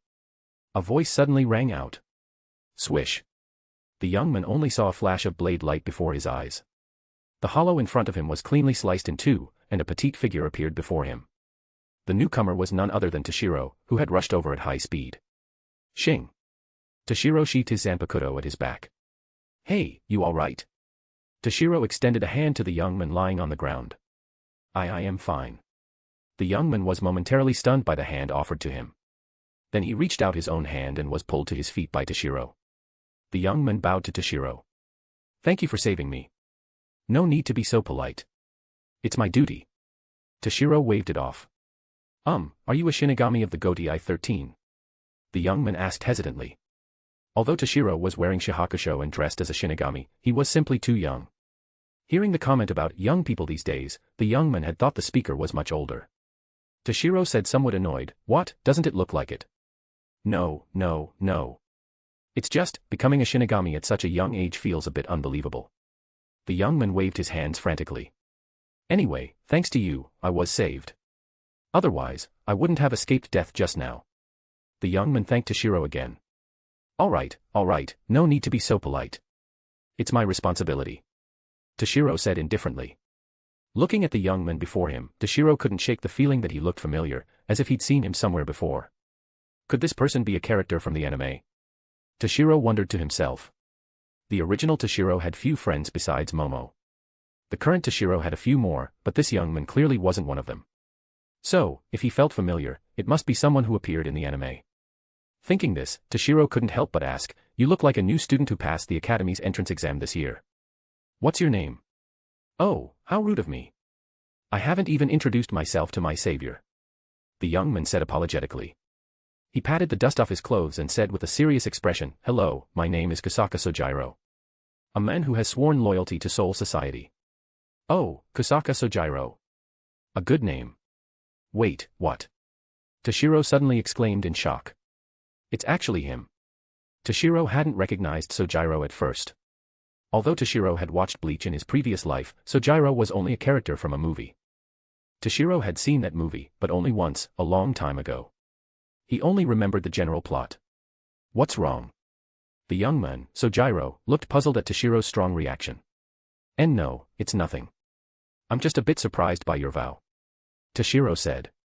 Sojiro said somewhat sheepishly, dedicating myself to Soul Society is my ideal. But people often mock me for it. As he spoke, Sojiro's expression grew resolute. However, no matter how much others ridicule me, I will stick to my ideal. Soul Society is where we live. To protect it, I will devote everything I have. Sojiro, like a passionate youth, enthusiastically shared his ideals with Toshiro, his whole being radiating the happiness of striving for his dream. Poor kid.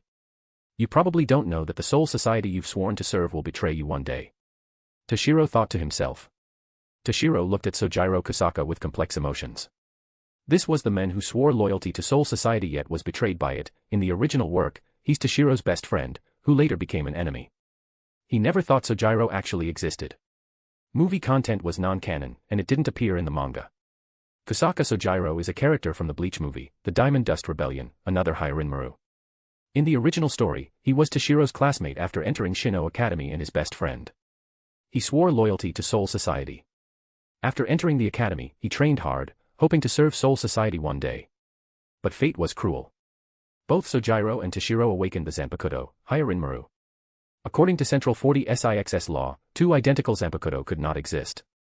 Therefore, they ordered Toshiro and Sojiro to duel. The winner would possess Hyarinmaru, while the loser would be executed. As the saying goes, the pitiful often have their own flaws. Sojiro was also a pitiful and detestable person. Pitiful because he was full of passion, swore loyalty to Soul Society, and trained desperately every day to protect it in the future. Yet, tragically, he was betrayed by Soul Society and ordered executed by Central 46. Detestable because after Central 46 ordered Toshiro and Sojiro to duel, Toshiro, unwilling to fight his friend, was even willing to voluntarily give up Hyarinmaru. Although Central 46 didn't allow it, Toshiro's attitude showed how much he valued their friendship, even willing to abandon the most important thing for a Shinigami, his Zanpakuto. However, Sojiro, caught between friendship and power, chose power. He attacked Toshiro but was defeated. When being executed by the Onmitsukido, he was reborn in Hueco Mundo due to the power of the Oin, King's Seal. Reborn in Hueco Mundo, Sojiro harbored deep hatred for Soul Society and sought to steal the King's Seal to use its power for revenge. In the end, he was defeated by the Gotei 13 and Ichigo. Before his death, he seemed to have a moment of awakening. His life could be considered tragic and lamentable. Sojiro now looked at Toshiro with gratitude. May I know your name, my savior? I will definitely repay you in the future. My name is Hitsugaya. Hitsugaya Toshiro. Chapter 90. Chapter 90. Let things take their natural course. Hitsugaya. Which division are you in? Sojiro asked. 10th Division, 3rd seat, Toshiro said plainly. 3rd seat. You're amazing, Hitsugaya. Sojiro exclaimed in admiration. Toshiro said nonchalantly, it's just a 3rd seat. Nothing major. Indeed, it wasn't. In terms of strength, Toshiro was already at the peak of captain class. Among the Gotei 13's captains, few could surpass him. If Toshiro wanted, he could become a captain anytime by challenging another division's captain. To become a Shinigami so young, and a 3rd seat at that. You must be a genius, Hitsugaya, Sojiro praised. Toshiro said noncommittally. He was indeed a genius, the most talented person in Soul Society's history. Hitsugaya. Sojiro hesitated. Toshiro looked at him puzzled. What is it? For some reason, I feel very close to you. It's like we were already good friends. Can I call you Toshiro directly? Sojiro looked at Toshiro expectantly. Close. Toshiro was puzzled. Could it be because we were best friends in the anime, so this guy felt inexplicably close to me? Toshiro hesitated for a moment, then nodded. All right. Great. Toshiro. Then we're friends from now on. You can call me Sojiro. Sojiro said with instant familiarity. Friends. Toshiro said meaningfully. Yeah. Friends. Sojiro affirmed. Toshiro thought to himself, I wonder if we'll ever cross swords again if we become friends now. Well, probably not. After all, my Hyarinmaru isn't the original Hyarinmaru anymore. Kusaka Sojiro's Zanpakuto likely won't be the same as mine either. And him awakening Hyarinmaru might have been influenced by the original Toshiro. Toshiro pondered. There was no official explanation why Sojiro's Zanpakuto was the same as Toshiro's. It was just a movie, not crucial to the main plot. Maybe the scriptwriter just made it up. In his previous life, while watching the anime, Toshiro had seen many online discussions about this. Some thought Sojiro's Zanpakuto being Hyarinmaru was likely influenced by Toshiro awakening his own Zanpakuto. After all, they were in adjacent rooms, awakening their Zanpakuto almost simultaneously. As for why Central 46 didn't allow two identical Zanpakuto to exist, it might be Soul Society's custom. Some speculated that Zanpakuto were unique. If two identical ones appeared, it meant the Zanpakuto's power was divided, incomplete. Only by killing the other wielder could the two halves merge into one complete Zanpakuto. But these were just speculations, not confirmed. However, Toshiro, I should clarify. I don't want to be friends with you just because you're a genius, Sojiro explained. Yes, I know, Toshiro nodded. Toshiro. Just then, Momo and the other 10th Division members arrived. Momo, you're here, Toshiro said. Toshiro, looks like you've dealt with the hollow. Momo glanced around, there was no sign of the hollow. It certainly hadn't escaped, so Toshiro must have slain it. Yes, just an ordinary hollow, Toshiro nodded. At this point, Sojiro spoke up. Toshiro, are these also from the 10th Division? Toshiro. Momo looked at Sojiro, puzzled. Generally, if two people weren't close, they'd address each other by surname. Only close friends used first names. Toshiro didn't have many friends, Momo knew the few close ones, and this person wasn't among them. Toshiro explained, Momo, this is Kusaka Sojiro, a new student who passed the academy entrance exam this year. He was the one being chased by the hollow. Then Toshiro introduced to Sojiro, this is Hinamori Momo. She just graduated from Shino Academy and is now a member of the 10th Division. She's also my girlfriend. Sojiro proactively greeted Momo. Hello. You've already graduated from Shino Academy? Seems I should call you Hinamori-senpai. Oh, hello. Are you and Toshiro friends? Momo asked. Yes. Although Toshiro and I just met, it feels like we've known each other for ages, Sojiro answered. Though Sojiro seemed more enthusiastic, Toshiro didn't say anything. By the way, Sojiro, don't you need to report to Shino Academy? Toshiro reminded him. Right. I still need to report to the academy. Sojiro suddenly realized. Crap. I'll be late for registration. I should go now, Toshiro. Let's meet again when we have the chance. Sojiro said. Then he hurriedly ran towards Shino Academy. Watching Sojiro's departing figure, Toshiro couldn't help but sigh in relief. Honestly, Toshiro didn't know how to interact with Sojiro. In the original work, he was Toshiro's best friend, yet later became an enemy. Well, whatever. I'm not the original Toshiro. Let things take their natural course. Besides, who knows if we'll even meet again. Toshiro thought to himself.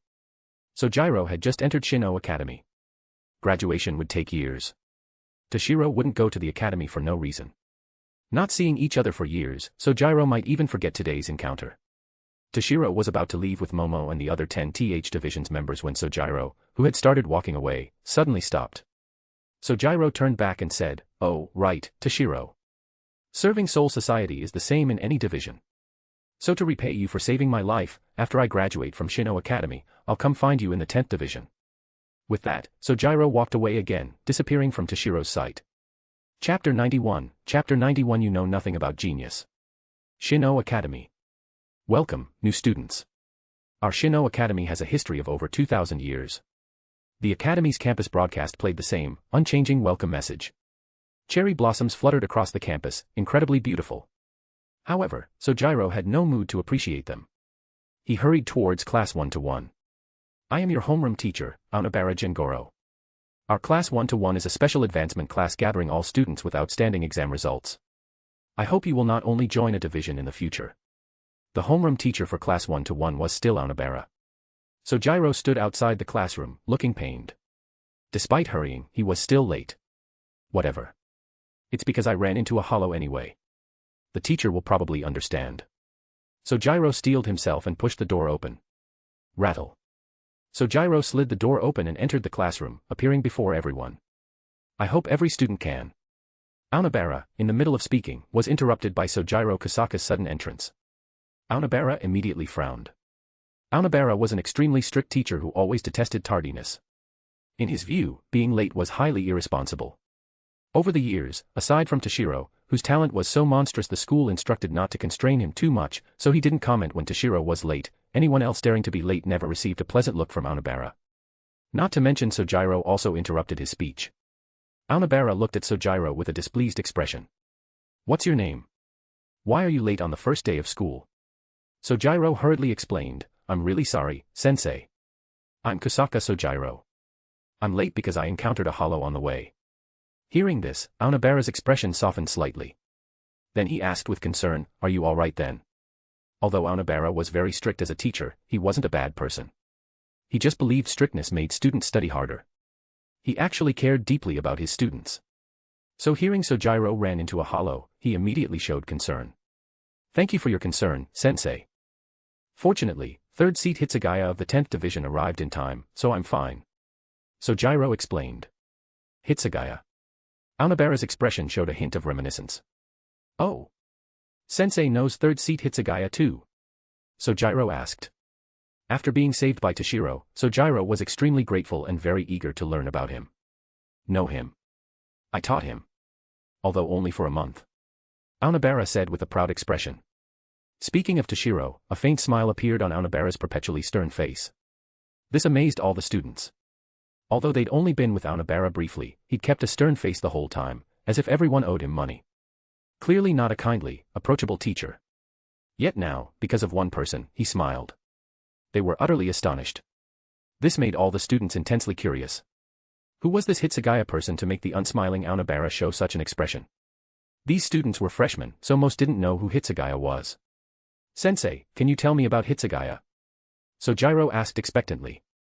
Earlier, needing to report to the academy, Sojiro had no time to talk much with Toshiro, so he didn't know the specifics. The other students also looked like curious children. All right then. I'll tell you about Hitsugaya.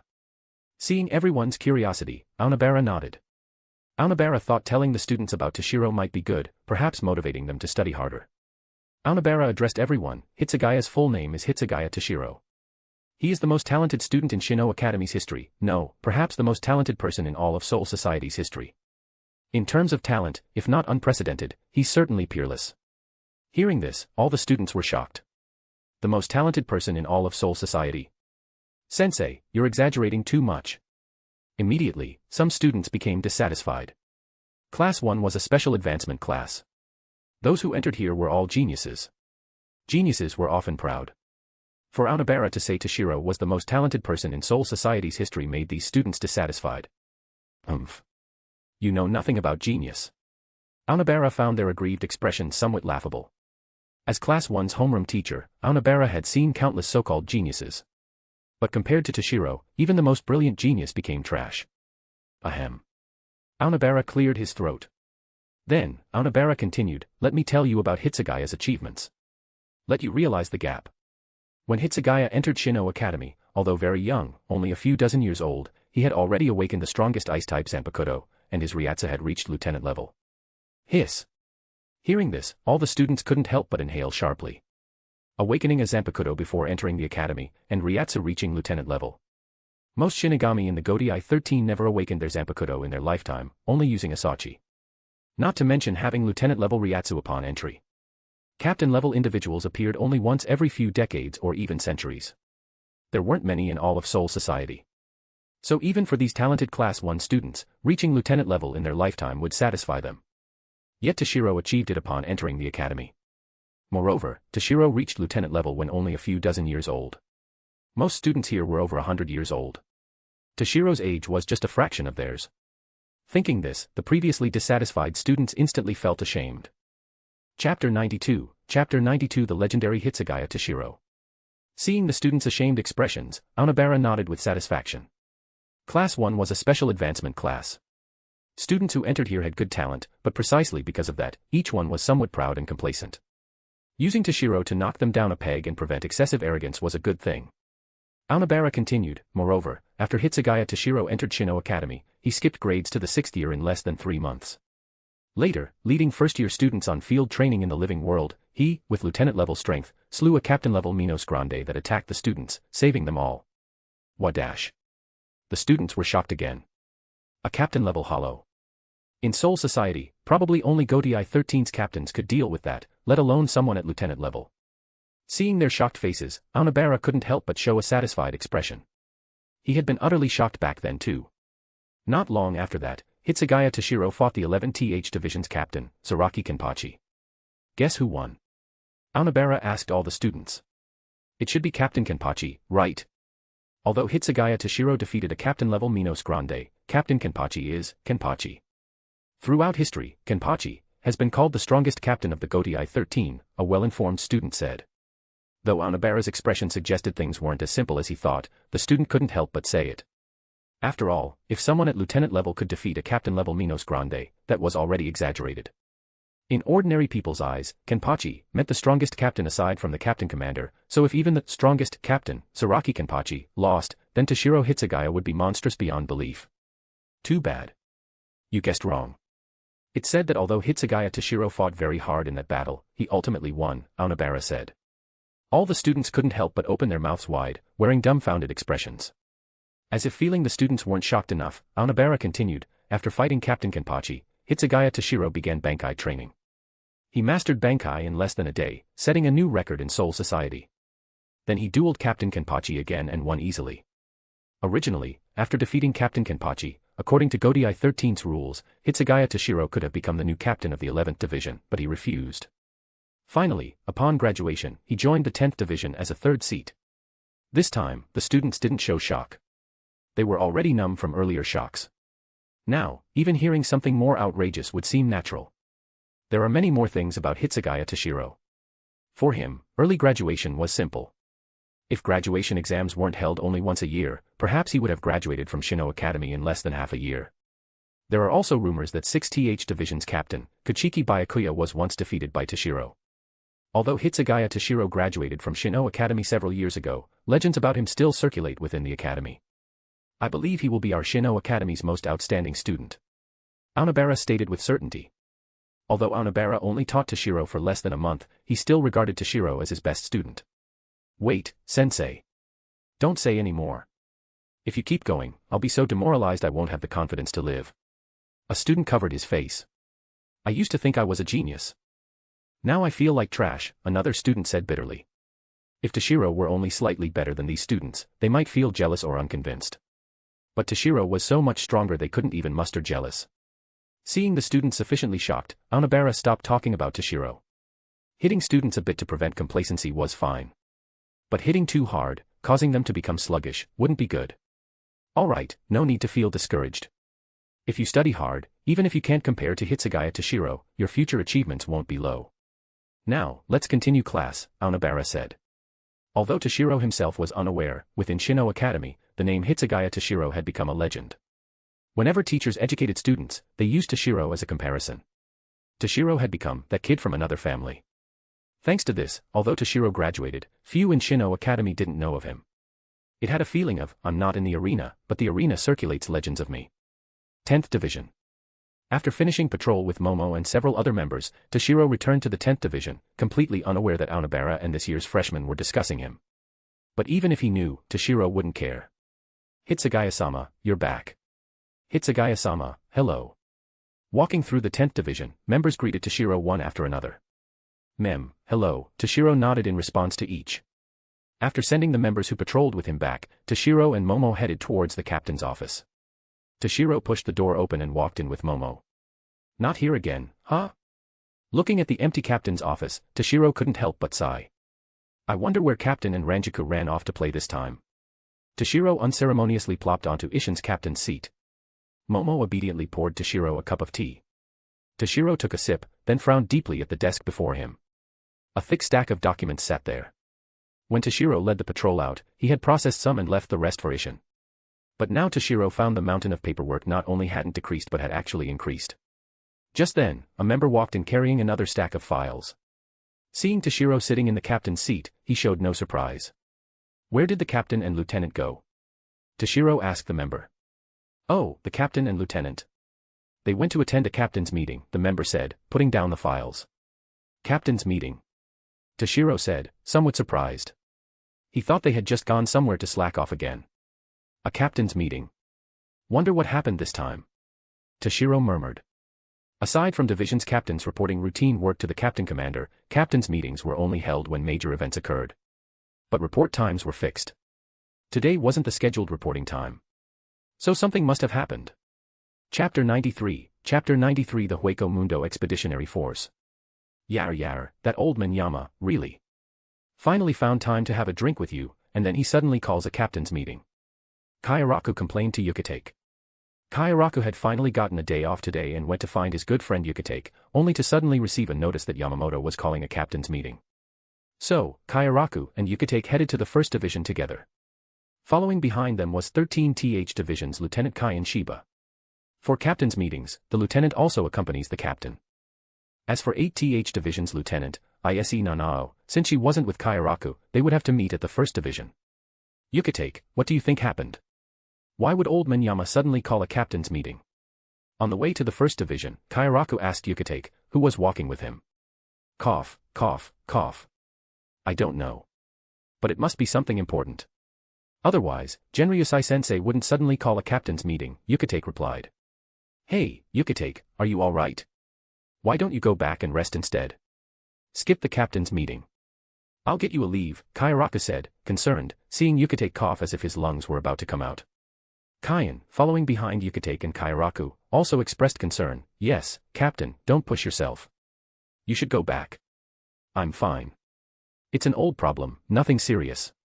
Besides, if Genryusai-sensei called a captain's meeting so suddenly, it must be important, Yhwach refused. All right then, Kayaraku said helplessly. Captain, can't you walk a bit faster? Stop dawdling. The meeting is about to start. If you don't hurry, we'll be late. Ranjaku yelled at Isshin. I know. Sigh, if only Toshiro could handle the captain's meeting too, Isshin couldn't help but say. TCH. If you even let Toshiro handle captain's meetings, what's the point of having you as captain? Ranjaku mocked. Captain, don't you know? You, the captain, have already been sidelined by the third seat and turned into a puppet. Ranjaku said. So what? That's perfect. I don't have to work and can laze around every day, Isshin said, unconcerned. Ranjaku was speechless looking at Isshin. Being this lazy was something else. Well, there was also herself.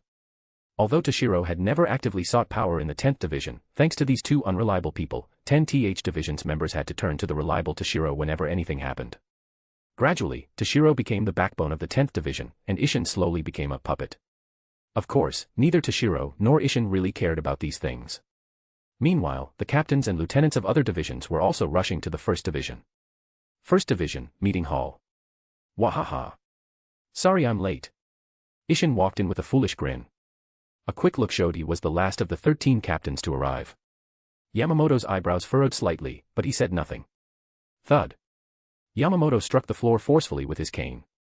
Then, the captain's meeting begins now. Old Man Yama, what important thing happened?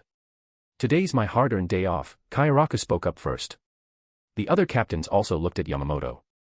Apart from regular work reports, captains' meetings weren't called arbitrarily without important matters. It's regarding matters in Hueco Mundo, Yamamoto said. Hueco Mundo. All the captains couldn't help but be taken aback. What about Hueco Mundo? Sui Feng asked. Most of the Godai 13's captains were newly appointed in recent years. Few had served for over 100 years, so most weren't very familiar with Hueco Mundo. Although the Godai 13 had always fought Hollows, it was mostly against Hollows that entered the Soul Society or the living world. They rarely took the initiative to invade Hueco Mundo. Yamamoto explained, actually, several hundred years ago, the Siriitii dispatched an expeditionary force to Hueco Mundo. The Hueco Mundo Expeditionary Force? Byakuya asked. Byakuya, who had become a captain only a few years ago, hadn't heard about the expeditionary force before. Yes. Since the first expeditionary force was dispatched to Hueco Mundo several hundred years ago, there has always been an expeditionary force active there. As everyone knows, the number of Hollows increases continuously.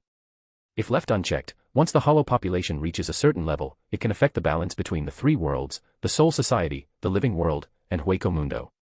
Therefore, the primary mission of the Hueco Mundo Expeditionary Force is to control the Hollow population within a certain range, Yamamoto explained. Yamamoto continued, the Expeditionary Force contacts the Soul Society periodically to report their situation, replenish supplies, and rotate personnel. However, in the most recent communication, the Expeditionary Force reported they suffered heavy casualties in battles with Hollows, and the Expeditionary Force's commander-in-chief also died in battle. As a result, the Hollow population has begun to increase drastically. If this continues, it could very well affect the balance between Hueco Mundo and the Soul Society. Hearing Yamamoto's words, all the captains immediately looked grave. If the balance between the Soul Society and Hueco Mundo were broken, the entire Soul Society could collapse. Cough, cough. Then what should we do? Yhwach asked.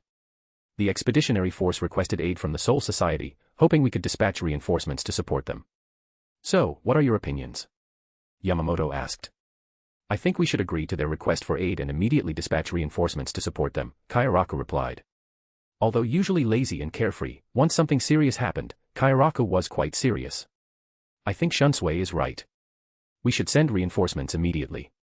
Otherwise, if left unchecked, the rate of hollow increase will get faster and faster, affecting the balance between Hueco Mundo and the Soul Society, Yukatake also agreed. Seconded. Sui Feng, captain of the 2nd Division, said succinctly. Seconded. Seconded. All the captains voiced their agreement. Good. It seems everyone agrees to dispatch reinforcements to Hueco Mundo. Then it's decided, Yamamoto nodded. Now, let's discuss how many personnel each division should contribute, Yamamoto said. After discussion, the Godai 13 would dispatch a total of 500 members. The number from each division would be decided based on their individual circumstances. Chapter 94, Chapter 94 Commander of the Expeditionary Force. Although 500 people might sound like a small number, it was actually more than the personnel of a single division. Moreover, it wasn't just the Godai 13 sending people, there were also Shinigami who had committed offenses and been imprisoned, as well as members of the Kido Corps. Adding others responsible for logistics and supplies, the number would likely reach over 1,000. Remember, the entire Godai 13 only had a few thousand Shinigami. Now that the number of reinforcements is confirmed, there's only one last issue. The commander of the Minos Grande Expeditionary Force died in battle against Hollows. Who should succeed him? Also, who should lead the team going to Hueco Mundo this time? Does anyone have good suggestions? Yamamoto asked the captains. At this moment, Retsu stepped forward and said, Captain Commander, I suggest that the person leading this support mission also serve as the commander of the Hueco Mundo Expeditionary Force. This would facilitate unified command later on. Captain Unohana makes a good point. Let's do that. But does anyone have recommendations for the candidate? Yamamoto nodded. Of course. It has to be me. Zaraki immediately jumped out, full of excitement. Hollows in Hueco Mundo were countless. If he went there, facing hollows, he could slash and fight as much as he wanted. Just thinking about it made Zaraki, this battle maniac, extremely excited. No. Yamamoto rejected it without a second thought. Why? Zaraki asked, dissatisfied. If you go, you'd probably only care about fighting alone and completely ignore the lives of the Expeditionary Force. As the commander of the Expeditionary Force, you can't just focus on fighting solo, and you must also be responsible for the safety of the entire force, Yamamoto reprimanded. Of course, the main reason is that all of you, as captains of the Godai 13, hold positions of great importance and cannot leave the Soul Society casually. There is no precedent in the Soul Society for a captain to lead an expeditionary force to Hueco Mundo, Yamamoto explained. TCH. Zaraki grumbled unhappily but didn't say anything more. Zaraki held great respect in his heart for Yamamoto, who had once taught him swordsmanship. So, does anyone have good recommendations for a candidate? Yamamoto asked again. Everyone fell silent, thinking of suitable candidates. Send Toshiro. Kayaraku suddenly stepped forward and said. Huh? Toshiro. Ishin exclaimed in surprise. Hitsugaya Toshiro. Everyone looked at Kayaraku. Yes. I assume everyone is aware of his strength. If he takes on this task, the issues with the expeditionary force should be resolved, Kayaraku said. Toshiro, huh? That guy's strength is indeed impressive. If it's him, I have no objections, Zaraki spoke up. In terms of strength, he is indeed above me, Byakuya, who usually kept a cold face, couldn't help but say. The other captains also seemed to agree wholeheartedly. They all knew, to varying degrees, about Toshiro's strength. He had been able to defeat Zaraki and Byakuya years ago. Coupled with his monstrous talent, who knew how much he had progressed by now. Among the captains of the Godai 13, aside from a few veteran captains, probably no one was confident they could defeat him. If Toshiro led the team, there shouldn't be any problems. Thinking this, everyone voiced their agreement with Kayaraku's proposal. Seeing everyone agree to have Toshiro serve as commander of the Hueco Mundo Expeditionary Force and lead the campaign to Hueco Mundo, Yamamoto couldn't help but frown. He wasn't frowning because he was dissatisfied with Toshiro. On the contrary, Yamamoto held Toshiro in very high regard and had great expectations for him. But precisely because of that, Yamamoto hesitated about sending Toshiro to Hueco Mundo. After all, Hueco Mundo was extremely dangerous. Although Toshiro's strength was formidable, and few among the Godai 13's captains could defeat him, the hollows in Hueco Mundo were nearly endless. No matter how strong one was, being surrounded by a horde of hollows could lead to disaster. Moreover, most importantly, Vasto Lord existed in Hueco Mundo. They were said to surpass captain-level Shinigami. If something unexpected happened, there would be no time for rescue. Kairaku had been Yamamoto's disciple for who knew how many years and understood him very well. Seeing Yamamoto frown, he immediately knew what he was worried about. So, Kairaku spoke up to reassure him, "Don't worry, old man Yama. You have to believe in Toshiro's strength." Besides, the Hueco Mundo Expeditionary Force has always operated in the outskirts of Hueco Mundo, rarely entering the core regions. They won't encounter overly powerful enemies. Moreover, Toshiro Zanpakuto is very suitable for group battles. There's no need to fear being surrounded. Hearing Kairaku's words, Yamamoto's stance softened somewhat. And Toshiro recently told me his training has hit a bottleneck. His strength hasn't improved for a long time. Experiencing more battles would help him break through. After all, staying in a safe place can only nurture flowers in a greenhouse, Kairaku said, looking at Yamamoto. Hearing this, Yamamoto finally made up his mind. Thud. Yamamoto Genryusai tapped the ground with his cane. In that case, I hereby appoint the 10th Division's 3rd seat, Hitsugaya Toshiro, as the commander of the Hueco Mundo Expeditionary Force, to lead the campaign to Hueco Mundo, Yamamoto decided. All divisions, return and prepare immediately. Within 3 days, ensure all preparations are complete, then depart at once, Yamamoto ordered. 10th Division, Captain's Office. Toshiro was currently sitting at the desk, handling official duties. Swoosh. Isshin and Matsumoto pushed the door open and walked in. Ah, finally over. I'm exhausted, Isshin said, plopping down into a chair, utterly drained. Captain Commander is really something. Why can he sit during meetings while we all have to stand? Isshin complained. During captain's meetings, the captain stood on both sides, while the captain commander was at the head with a chair behind him, able to sit whenever he wanted. Of course. Because you're just a captain, and Captain Commander Yamamoto is the captain commander, Matsumoto Ranjaku retorted. Yo, Captain, Ranjaku, you're back. How was the captain's meeting? What happened? Why was it called suddenly? Toshiro asked while handling the documents in front of him, not looking up. Yeah, the meeting's over. The topic discussed this time has a lot to do with you, Isshin said. With me? Toshiro finally looked up at Isshin. Yes. Toshiro, you've been appointed as the commander of the Hueco Mundo Expeditionary Force, Isshin said solemnly, patting Toshiro's shoulder. Commander of the Hueco Mundo Expeditionary Force? What's that? Toshiro asked, completely baffled. Chapter 95 Kairaku's Invitation. Regarding the Minos Grande Expeditionary Force and such, the original work hardly mentioned them, so Toshiro wasn't very clear about it. Oh, it's like this. Isshin explained to Toshiro what was discussed at the captain's meeting. I see, that's how it is. Toshiro understood. Yeah, so this captain's meeting decided that you should lead the team to support the Minos Grande Expeditionary Force and serve as the commander of the Expeditionary Force, Isshin Shiba explained. Of course, if you don't want to go, you don't have to. The captain commander won't force you, Isshin added. I'll think about it first, Toshiro said thoughtfully. Then decide quickly. The Godi I-13 is making preparations now and will depart in 3 days, so you'd better give a clear answer by tomorrow, Isshin said. Oh, right. When the meeting adjourned, Captain Kairaku asked me to tell you to meet him at the usual place for a drink, Isshin suddenly remembered. Shunsui. Got it, Toshiro nodded. Toshiro had once trained under Yamamoto for a period. Although they weren't formally master and disciple, Toshiro respected Yamamoto as a teacher, and Yamamoto regarded Toshiro as a disciple just like Kairaku and Yukitake. Since then, Toshiro's relationship with Kairaku and Yukitake had grown closer. The three of them were like fellow disciples, often gathering for drinks. In that case, I'll take my leave now, Captain. I leave these tasks to you. Toshiro pushed the thick stack of documents on the desk in front of Isshin. Huh. Isshin was dumbfounded. Don't play dumb with me. You must finish handling these before I return. Toshiro stared at Isshin with an unfriendly look. Ahahaha. Oh, Toshiro, since Captain Kairaku invited you for a drink, you should hurry over. Don't waste time. Saying this, Isshin pushed Toshiro out the door. Captain, stop playing dumb. These tasks must be handled today, otherwise it'll be too late. Bang. Before Toshiro could finish, Isshin pushed him out the door and shut it with a bang. Humph. Fine, I won't bother either. If anything goes wrong, don't come looking for me. Toshiro humphed and strode away. In an elegantly decorated tavern. Yo, you're here, Toshiro, Kairaku greeted him. Yukitake was also there. Yeah, Shunsui, Jushiro. Toshiro greeted them and sat down. Kayaraka poured Toshiro a cup of sake but was stopped when he tried to pour one for Yukitake.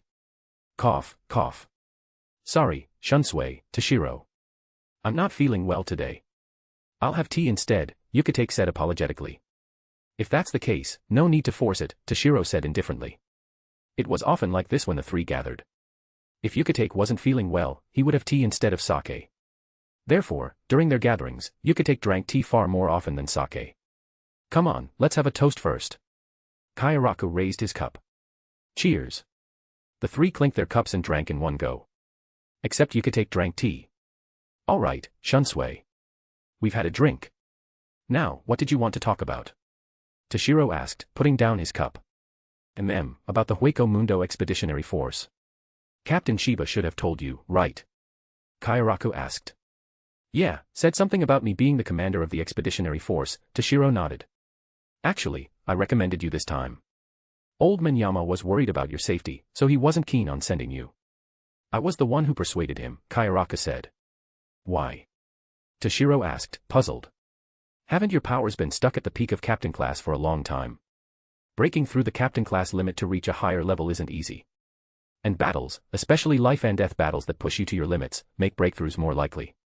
Otherwise, training step by step, even with your talent, it'd probably take 100 years to surpass me, Kayaraka said, sounding a bit smug.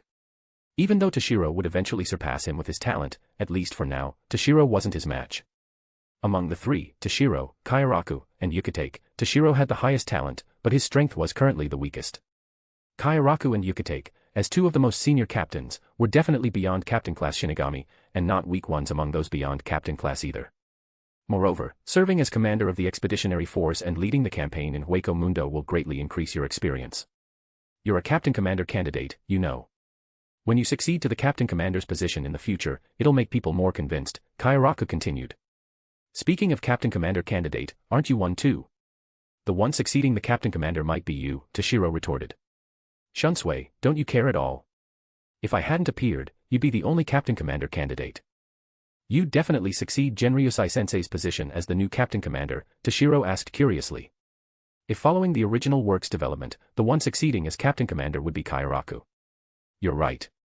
Without you, the captain commander position would definitely be mine. That's exactly why I recommended you as commander of the Hueco Mundo Expeditionary Force. That way, you'll likely die in Hueco Mundo, and then the captain commander position will undoubtedly be mine. He he he. Kayaraka suddenly chuckled ominously. Is that so? Toshiro also looked at Kayaraka with a cold smile. The two just stared at each other, eyes wide. Hey, Toshiro, Shunsui, what's wrong with you two? Yukitake asked anxiously. Ahahaha. Toshiro and Kayaraka suddenly burst out laughing at the same time. Haha, Joshiro, we were just joking earlier. Didn't expect you to actually believe it, Toshiro said, barely holding back his laughter. You too. Yukitake was speechless. He had actually been fooled by Toshiro and Kayaraka. Captain commander or whatever, it doesn't matter. Anyone can take the role, Toshiro said indifferently. Toshiro didn't care about the captain commander's position. Becoming a captain and having some authority was enough for him. After all, Toshiro wasn't an ambitious person. Chapter 96, Preparing for Departure. As for Kayaraka, he was naturally a lazy person and didn't have much ambition for the captain commander's position. In the original work, he succeeded to the position only because after Yamamoto died in battle, no one was more suitable than him, and also due to the Soul King's command. At this point, Yukitake couldn't help but say, you too, really. This is the captain commander position we're talking about, and you don't care at all. Are you showing off in front of me? Clearly, I'm also Genryusai-sensei's student, but even if I wanted to be captain commander, I wouldn't have the chance, cough, cough. Ha ha ha, Yukitake, if you want to be captain commander, you'd better cure your body first. Toshiro couldn't help but laugh. Yukitake, as Yamamoto's disciple, possessed strength even comparable to Kayaraka. Coupled with his serious and responsible attitude, he was originally even more suitable to be captain commander than Kayaraka. However, due to his poor health, not only was he unfit to be captain commander, he wasn't even a candidate. When Yamamoto considered successors for the captain commander's position, he simply overlooked him. After all, you couldn't choose someone constantly plagued by illness to be captain commander. Shunsui, you probably know quite a bit about the Hueco Mundo Expeditionary Force. Tell me in detail, Toshiro asked Kayaraka after the joking was over. As one of the most senior captains of the Godii 13, Kayaraka should know a lot about the Hueco Mundo Expeditionary Force. It seems you've decided to go to Hueco Mundo, Kayaraka said. Yeah, you're right. If I want to improve my strength quickly, battle is indeed the best way, Toshiro nodded. All right. Kayaraka nodded. The first time the Soul Society dispatched an expeditionary force to Hueco Mundo was several hundred years ago. I remember the first commander of the Hueco Mundo expeditionary force was a Shinigami named Ashido. Kayaraka wore a nostalgic expression. What? Ashido? Toshiro exclaimed in surprise. What's wrong, Toshiro? Have you heard of him? Kayaraka asked, puzzled. The first commander of the Hueco Mundo expeditionary force, Ashido, leading the campaign to Hueco Mundo, happened several hundred years ago. Not many in the Soul Society should know about him, let alone a Shinigami like Toshiro who isn't even 100 years old. Logically, Toshiro shouldn't know about this. But judging by Toshiro's reaction, he seemed to have heard of Ashido. No. I haven't, Toshiro denied. Toshiro did know about Ashido, but that was from watching the anime in his previous life. He couldn't very well tell Kayaraka he learned it from an anime and that they were all anime characters. But how did Ashido become the first commander of the Hueco Mundo expeditionary force? I remember in the anime, he and his comrades accidentally entered Hueco Mundo while chasing hollows, right? Toshiro wondered internally. Toshiro remembered the character Ashido only from the anime. He wasn't in the manga. In the anime, Ashido and his comrades were chasing hollows. Judging by the surrounding scenery and architecture, they should have been in the Soul Society. At that time, the hollows were being beaten back by Ashido and his comrades, so the hollows escaped back to Hueco Mundo through a garganta. Ashido and his comrades pursued and also entered through the garganta.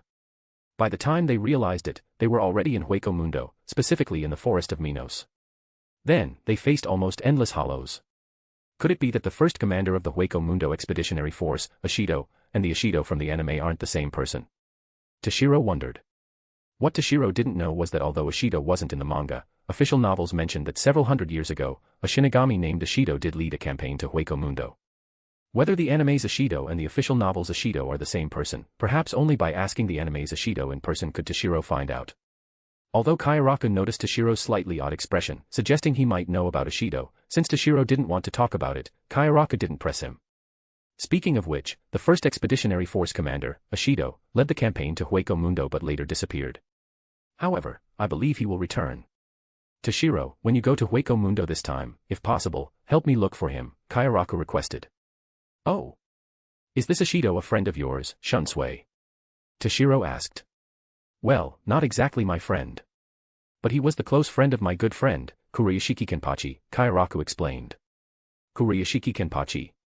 Toshiro asked, puzzled. Yeah, Kurayashiki Kenpachi was the 7th Kenpachi and also my good friend. After Ashido disappeared in Hueco Mundo, Kurayashiki always believed Ashido was still alive. At this point, Kayaraka looked somewhat sad. Toshiro knew why. To become Kenpachi, one had to defeat the current Kenpachi. Although it wasn't explicitly stated that one had to kill the previous Kenpachi to become the new one, no defeated Kenpachi had ever survived a challenge. So, Toshiro understood that Kayaraka's good friend, Kurayashiki Kenpachi was probably dead. As for Unohana, she likely gave up the Kenpachi name voluntarily back then and became captain of the 4th Division. Kurayashiki was the 7th Kenpachi, while Zaraki was the 11th Kenpachi. So, Kurayashiki had been dead for many years. Well, enough of these unhappy topics. Let me tell you about the Hueco Mundo expeditionary force, Kayaraka said, snapping out of his sadness. About the Hueco Mundo expeditionary force. 3 days later, Sokayaku Hill. Everyone going to Hueco Mundo to support the Hueco Mundo expeditionary force had gathered here. Captains and most Shinigami of the Goti I-13 had come to see them off. Thus, even though Sokayaku Hill was spacious, it was nearly packed. Toshiro, once the issues with the expeditionary force are largely resolved, you can return. However, during this time, you must ensure your safety, Yamamoto instructed. Although Toshiro was serving as commander of the expeditionary force this time, he wouldn't be stationed in Hueco Mundo permanently. Once the problems facing the expeditionary force were solved and the situation in Hueco Mundo stabilized, he could return. Otherwise, if he had to stay there indefinitely, no way would he have agreed to go. Momo and Toshiro's friends, like Renji, Kira, and even Rukia, had all come to see him off. Even though Rukia knew she'd run into Renji, she still came. Chapter 97 Hueco Mundo. At this moment, Ishin stepped forward and said with genuine sincerity, Toshiro, can you not go? I really don't want you to leave. Yeah, Toshiro, none of us in the 10th Division want you to go, Ranjiku also said with reluctance. Third seat Hitsugaya, it would be great if you didn't leave, the 10th Division's members all chimed in. Everyone. Seeing everyone's reluctance, Toshiro couldn't help but be moved. Although Isshin and Ranjaku were usually unreliable, after all these years together, their bond was quite deep.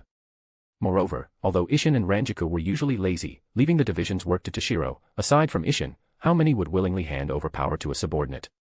This showed Isshin truly trusted Toshiro. Thinking this, Toshiro felt even more moved. He smiled and said, "Captain, everyone, don't worry. I'll definitely come back as soon as possible. Toshiro, you must come back quickly. If you leave, all the division's work will fall on me. What am I supposed to do? How about I save the division's work for you to handle when you get back?"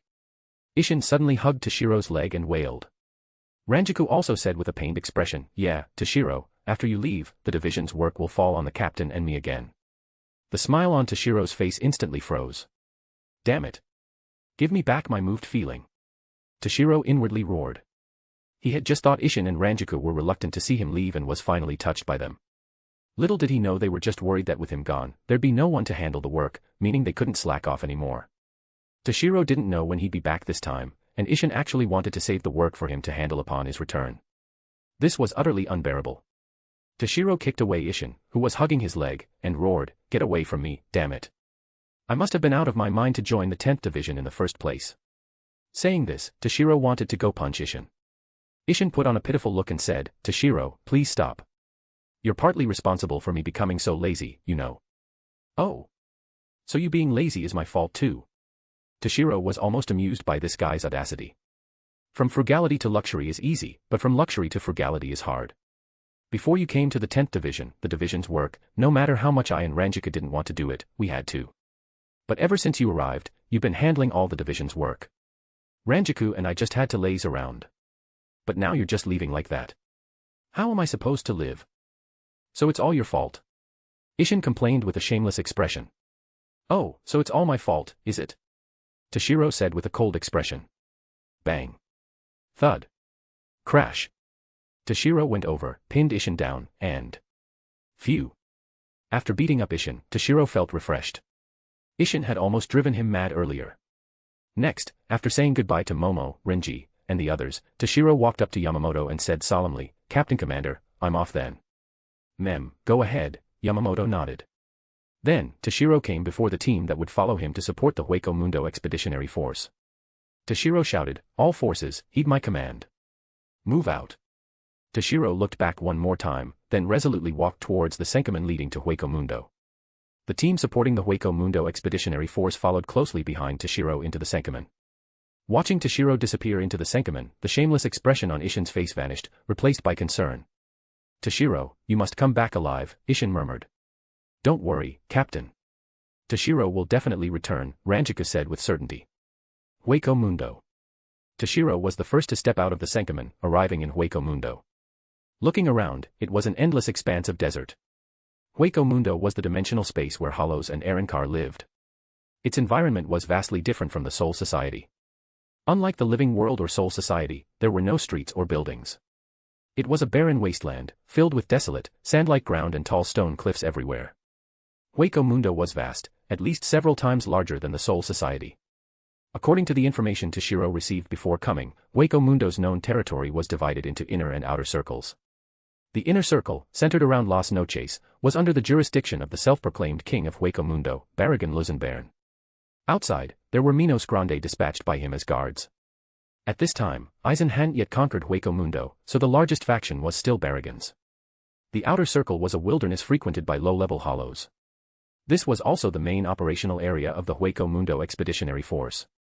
Underground in Hueco Mundo was the Forest of Minos, generally the domain of lower-level Hollows and Jillian-class Minos Grande. Toshiro waited a while until everyone had emerged from the Senkamen. Then, Toshiro took out a communicator, contacted the Hueco Mundo Expeditionary Force, and after getting their specific location, led the Soul Society's reinforcements towards the Expeditionary Force's camp. In a small valley surrounded by high ground, dozens of tents were pitched, forming a camp. Inside the camp were Shinigami wearing black shihakusho.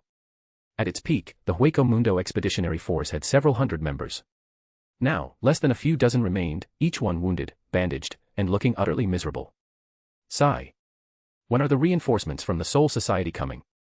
Who knows? Maybe the Soul Society has already abandoned us. After all, this Hueco Mundo Expeditionary Force sounds impressive, but it's really just a bunch of criminals and people nobody wanted, exiled here, one Shinigami suddenly complained. The work of the Hueco Mundo Expeditionary Force was fighting hollows in Hueco Mundo year-round, which obviously wasn't a desirable job. Therefore, few were willing to live this life. Thus, only 3 types of people were willing to join the Hueco Mundo Expeditionary Force. The first were Shinigami who had committed offenses. By accumulating sufficient merits here, they could have their crimes pardoned. The second were Shinigami who had offended someone and were exiled here. And the last type were Shinigami who truly loved the Soul Society, willing to give up a stable life there to selflessly dedicate themselves here. These were the most admirable Shinigami. Chapter 98, Chapter 98 Doubts. There was no doubt that the person complaining earlier was a Shinigami who had committed offenses and joined the Hueco Mundo Expeditionary Force to have their crimes pardoned. Alright, enough with the talk. When we requested aid from the Soul Society before, they said they would send reinforcements as soon as possible. They just need some time to prepare, one Shinigami said. And even if, by chance, we die in battle before the Soul Society's reinforcements arrive, it's no big deal. I was prepared to serve the Soul Society loyally the moment I joined the Hueco Mundo Expeditionary Force, this Shinigami said with a resolute expression. Clearly, this was a Shinigami who joined the Hueco Mundo Expeditionary Force out of idealism. As long as we kill one more hollow here, the Soul Society and the living world become a bit safer, the Shinigami continued. Hearing his words, the Shinigami who complained earlier couldn't help but feel some respect and fell silent. Inside the tent at the center of the camp, the leaders of the Hueco Mundo Expeditionary Force were holding a meeting. The Hueco Mundo Expeditionary Force was led by the commander. Under him were 4 corps, each with over 100 people, led by a corps commander. The first corps was led by the Expeditionary Force's commander himself, who also served as its corps commander. But now, only 3 corps commanders and the deputy commander of the first corps were here. Since the Expeditionary Force's commander had died in battle earlier, they were currently in charge. Ando, the Soul Society's reinforcements are supposed to arrive today, right? Asked Oda Masaru, commander of the second corps. That's right. The Soul Society did say they'd arrive today. We just haven't received specific news yet, replied Ando Akamine, deputy commander of the first corps. Sigh. If the Soul Society's reinforcements don't arrive soon, we're truly finished, said Kawano Yoshio, commander of the 4th Corps, somewhat pessimistically. Haha, Kawano, don't be so down. Be more optimistic. We'll definitely hold out until the Soul Society's reinforcements arrive, said the commander of the 3rd Corps, a Shinigami with slightly curly hair and stubble on his chin. Amagai, how can you still laugh when our situation is so dire? Kawano asked. Precisely because the situation is dire, we need to be optimistic, said Amagai, the 3rd Corps commander. Just as Kawano was about to say something more, a Shinigami hurriedly entered. Commanders, the reinforcements are here. The Shinigami said excitedly. Really? The several of them sprang to their feet. Quick, notify everyone to assemble. Let's go welcome them, they hurriedly said. Yes. The Shinigami responded and quickly went outside. Outside the camp, Toshiro was leading the Soul Society's reinforcements towards the Expeditionary Force's camp. The Expeditionary Force members were also walking towards the reinforcements led by Toshiro. Finally, both sides joined forces outside the Expeditionary Force camp. Toshiro brushed off the sand-colored dust from his clothes.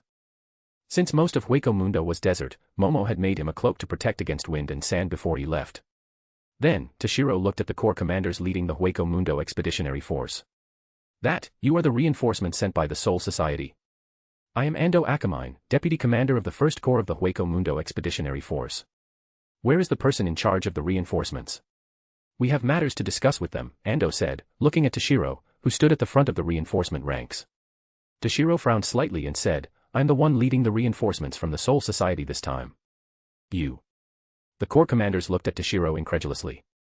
A Shinigami so young was actually in charge of the reinforcements. When they first saw Toshiro, they had felt a bit of sympathy for him. In their eyes, a Shinigami so young being sent to support the Hueco Mundo Expeditionary Force must have offended someone. Otherwise, at such a young age, clearly still a child, why would he come to Hueco Mundo?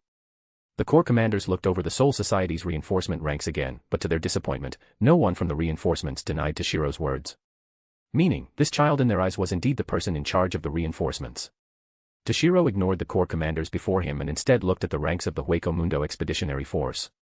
Toshiro glanced over the ranks and could only think of one word. Pitiful. Toshiro had heard before coming that the Hueco Mundo Expeditionary Force maintained a size of around 500. But now, there weren't even 50 left. And of those few dozen, many were wounded, with very few remained unscathed. Ah, yes, Ando replied, snapping back to reality. Toshiro said loudly, since everyone is here, I'll directly announce the Soul Society's order. Toshiro took out a piece of paper from his robes and read, hereby appoint the 10th Division's 3rd seat, Hitsugaya Toshiro, as commander of the Hueco Mundo Expeditionary Force, responsible for all affairs of the Hueco Mundo Expeditionary Force, with full authority to act as he sees fit. By the Captain Commander of the Godai 13 and Captain of the 1st Division, Yamamoto Genryusai Shigakuni. What dash? How is that possible? Someone so young is to become our expeditionary force commander. Is he from a noble family, here to gain experience? Shouldn't be. Even for experience, they wouldn't come here, right? I just heard he's a 3rd seat. To become a 3rd seat at this age, must be a genius. Even a genius is just a 3rd seat. What use is that? The previous commander, Yamazaki, was close to captain-level strength, but even Commander Yamazaki died in battle, let alone a 3rd seat. The members of the Hueco Mundo Expeditionary Force were all murmuring, expressing doubt about Toshiro. Even the corps commanders were very dissatisfied with the Soul Society's decision, looking at him with eyes full of suspicion. Good grief. This again, Toshiro said somewhat helplessly. Toshiro was often doubted because of his age. In the Soul Society, it was better, after all, as his fame grew, many knew of his strength and didn't dare underestimate him. But the Hueco Mundo Expeditionary Force had been campaigning in Hueco Mundo for years. They didn't know what the name, Hitsugaya Toshiro, represented in the Soul Society. It seems that to lead the Hueco Mundo Expeditionary Force in Hueco Mundo, the first step is to prove my strength and establish authority, Toshiro sighed inwardly.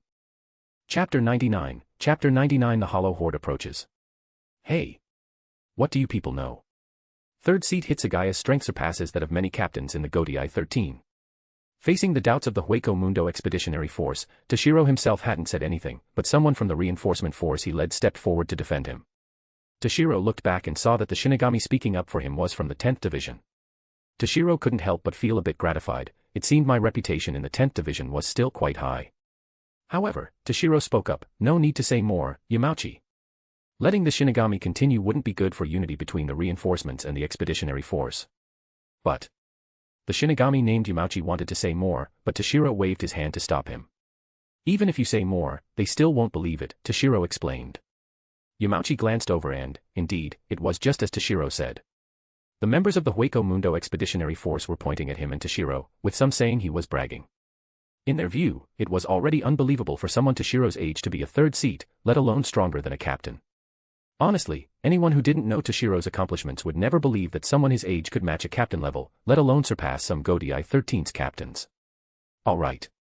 Regardless of whether you believe in my strength or not, I am now the commander of the Hueco Mundo Expeditionary Force. You must obey me. As for my strength, you'll witness it in the battles to come, Toshiro said to everyone. Now, there's no need to stand here. Everyone, enter the camp. Many in these reinforcements are from the 4th Division. Let them treat the wounded first, Toshiro said. Then, Toshiro ignored them and walked straight into the camp. The corps commanders exchanged glances, then followed behind Toshiro. Although they thought the Soul Society's appointment this time was highly unreliable, they didn't dare openly defy Toshiro. Moreover, even if they did oppose, it wouldn't pose much of a threat to Toshiro. The Hueco Mundo Expeditionary Force had been severely crippled, with only a few dozen left. They couldn't compare to the forces Toshiro brought. 500 elite members from the Godai 13, plus members of the Kido Corps, and some Shinigami who had committed offenses and wanted to atone, the total was nearly 1,000. Their small force had become insignificant, and these reinforcements Toshiro brought would become the new main force of the Hueco Mundo Expeditionary Force. In the camp of the Hueco Mundo Expeditionary Force, inside a central tent. There were no chairs in the tent. Toshiro and the corps commanders sat on the ground. Toshiro sat at the head, with the corps commanders on either side. Alright, everyone, first introduce yourselves and your situations, Toshiro began. Commander Hitsugaya, sir, I am Ando Akamine, Deputy Commander of the 1st Corps. Oda Masaru, Commander of the 2nd Corps. Kawano Yoshio, Commander of the 4th Corps. Amagai Shusuk, Commander of the 3rd Corps. Upon hearing the name, Amagai Shusuk, Toshiro couldn't help but look at the 3rd Corps commander in surprise. It's him. Toshiro thought, somewhat astonished. Amagai had been standing behind the other 3 corps commanders earlier, and Toshiro hadn't looked closely, so he hadn't recognized him. Amagai Shusuk, an anime original character. After Jin followed Aizen in defecting from the Soul Society, he served as captain of the 3rd Division for a while. Of course, as an original character, to not affect the main story, he inevitably had to disappear. The anime said he had been on campaigns outside, so Toshiro didn't expect him to be in the Hueco Mundo Expeditionary Force. Sigh, this guy's a tragedy too. I should find a way to keep him from dying, to add one more combatant to the Soul Society. After all, he's captain-level figure, Toshiro thought to himself. Of course, Amagai wasn't captain-level yet. According to the information Toshiro received before coming, the core commanders of the Hueco Mundo Expeditionary Force were roughly around lieutenant level. The former commander, Yamazaki Kazuhito, was also lieutenant level, but at the peak, approaching captain level. Although he wanted to save Amagai's life and prevent him from doing something foolish, now wasn't the time to discuss that. Toshiro asked the group, although I knew the Hueco Mundo Expeditionary Force suffered heavy losses in battle, what exactly happened?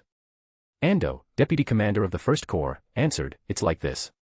Although we're called the Hueco Mundo Expeditionary Force, we've always operated in the outer circle of Hueco Mundo, rarely entering the inner circle.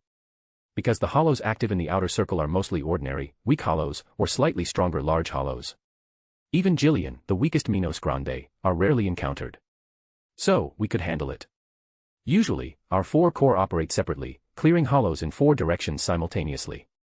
But recently, each corps suddenly started encountering some Jillian. For safety, our 4 corps began joint operations. Unexpectedly, we later encountered a large number of Jillian, and even an Ajuchas that reached captain level. Commander Yamazaki stayed behind with some to cover our retreat, letting us escape first. Even so, only a few dozen of us made it back. Saying this, Ando looked somewhat sad. Although Yamazaki was the commander, he was also the commander of the 1st Corps and usually had the best relationship with him. Jillian and a captain-level Ajuchas. Toshiro pondered. Has this kind of situation occurred before in the outer circle of Hueco Mundo? Toshiro asked. No, never. Usually, even if ordinary hollows in the outer circle evolve into Jillian, they instinctively leave the outer circle for the forest of Minos or other places. They rarely linger in the outer areas, let alone an Ajuchas appearing, Ando replied. Is that so? It seems this matter isn't simple, Toshiro said. Huh. Toshiro suddenly looked up towards the outside of the tent. Although blocked by the tent, he couldn't see anything directly. What is it, Commander Hitsugaya? The corps commanders asked, seeing Toshiro's expression. But then, their expressions changed drastically. They sensed it too. A hollow horde is coming. Chapter 100, Chapter 100 The First Battle. In Toshiro's perception, countless hollow Ryatsu signatures appeared and were rapidly approaching the Hueco Mundo Expeditionary Forces camp. Swish. Toshiro's figure flickered and instantly disappeared from the tent, reappearing outside. The corps commanders exchanged glances, then hurriedly went outside as well. In the camp, Toshiro stood on a high point, looking into the distance. An expression of shock couldn't help but appear on his face. In the distance, there was a sea of hollows. Thousands upon thousands of hollows surged towards the Hueco Mundo Expeditionary Force camp like an overwhelming tidal wave. Although most were just ordinary hollows and the slightly stronger large hollows, their numbers were immense. It was Toshiro's first time seeing so many hollows, and he was momentarily stunned. Reacting quickly, Toshiro immediately shouted to everyone, all forces, assemble. Prepare for battle. By now, the Hueco Mundo Expeditionary Forces members had also noticed the approaching hollow horde. Hearing Toshiro's command, everyone rapidly formed a circular battle formation, ready to face the hollow attack. So many hollows. A reinforcement from the Soul Society said, trembling. Although the Shinigami had fought hollows in the Soul Society, the hollows appearing there were usually alone or in small groups of a few, with dozens being the most he'd ever encountered simultaneously. Never had they appeared in such overwhelming numbers. Humph. Look at you, scared stiff. Never seen a real battle, have you? An old veteran from the Hueco Mundo Expeditionary Force mocked from the side. However, though he tried to appear disdainful of the newbie, he didn't realize his own teeth were chattering, his words stumbling. Although these veterans of the Expeditionary Force often fought groups of hollows, they'd never encountered so many at once before. Previously, the Hueco Mundo Expeditionary Force had at most fought a few hundred hollows simultaneously. But the number before them now was definitely over 10,000. Swish. The corps commanders appeared beside Toshiro. How is this possible? So many hollows at once. Ando, deputy commander of the 1st Corps, exclaimed in shock. Commander Hitsugaya, we should retreat, Kawano, commander of the 4th Corps, said, his face pale upon seeing the sheer number. Toshiro shot Kawano a dissatisfied glance. Among the corps commanders, the others were relatively calm, and this guy was the most cowardly. At this moment, Amagai, commander of the 3rd Corps, also spoke up, Commander Hitsugaya, with so many hollows, the expeditionary force truly can't handle them. How about you lead the main force in retreat? I'll stay behind with some to cover the retreat. But Toshiro directly refused, no need. Although there are many hollows, their strength isn't high. We can still handle them. But Amagai wanted to say more, but Toshiro waved his hand to stop him. Then, Toshiro ordered the Hueco Mundo Expeditionary Force, all forces, heed my command. Attack with full force. What? He's ordering us to attack. Is he sending us to our deaths? The members of the Hueco Mundo Expeditionary Force exclaimed in shock. Facing so many hollows, they thought Toshiro would order a full retreat. With this many hollows, the expeditionary force couldn't possibly win. Ordering them to attack was essentially sending them to die. Although everyone who joined the Hueco Mundo Expeditionary Force was prepared to die in battle, attacking despite knowing they couldn't win was meaningless suicide. However, Toshiro paid them no mind. After giving the order, he used Shuinpa and charged at the hollow horde at the forefront. Toshiro knew the Hueco Mundo Expeditionary Force alone indeed couldn't handle so many hollows. But that was without counting him. Although the number of hollows was vast, most were ordinary. With his strength alone, he could deal with them. Toshiro didn't expect them to be of much help anyway. He wanted to use this battle to demonstrate his power, intimidate everyone, and make the Hueco Mundo Expeditionary Force's members submit willingly. Swish. Toshiro's figure instantly appeared in front of the hollow horde. Ha! With a shout, Toshiro drew the Zanpakuto from his back and casually sent out a Kanatsu. An ice-blue blade pressure flashed by and plunged into the hollow horde. Schlick.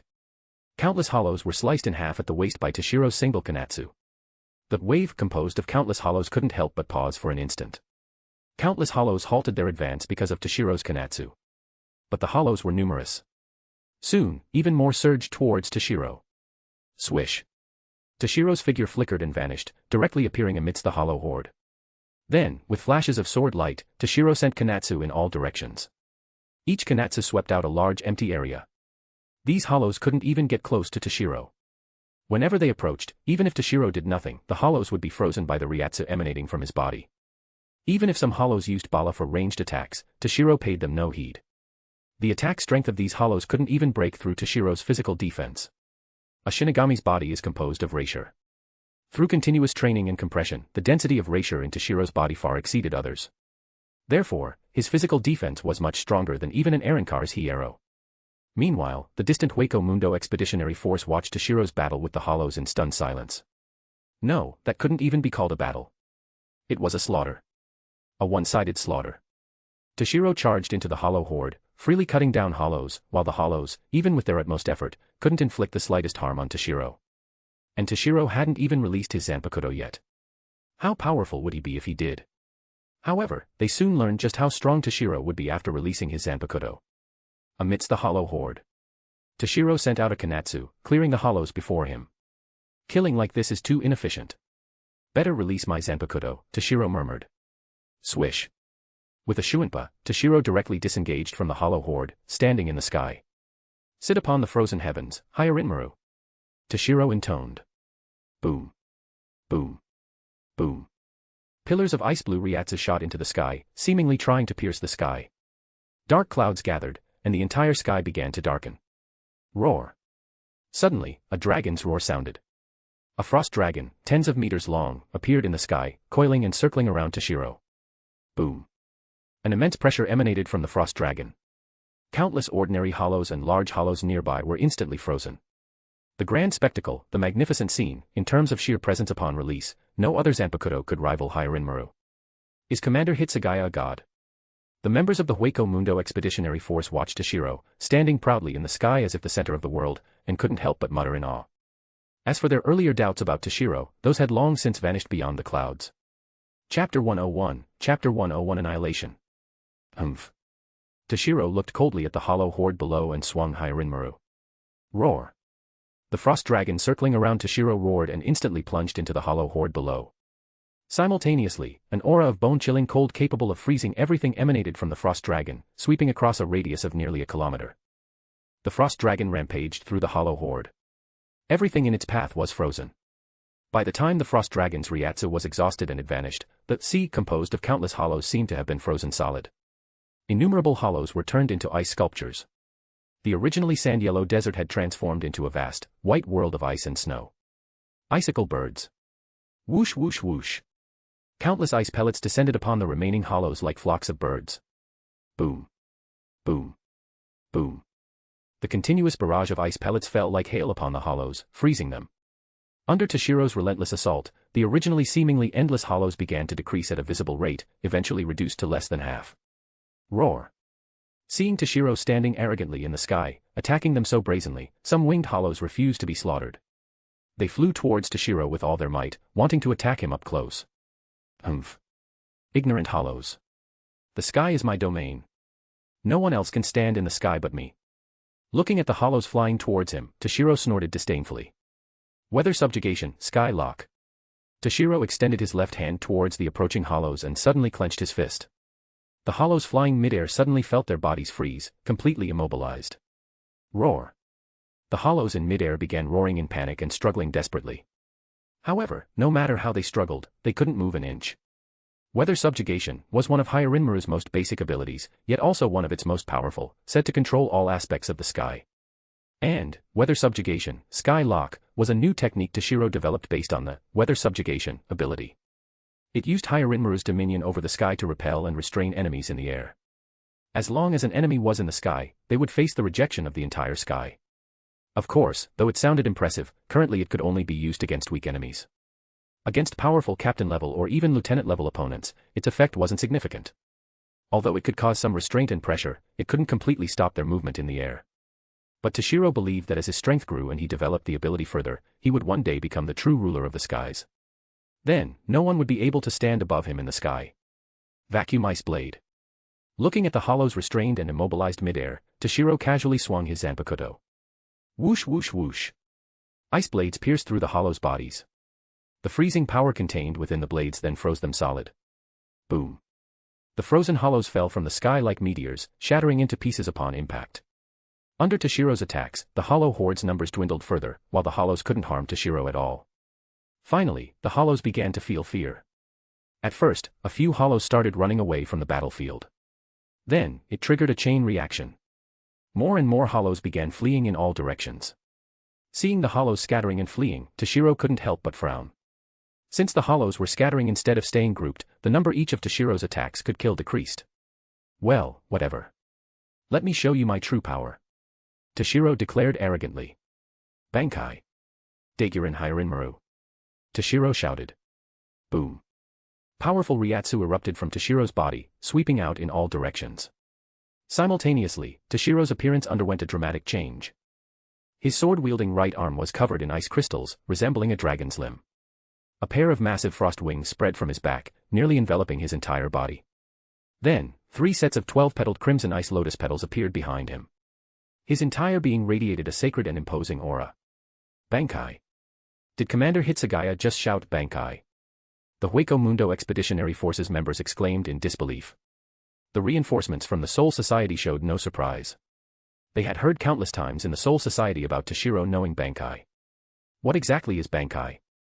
A regular Shinigami from the Hueco Mundo Expeditionary Force instinctively asked. Most Shinigami never achieve Shirkai in their entire lives, let alone Bankai. They only knew Bankai was a technique used by captain-level Shinigami. Bankai. It is the ultimate secret of the Zanpakuto, usable only by Shinigami who stand at the pinnacle. Shinigami reaching such a level are rare, appearing perhaps once every few decades or centuries. But any Shinigami who masters Bankai will, without exception, have their name etched into the history of the Soul Society. That is Bankai, Ando, the deputy commander of the First Corps, found himself explaining. Hey, Ando, how do you know all this? Amagai asked curiously. Ando looked somewhat sorrowful. Commander Yamazaki told me. Commander Yamazaki's strength was approaching captain level. To train for Bankai, he specifically researched about it. It's a shame. Commander Yamazaki was just one step away from mastering Bankai, but he sacrificed himself to cover our retreat. At this, the Corps commanders fell silent. 1,000-year ice prison.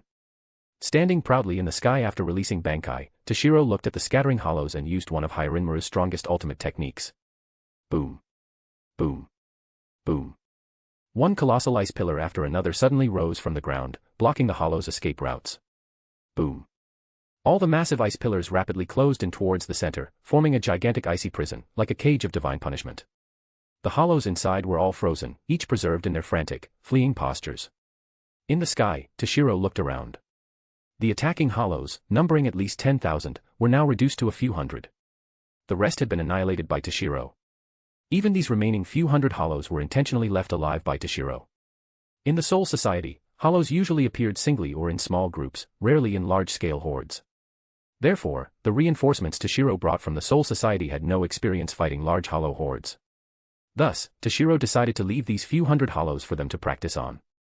Chapter 102, Chapter 102 The Mastermind Behind the Scenes.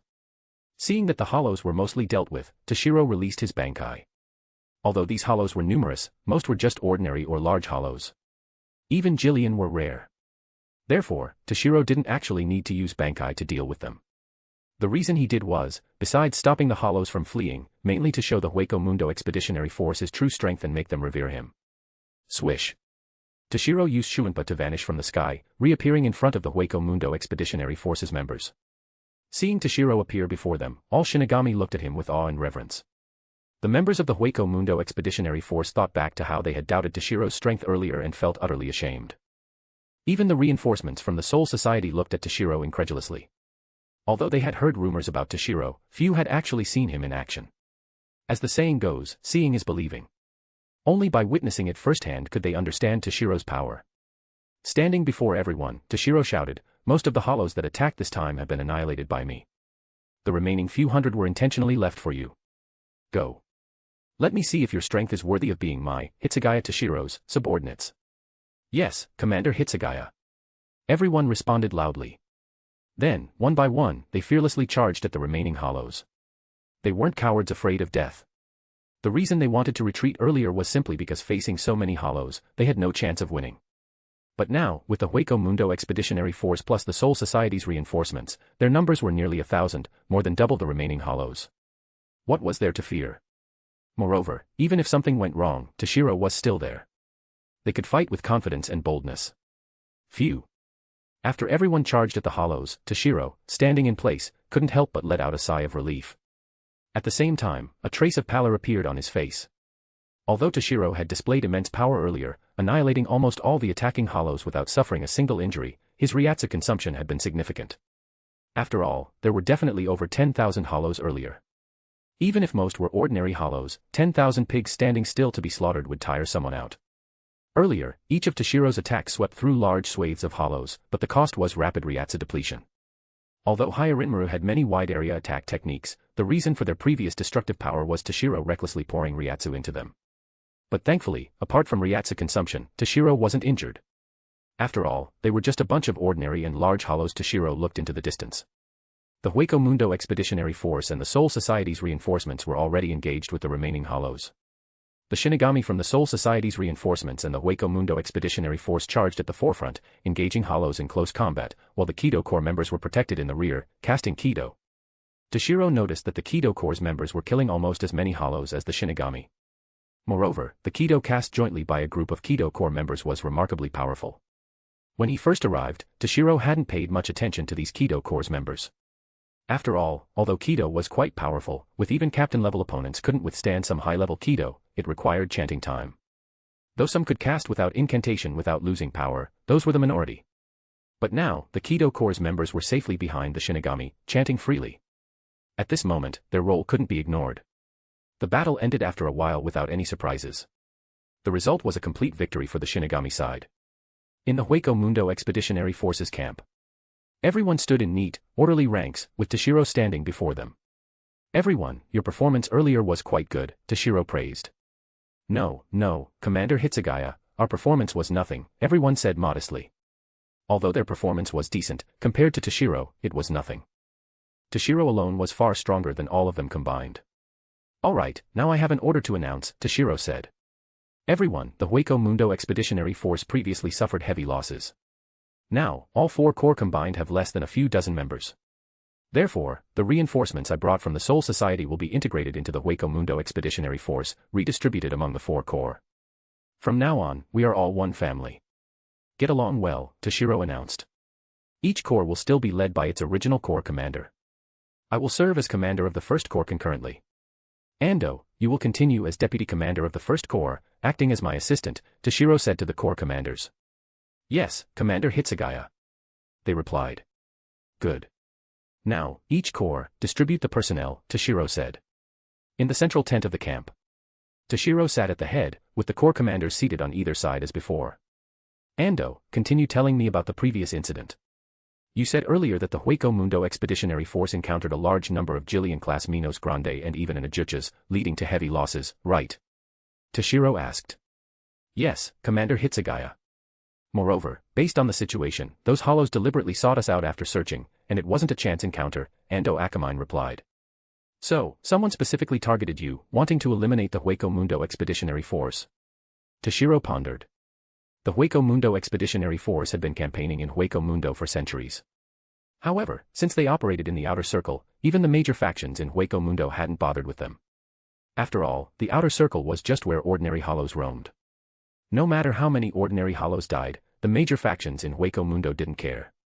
It seems this attacking horde might also be controlled by someone behind the scenes, Toshiro said. It seems our camp location is exposed, Commander Hitsugaya. Should we retreat from here and set up camp somewhere new? Amagai, commander of the 3rd Corps, asked. No need. Running isn't my style. Since someone is targeting the Hueco Mundo Expeditionary Force, we'll find them and eliminate them first. A cold glint flashed in Toshiro's eyes. Ando, Amagai, tomorrow, the two of you, even if they got a few reinforcements, what does it matter? Flores asked. Flores-sama, among the Shinigami reinforcements came a very powerful individual. He single-handedly crushed the entire hollow horde. Garcia said, his body trembling at the thought of Toshiro's imposing might. At the time, Garcia hadn't personally attacked the Hueco Mundo Expeditionary Force, he just observed from behind. When he saw Toshiro displaying immense power, sweeping through the hollow horde, even using Bankai, Garcia was so frightened he ran back before the battle ended. One person. Flores exclaimed in shock. Yes, Flores-sama. Moreover, that Shinigami even used Bankai. He's likely a captain of the Goti I-13 from the Soul Society, Garcia said with some fear. A Shinigami using Bankai, captain level. Interesting. Let me, the great Flores, personally test your strength. Flores said confidently. Looking at Flores's confidence, Garcia opened his mouth to say something but ultimately remained silent. After witnessing Toshiro's power firsthand, Garcia didn't believe Flores could defeat Toshiro, but he didn't dare say it. Flores had a very volatile temper. If Garcia dared say Flores wasn't Toshiro's match, Flores would undoubtedly tear him to pieces in a fit of rage. Garcia, go gather more hollows. We've already found the Shinigami's camp, right? We'll attack directly tomorrow. With me, Flores, there, we will definitely eliminate those Shinigami, Flores declared confidently. Yes, Flores-sama, Garcia replied weakly, then turned to leave to gather more hollows. However, Garcia had already decided, during the battle with the Shinigami, if things went wrong, he'd flee immediately. Most hollows were cruel and warlike, but Garcia was clearly an exception. At the slightest hint of danger, his first thought was to run. But it was precisely this personality that had kept him alive through countless crises. Hueco Mundo Expeditionary Forces Camp. After a meeting with the Corps commanders, Toshiro let them return to rest. After all, they had just experienced a major battle and needed proper rest. The next day, Toshiro and the Corps commanders stood outside the camp. Ando, Amagai, you two come with me to find the hollows that attacked the expeditionary force last time. Oda, Kawano, you two stay and guard the camp, Toshiro said. Yes, Commander Hitsugaya, they replied. Oda, Kawano, the expeditionary force is in your hands now. If you encounter a hollow attack, contact me immediately via communicator, understood? Toshiro instructed. Yes, Commander Hitsugaya, don't worry. If there are any problems, we'll contact you promptly, Oda Masaru, commander of the 2nd Corps, and Kawano Yoshio, commander of the 4th Corps, assured. Good. Ando, Amagai, let's go, Toshiro said. Ando and Amagai led the way, with Toshiro following closely. A desolate desert area. Swish. 3 figures suddenly appeared here, Toshiro and the two. Is this where you were ambushed, Ando? Toshiro asked Ando. Yes, Commander Hitsugaya. This is where we encountered the Hollow Horde's ambush. Only a few dozen of us survived, Ando said in a low voice. All right. In that case, let's search along this area. The hollows that attacked the Hueco Mundo Expeditionary Force are likely around here, Toshiro said. Then, the 3 used Shuinpa and began searching along the area. Toshiro, who was searching for the Hollow Horde, suddenly stopped. What is it, Commander Hitsugaya? Ando asked. Seeing Toshiro stop, Amagai and Ando also had to stop. No need to search. Maybe we've already found them. A massive Hollow Horde is heading in our direction, with many Jillian and Ajuchas. If there are no other surprises, it should be the hollows that attacked the Hueco Mundo Expeditionary Force, Toshiro said, a cold glint flashing in his eyes. It must be them. This is just the outer circle of Hueco Mundo. Besides the ones that attacked us, there shouldn't be another hollow horde this strong here, Ando said, hatred flickering in his eyes. Soon after, as both sides approached, even Ando and Amagai sensed countless hollows Ryatsu's signatures moving closer. Let's go. Let's meet those hollows, Toshiro said, using Shuinpa. His figure vanished instantly. Ando and Amagai hurriedly followed. Within a hollow horde composed of ordinary hollows, large hollows, Jillian, and Ajuchas. Hey, Garcia, lead the way quickly. If those Shinigami moved, we'll have to find them all over again. Flores roared at Garcia. No need. We're already here. Swish. The figures of Toshiro and the other two appeared in front of the hollow horde. Ando, is it them? The hollows that attacked the Hueco Mundo Expeditionary Force. Toshiro asked Ando. Ah, yes. They are the ones who killed Commander Yamazaki and our Expeditionary Force brothers, Ando said, his eyes blazing with fury. Chapter 104, Chapter 104 You're not worthy. Oh. Isn't this the Shinigami who fled in disgrace last time? If not for that Shinigami named Yamazaki blocking us, none of you would have escaped. Now you dare show your face before me again. Flores taunted, looking at Ando. Seeing the hatred in Ando's eyes, Flores wasn't angered but instead spread a pleased expression. What Flores liked most was enemies hating him to death yet being helpless against him. Who will be the one not escaping this time? Toshiro sneered, looking at Flores's arrogant demeanor. Ah. Brat, where'd you come from? I don't remember a brat like you among the Shinigami in Hueco Mundo, Flores said, looking at Toshiro curiously. When Flores attacked the Hueco Mundo Expeditionary Force last time, he had seen their Shinigami. Although he couldn't remember every face, there definitely wasn't a Shinigami as young as Toshiro. Garcia, standing beside Flores, looked at Toshiro fearfully and said, Flores-sama, this Shinigami is one of the reinforcements sent by the Soul Society. Moreover, he's the one I mentioned last time who. Reinforcements from the Soul Society. Ha ha ha. Seems the Soul Society has declined, sending even a brat like this to the battlefield. Maybe I should visit the Soul Society next time. Perhaps I alone could defeat all the Shinigami of the Soul Society.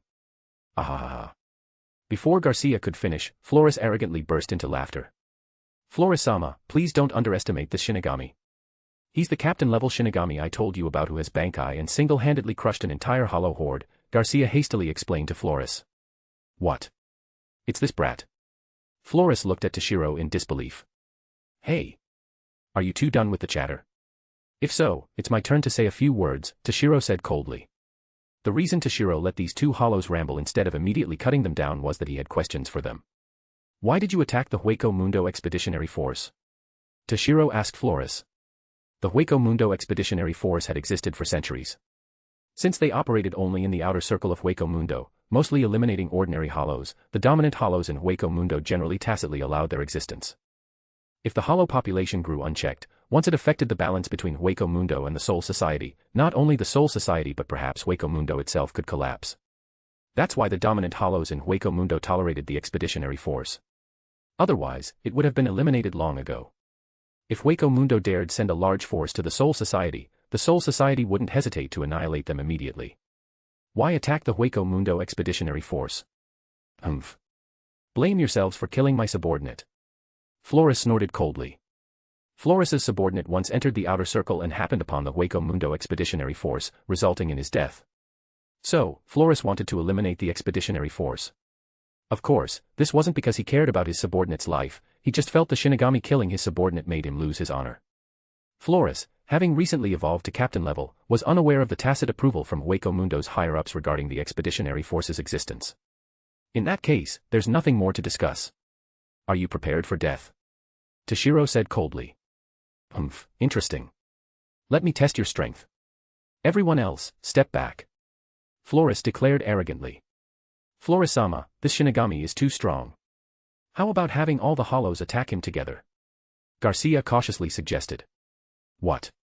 You're saying I alone can't defeat him? Flores roared furiously. No, no. That's not what I meant. It's just that attacking together would save effort and finish him faster, Garcia hurriedly explained. Humph, no need. With my strength, I'll quickly deal with him. Flores said confidently. Seeing Flores's confidence, Garcia inwardly decided, if things went wrong, he'd flee immediately. Come, Shinigami. I'll give you a fair duel. Let me, the great Flores, witness your strength firsthand. Flores pointed at Toshiro. Ando, Amagai, both of you, step back further, Toshiro said to Ando and Amagai. Yes, Commander Hitsugaya. Although somewhat unwilling, Ando and Amagai knew that with their strength, they couldn't help and would only be burdens. Shuring. Toshiro drew his Zanpakuto, pointing the sword at Flores. Hey! Shinigami, don't you have Bankai? If you don't use it now, you won't get another chance. Seeing Toshiro showed no intention of using Bankai, Flores expressed dissatisfaction. Humph. Want to see my Bankai? You're not worthy. Toshiro said disdainfully. Damn it. You dare look down on me. Flores fumed. Die, Shinigami. Flores used Sonido, instantly vanishing from his spot. Then, a whooshing sound came from behind Toshiro. Too slow, Flores. Toshiro casually leaned to the right. Flores's claw grazed past his body. Shunkuho. As Flores's attack missed and he was off balance, Toshiro directly used Shuinpa, appearing behind Flores and slashing at his back. At the critical moment, Flores fiercely kicked the ground with his right foot, sending a wave of sand towards Toshiro. Toshiro frowned and swiftly dodged aside. Even if sand blocked his vision, Toshiro could sense Flores's position via Ryatsu and attack. But Toshiro didn't want to get covered in sand and looked disheveled. Flores seized this chance to react, quickly putting distance between himself and Toshiro. Humph, Shinigami, you're not bad. But don't get cocky. I was just careless earlier, Flores said, trying to sound tough. Shunkuho. Swish. Swish. Swish. Due to Toshiro's extreme speed, countless afterimages appeared across the battlefield. Seeing Toshiro move so fast his eyes could barely keep up, Flores began to wonder if choosing to duel Toshiro one-on-one was a mistake. Chapter 105, Chapter 105 Baragan-sama will not let you get away. Flores focused intently on Toshiro's afterimages, trying to analyze where Toshiro would attack from. This way. Flores suddenly attacked to the left. Too bad. Wrong guess. It's here. Toshiro's figure suddenly appeared to Flores's right, then slashed at him. At the critical moment, Flores hastily raised his right arm to block. Clang. Toshiro's Zanpakuto struck the bony armor on Flores's right arm, sparks flying, producing a metallic clang. Toshiro looked at Flores's right arm in surprise. Although he had hit Flores, the armor on his arm blocked it, preventing significant injury. Flores seized Toshiro's moment of surprise to retreat several steps. Ha ha ha. See the great Flores's, power. The armor on my body is extremely sturdy. Your attacks are useless against me. Flores arrogantly laughed. However, inwardly, Flores thought, that was close. Toshiro's slash just now nearly broke the armor on his right arm and severed it. Humph, ignorant. Toshiro snorted, then used Shuinpa to appear before Flores again, swinging his sword. TCH, I said your attacks are useless. Flores repeated his earlier tactic, blocking with his armored right arm. Squelch. Flores's right arm was cleanly severed by Toshiro, blood splattering across his face. How is this possible? Flores said in disbelief. The first slash was blocked because I didn't use Ryatsu, and I relied solely on the Zanpakuto's sharpness, Toshiro explained. Then, Ryatsu gathered into his Zanpakuto. Toshiro casually sent a Kanatsu towards Flores. Squelch. Although Flores dodged desperately, he was still struck, another deep wound appearing on his body. Damn it. Die, Shinigami. Flores roared angrily. Rapid-fire bala. Whoosh whoosh whoosh. Countless bala instantly shot towards Toshiro. Shunkuho. Swish. Swish. Swish. Toshiro's figure continuously flickered, evading Flores's bala one after another. Boom. Boom. Boom. Bala after bala exploded around Toshiro.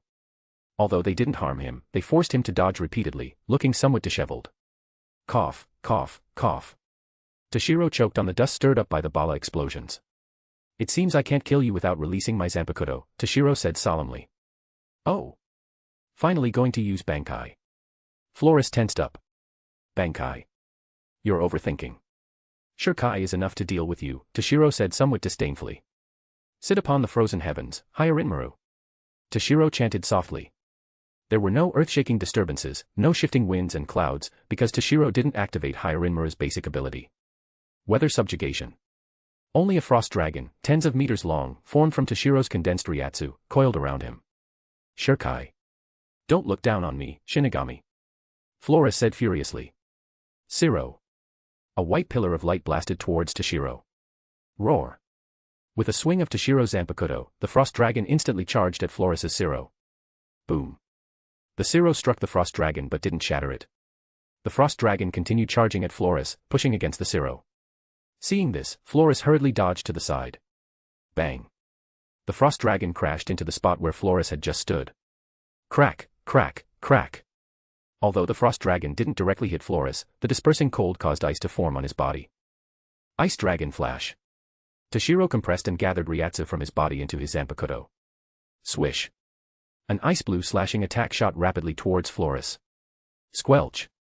Floris's body was cleanly sliced in two at the waist by Toshiro's Ice Dragon Flash.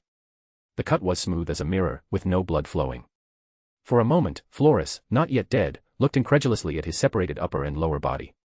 Baragon-sama will not let you get away. Floris's upper body twitched as he said unwillingly. Crack. Ice began forming from the severed waist of Floris's two body halves, spreading across his entire form. Bang. The two frozen halves of Floris's body completely shattered, turning into icy fragments. Is that it? So weak. You're probably the weakest captain level I've ever seen, Floris, Toshiro said indifferently. Although Floris's strength reached captain level, it was only early captain level. Apart from his bony armor's decent defense, he had nothing remarkable, not even comparable to Alfred, whom Toshiro had faced while still lieutenant level. But he mentioned Baragon-sama. Could Floris be Baragon's subordinate? Toshiro immediately frowned. If Floris truly is Baragon's subordinate, then things get a bit troublesome, Toshiro said inwardly, feeling a headache. Baragon is the original Segunda Espada, full name Baragon Luzenbaron, the so-called God King, the ruler of Hueco Mundo before Aizen. Based on the timeline, Aizen shouldn't have conquered Hueco Mundo yet, so Baragon is still the king of Hueco Mundo. And since Baragon became king of Hueco Mundo through his own strength, even if not yet modified by Aizen with the Hogyoku, his strength likely wouldn't be weak. If Baragon comes knocking, given Toshiro's current strength, he might not be a match. Well, whatever. If it really comes to that, I'll have to request reinforcements from the Soul Society, Toshiro resignedly thought. After dealing with Floris, Toshiro looked at the remaining Hollow Horde. Compared to the 10,000-strong horde that attacked the Expeditionary Force camp last time, the force Floris brought this time wasn't large, only around 1,000. However, their strength might not be weaker than last time's. Nearly 1,000 large hollows, over 100 jillion, and besides Floris, there are still several other Ajuchas. If Floris had ordered all these hollows to attack Toshiro together from the start, they might have caused him some trouble, just some, though. Ando, Amagai, go. Deal with the remaining hollows. Toshiro said to Ando and Amagai, who were outside the battlefield. Then, he charged at the remaining hollow horde at the forefront. Chapter 106, Chapter 106 The King of Hueco Mundo. Shunkuho. Toshiro's figure flickered, appearing beside an Ajuchas, then sent a Kanatsu towards it. This Ajuchas waved its claws, trying to block Toshiro's slash. Schlick. Unfortunately, this Ajuchas was too weak, not even reaching lieutenant class. Toshiro's Kanatsu severed its arms, then, undiminished, cleaved its body in two. It was dead beyond dead. Swish. Swish. Swish.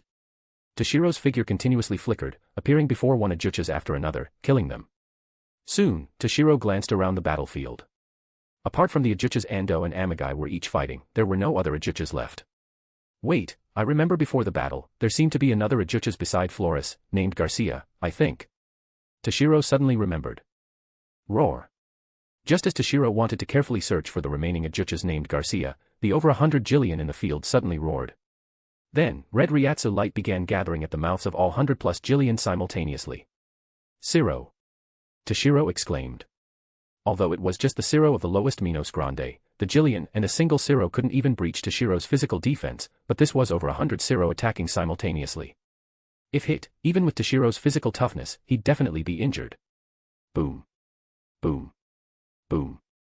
Overwhelming red Zero blasted towards Toshiro. He has nowhere to dodge. Bakudo number 81, Danku. Toshiro immediately used the defensive Kido, Danku, without incantation.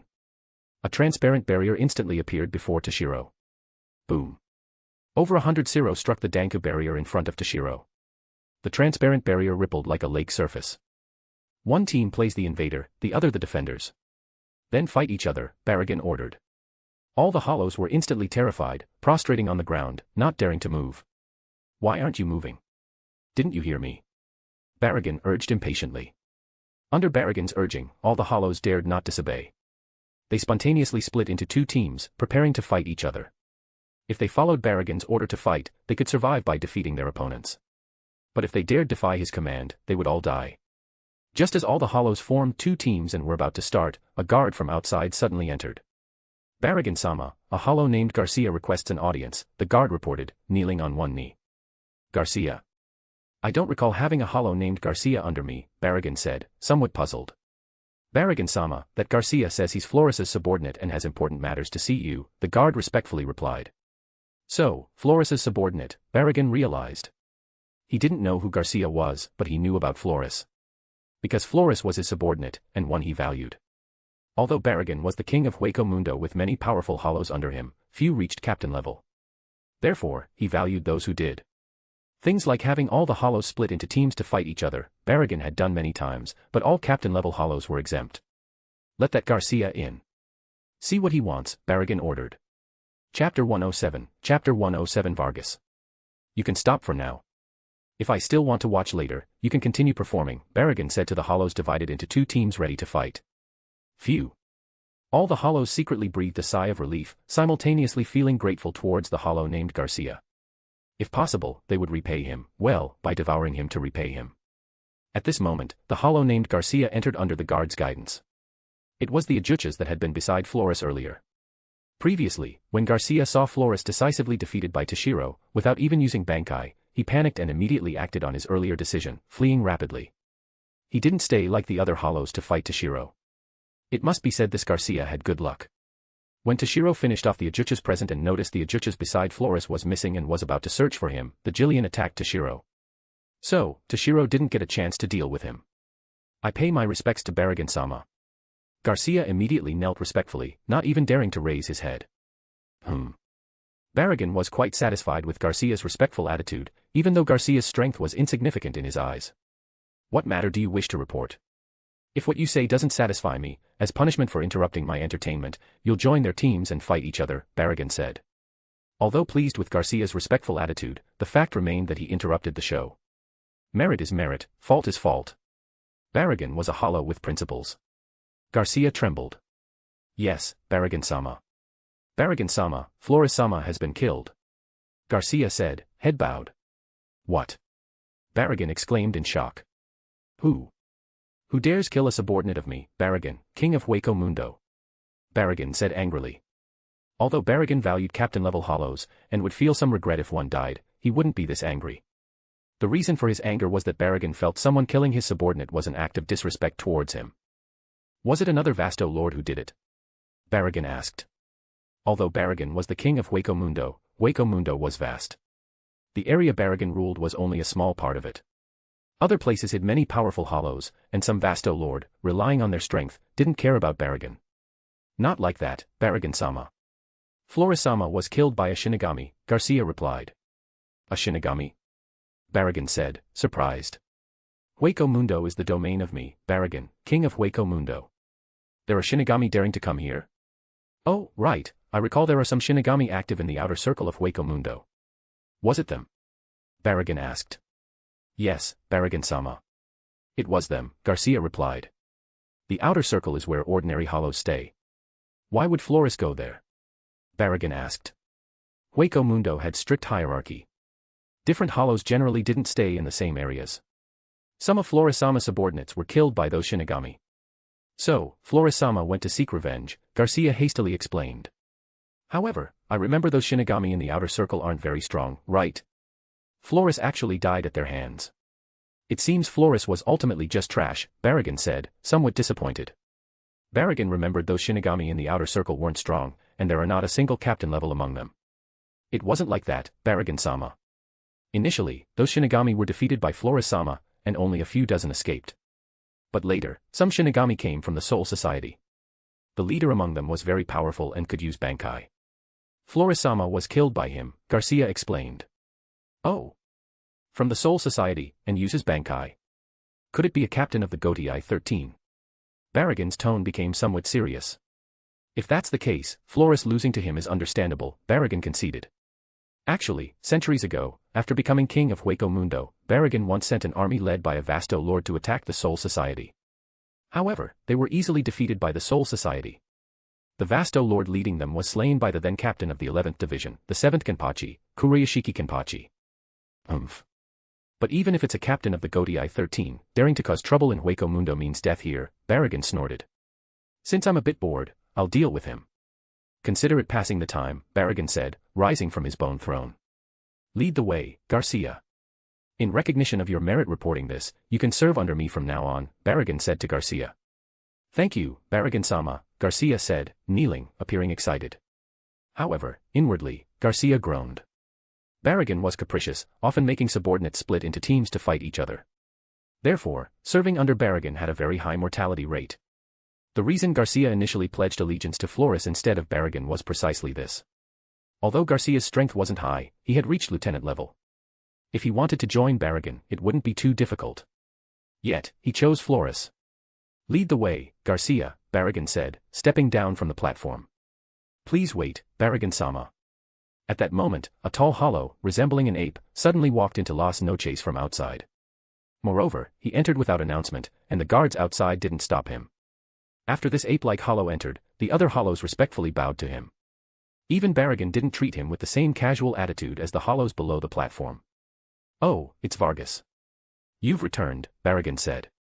Yes, Baragon-sama. Those who dared oppose you have been dealt with, Vargas replied. Well done, Vargas, Baragon praised. Baragon rarely praised subordinates, but Vargas was different. Because Vargas was the only Vasto Lord among Baragon's subordinates. Chapter 108 approaching. Not long ago, an opposing force emerged in Hueco Mundo, challenging Baragon. Baragon sent Vargas to eliminate them. He didn't expect Vargas to return so quickly. Vargas, wait here for a while. I have something to deal with.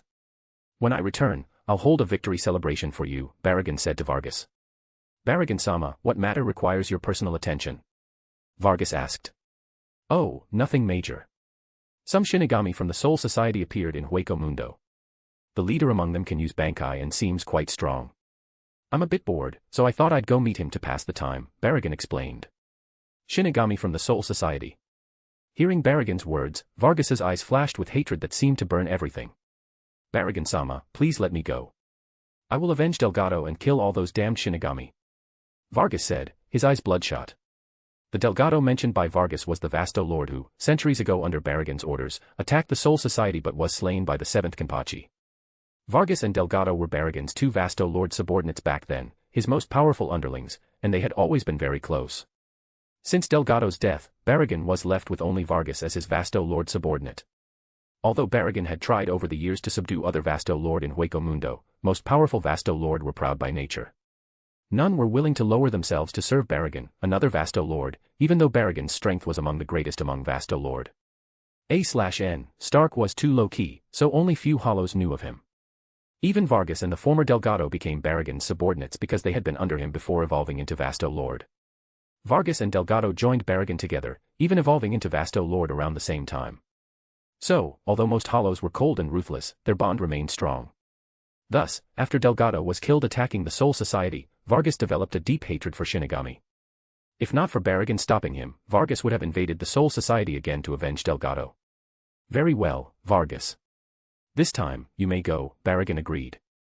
Since Baragon had stopped Vargas from attacking the Soul Society to avenge Delgado before, he couldn't refuse this time. Thank you, Baragon-sama, Vargas said. Garcia, lead the way for Vargas, Baragon said to Garcia. Watching Vargas and Garcia leave, Baragon sat back on his bone throne. So boring. You lot, split into two teams and start fighting each other again. Baragon said, looking at the many hollows kneeling below the platform. All the hollows trembled, inwardly cursing Vargas. Baragon had been about to go deal with the Shinigami, but Vargas suddenly volunteered. Now, with Baragon idle again, he wanted to watch them slaughter each other for amusement. Though cursing inwardly, the hollows had to split into two teams again, preparing to fight. Roar. All the hollows roared fiercely, attacking their opponents. Only by killing their opponent could they survive. Watching the scene of bloodshed and flying flesh and bone below the platform, Baragon nodded with satisfaction and had the female hollow attending him pour a cup of wine. Hueco Mundo Expeditionary Forces Camp. Toshiro gathered everyone together. Everyone, earlier, I went with Ando and Amagai to find the hollows that attacked the Hueco Mundo Expeditionary Force. Now, I can tell you, those hollows have been annihilated. Toshiro announced to the Expeditionary Force. Long live Commander Hitsugaya. Long live Commander Hitsugaya. Long live Commander Hitsugaya. The entire Hueco Mundo Expeditionary Force cheered jubilantly. Especially the few dozen Shinigami who survived that attack, they looked moved to tears. Commander Yamazaki, and all our fallen comrades, we've avenged you. Rest in peace, Ando murmured. Central tent of the Hueco Mundo Expeditionary Force camp. Since the hollows that attacked the Expeditionary Force are dealt with, we can resume normal operations. Ando, how did you usually operate before? Toshiro asked Ando Akamine. Hueco Mundo is too vast. Moreover, staying together in large numbers isn't convenient for movement. So, each corps of the Expeditionary Force operates separately. North, south, east, west, each corps is responsible for one direction, separately searching for and clearing hollows in their assigned area. Only when encountering a large-scale hollow horde that a single corps cannot handle do all corps gather and act together, Ando replied. All right. In that case, we'll continue operating this way, Toshiro nodded. Each of you, return and prepare. We'll begin separate operations tomorrow. I'll be in charge of the first corps. The other 3 corps will still be led by their original commanders. Each corps will clear hollows in their original directions, Toshiro instructed. Yes. The corps commanders responded and left to prepare. After they left, Toshiro's expression turned grave. If that Flores really was Barragan's subordinate, given Barragan's personality, he'll definitely come looking for trouble, Toshiro thought, feeling somewhat troubled. Given Toshiro's current strength, facing Barragan would be difficult, with little chance of victory. Although in the original story, Barragan was defeated by Sui Feng, whose strength among captains is relatively weak, and Lieutenant Sasakai Chojiro's joint efforts, that definitely wasn't because Barragan was weak. He fell for their scheme and died pitifully due to his own ability. In a direct confrontation, Sui Feng and Sasakai were absolutely no match for Barragan. Just then, Toshiro suddenly sensed a powerful Ryatsu approaching the Expeditionary Force camp. Swish. Toshiro's figure appeared on a high point within the camp. Standing on the high ground, Toshiro looked into the distance. On the horizon, a black figure was speeding towards them. Chapter 109, Chapter 109 The Sorrow of the Weak. Seeing the opponent rapidly approaching the Minos Grande Expeditionary Force camp with clear hostile intent, Toshiro didn't dare delay. He immediately used Shunkoho to meet them. Whoosh! Toshiro's figure flickered continuously. The originally vast distance shortened rapidly as both sides moved quickly. Within just a few seconds, the two sides met. Toshiro stopped about tens of meters away from the opponent. This distance was very close. Once combat began, tens of meters were negligible for Toshiro. After stopping, Toshiro took time to carefully observe the opponent. Due to the earlier distance, Toshiro only saw a black figure. Now, the opponent's appearance was fully revealed. The hollow before him resembled a human but had ape-like features. He carried a black rod on his back, likely his weapon. He wore a hollow mask, only revealing his eyes. It was Vargas. Moreover, Vargas carried an ajuchas in his hand. Garcia, the former subordinate of Flores, whom Toshiro had killed. Boom. Vargas casually threw Garcia, his guide, onto the ground. Seeing this, Toshiro's pupils contracted. Vargas had been moving at high speed while carrying a large ajuchas. The opponent's speed earlier wasn't much slower than Toshiro's. Although Toshiro hadn't used his full speed, the opponent had been carrying an ajuchas while moving. A Shinigami? Vargas looked at Toshiro, his tone cold. A hollow. Toshiro likewise asked. Vargas-sama, this is the Shinigami who killed Lord Flores, Garcia said, climbing up from the ground. Vargas-sama, this Shinigami is very strong. Don't underestimate him. Squelch. Before Garcia could finish, Vargas suddenly pierced his heart with his right claw. Why? Vargas-sama. Garcia looked incredulously at Vargas's right claw piercing his body. Garcia truly couldn't understand. He hadn't made any mistake, and he was just warning Vargas, so why would Vargas kill him? Do I, Vargas, need your reminder? Besides, after leading the way, you're useless. Vargas said heartlessly. Boom. Garcia fell to the ground unwillingly, his body dissolving into erasure, dispersing into the air. Garcia, always cautious, never putting himself in danger, whose first reaction to any problem was to flee, never expected to die like this. Garcia lived cautiously, never making mistakes. But in Hueco Mundo, weakness itself was the greatest mistake. All right, Shinigami. The nuisance is dead. Now, let me finish you, then return for Barragan-sama's victory celebration. Vargas said. Barragan-sama. So, you are indeed Barragan's subordinate? Toshiro asked. Correct, Vargas replied. Heh. Not coming personally, just sending a subordinate. I'm truly being looked down upon, Toshiro sneered. Well, though if Baragon came personally, Toshiro likely couldn't win, he couldn't back down in terms of presence. A mere Shinigami, actually expecting Baragon-sama to act personally. You really are arrogant. Vargas said angrily. Ignorant Shinigami, I hope you'll still be laughing later. Vargas said. Boom. Suddenly, powerful Ryatsu erupted from Vargas's body, pressing towards Toshiro. The violent wind from the Ryatsu stirred up dust and sand. Even Toshiro, standing tens of meters away, felt his cloak flutter noisily. Sensing Vargas's Ryatsu, Toshiro's expression changed. Vasto Lord. Beyond captain level. Toshiro was shocked. Toshiro initially thought Vargas was just a captain-level Yhwach. He never expected a Vasto Lord. This is bad. I never expected Baragon to have a Vasto Lord under him. Toshiro said, looking grave. Vasto Lord, the highest level Minos Grande appearing in the original work. Each possessed beyond captain-level strength. There weren't many in all of Hueco Mundo. Who would have thought Baragon had one under him? Toshiro's current strength was peak captain level. He'd never fought a beyond captain level opponent, so he didn't know the specifics. However, if this is the extent, then I probably won't lose. After sensing Vargas's Ryatsu, Toshiro remained confident. Toshiro defeated captain level opponents while at lieutenant level. Now, at captain level, he could likewise defeat beyond captain level. Although the gap between beyond captain level and captain level was larger than between lieutenant level and captain level, and Toshiro couldn't win just by having higher Ryatsu density, since learning Bankai, he had never used that ultimate technique. Haya Ritmaru's strongest move, Frozen Heaven 100 Flower Funeral. In the original work, Toshiro, whose strength was among the lowest among captains, defeated the Trace Espada, Tyr Harabel, using Frozen Heaven 100 Flower Funeral. Although part of it was because Harabel's abilities were countered by Toshiro, the technique's formidable power couldn't be ignored. This was also why Toshiro, knowing Baragon might cause trouble, hadn't yet requested reinforcements from the Soul Society. Even Baragon might not emerge unscathed from his Frozen Heaven 100 Flower Funeral. Vargas, stop releasing Ryatsu randomly. Trying to make me submit with Ryatsu pressure alone is impossible, Toshiro said. Humph, in that case, prepare to die. Seeing Toshiro unaffected by his Ryatsu pressure, Vargas stopped his futile effort. Sonido. Vargas's figure instantly vanished, then crossed tens of meters to appear behind Toshiro, his claw aimed at Toshiro's back. Sensing the attack from behind, Toshiro hastily used Shunkuho. Swish. Toshiro's figure flashed into the distance. Quite impressive speed. Vargas caught a piece of cloth fluttering down from the air and praised. Looking closely, one would see a hole torn in Toshiro's cloak. If Toshiro hadn't dodged in time earlier, he might have been injured. Chapter 110 Intense Battle. Although Toshiro knew from Vargas's initial appearance that his speed was certainly not slow, he still didn't expect it to be this fast. Clang. Toshiro drew his Zanpakuto, looking solemnly at Vargas. Earlier, Toshiro was almost hit before he could even draw his sword. Dodged it. Your speed isn't slow either, Shinigami, Vargas said, somewhat surprised to see Toshiro evade his attack. Coincidentally, I'm also good at speed. Let's see who's faster, Toshiro said. Interesting. Come on, Shinigami. Vargas shouted. Sonido. Shunkuho. Swish. Swish. Swish. Swish. Swish. Swish. Both instantly went full speed, leaving one afterimage after another across the battlefield. Ultimately, Toshiro's speed was superior. Swish.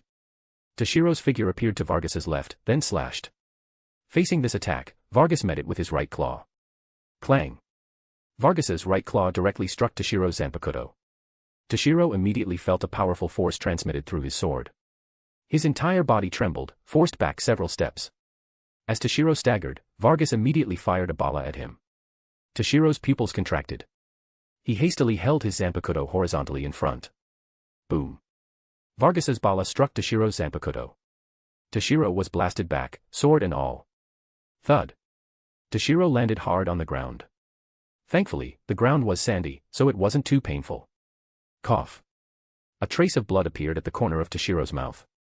Although Vargas's bala didn't directly hit Toshiro's body, striking his Zanpakuto instead, the impact still shook him considerably. Brushing off the sand, Toshiro stood up again. Shinigami, you're too arrogant. Facing me, and not even releasing your Zanpakuto, Vargas taunted. Toshiro nodded. You're right. I was overconfident. After all, Vargas was a Vasto Lord, beyond captain level. His Ryatsu and strength naturally surpassed Toshiro, who was peak captain level, let alone Toshiro not having released his Zanpakuto. This time, let me show you my Bankai, Toshiro said, pointing his sword at Vargas. Bankai. Daiguren Hyarinmaru. Boom. Boom. Boom. Pillars of ice blue Ryatsu shot upwards. Dark clouds gathered, shrouding the entire sky. Rumble. Lightning flashed and thunder roared in the sky. The scale was extraordinary, like divine wrath, shaking people's hearts. Simultaneously, Toshiro's appearance underwent a dramatic change. His sword-wielding right arm was covered in ice crystals, resembling a dragon's limb. A pair of massive frost wings spread from his back, nearly enveloping his entire body. Then, 3 sets of 12-petaled crimson ice lotus petals appeared behind him. Seeing this spectacle, Vargas couldn't help but be shocked. Hyarinmaru's ability to alter weather, anyone seeing it for the first time couldn't remain indifferent. Swish. Toshiro flicked his Zanpakuto, then pointed it at Vargas. Now, it's my turn to counterattack. Toshiro's ice wings vibrated, and his figure vanished instantly. So fast! Vargas exclaimed in shock. Compared to earlier, Toshiro's speed increased further. Before, Vargas could keep up. Now, he could barely see Toshiro's figure. Sonido. Vargas suddenly sensed a whooshing sound from behind and immediately used Sonido. Schlick. Although Vargas dodged in time, Toshiro still grazed him, leaving a wound. Vargas touched the wound, then looked at the blood on his hand incredulously. Although not deep, he was indeed injured. Toshiro was only a captain-level Shinigami, while he was a Vasto Lord, beyond captain level. Yet, he was the first to get injured. After Bankai, his speed increased again. My speed can't compare anymore. Then, I'll focus on observing his movements and counterattack defensively, Vargas thought, intently watching Toshiro. Swish. Toshiro vibrated his ice wings again, vanishing instantly. This way. Vargas suddenly looked to the left, then crossed his claws in front to block. Clang. Sparks flew, accompanied by a metallic clang. Vargas's claws blocked Toshiro's Zanpakuto. Then, both pushed against each other simultaneously. Screech. A metallic friction sound rang out, sparks scattering. After a stalemate, Toshiro began steadily retreating. In terms of strength, Toshiro was clearly at a disadvantage. Ha! Toshiro suddenly shouted, gathering Ryatsu throughout his body into his Zanpakuto. Hyarinmaru glowed brightly with ice blue light. Schlick. Vargas's tough claws were cut open by Toshiro's Zanpakuto. Seeing this, Vargas's pupils contracted, and he instantly retreated. How is this possible? Vargas said, looking at the wound on his claws in disbelief. Generally, a hollow's claws were very sturdy, and they even used them as weapons. It seems you're quite strong. No choice. I'll use a weapon against you, Vargas said, drawing the black iron rod strapped to his back. What exactly is that rod? Toshiro asked, puzzled. Besides Arankar, Toshiro rarely saw hollows using weapons. Usually, hollows fought with their bodies. Humph, nothing special. It's just a weapon condensed from my Ryatsu, Vargas replied. Quite fitting for you, Toshiro said, looking at Vargas, who resembled a monkey. Vargas didn't waste words. He directly swung the rod at Toshiro. Boom. As Vargas's rod struck, an air explosion sound followed. Toshiro's expression changed. Just from the sound, he knew the force behind this strike was extraordinary, not ordinary at all. Toshiro immediately held his sword with both hands horizontally in front. Clang. Toshiro's entire body shook. His feet involuntarily sank into the sandy ground. Ha! Toshiro shouted, using all his strength to deflect Vargas's iron rod, then rapidly retreated. Chapter 111, Chapter 111 The choice between life and death. In a contest of strength, I'm completely suppressed, Toshiro thought. In that case, I can only use my speed advantage to engage him in a protracted battle, Toshiro contemplated. Seeing Toshiro retreat, Vargas immediately pressed forward. Boom. The sound of air exploding rang out again as Vargas swung his rod overhead. Seeing this, Toshiro avoided clashing directly, dodging aside instead. Ice Dragon Tail. Toshiro unleashed a massive freezing slash towards Vargas, covering the entire area in front of him. Everything the blade touched instantly froze. Seeing this, Vargas fiercely kicked the ground with his right foot, performing a backflip to land nimbly behind Toshiro.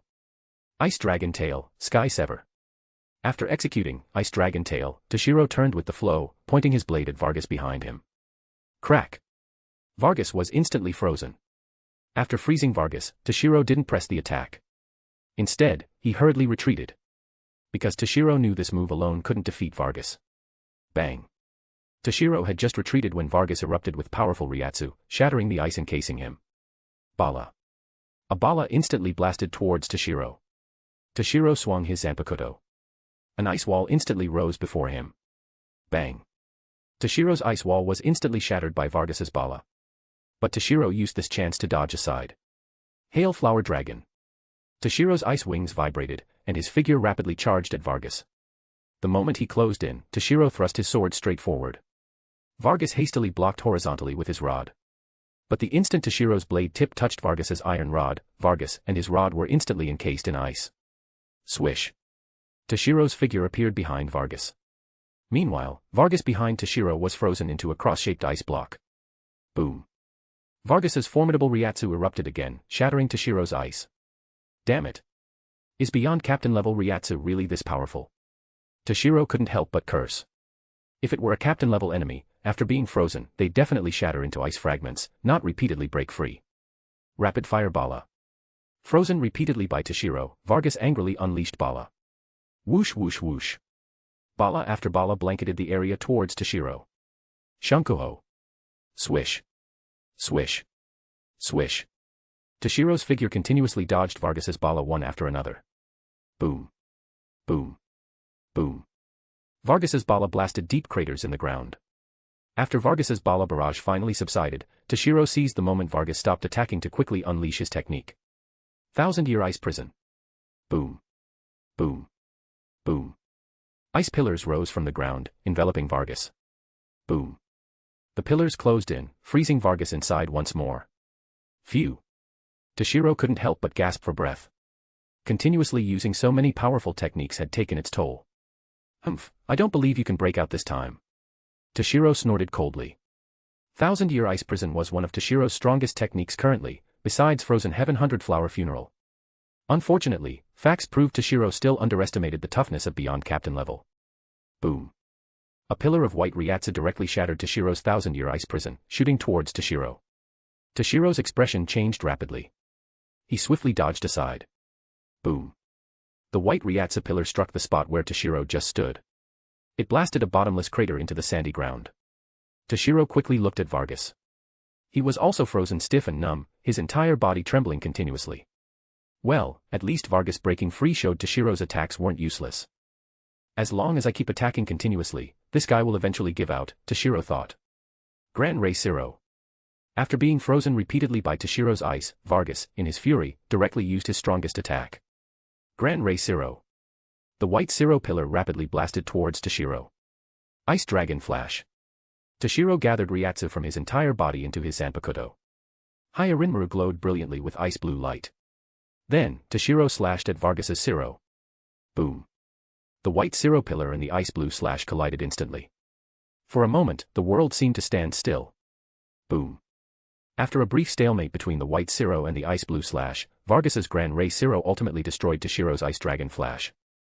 Although Toshiro's Ice Dragon Flash was a high-density Ryatsu slash, Vargas was, after all, a Vasto Lord, a beyond captain level existence, with vastly greater Ryatsu quantity. Fortunately, after destroying Toshiro's Ice Dragon Flash, Vargas's Gran Rei Zero lost momentum, with little power left.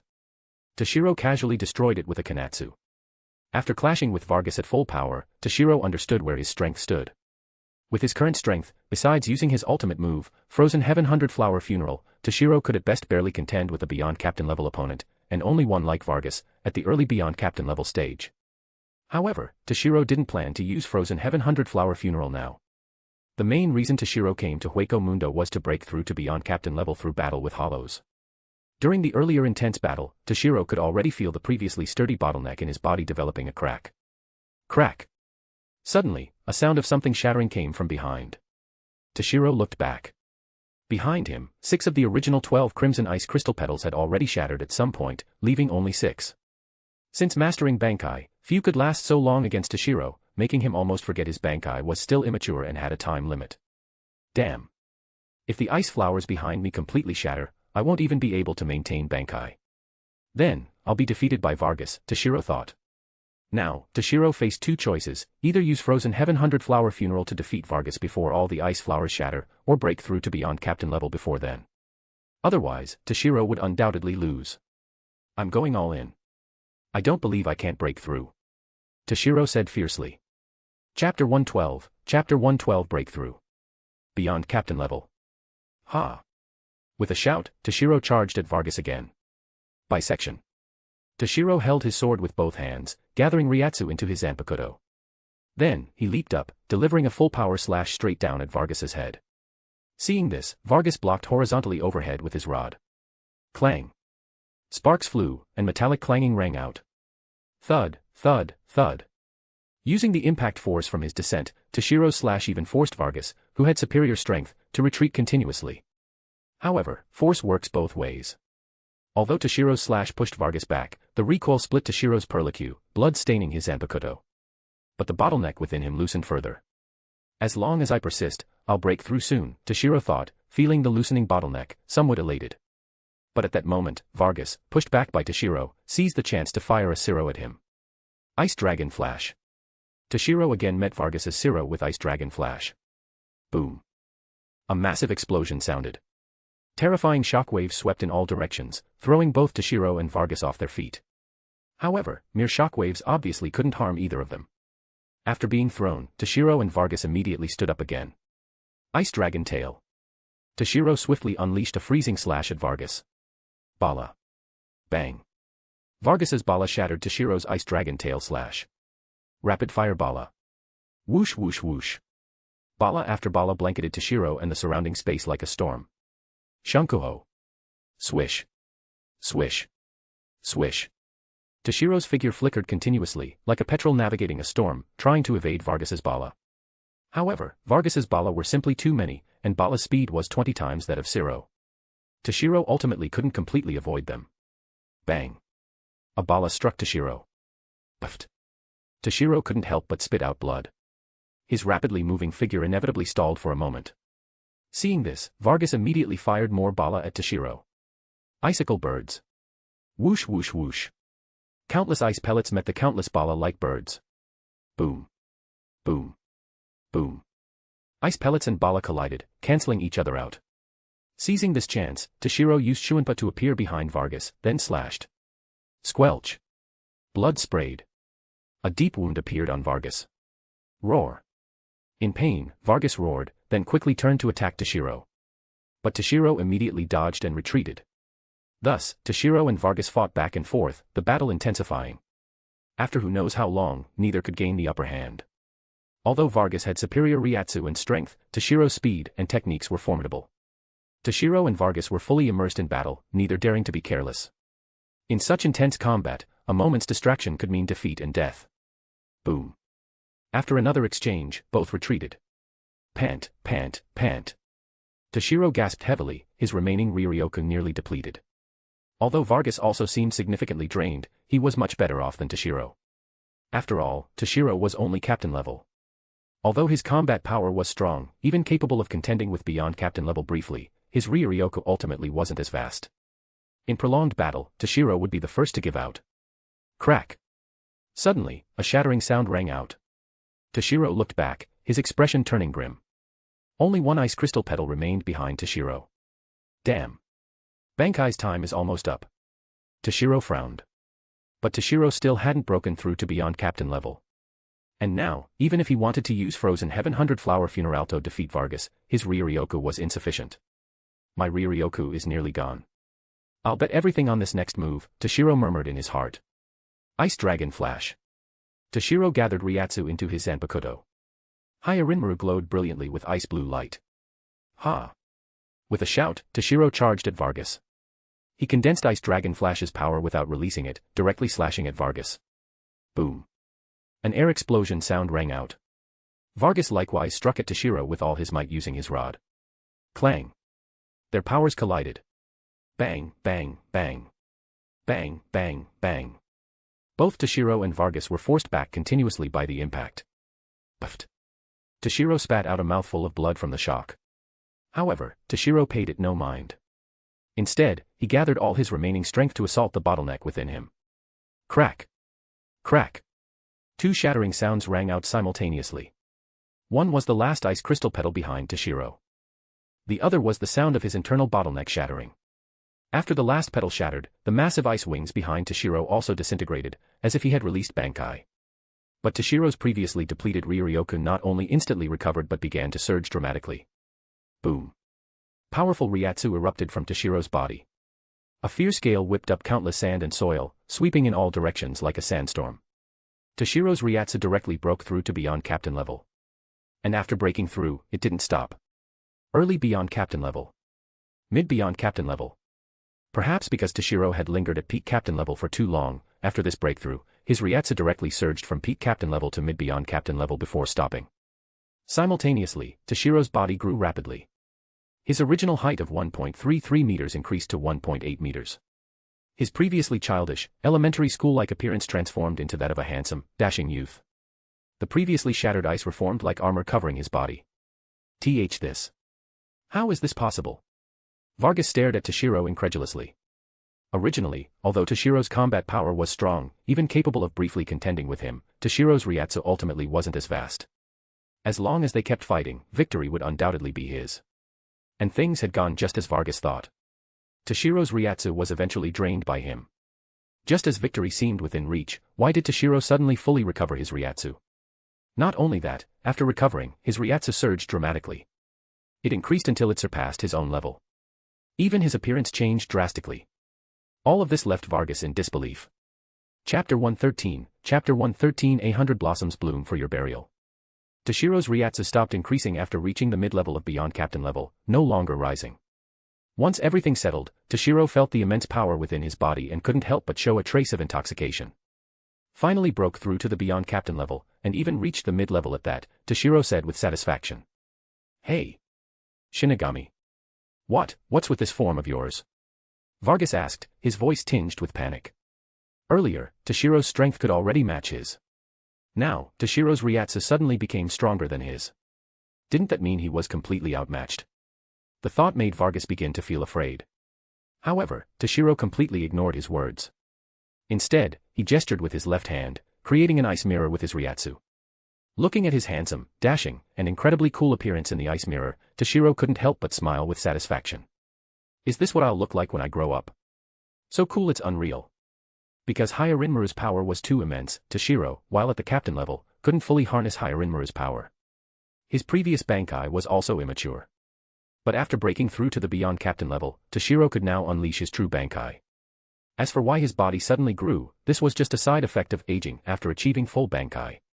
After achieving full Bankai, Toshiro's body instinctively and rapidly matures to adapt to the intensity of Bankai's power, temporarily possessing an adult's physique. Unfortunately, the aging side effect only lasts for a limited time, Toshiro said with some regret.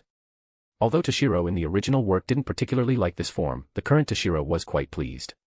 Hey! Shinigami. Answer me. What is this form? Vargas blustered, trying to sound tough.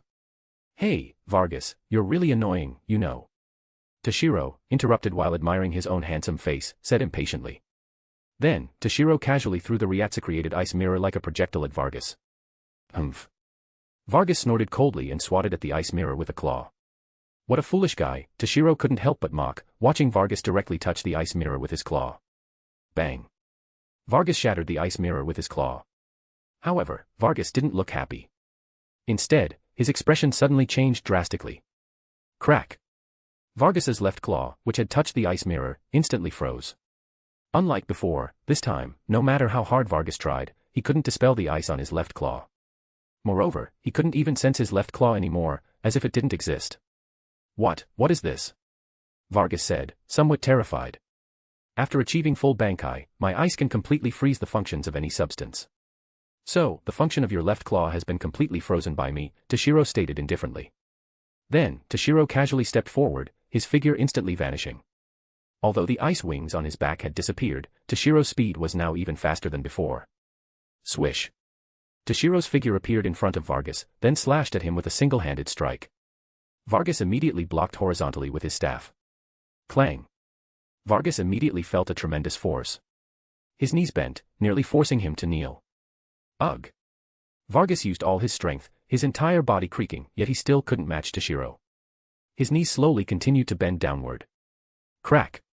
At that moment, Vargas's weapon suddenly began to freeze, the ice spreading towards his still intact right claw. Vargas's pupils constricted. He hastily abandoned his weapon and retreated. Vargas, no matter what, I broke through partly thanks to you. So, to express my gratitude, I'll hold a grand funeral for you. Toshiro said, looking at Vargas. Then, ice blue light shimmered behind Toshiro as the massive ice wings reappeared. After achieving full Bankai, Toshiro could now control the appearance and disappearance of the ice wings at will. Next, Toshiro flapped his wings and soared directly into the sky. Flying high, Toshiro looked down at Vargas from above, then pointed his sword directly at the heavens with both hands. Softly, he chanted, "Frozen Heaven 100-Flower Funeral." Boom. A pillar of ice blue Ryatsu shot into the sky. Then, within the clouds covering the entire sky due to Toshiro's weather subjugation ability, an ice blue void suddenly appeared, continuously expanding until it enveloped the entire ground below. On the ground, Vargas suddenly felt a deadly crisis envelop him. Then, countless snowflakes fell from the sky like an avalanche. In his panic, Vargas directly fired a Siro at the snowflakes falling from the sky. Boom. The white pillar of Ryatsu blasted towards the snow falling from the ice blue void. Crack. Vargas's Siro pillar was instantly frozen into an ice pillar. Then, countless snowflakes drifted down onto Vargas. Crack. Crack. Crack. One after another, ice flowers bloomed wildly on the ground and on Vargas's body. Before long, Vargas was completely covered in ice flowers, like a crystal-carved Christmas tree. "So, Vargas, are you satisfied with your funeral?" Toshiro asked indifferently, looking at Vargas, whose life force had already been extinguished within the ice flowers. "It seems you can't answer. Well then, sayonara. Rest here forever," Toshiro said, then flapped the ice wings on his back and flew towards the distant camp of the Hueco Mundo Expeditionary Force, not bothering with Vargas frozen within the ice flowers anymore. Frozen Heaven 100-Flower Funeral, 100 blossoms bloom, and the enemy's life ends. So, Vargas was deader than dead. In the original work, when Harabelle was frozen, she didn't die immediately only because the Ryatsu gap between her and the original Toshiro was too vast. Being able to freeze her was already impressive. Now, Toshiro's Ryatsu was stronger than Vargas's. Once frozen, Vargas had no chance of survival.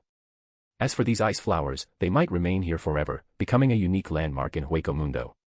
Inside the camp of the Hueco Mundo Expeditionary Force, Toshiro descended from the sky and retracted his ice wings. Looking around carefully, Toshiro found the entire camp empty and in complete disarray, utterly destroyed.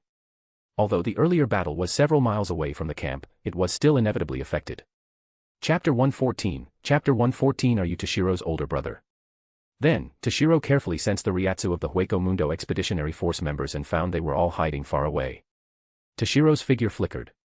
He used Shuinpa and dashed towards where the Expeditionary Force members were. Several miles away from the Hueco Mundo Expeditionary Force camp, everyone was gathered here. What exactly happened? Who is Commander Hitsugaya fighting? Ando paced back and forth, saying anxiously. After the corps commanders returned from their meeting with Toshiro, they soon sensed that Toshiro had suddenly left the camp and then engaged in battle with an unknown enemy. Although they wanted to help, the mere shockwaves from Toshiro and his enemy's battle destroyed the Hueco Mundo Expeditionary Force's camp several miles away. If they got involved, they wouldn't be helping, they'd be a hindrance. Although the shockwaves from Toshiro and Vargas's battle destroyed the camp, fortunately, the corps commanders acted in time to handle it, so there were no casualties. However, as the battle intensified, the shockwaves grew stronger. The corps commanders struggled more and more to cope, so everyone had to evacuate the camp. Ando, aren't you the deputy commander of the 1st Corps? Commander Hitsugaya suddenly left to fight an enemy. Don't you know anything? Oda, the commander of the 2nd Corps, asked. Since the commander of the 1st Corps was also the commander of the Hueco Mundo Expeditionary Force, Ando, as deputy commander of the 1st Corps, could be considered the second-in-command of the Expeditionary Force. Usually, the Expeditionary Force commander and the deputy commander of the 1st Corps were quite close. So, although Ando was a deputy commander, his status wasn't lower than the other corps commanders. What could I know? Commander Hitsugaya just arrived not long ago. I don't know him that well. Besides, didn't I leave with you all after the meeting? Ando explained. All right, you two. No need to argue. Once Commander Hitsugaya returns, everything will become clear, Amagai mediated. Speaking of which, Commander Hitsugaya's strength is truly formidable, Amagai remarked. Yeah, when Commander Hitsugaya used Bankai earlier to defeat the Hollow Horde attacking the camp, the power he displayed was already immense. But now it seems that wasn't his full strength at all, Ando said admiringly. But Commander Hitsugaya's opponent seems strong too. What if Commander Hitsugaya loses? Kawano, commander of the 4th Corps, said with a worried expression. Hearing Kawano's words, everyone fell silent. The fact that the battle hadn't ended for so long meant the enemy was definitely not weak. Otherwise, it would have been over long ago. Moreover, if Toshiro lost, the enemy wouldn't spare them either. Kawano, you're still so pessimistic. But Commander Hitsugaya definitely won't lose, Oda stated confidently. Oh. Oda, how can you be so sure? Kawano asked, puzzled. I previously spoke with those newly joined to the Hueco Mundo Expeditionary Force. Commander Hitsugaya is apparently very renowned in the legends of the Soul Society, Oda said, sounding somewhat boastful. Oh. Oda, tell us, what legends? Kawano asked curiously. They had been stationed in Hueco Mundo for years and weren't too clear about some matters in the Soul Society. Apparently, Commander Hitsugaya is the most talented Shinigami in the Soul Society. He awakened his Zanpakuto even before entering the Shino Academy. Then, within less than half a year, he mastered Bankai and broke through to captain level. He even defeated both Captain Kachiki Byakuya of the 6th Division and Captain Zaraki Kenpachi of the 11th Division. There shouldn't be anyone in Hueco Mundo who's a match for Commander Hitsugaya, Oda said. Even the so-called strongest captain, the Kenpachi, was defeated. In that case, aside from the captain commander, probably no one in the Godai 13 is a match for Commander Hitsugaya. Kawano exclaimed in awe. Hearing Kawano suddenly mention the captain commander, a flash of hatred passed through Amagai's eyes. If Commander Hitsugaya is already this strong, how powerful must Yamamoto Genryusai, the strongest Shinigami in 1,000 years, be? Amagai thought to himself. Earlier, as Toshiro and Vargas's battle intensified, Amagai couldn't even withstand the shockwaves from several miles away. If they were in the middle of the battlefield, just the shockwaves could kill them. It seems the only way to take revenge on Yamamoto Genryusai is with the Bakoto, Amagai thought to himself. Originally, Amagai had thought about mastering Bankai first and then seeking revenge on Yamamoto. But now it seemed that even at the same captain level, strength could be worlds apart. Even if he broke through to captain level, he probably wouldn't be Yamamoto's match. Toshiro didn't know that because of him, Amagai became even more determined to seek revenge through the Bakoto. However, even if Toshiro knew, it wouldn't matter. It was all a misunderstanding by Amagai about Yamamoto. Once clarified, Amagai would naturally give up on revenge. At this moment, Toshiro also arrived where everyone was. Swish. Toshiro appeared before the group. Ando, Oda, Amagai, Kawano, are you all alright? What about the others? Any injuries? Toshiro quickly asked. Because his battle with Vargas had destroyed the camp, if there were casualties, Toshiro would definitely feel deeply guilty. Oh, we're all fine. Who are you? Ando asked, looking at the adult Toshiro in confusion. Toshiro had been in such a hurry to return that he forgot he was now in an adult body after using his full Bankai. Ando, you're really dense. Look at his appearance and listen to his voice. This is probably Commander Hitsugaya's older brother. Amagai said confidently. Oh, I see. Nice to meet you. Please take care of us. Ando Akamine greeted proactively. Did you come to support Commander Hitsugaya because you knew he was fighting an enemy? Ando mentally filled in the blanks. But, it's strange. I never heard Commander Hitsugaya had an older brother. Oda Masaru said, puzzled. Watching them discuss his identity among themselves, a large vein mark appeared on Toshiro's forehead. Chapter 115, Chapter 115 Toshiro's Confidence. You idiots. I am Hitsugaya Toshiro. Toshiro roared. You are Commander Hitsugaya. Ha ha ha. Commander Hitsugaya's older brother, you're really funny. Amagai chuckled. Exactly, how could you be Commander Hitsugaya? Commander Hitsugaya is obviously a kid who acts older than his age. Ando couldn't help but interject, but before he could finish, Toshiro's body was enveloped in a flash of ice blue light. The adult body instantly shrank several sizes, returning to his original elementary school student form, as if he had taken some kind of potion. Ando, what were you saying just now? Toshiro stared coldly at Ando. Haha, Commander Hitsugaya, you're finally back. Looks like you won, right? Ando Akamine played dumb. Don't change the subject. Ando, daring to talk about me like that. I think you don't want to be deputy commander of the First Corps anymore. Toshiro snorted. Commander Hitsugaya, what exactly happened earlier? Amagai asked. Seeing this, Toshiro didn't press Ando further and got down to business. I was fighting a Vasto Lord Minos Grande earlier. What? They all exclaimed. A Vasto Lord. That's a legendary existence said to surpass captain level. Ando said, shocked. Then what was the outcome? Kawano hurriedly asked. Isn't it obvious? I'm standing right in front of you, aren't I? Toshiro said calmly. True. No one in Hueco Mundo should be a match for Commander Hitsugaya, the others easily accepted this outcome. In their view, Toshiro was the strongest Shinigami besides the Captain Commander. After all, in the eyes of ordinary Shinigami, the Kenpachi was the strongest besides the Captain Commander, and Toshiro, having defeated the Kenpachi, was naturally the strongest besides the Captain Commander. In a one-on-one fight, no one in Hueco Mundo should be Toshiro's match. But why would a Vasto Lord attack us? Ando asked. Earlier, the group of hollows that attacked the Minos Grande Expeditionary Force were eliminated by me, Ando, and Amagai. But the leader, that captain-level Yhwach, was a subordinate of Baragan, the king of Hueco Mundo. So, this Vasto Lord was sent by Baragan for revenge, Toshiro explained. Sent by Baragan, the king of Hueco Mundo. They were shocked again. Having operated in Hueco Mundo for a long time, they naturally knew about Baragan and couldn't help but worry. Seeing their worried expressions, Toshiro said, "No need to worry. Even if Baragan came personally, he wouldn't be my match." Toshiro wasn't boasting. If he hadn't broken through and was still at the peak of captain level, even if he used his ultimate move, Frozen Heaven 100-Flower Funeral, he likely couldn't have defeated Baragan. But now, after breaking through to the mid-level of beyond captain level, Toshiro was confident Baragan was absolutely no match for him. That's true. But Baragan, as the king of Hueco Mundo, has many powerful hollows under him, Ando said.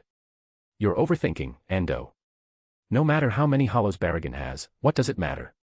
Like when Commander Hitsugaya fought the Vasto Lord earlier, just the shockwaves were more than we could handle. So, no matter how many hollows Baragan has, they can't threaten Commander Hitsugaya, Oda said. He seemed even more confident in Toshiro's strength than Toshiro himself. Alright. No need to worry so much. With me here, nothing will go wrong, Toshiro said confidently. After breaking through, Toshiro was now very confident in his own strength. Oh, right. About the camp. I'm really sorry. During the battle, I couldn't pay attention to it, Toshiro said apologetically, thinking about the camp destroyed by the battle's shockwaves. It's fine, Commander Hitsugaya. You were fighting for the entire Hueco Mundo Expeditionary Force. How could anyone blame you? Besides, we were about to start moving to other places to clear out hollows anyway. That camp wasn't needed anymore, Ando said nonchalantly. Then let everyone rest here for a while, then we'll head to other areas to clear out hollows, Toshiro nodded. Las noches. Baragan sat leisurely on his bone throne atop the high platform, taking a sip of fine wine, then looked down below the platform. Below the platform was a scene of scattered limbs and a bloody mess. Of the dozens of hollows originally divided into two groups fighting each other, less than 10 remained. And these weren't the original group. Since Vargas left, Baragan had already made several batches of hollows fight each other. Vargas is too slow. I already prepared a victory banquet for him, and he still hasn't returned, Baragan suddenly said. Baragan-sama, those Shinigami are in the outer circle, which is very far from Las Noches. Perhaps Vargas-sama hasn't even arrived yet, and Yhwach said respectfully. True. Then take away the prepared banquet for now. Yes, Baragan-sama. At this moment, the hollows who survived the recent two-group battle cautiously asked, Baragan-sama, shall we continue? Well, forget it. I'm getting tired of this game after watching it so much. You may withdraw for now, Baragan ordered.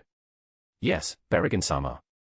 The hollows couldn't help but sigh in relief, then hurriedly ran out, afraid Baragan might change his mind if they were too slow. Truly useless. They can only serve as entertainment to pass the time, Baragan said, somewhat displeased, watching the hollows scramble to leave. It seems I should find some stronger hollows to serve as subordinates, Baragan said. Oh, right. Have you found Haribel's whereabouts? Baragan asked the Yhwach with captain-level strength serving beside him. Baragan-sama, we've already discovered Haribel's location, the captain-level Yhwach respectfully replied. Then go see if you can subdue her, Baragan said. Chapter 116, Chapter 116 Haribel. In a valley. Haribel stood there with a grave expression, accompanied by 3 hollows resembling a snake, a deer, and a lion. Sung Sun, Apache, and Mila Rose. At this moment, Haribel was facing some trouble. Long time no see, Haribel. Not far ahead, on a hillside, Baragan stood with a large group of hollows blocking Haribel and her companion's path. Baragan waved his hand, and his subordinates immediately brought forth his bone throne. Baragan leisurely sat on the bone throne, looking down at Haribel from his elevated position. You've come again, Baragan. What is it this time? Haribel asked. Baragan propped his chin on his hand and said, How many times must I say it, Haribel? I don't want anyone acting recklessly under my nose. But killing you seems a bit heartless. After all, your strength is not bad. Baragan had always been somewhat dissatisfied with his subordinate's strength. Aside from Vargas, none were to his liking. So, Barragan had always hoped to subdue the other Vasto Lord in Hueco Mundo. So, today I give you two choices. The first, as I've said before, submit to me, Barragan said. And the other? Harabel asked without hesitation. Disappear from my sight. Seeing Harabel reject his offer without a second thought, Barragan said with displeasure, though I say that, this vast Hueco Mundo is the territory of me, Barragan, king of Hueco Mundo. My eyes and ears are everywhere, ha ha ha. At this, Barragan couldn't help but laugh proudly. Ha ha ha. Ha ha ha. Seeing Barragan laugh, his subordinates also chimed in with laughter. If the boss laughs, how dare the subordinates not join in? At this moment, an Yhwach with peak captain level strength, one of Barragan's subordinates, walked up to Harabel and threatened, Harabel, you're intelligent. You should understand you have only one path, submit to Barragan-sama. As he spoke, this peak captain level Yhwach arrogantly patted Harabel on the shoulder. Normally, this Yhwach wouldn't dare be so arrogant. After all, he was just an Yhwach, while Harabel was a Vasto Lord. But now, with Barragan right there, and being Barragan's strongest subordinate aside from Vargas, this peak captain class Yhwach was getting carried away. However, he would soon pay for his actions. Don't touch me casually. Harabel said coldly. Swish. Harabel abruptly swung the bone blade on her right arm. Squelch. A deep gash appeared on the head of the peak captain level Yhwach. Boom. The peak captain level Yhwach cried out and fell heavily to the ground. Stop. Barragan shouted angrily. Daring to kill my subordinate right before my eyes. Humph, truly a bold one. You'd better not regret this. Barragan threatened. Sung Sun, Apache, Mila, let's go. Harabel ignored Barragan and left with Sung Sun, Apache, and Mila Rose. Although Harabel walked away with her back to Barragan, her mind remained tense, prepared for Barragan to stop them. Barragan watched Harabel leave, considered for a moment, but ultimately didn't move to stop her. Although Harabel wasn't Barragan's match, and if Barragan really attacked, Harabel could very well die here, Barragan hadn't yet given up on the idea of subduing her. Let's go, Barragan said to his hollow subordinates. After Harabel and her group left, there was no point for Barragan to stay. Once Barragan rose from his bone throne, two hollows immediately stepped forward to collect it. Barragan-sama, what about Pedro-sama? One of Barragan's subordinates asked. Pedro was the peak captain level Yhwach Harabel had just injured. Oh. He's not dead yet? Barragan asked. Yes, Barragan-sama. Pedro-sama is only severely injured. Well, forget it. Don't bother with him. After all, he's just an Yhwach. If he can make it back on his own, fine. If he dies here, it doesn't matter, Barragan said indifferently. With that, Barragan turned and headed towards Las Noches. On a distant mountain.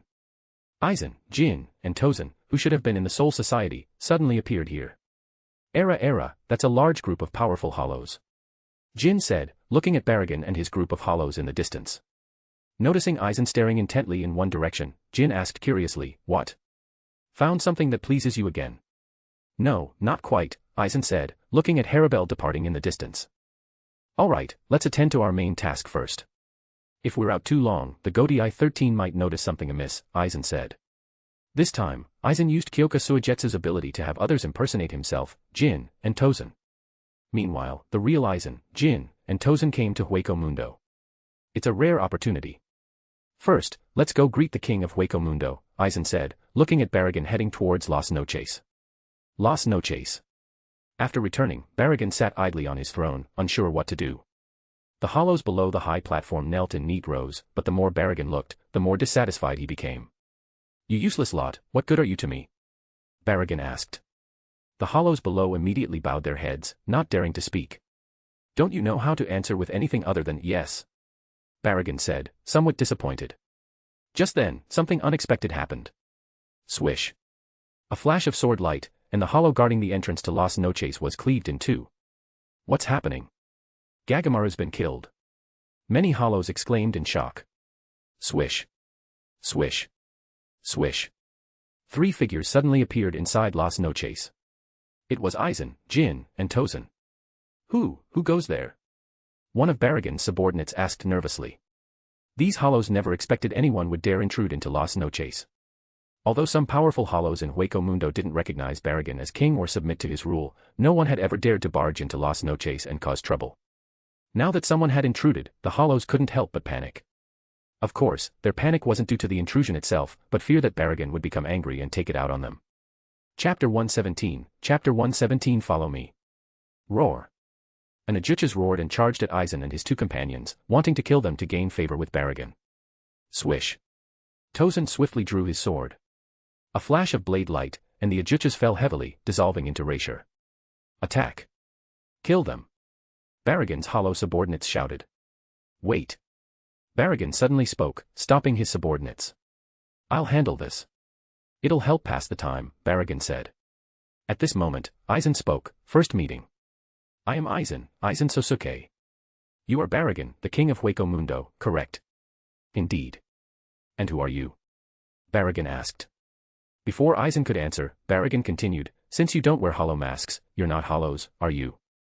Humans or Shinigami? Well, whatever. It's all the same. I happen to be quite bored. If you hadn't come, I wouldn't know what to do. The game of having subordinates split into two teams to fight each other is already tiresome. Your presence is most welcome, Baragon said indifferently. Then, welcome to my castle. Las noches. Baragon said to Aizen's group. Oh, interesting. Daring to call this a castle when it lacks a roof and walls. Tozen mocked. A roof is completely unnecessary. As a king, the entire sky of Hueco Mundo is my roof. Baragon declared proudly. It seems the king of Hueco Mundo loves jokes, Tozen said. No need to say more, Kaname. No need to bother with him. Focus on the main task, Aizen intervened, stopping Tozen from continuing the argument. Yes, Aizen-sama. Tozen said respectfully, then stepped back. Shuring. Aizen drew the Zanpakuto at his waist. King of Hueco Mundo, would you do me the honor of looking at my Zanpakuto, Kyoka Suigetsu? Aizen said to Baragon with an inscrutable expression. Then, holding the sword reversed, a flash of light gleamed on the blade for a moment. What are you doing, brat? Baragon looked at Aizen, puzzled, wondering if he was mentally unsound. Finally, someone came to cause trouble and help Baragon pass the time. If they were mentally unsound, killing them wouldn't give Baragon much satisfaction. Ignoring Baragon's look as if he were an idiot, Aizen continued, I have a question for you, king of Hueco Mundo. For me? Baragon asked, puzzled. Indeed. Are you content with the status quo? Aizen said. What? Baragon said, somewhat unable to comprehend. Although Baragon found life boring now, with no one who could understand him, a king was inherently a lonely existence. Don't you feel the gap between it and your ideals? Don't you wish to break through to a new level? Aizen transformed into a life coach, persuasively coaxing. Swish. Aizen performed a sword flourish and sheathed his Zanpakuto. Then, lend me your strength. Follow me. I will grant you greater power. Aizen invited. Greater power? Baragon asked. Indeed. My research is nearing completion. Research on Shinigami holification and hollow Shinigamification, breaking the boundaries between opposing existences to elevate them to a higher level. And you too shall step into a new world, Aizen explained. Humph. Ha ha ha. Greater power? A new world? How laughable, you insects. I, Baragon, am the king of Hueco Mundo. The king of the world. The supreme existence. Aside from the world I myself created, there is no such thing as a new world. Baragon laughed heartily. Is that so? Aizen said somewhat mysteriously. Men. Teach these impudent insects a proper lesson. Baragon shouted angrily. Baragon no longer had any intention of toying with Aizen to pass the time. Aizen's arrogance had thoroughly enraged him. Roar. Roar. Roar. Numerous hollows immediately stepped forward, surrounding Aizen and his two companions. Yar yar, what can you do? Jin sighed, then, along with Tozen, met the attacking hollows, your opponent is me. To die by the hand of me, Baragon, king of Hueco Mundo, is a blessing earned over 3 lifetimes. Baragon pointed at Aizen. Heh, how ironic, king of Hueco Mundo, Aizen chuckled. What? Baragon asked, not understanding. You are clearly a hollow, yet armed with a weapon, you resemble a Shinigami more than a Shinigami, Aizen said. Baragon's appearance indeed resembled a Shinigami more than a Shinigami. Aside from wearing black shihakusho, the Shinigami of the Godai 13 looked no different from humans. But Baragon, holding a double-bladed giant axe like a scythe, looked no different from the Grim Reaper. Outrageous. Baragon roared, leaping down from the high platform with his double-bladed axe, slashing at Aizen. Swish. Baragon cleaved Aizen in 2 from the middle. Then, with 2 more swings, he killed Jin and Tozen. Humph, foolish thing. Only capable of empty boasts, Baragon said disdainfully, seeing Aizen and his companions easily killed. Truly boring. Can't even serve to pass the time dash. Swish. Before Baragon could finish, a blade light came slashing at him. Seeing this, Baragon hastily retreated. Unfortunately, Baragon couldn't completely avoid it. Crack. The crown on Baragon's head suddenly split in two from the middle. Ding-dong. The two halves of the crown fell to the ground with a clear, melodious sound. What is this? Baragon exclaimed in shock. At that moment, Aizen and his two companions, who had been killed by Baragon, reappeared before him. Why are you still alive? Baragon said incredulously.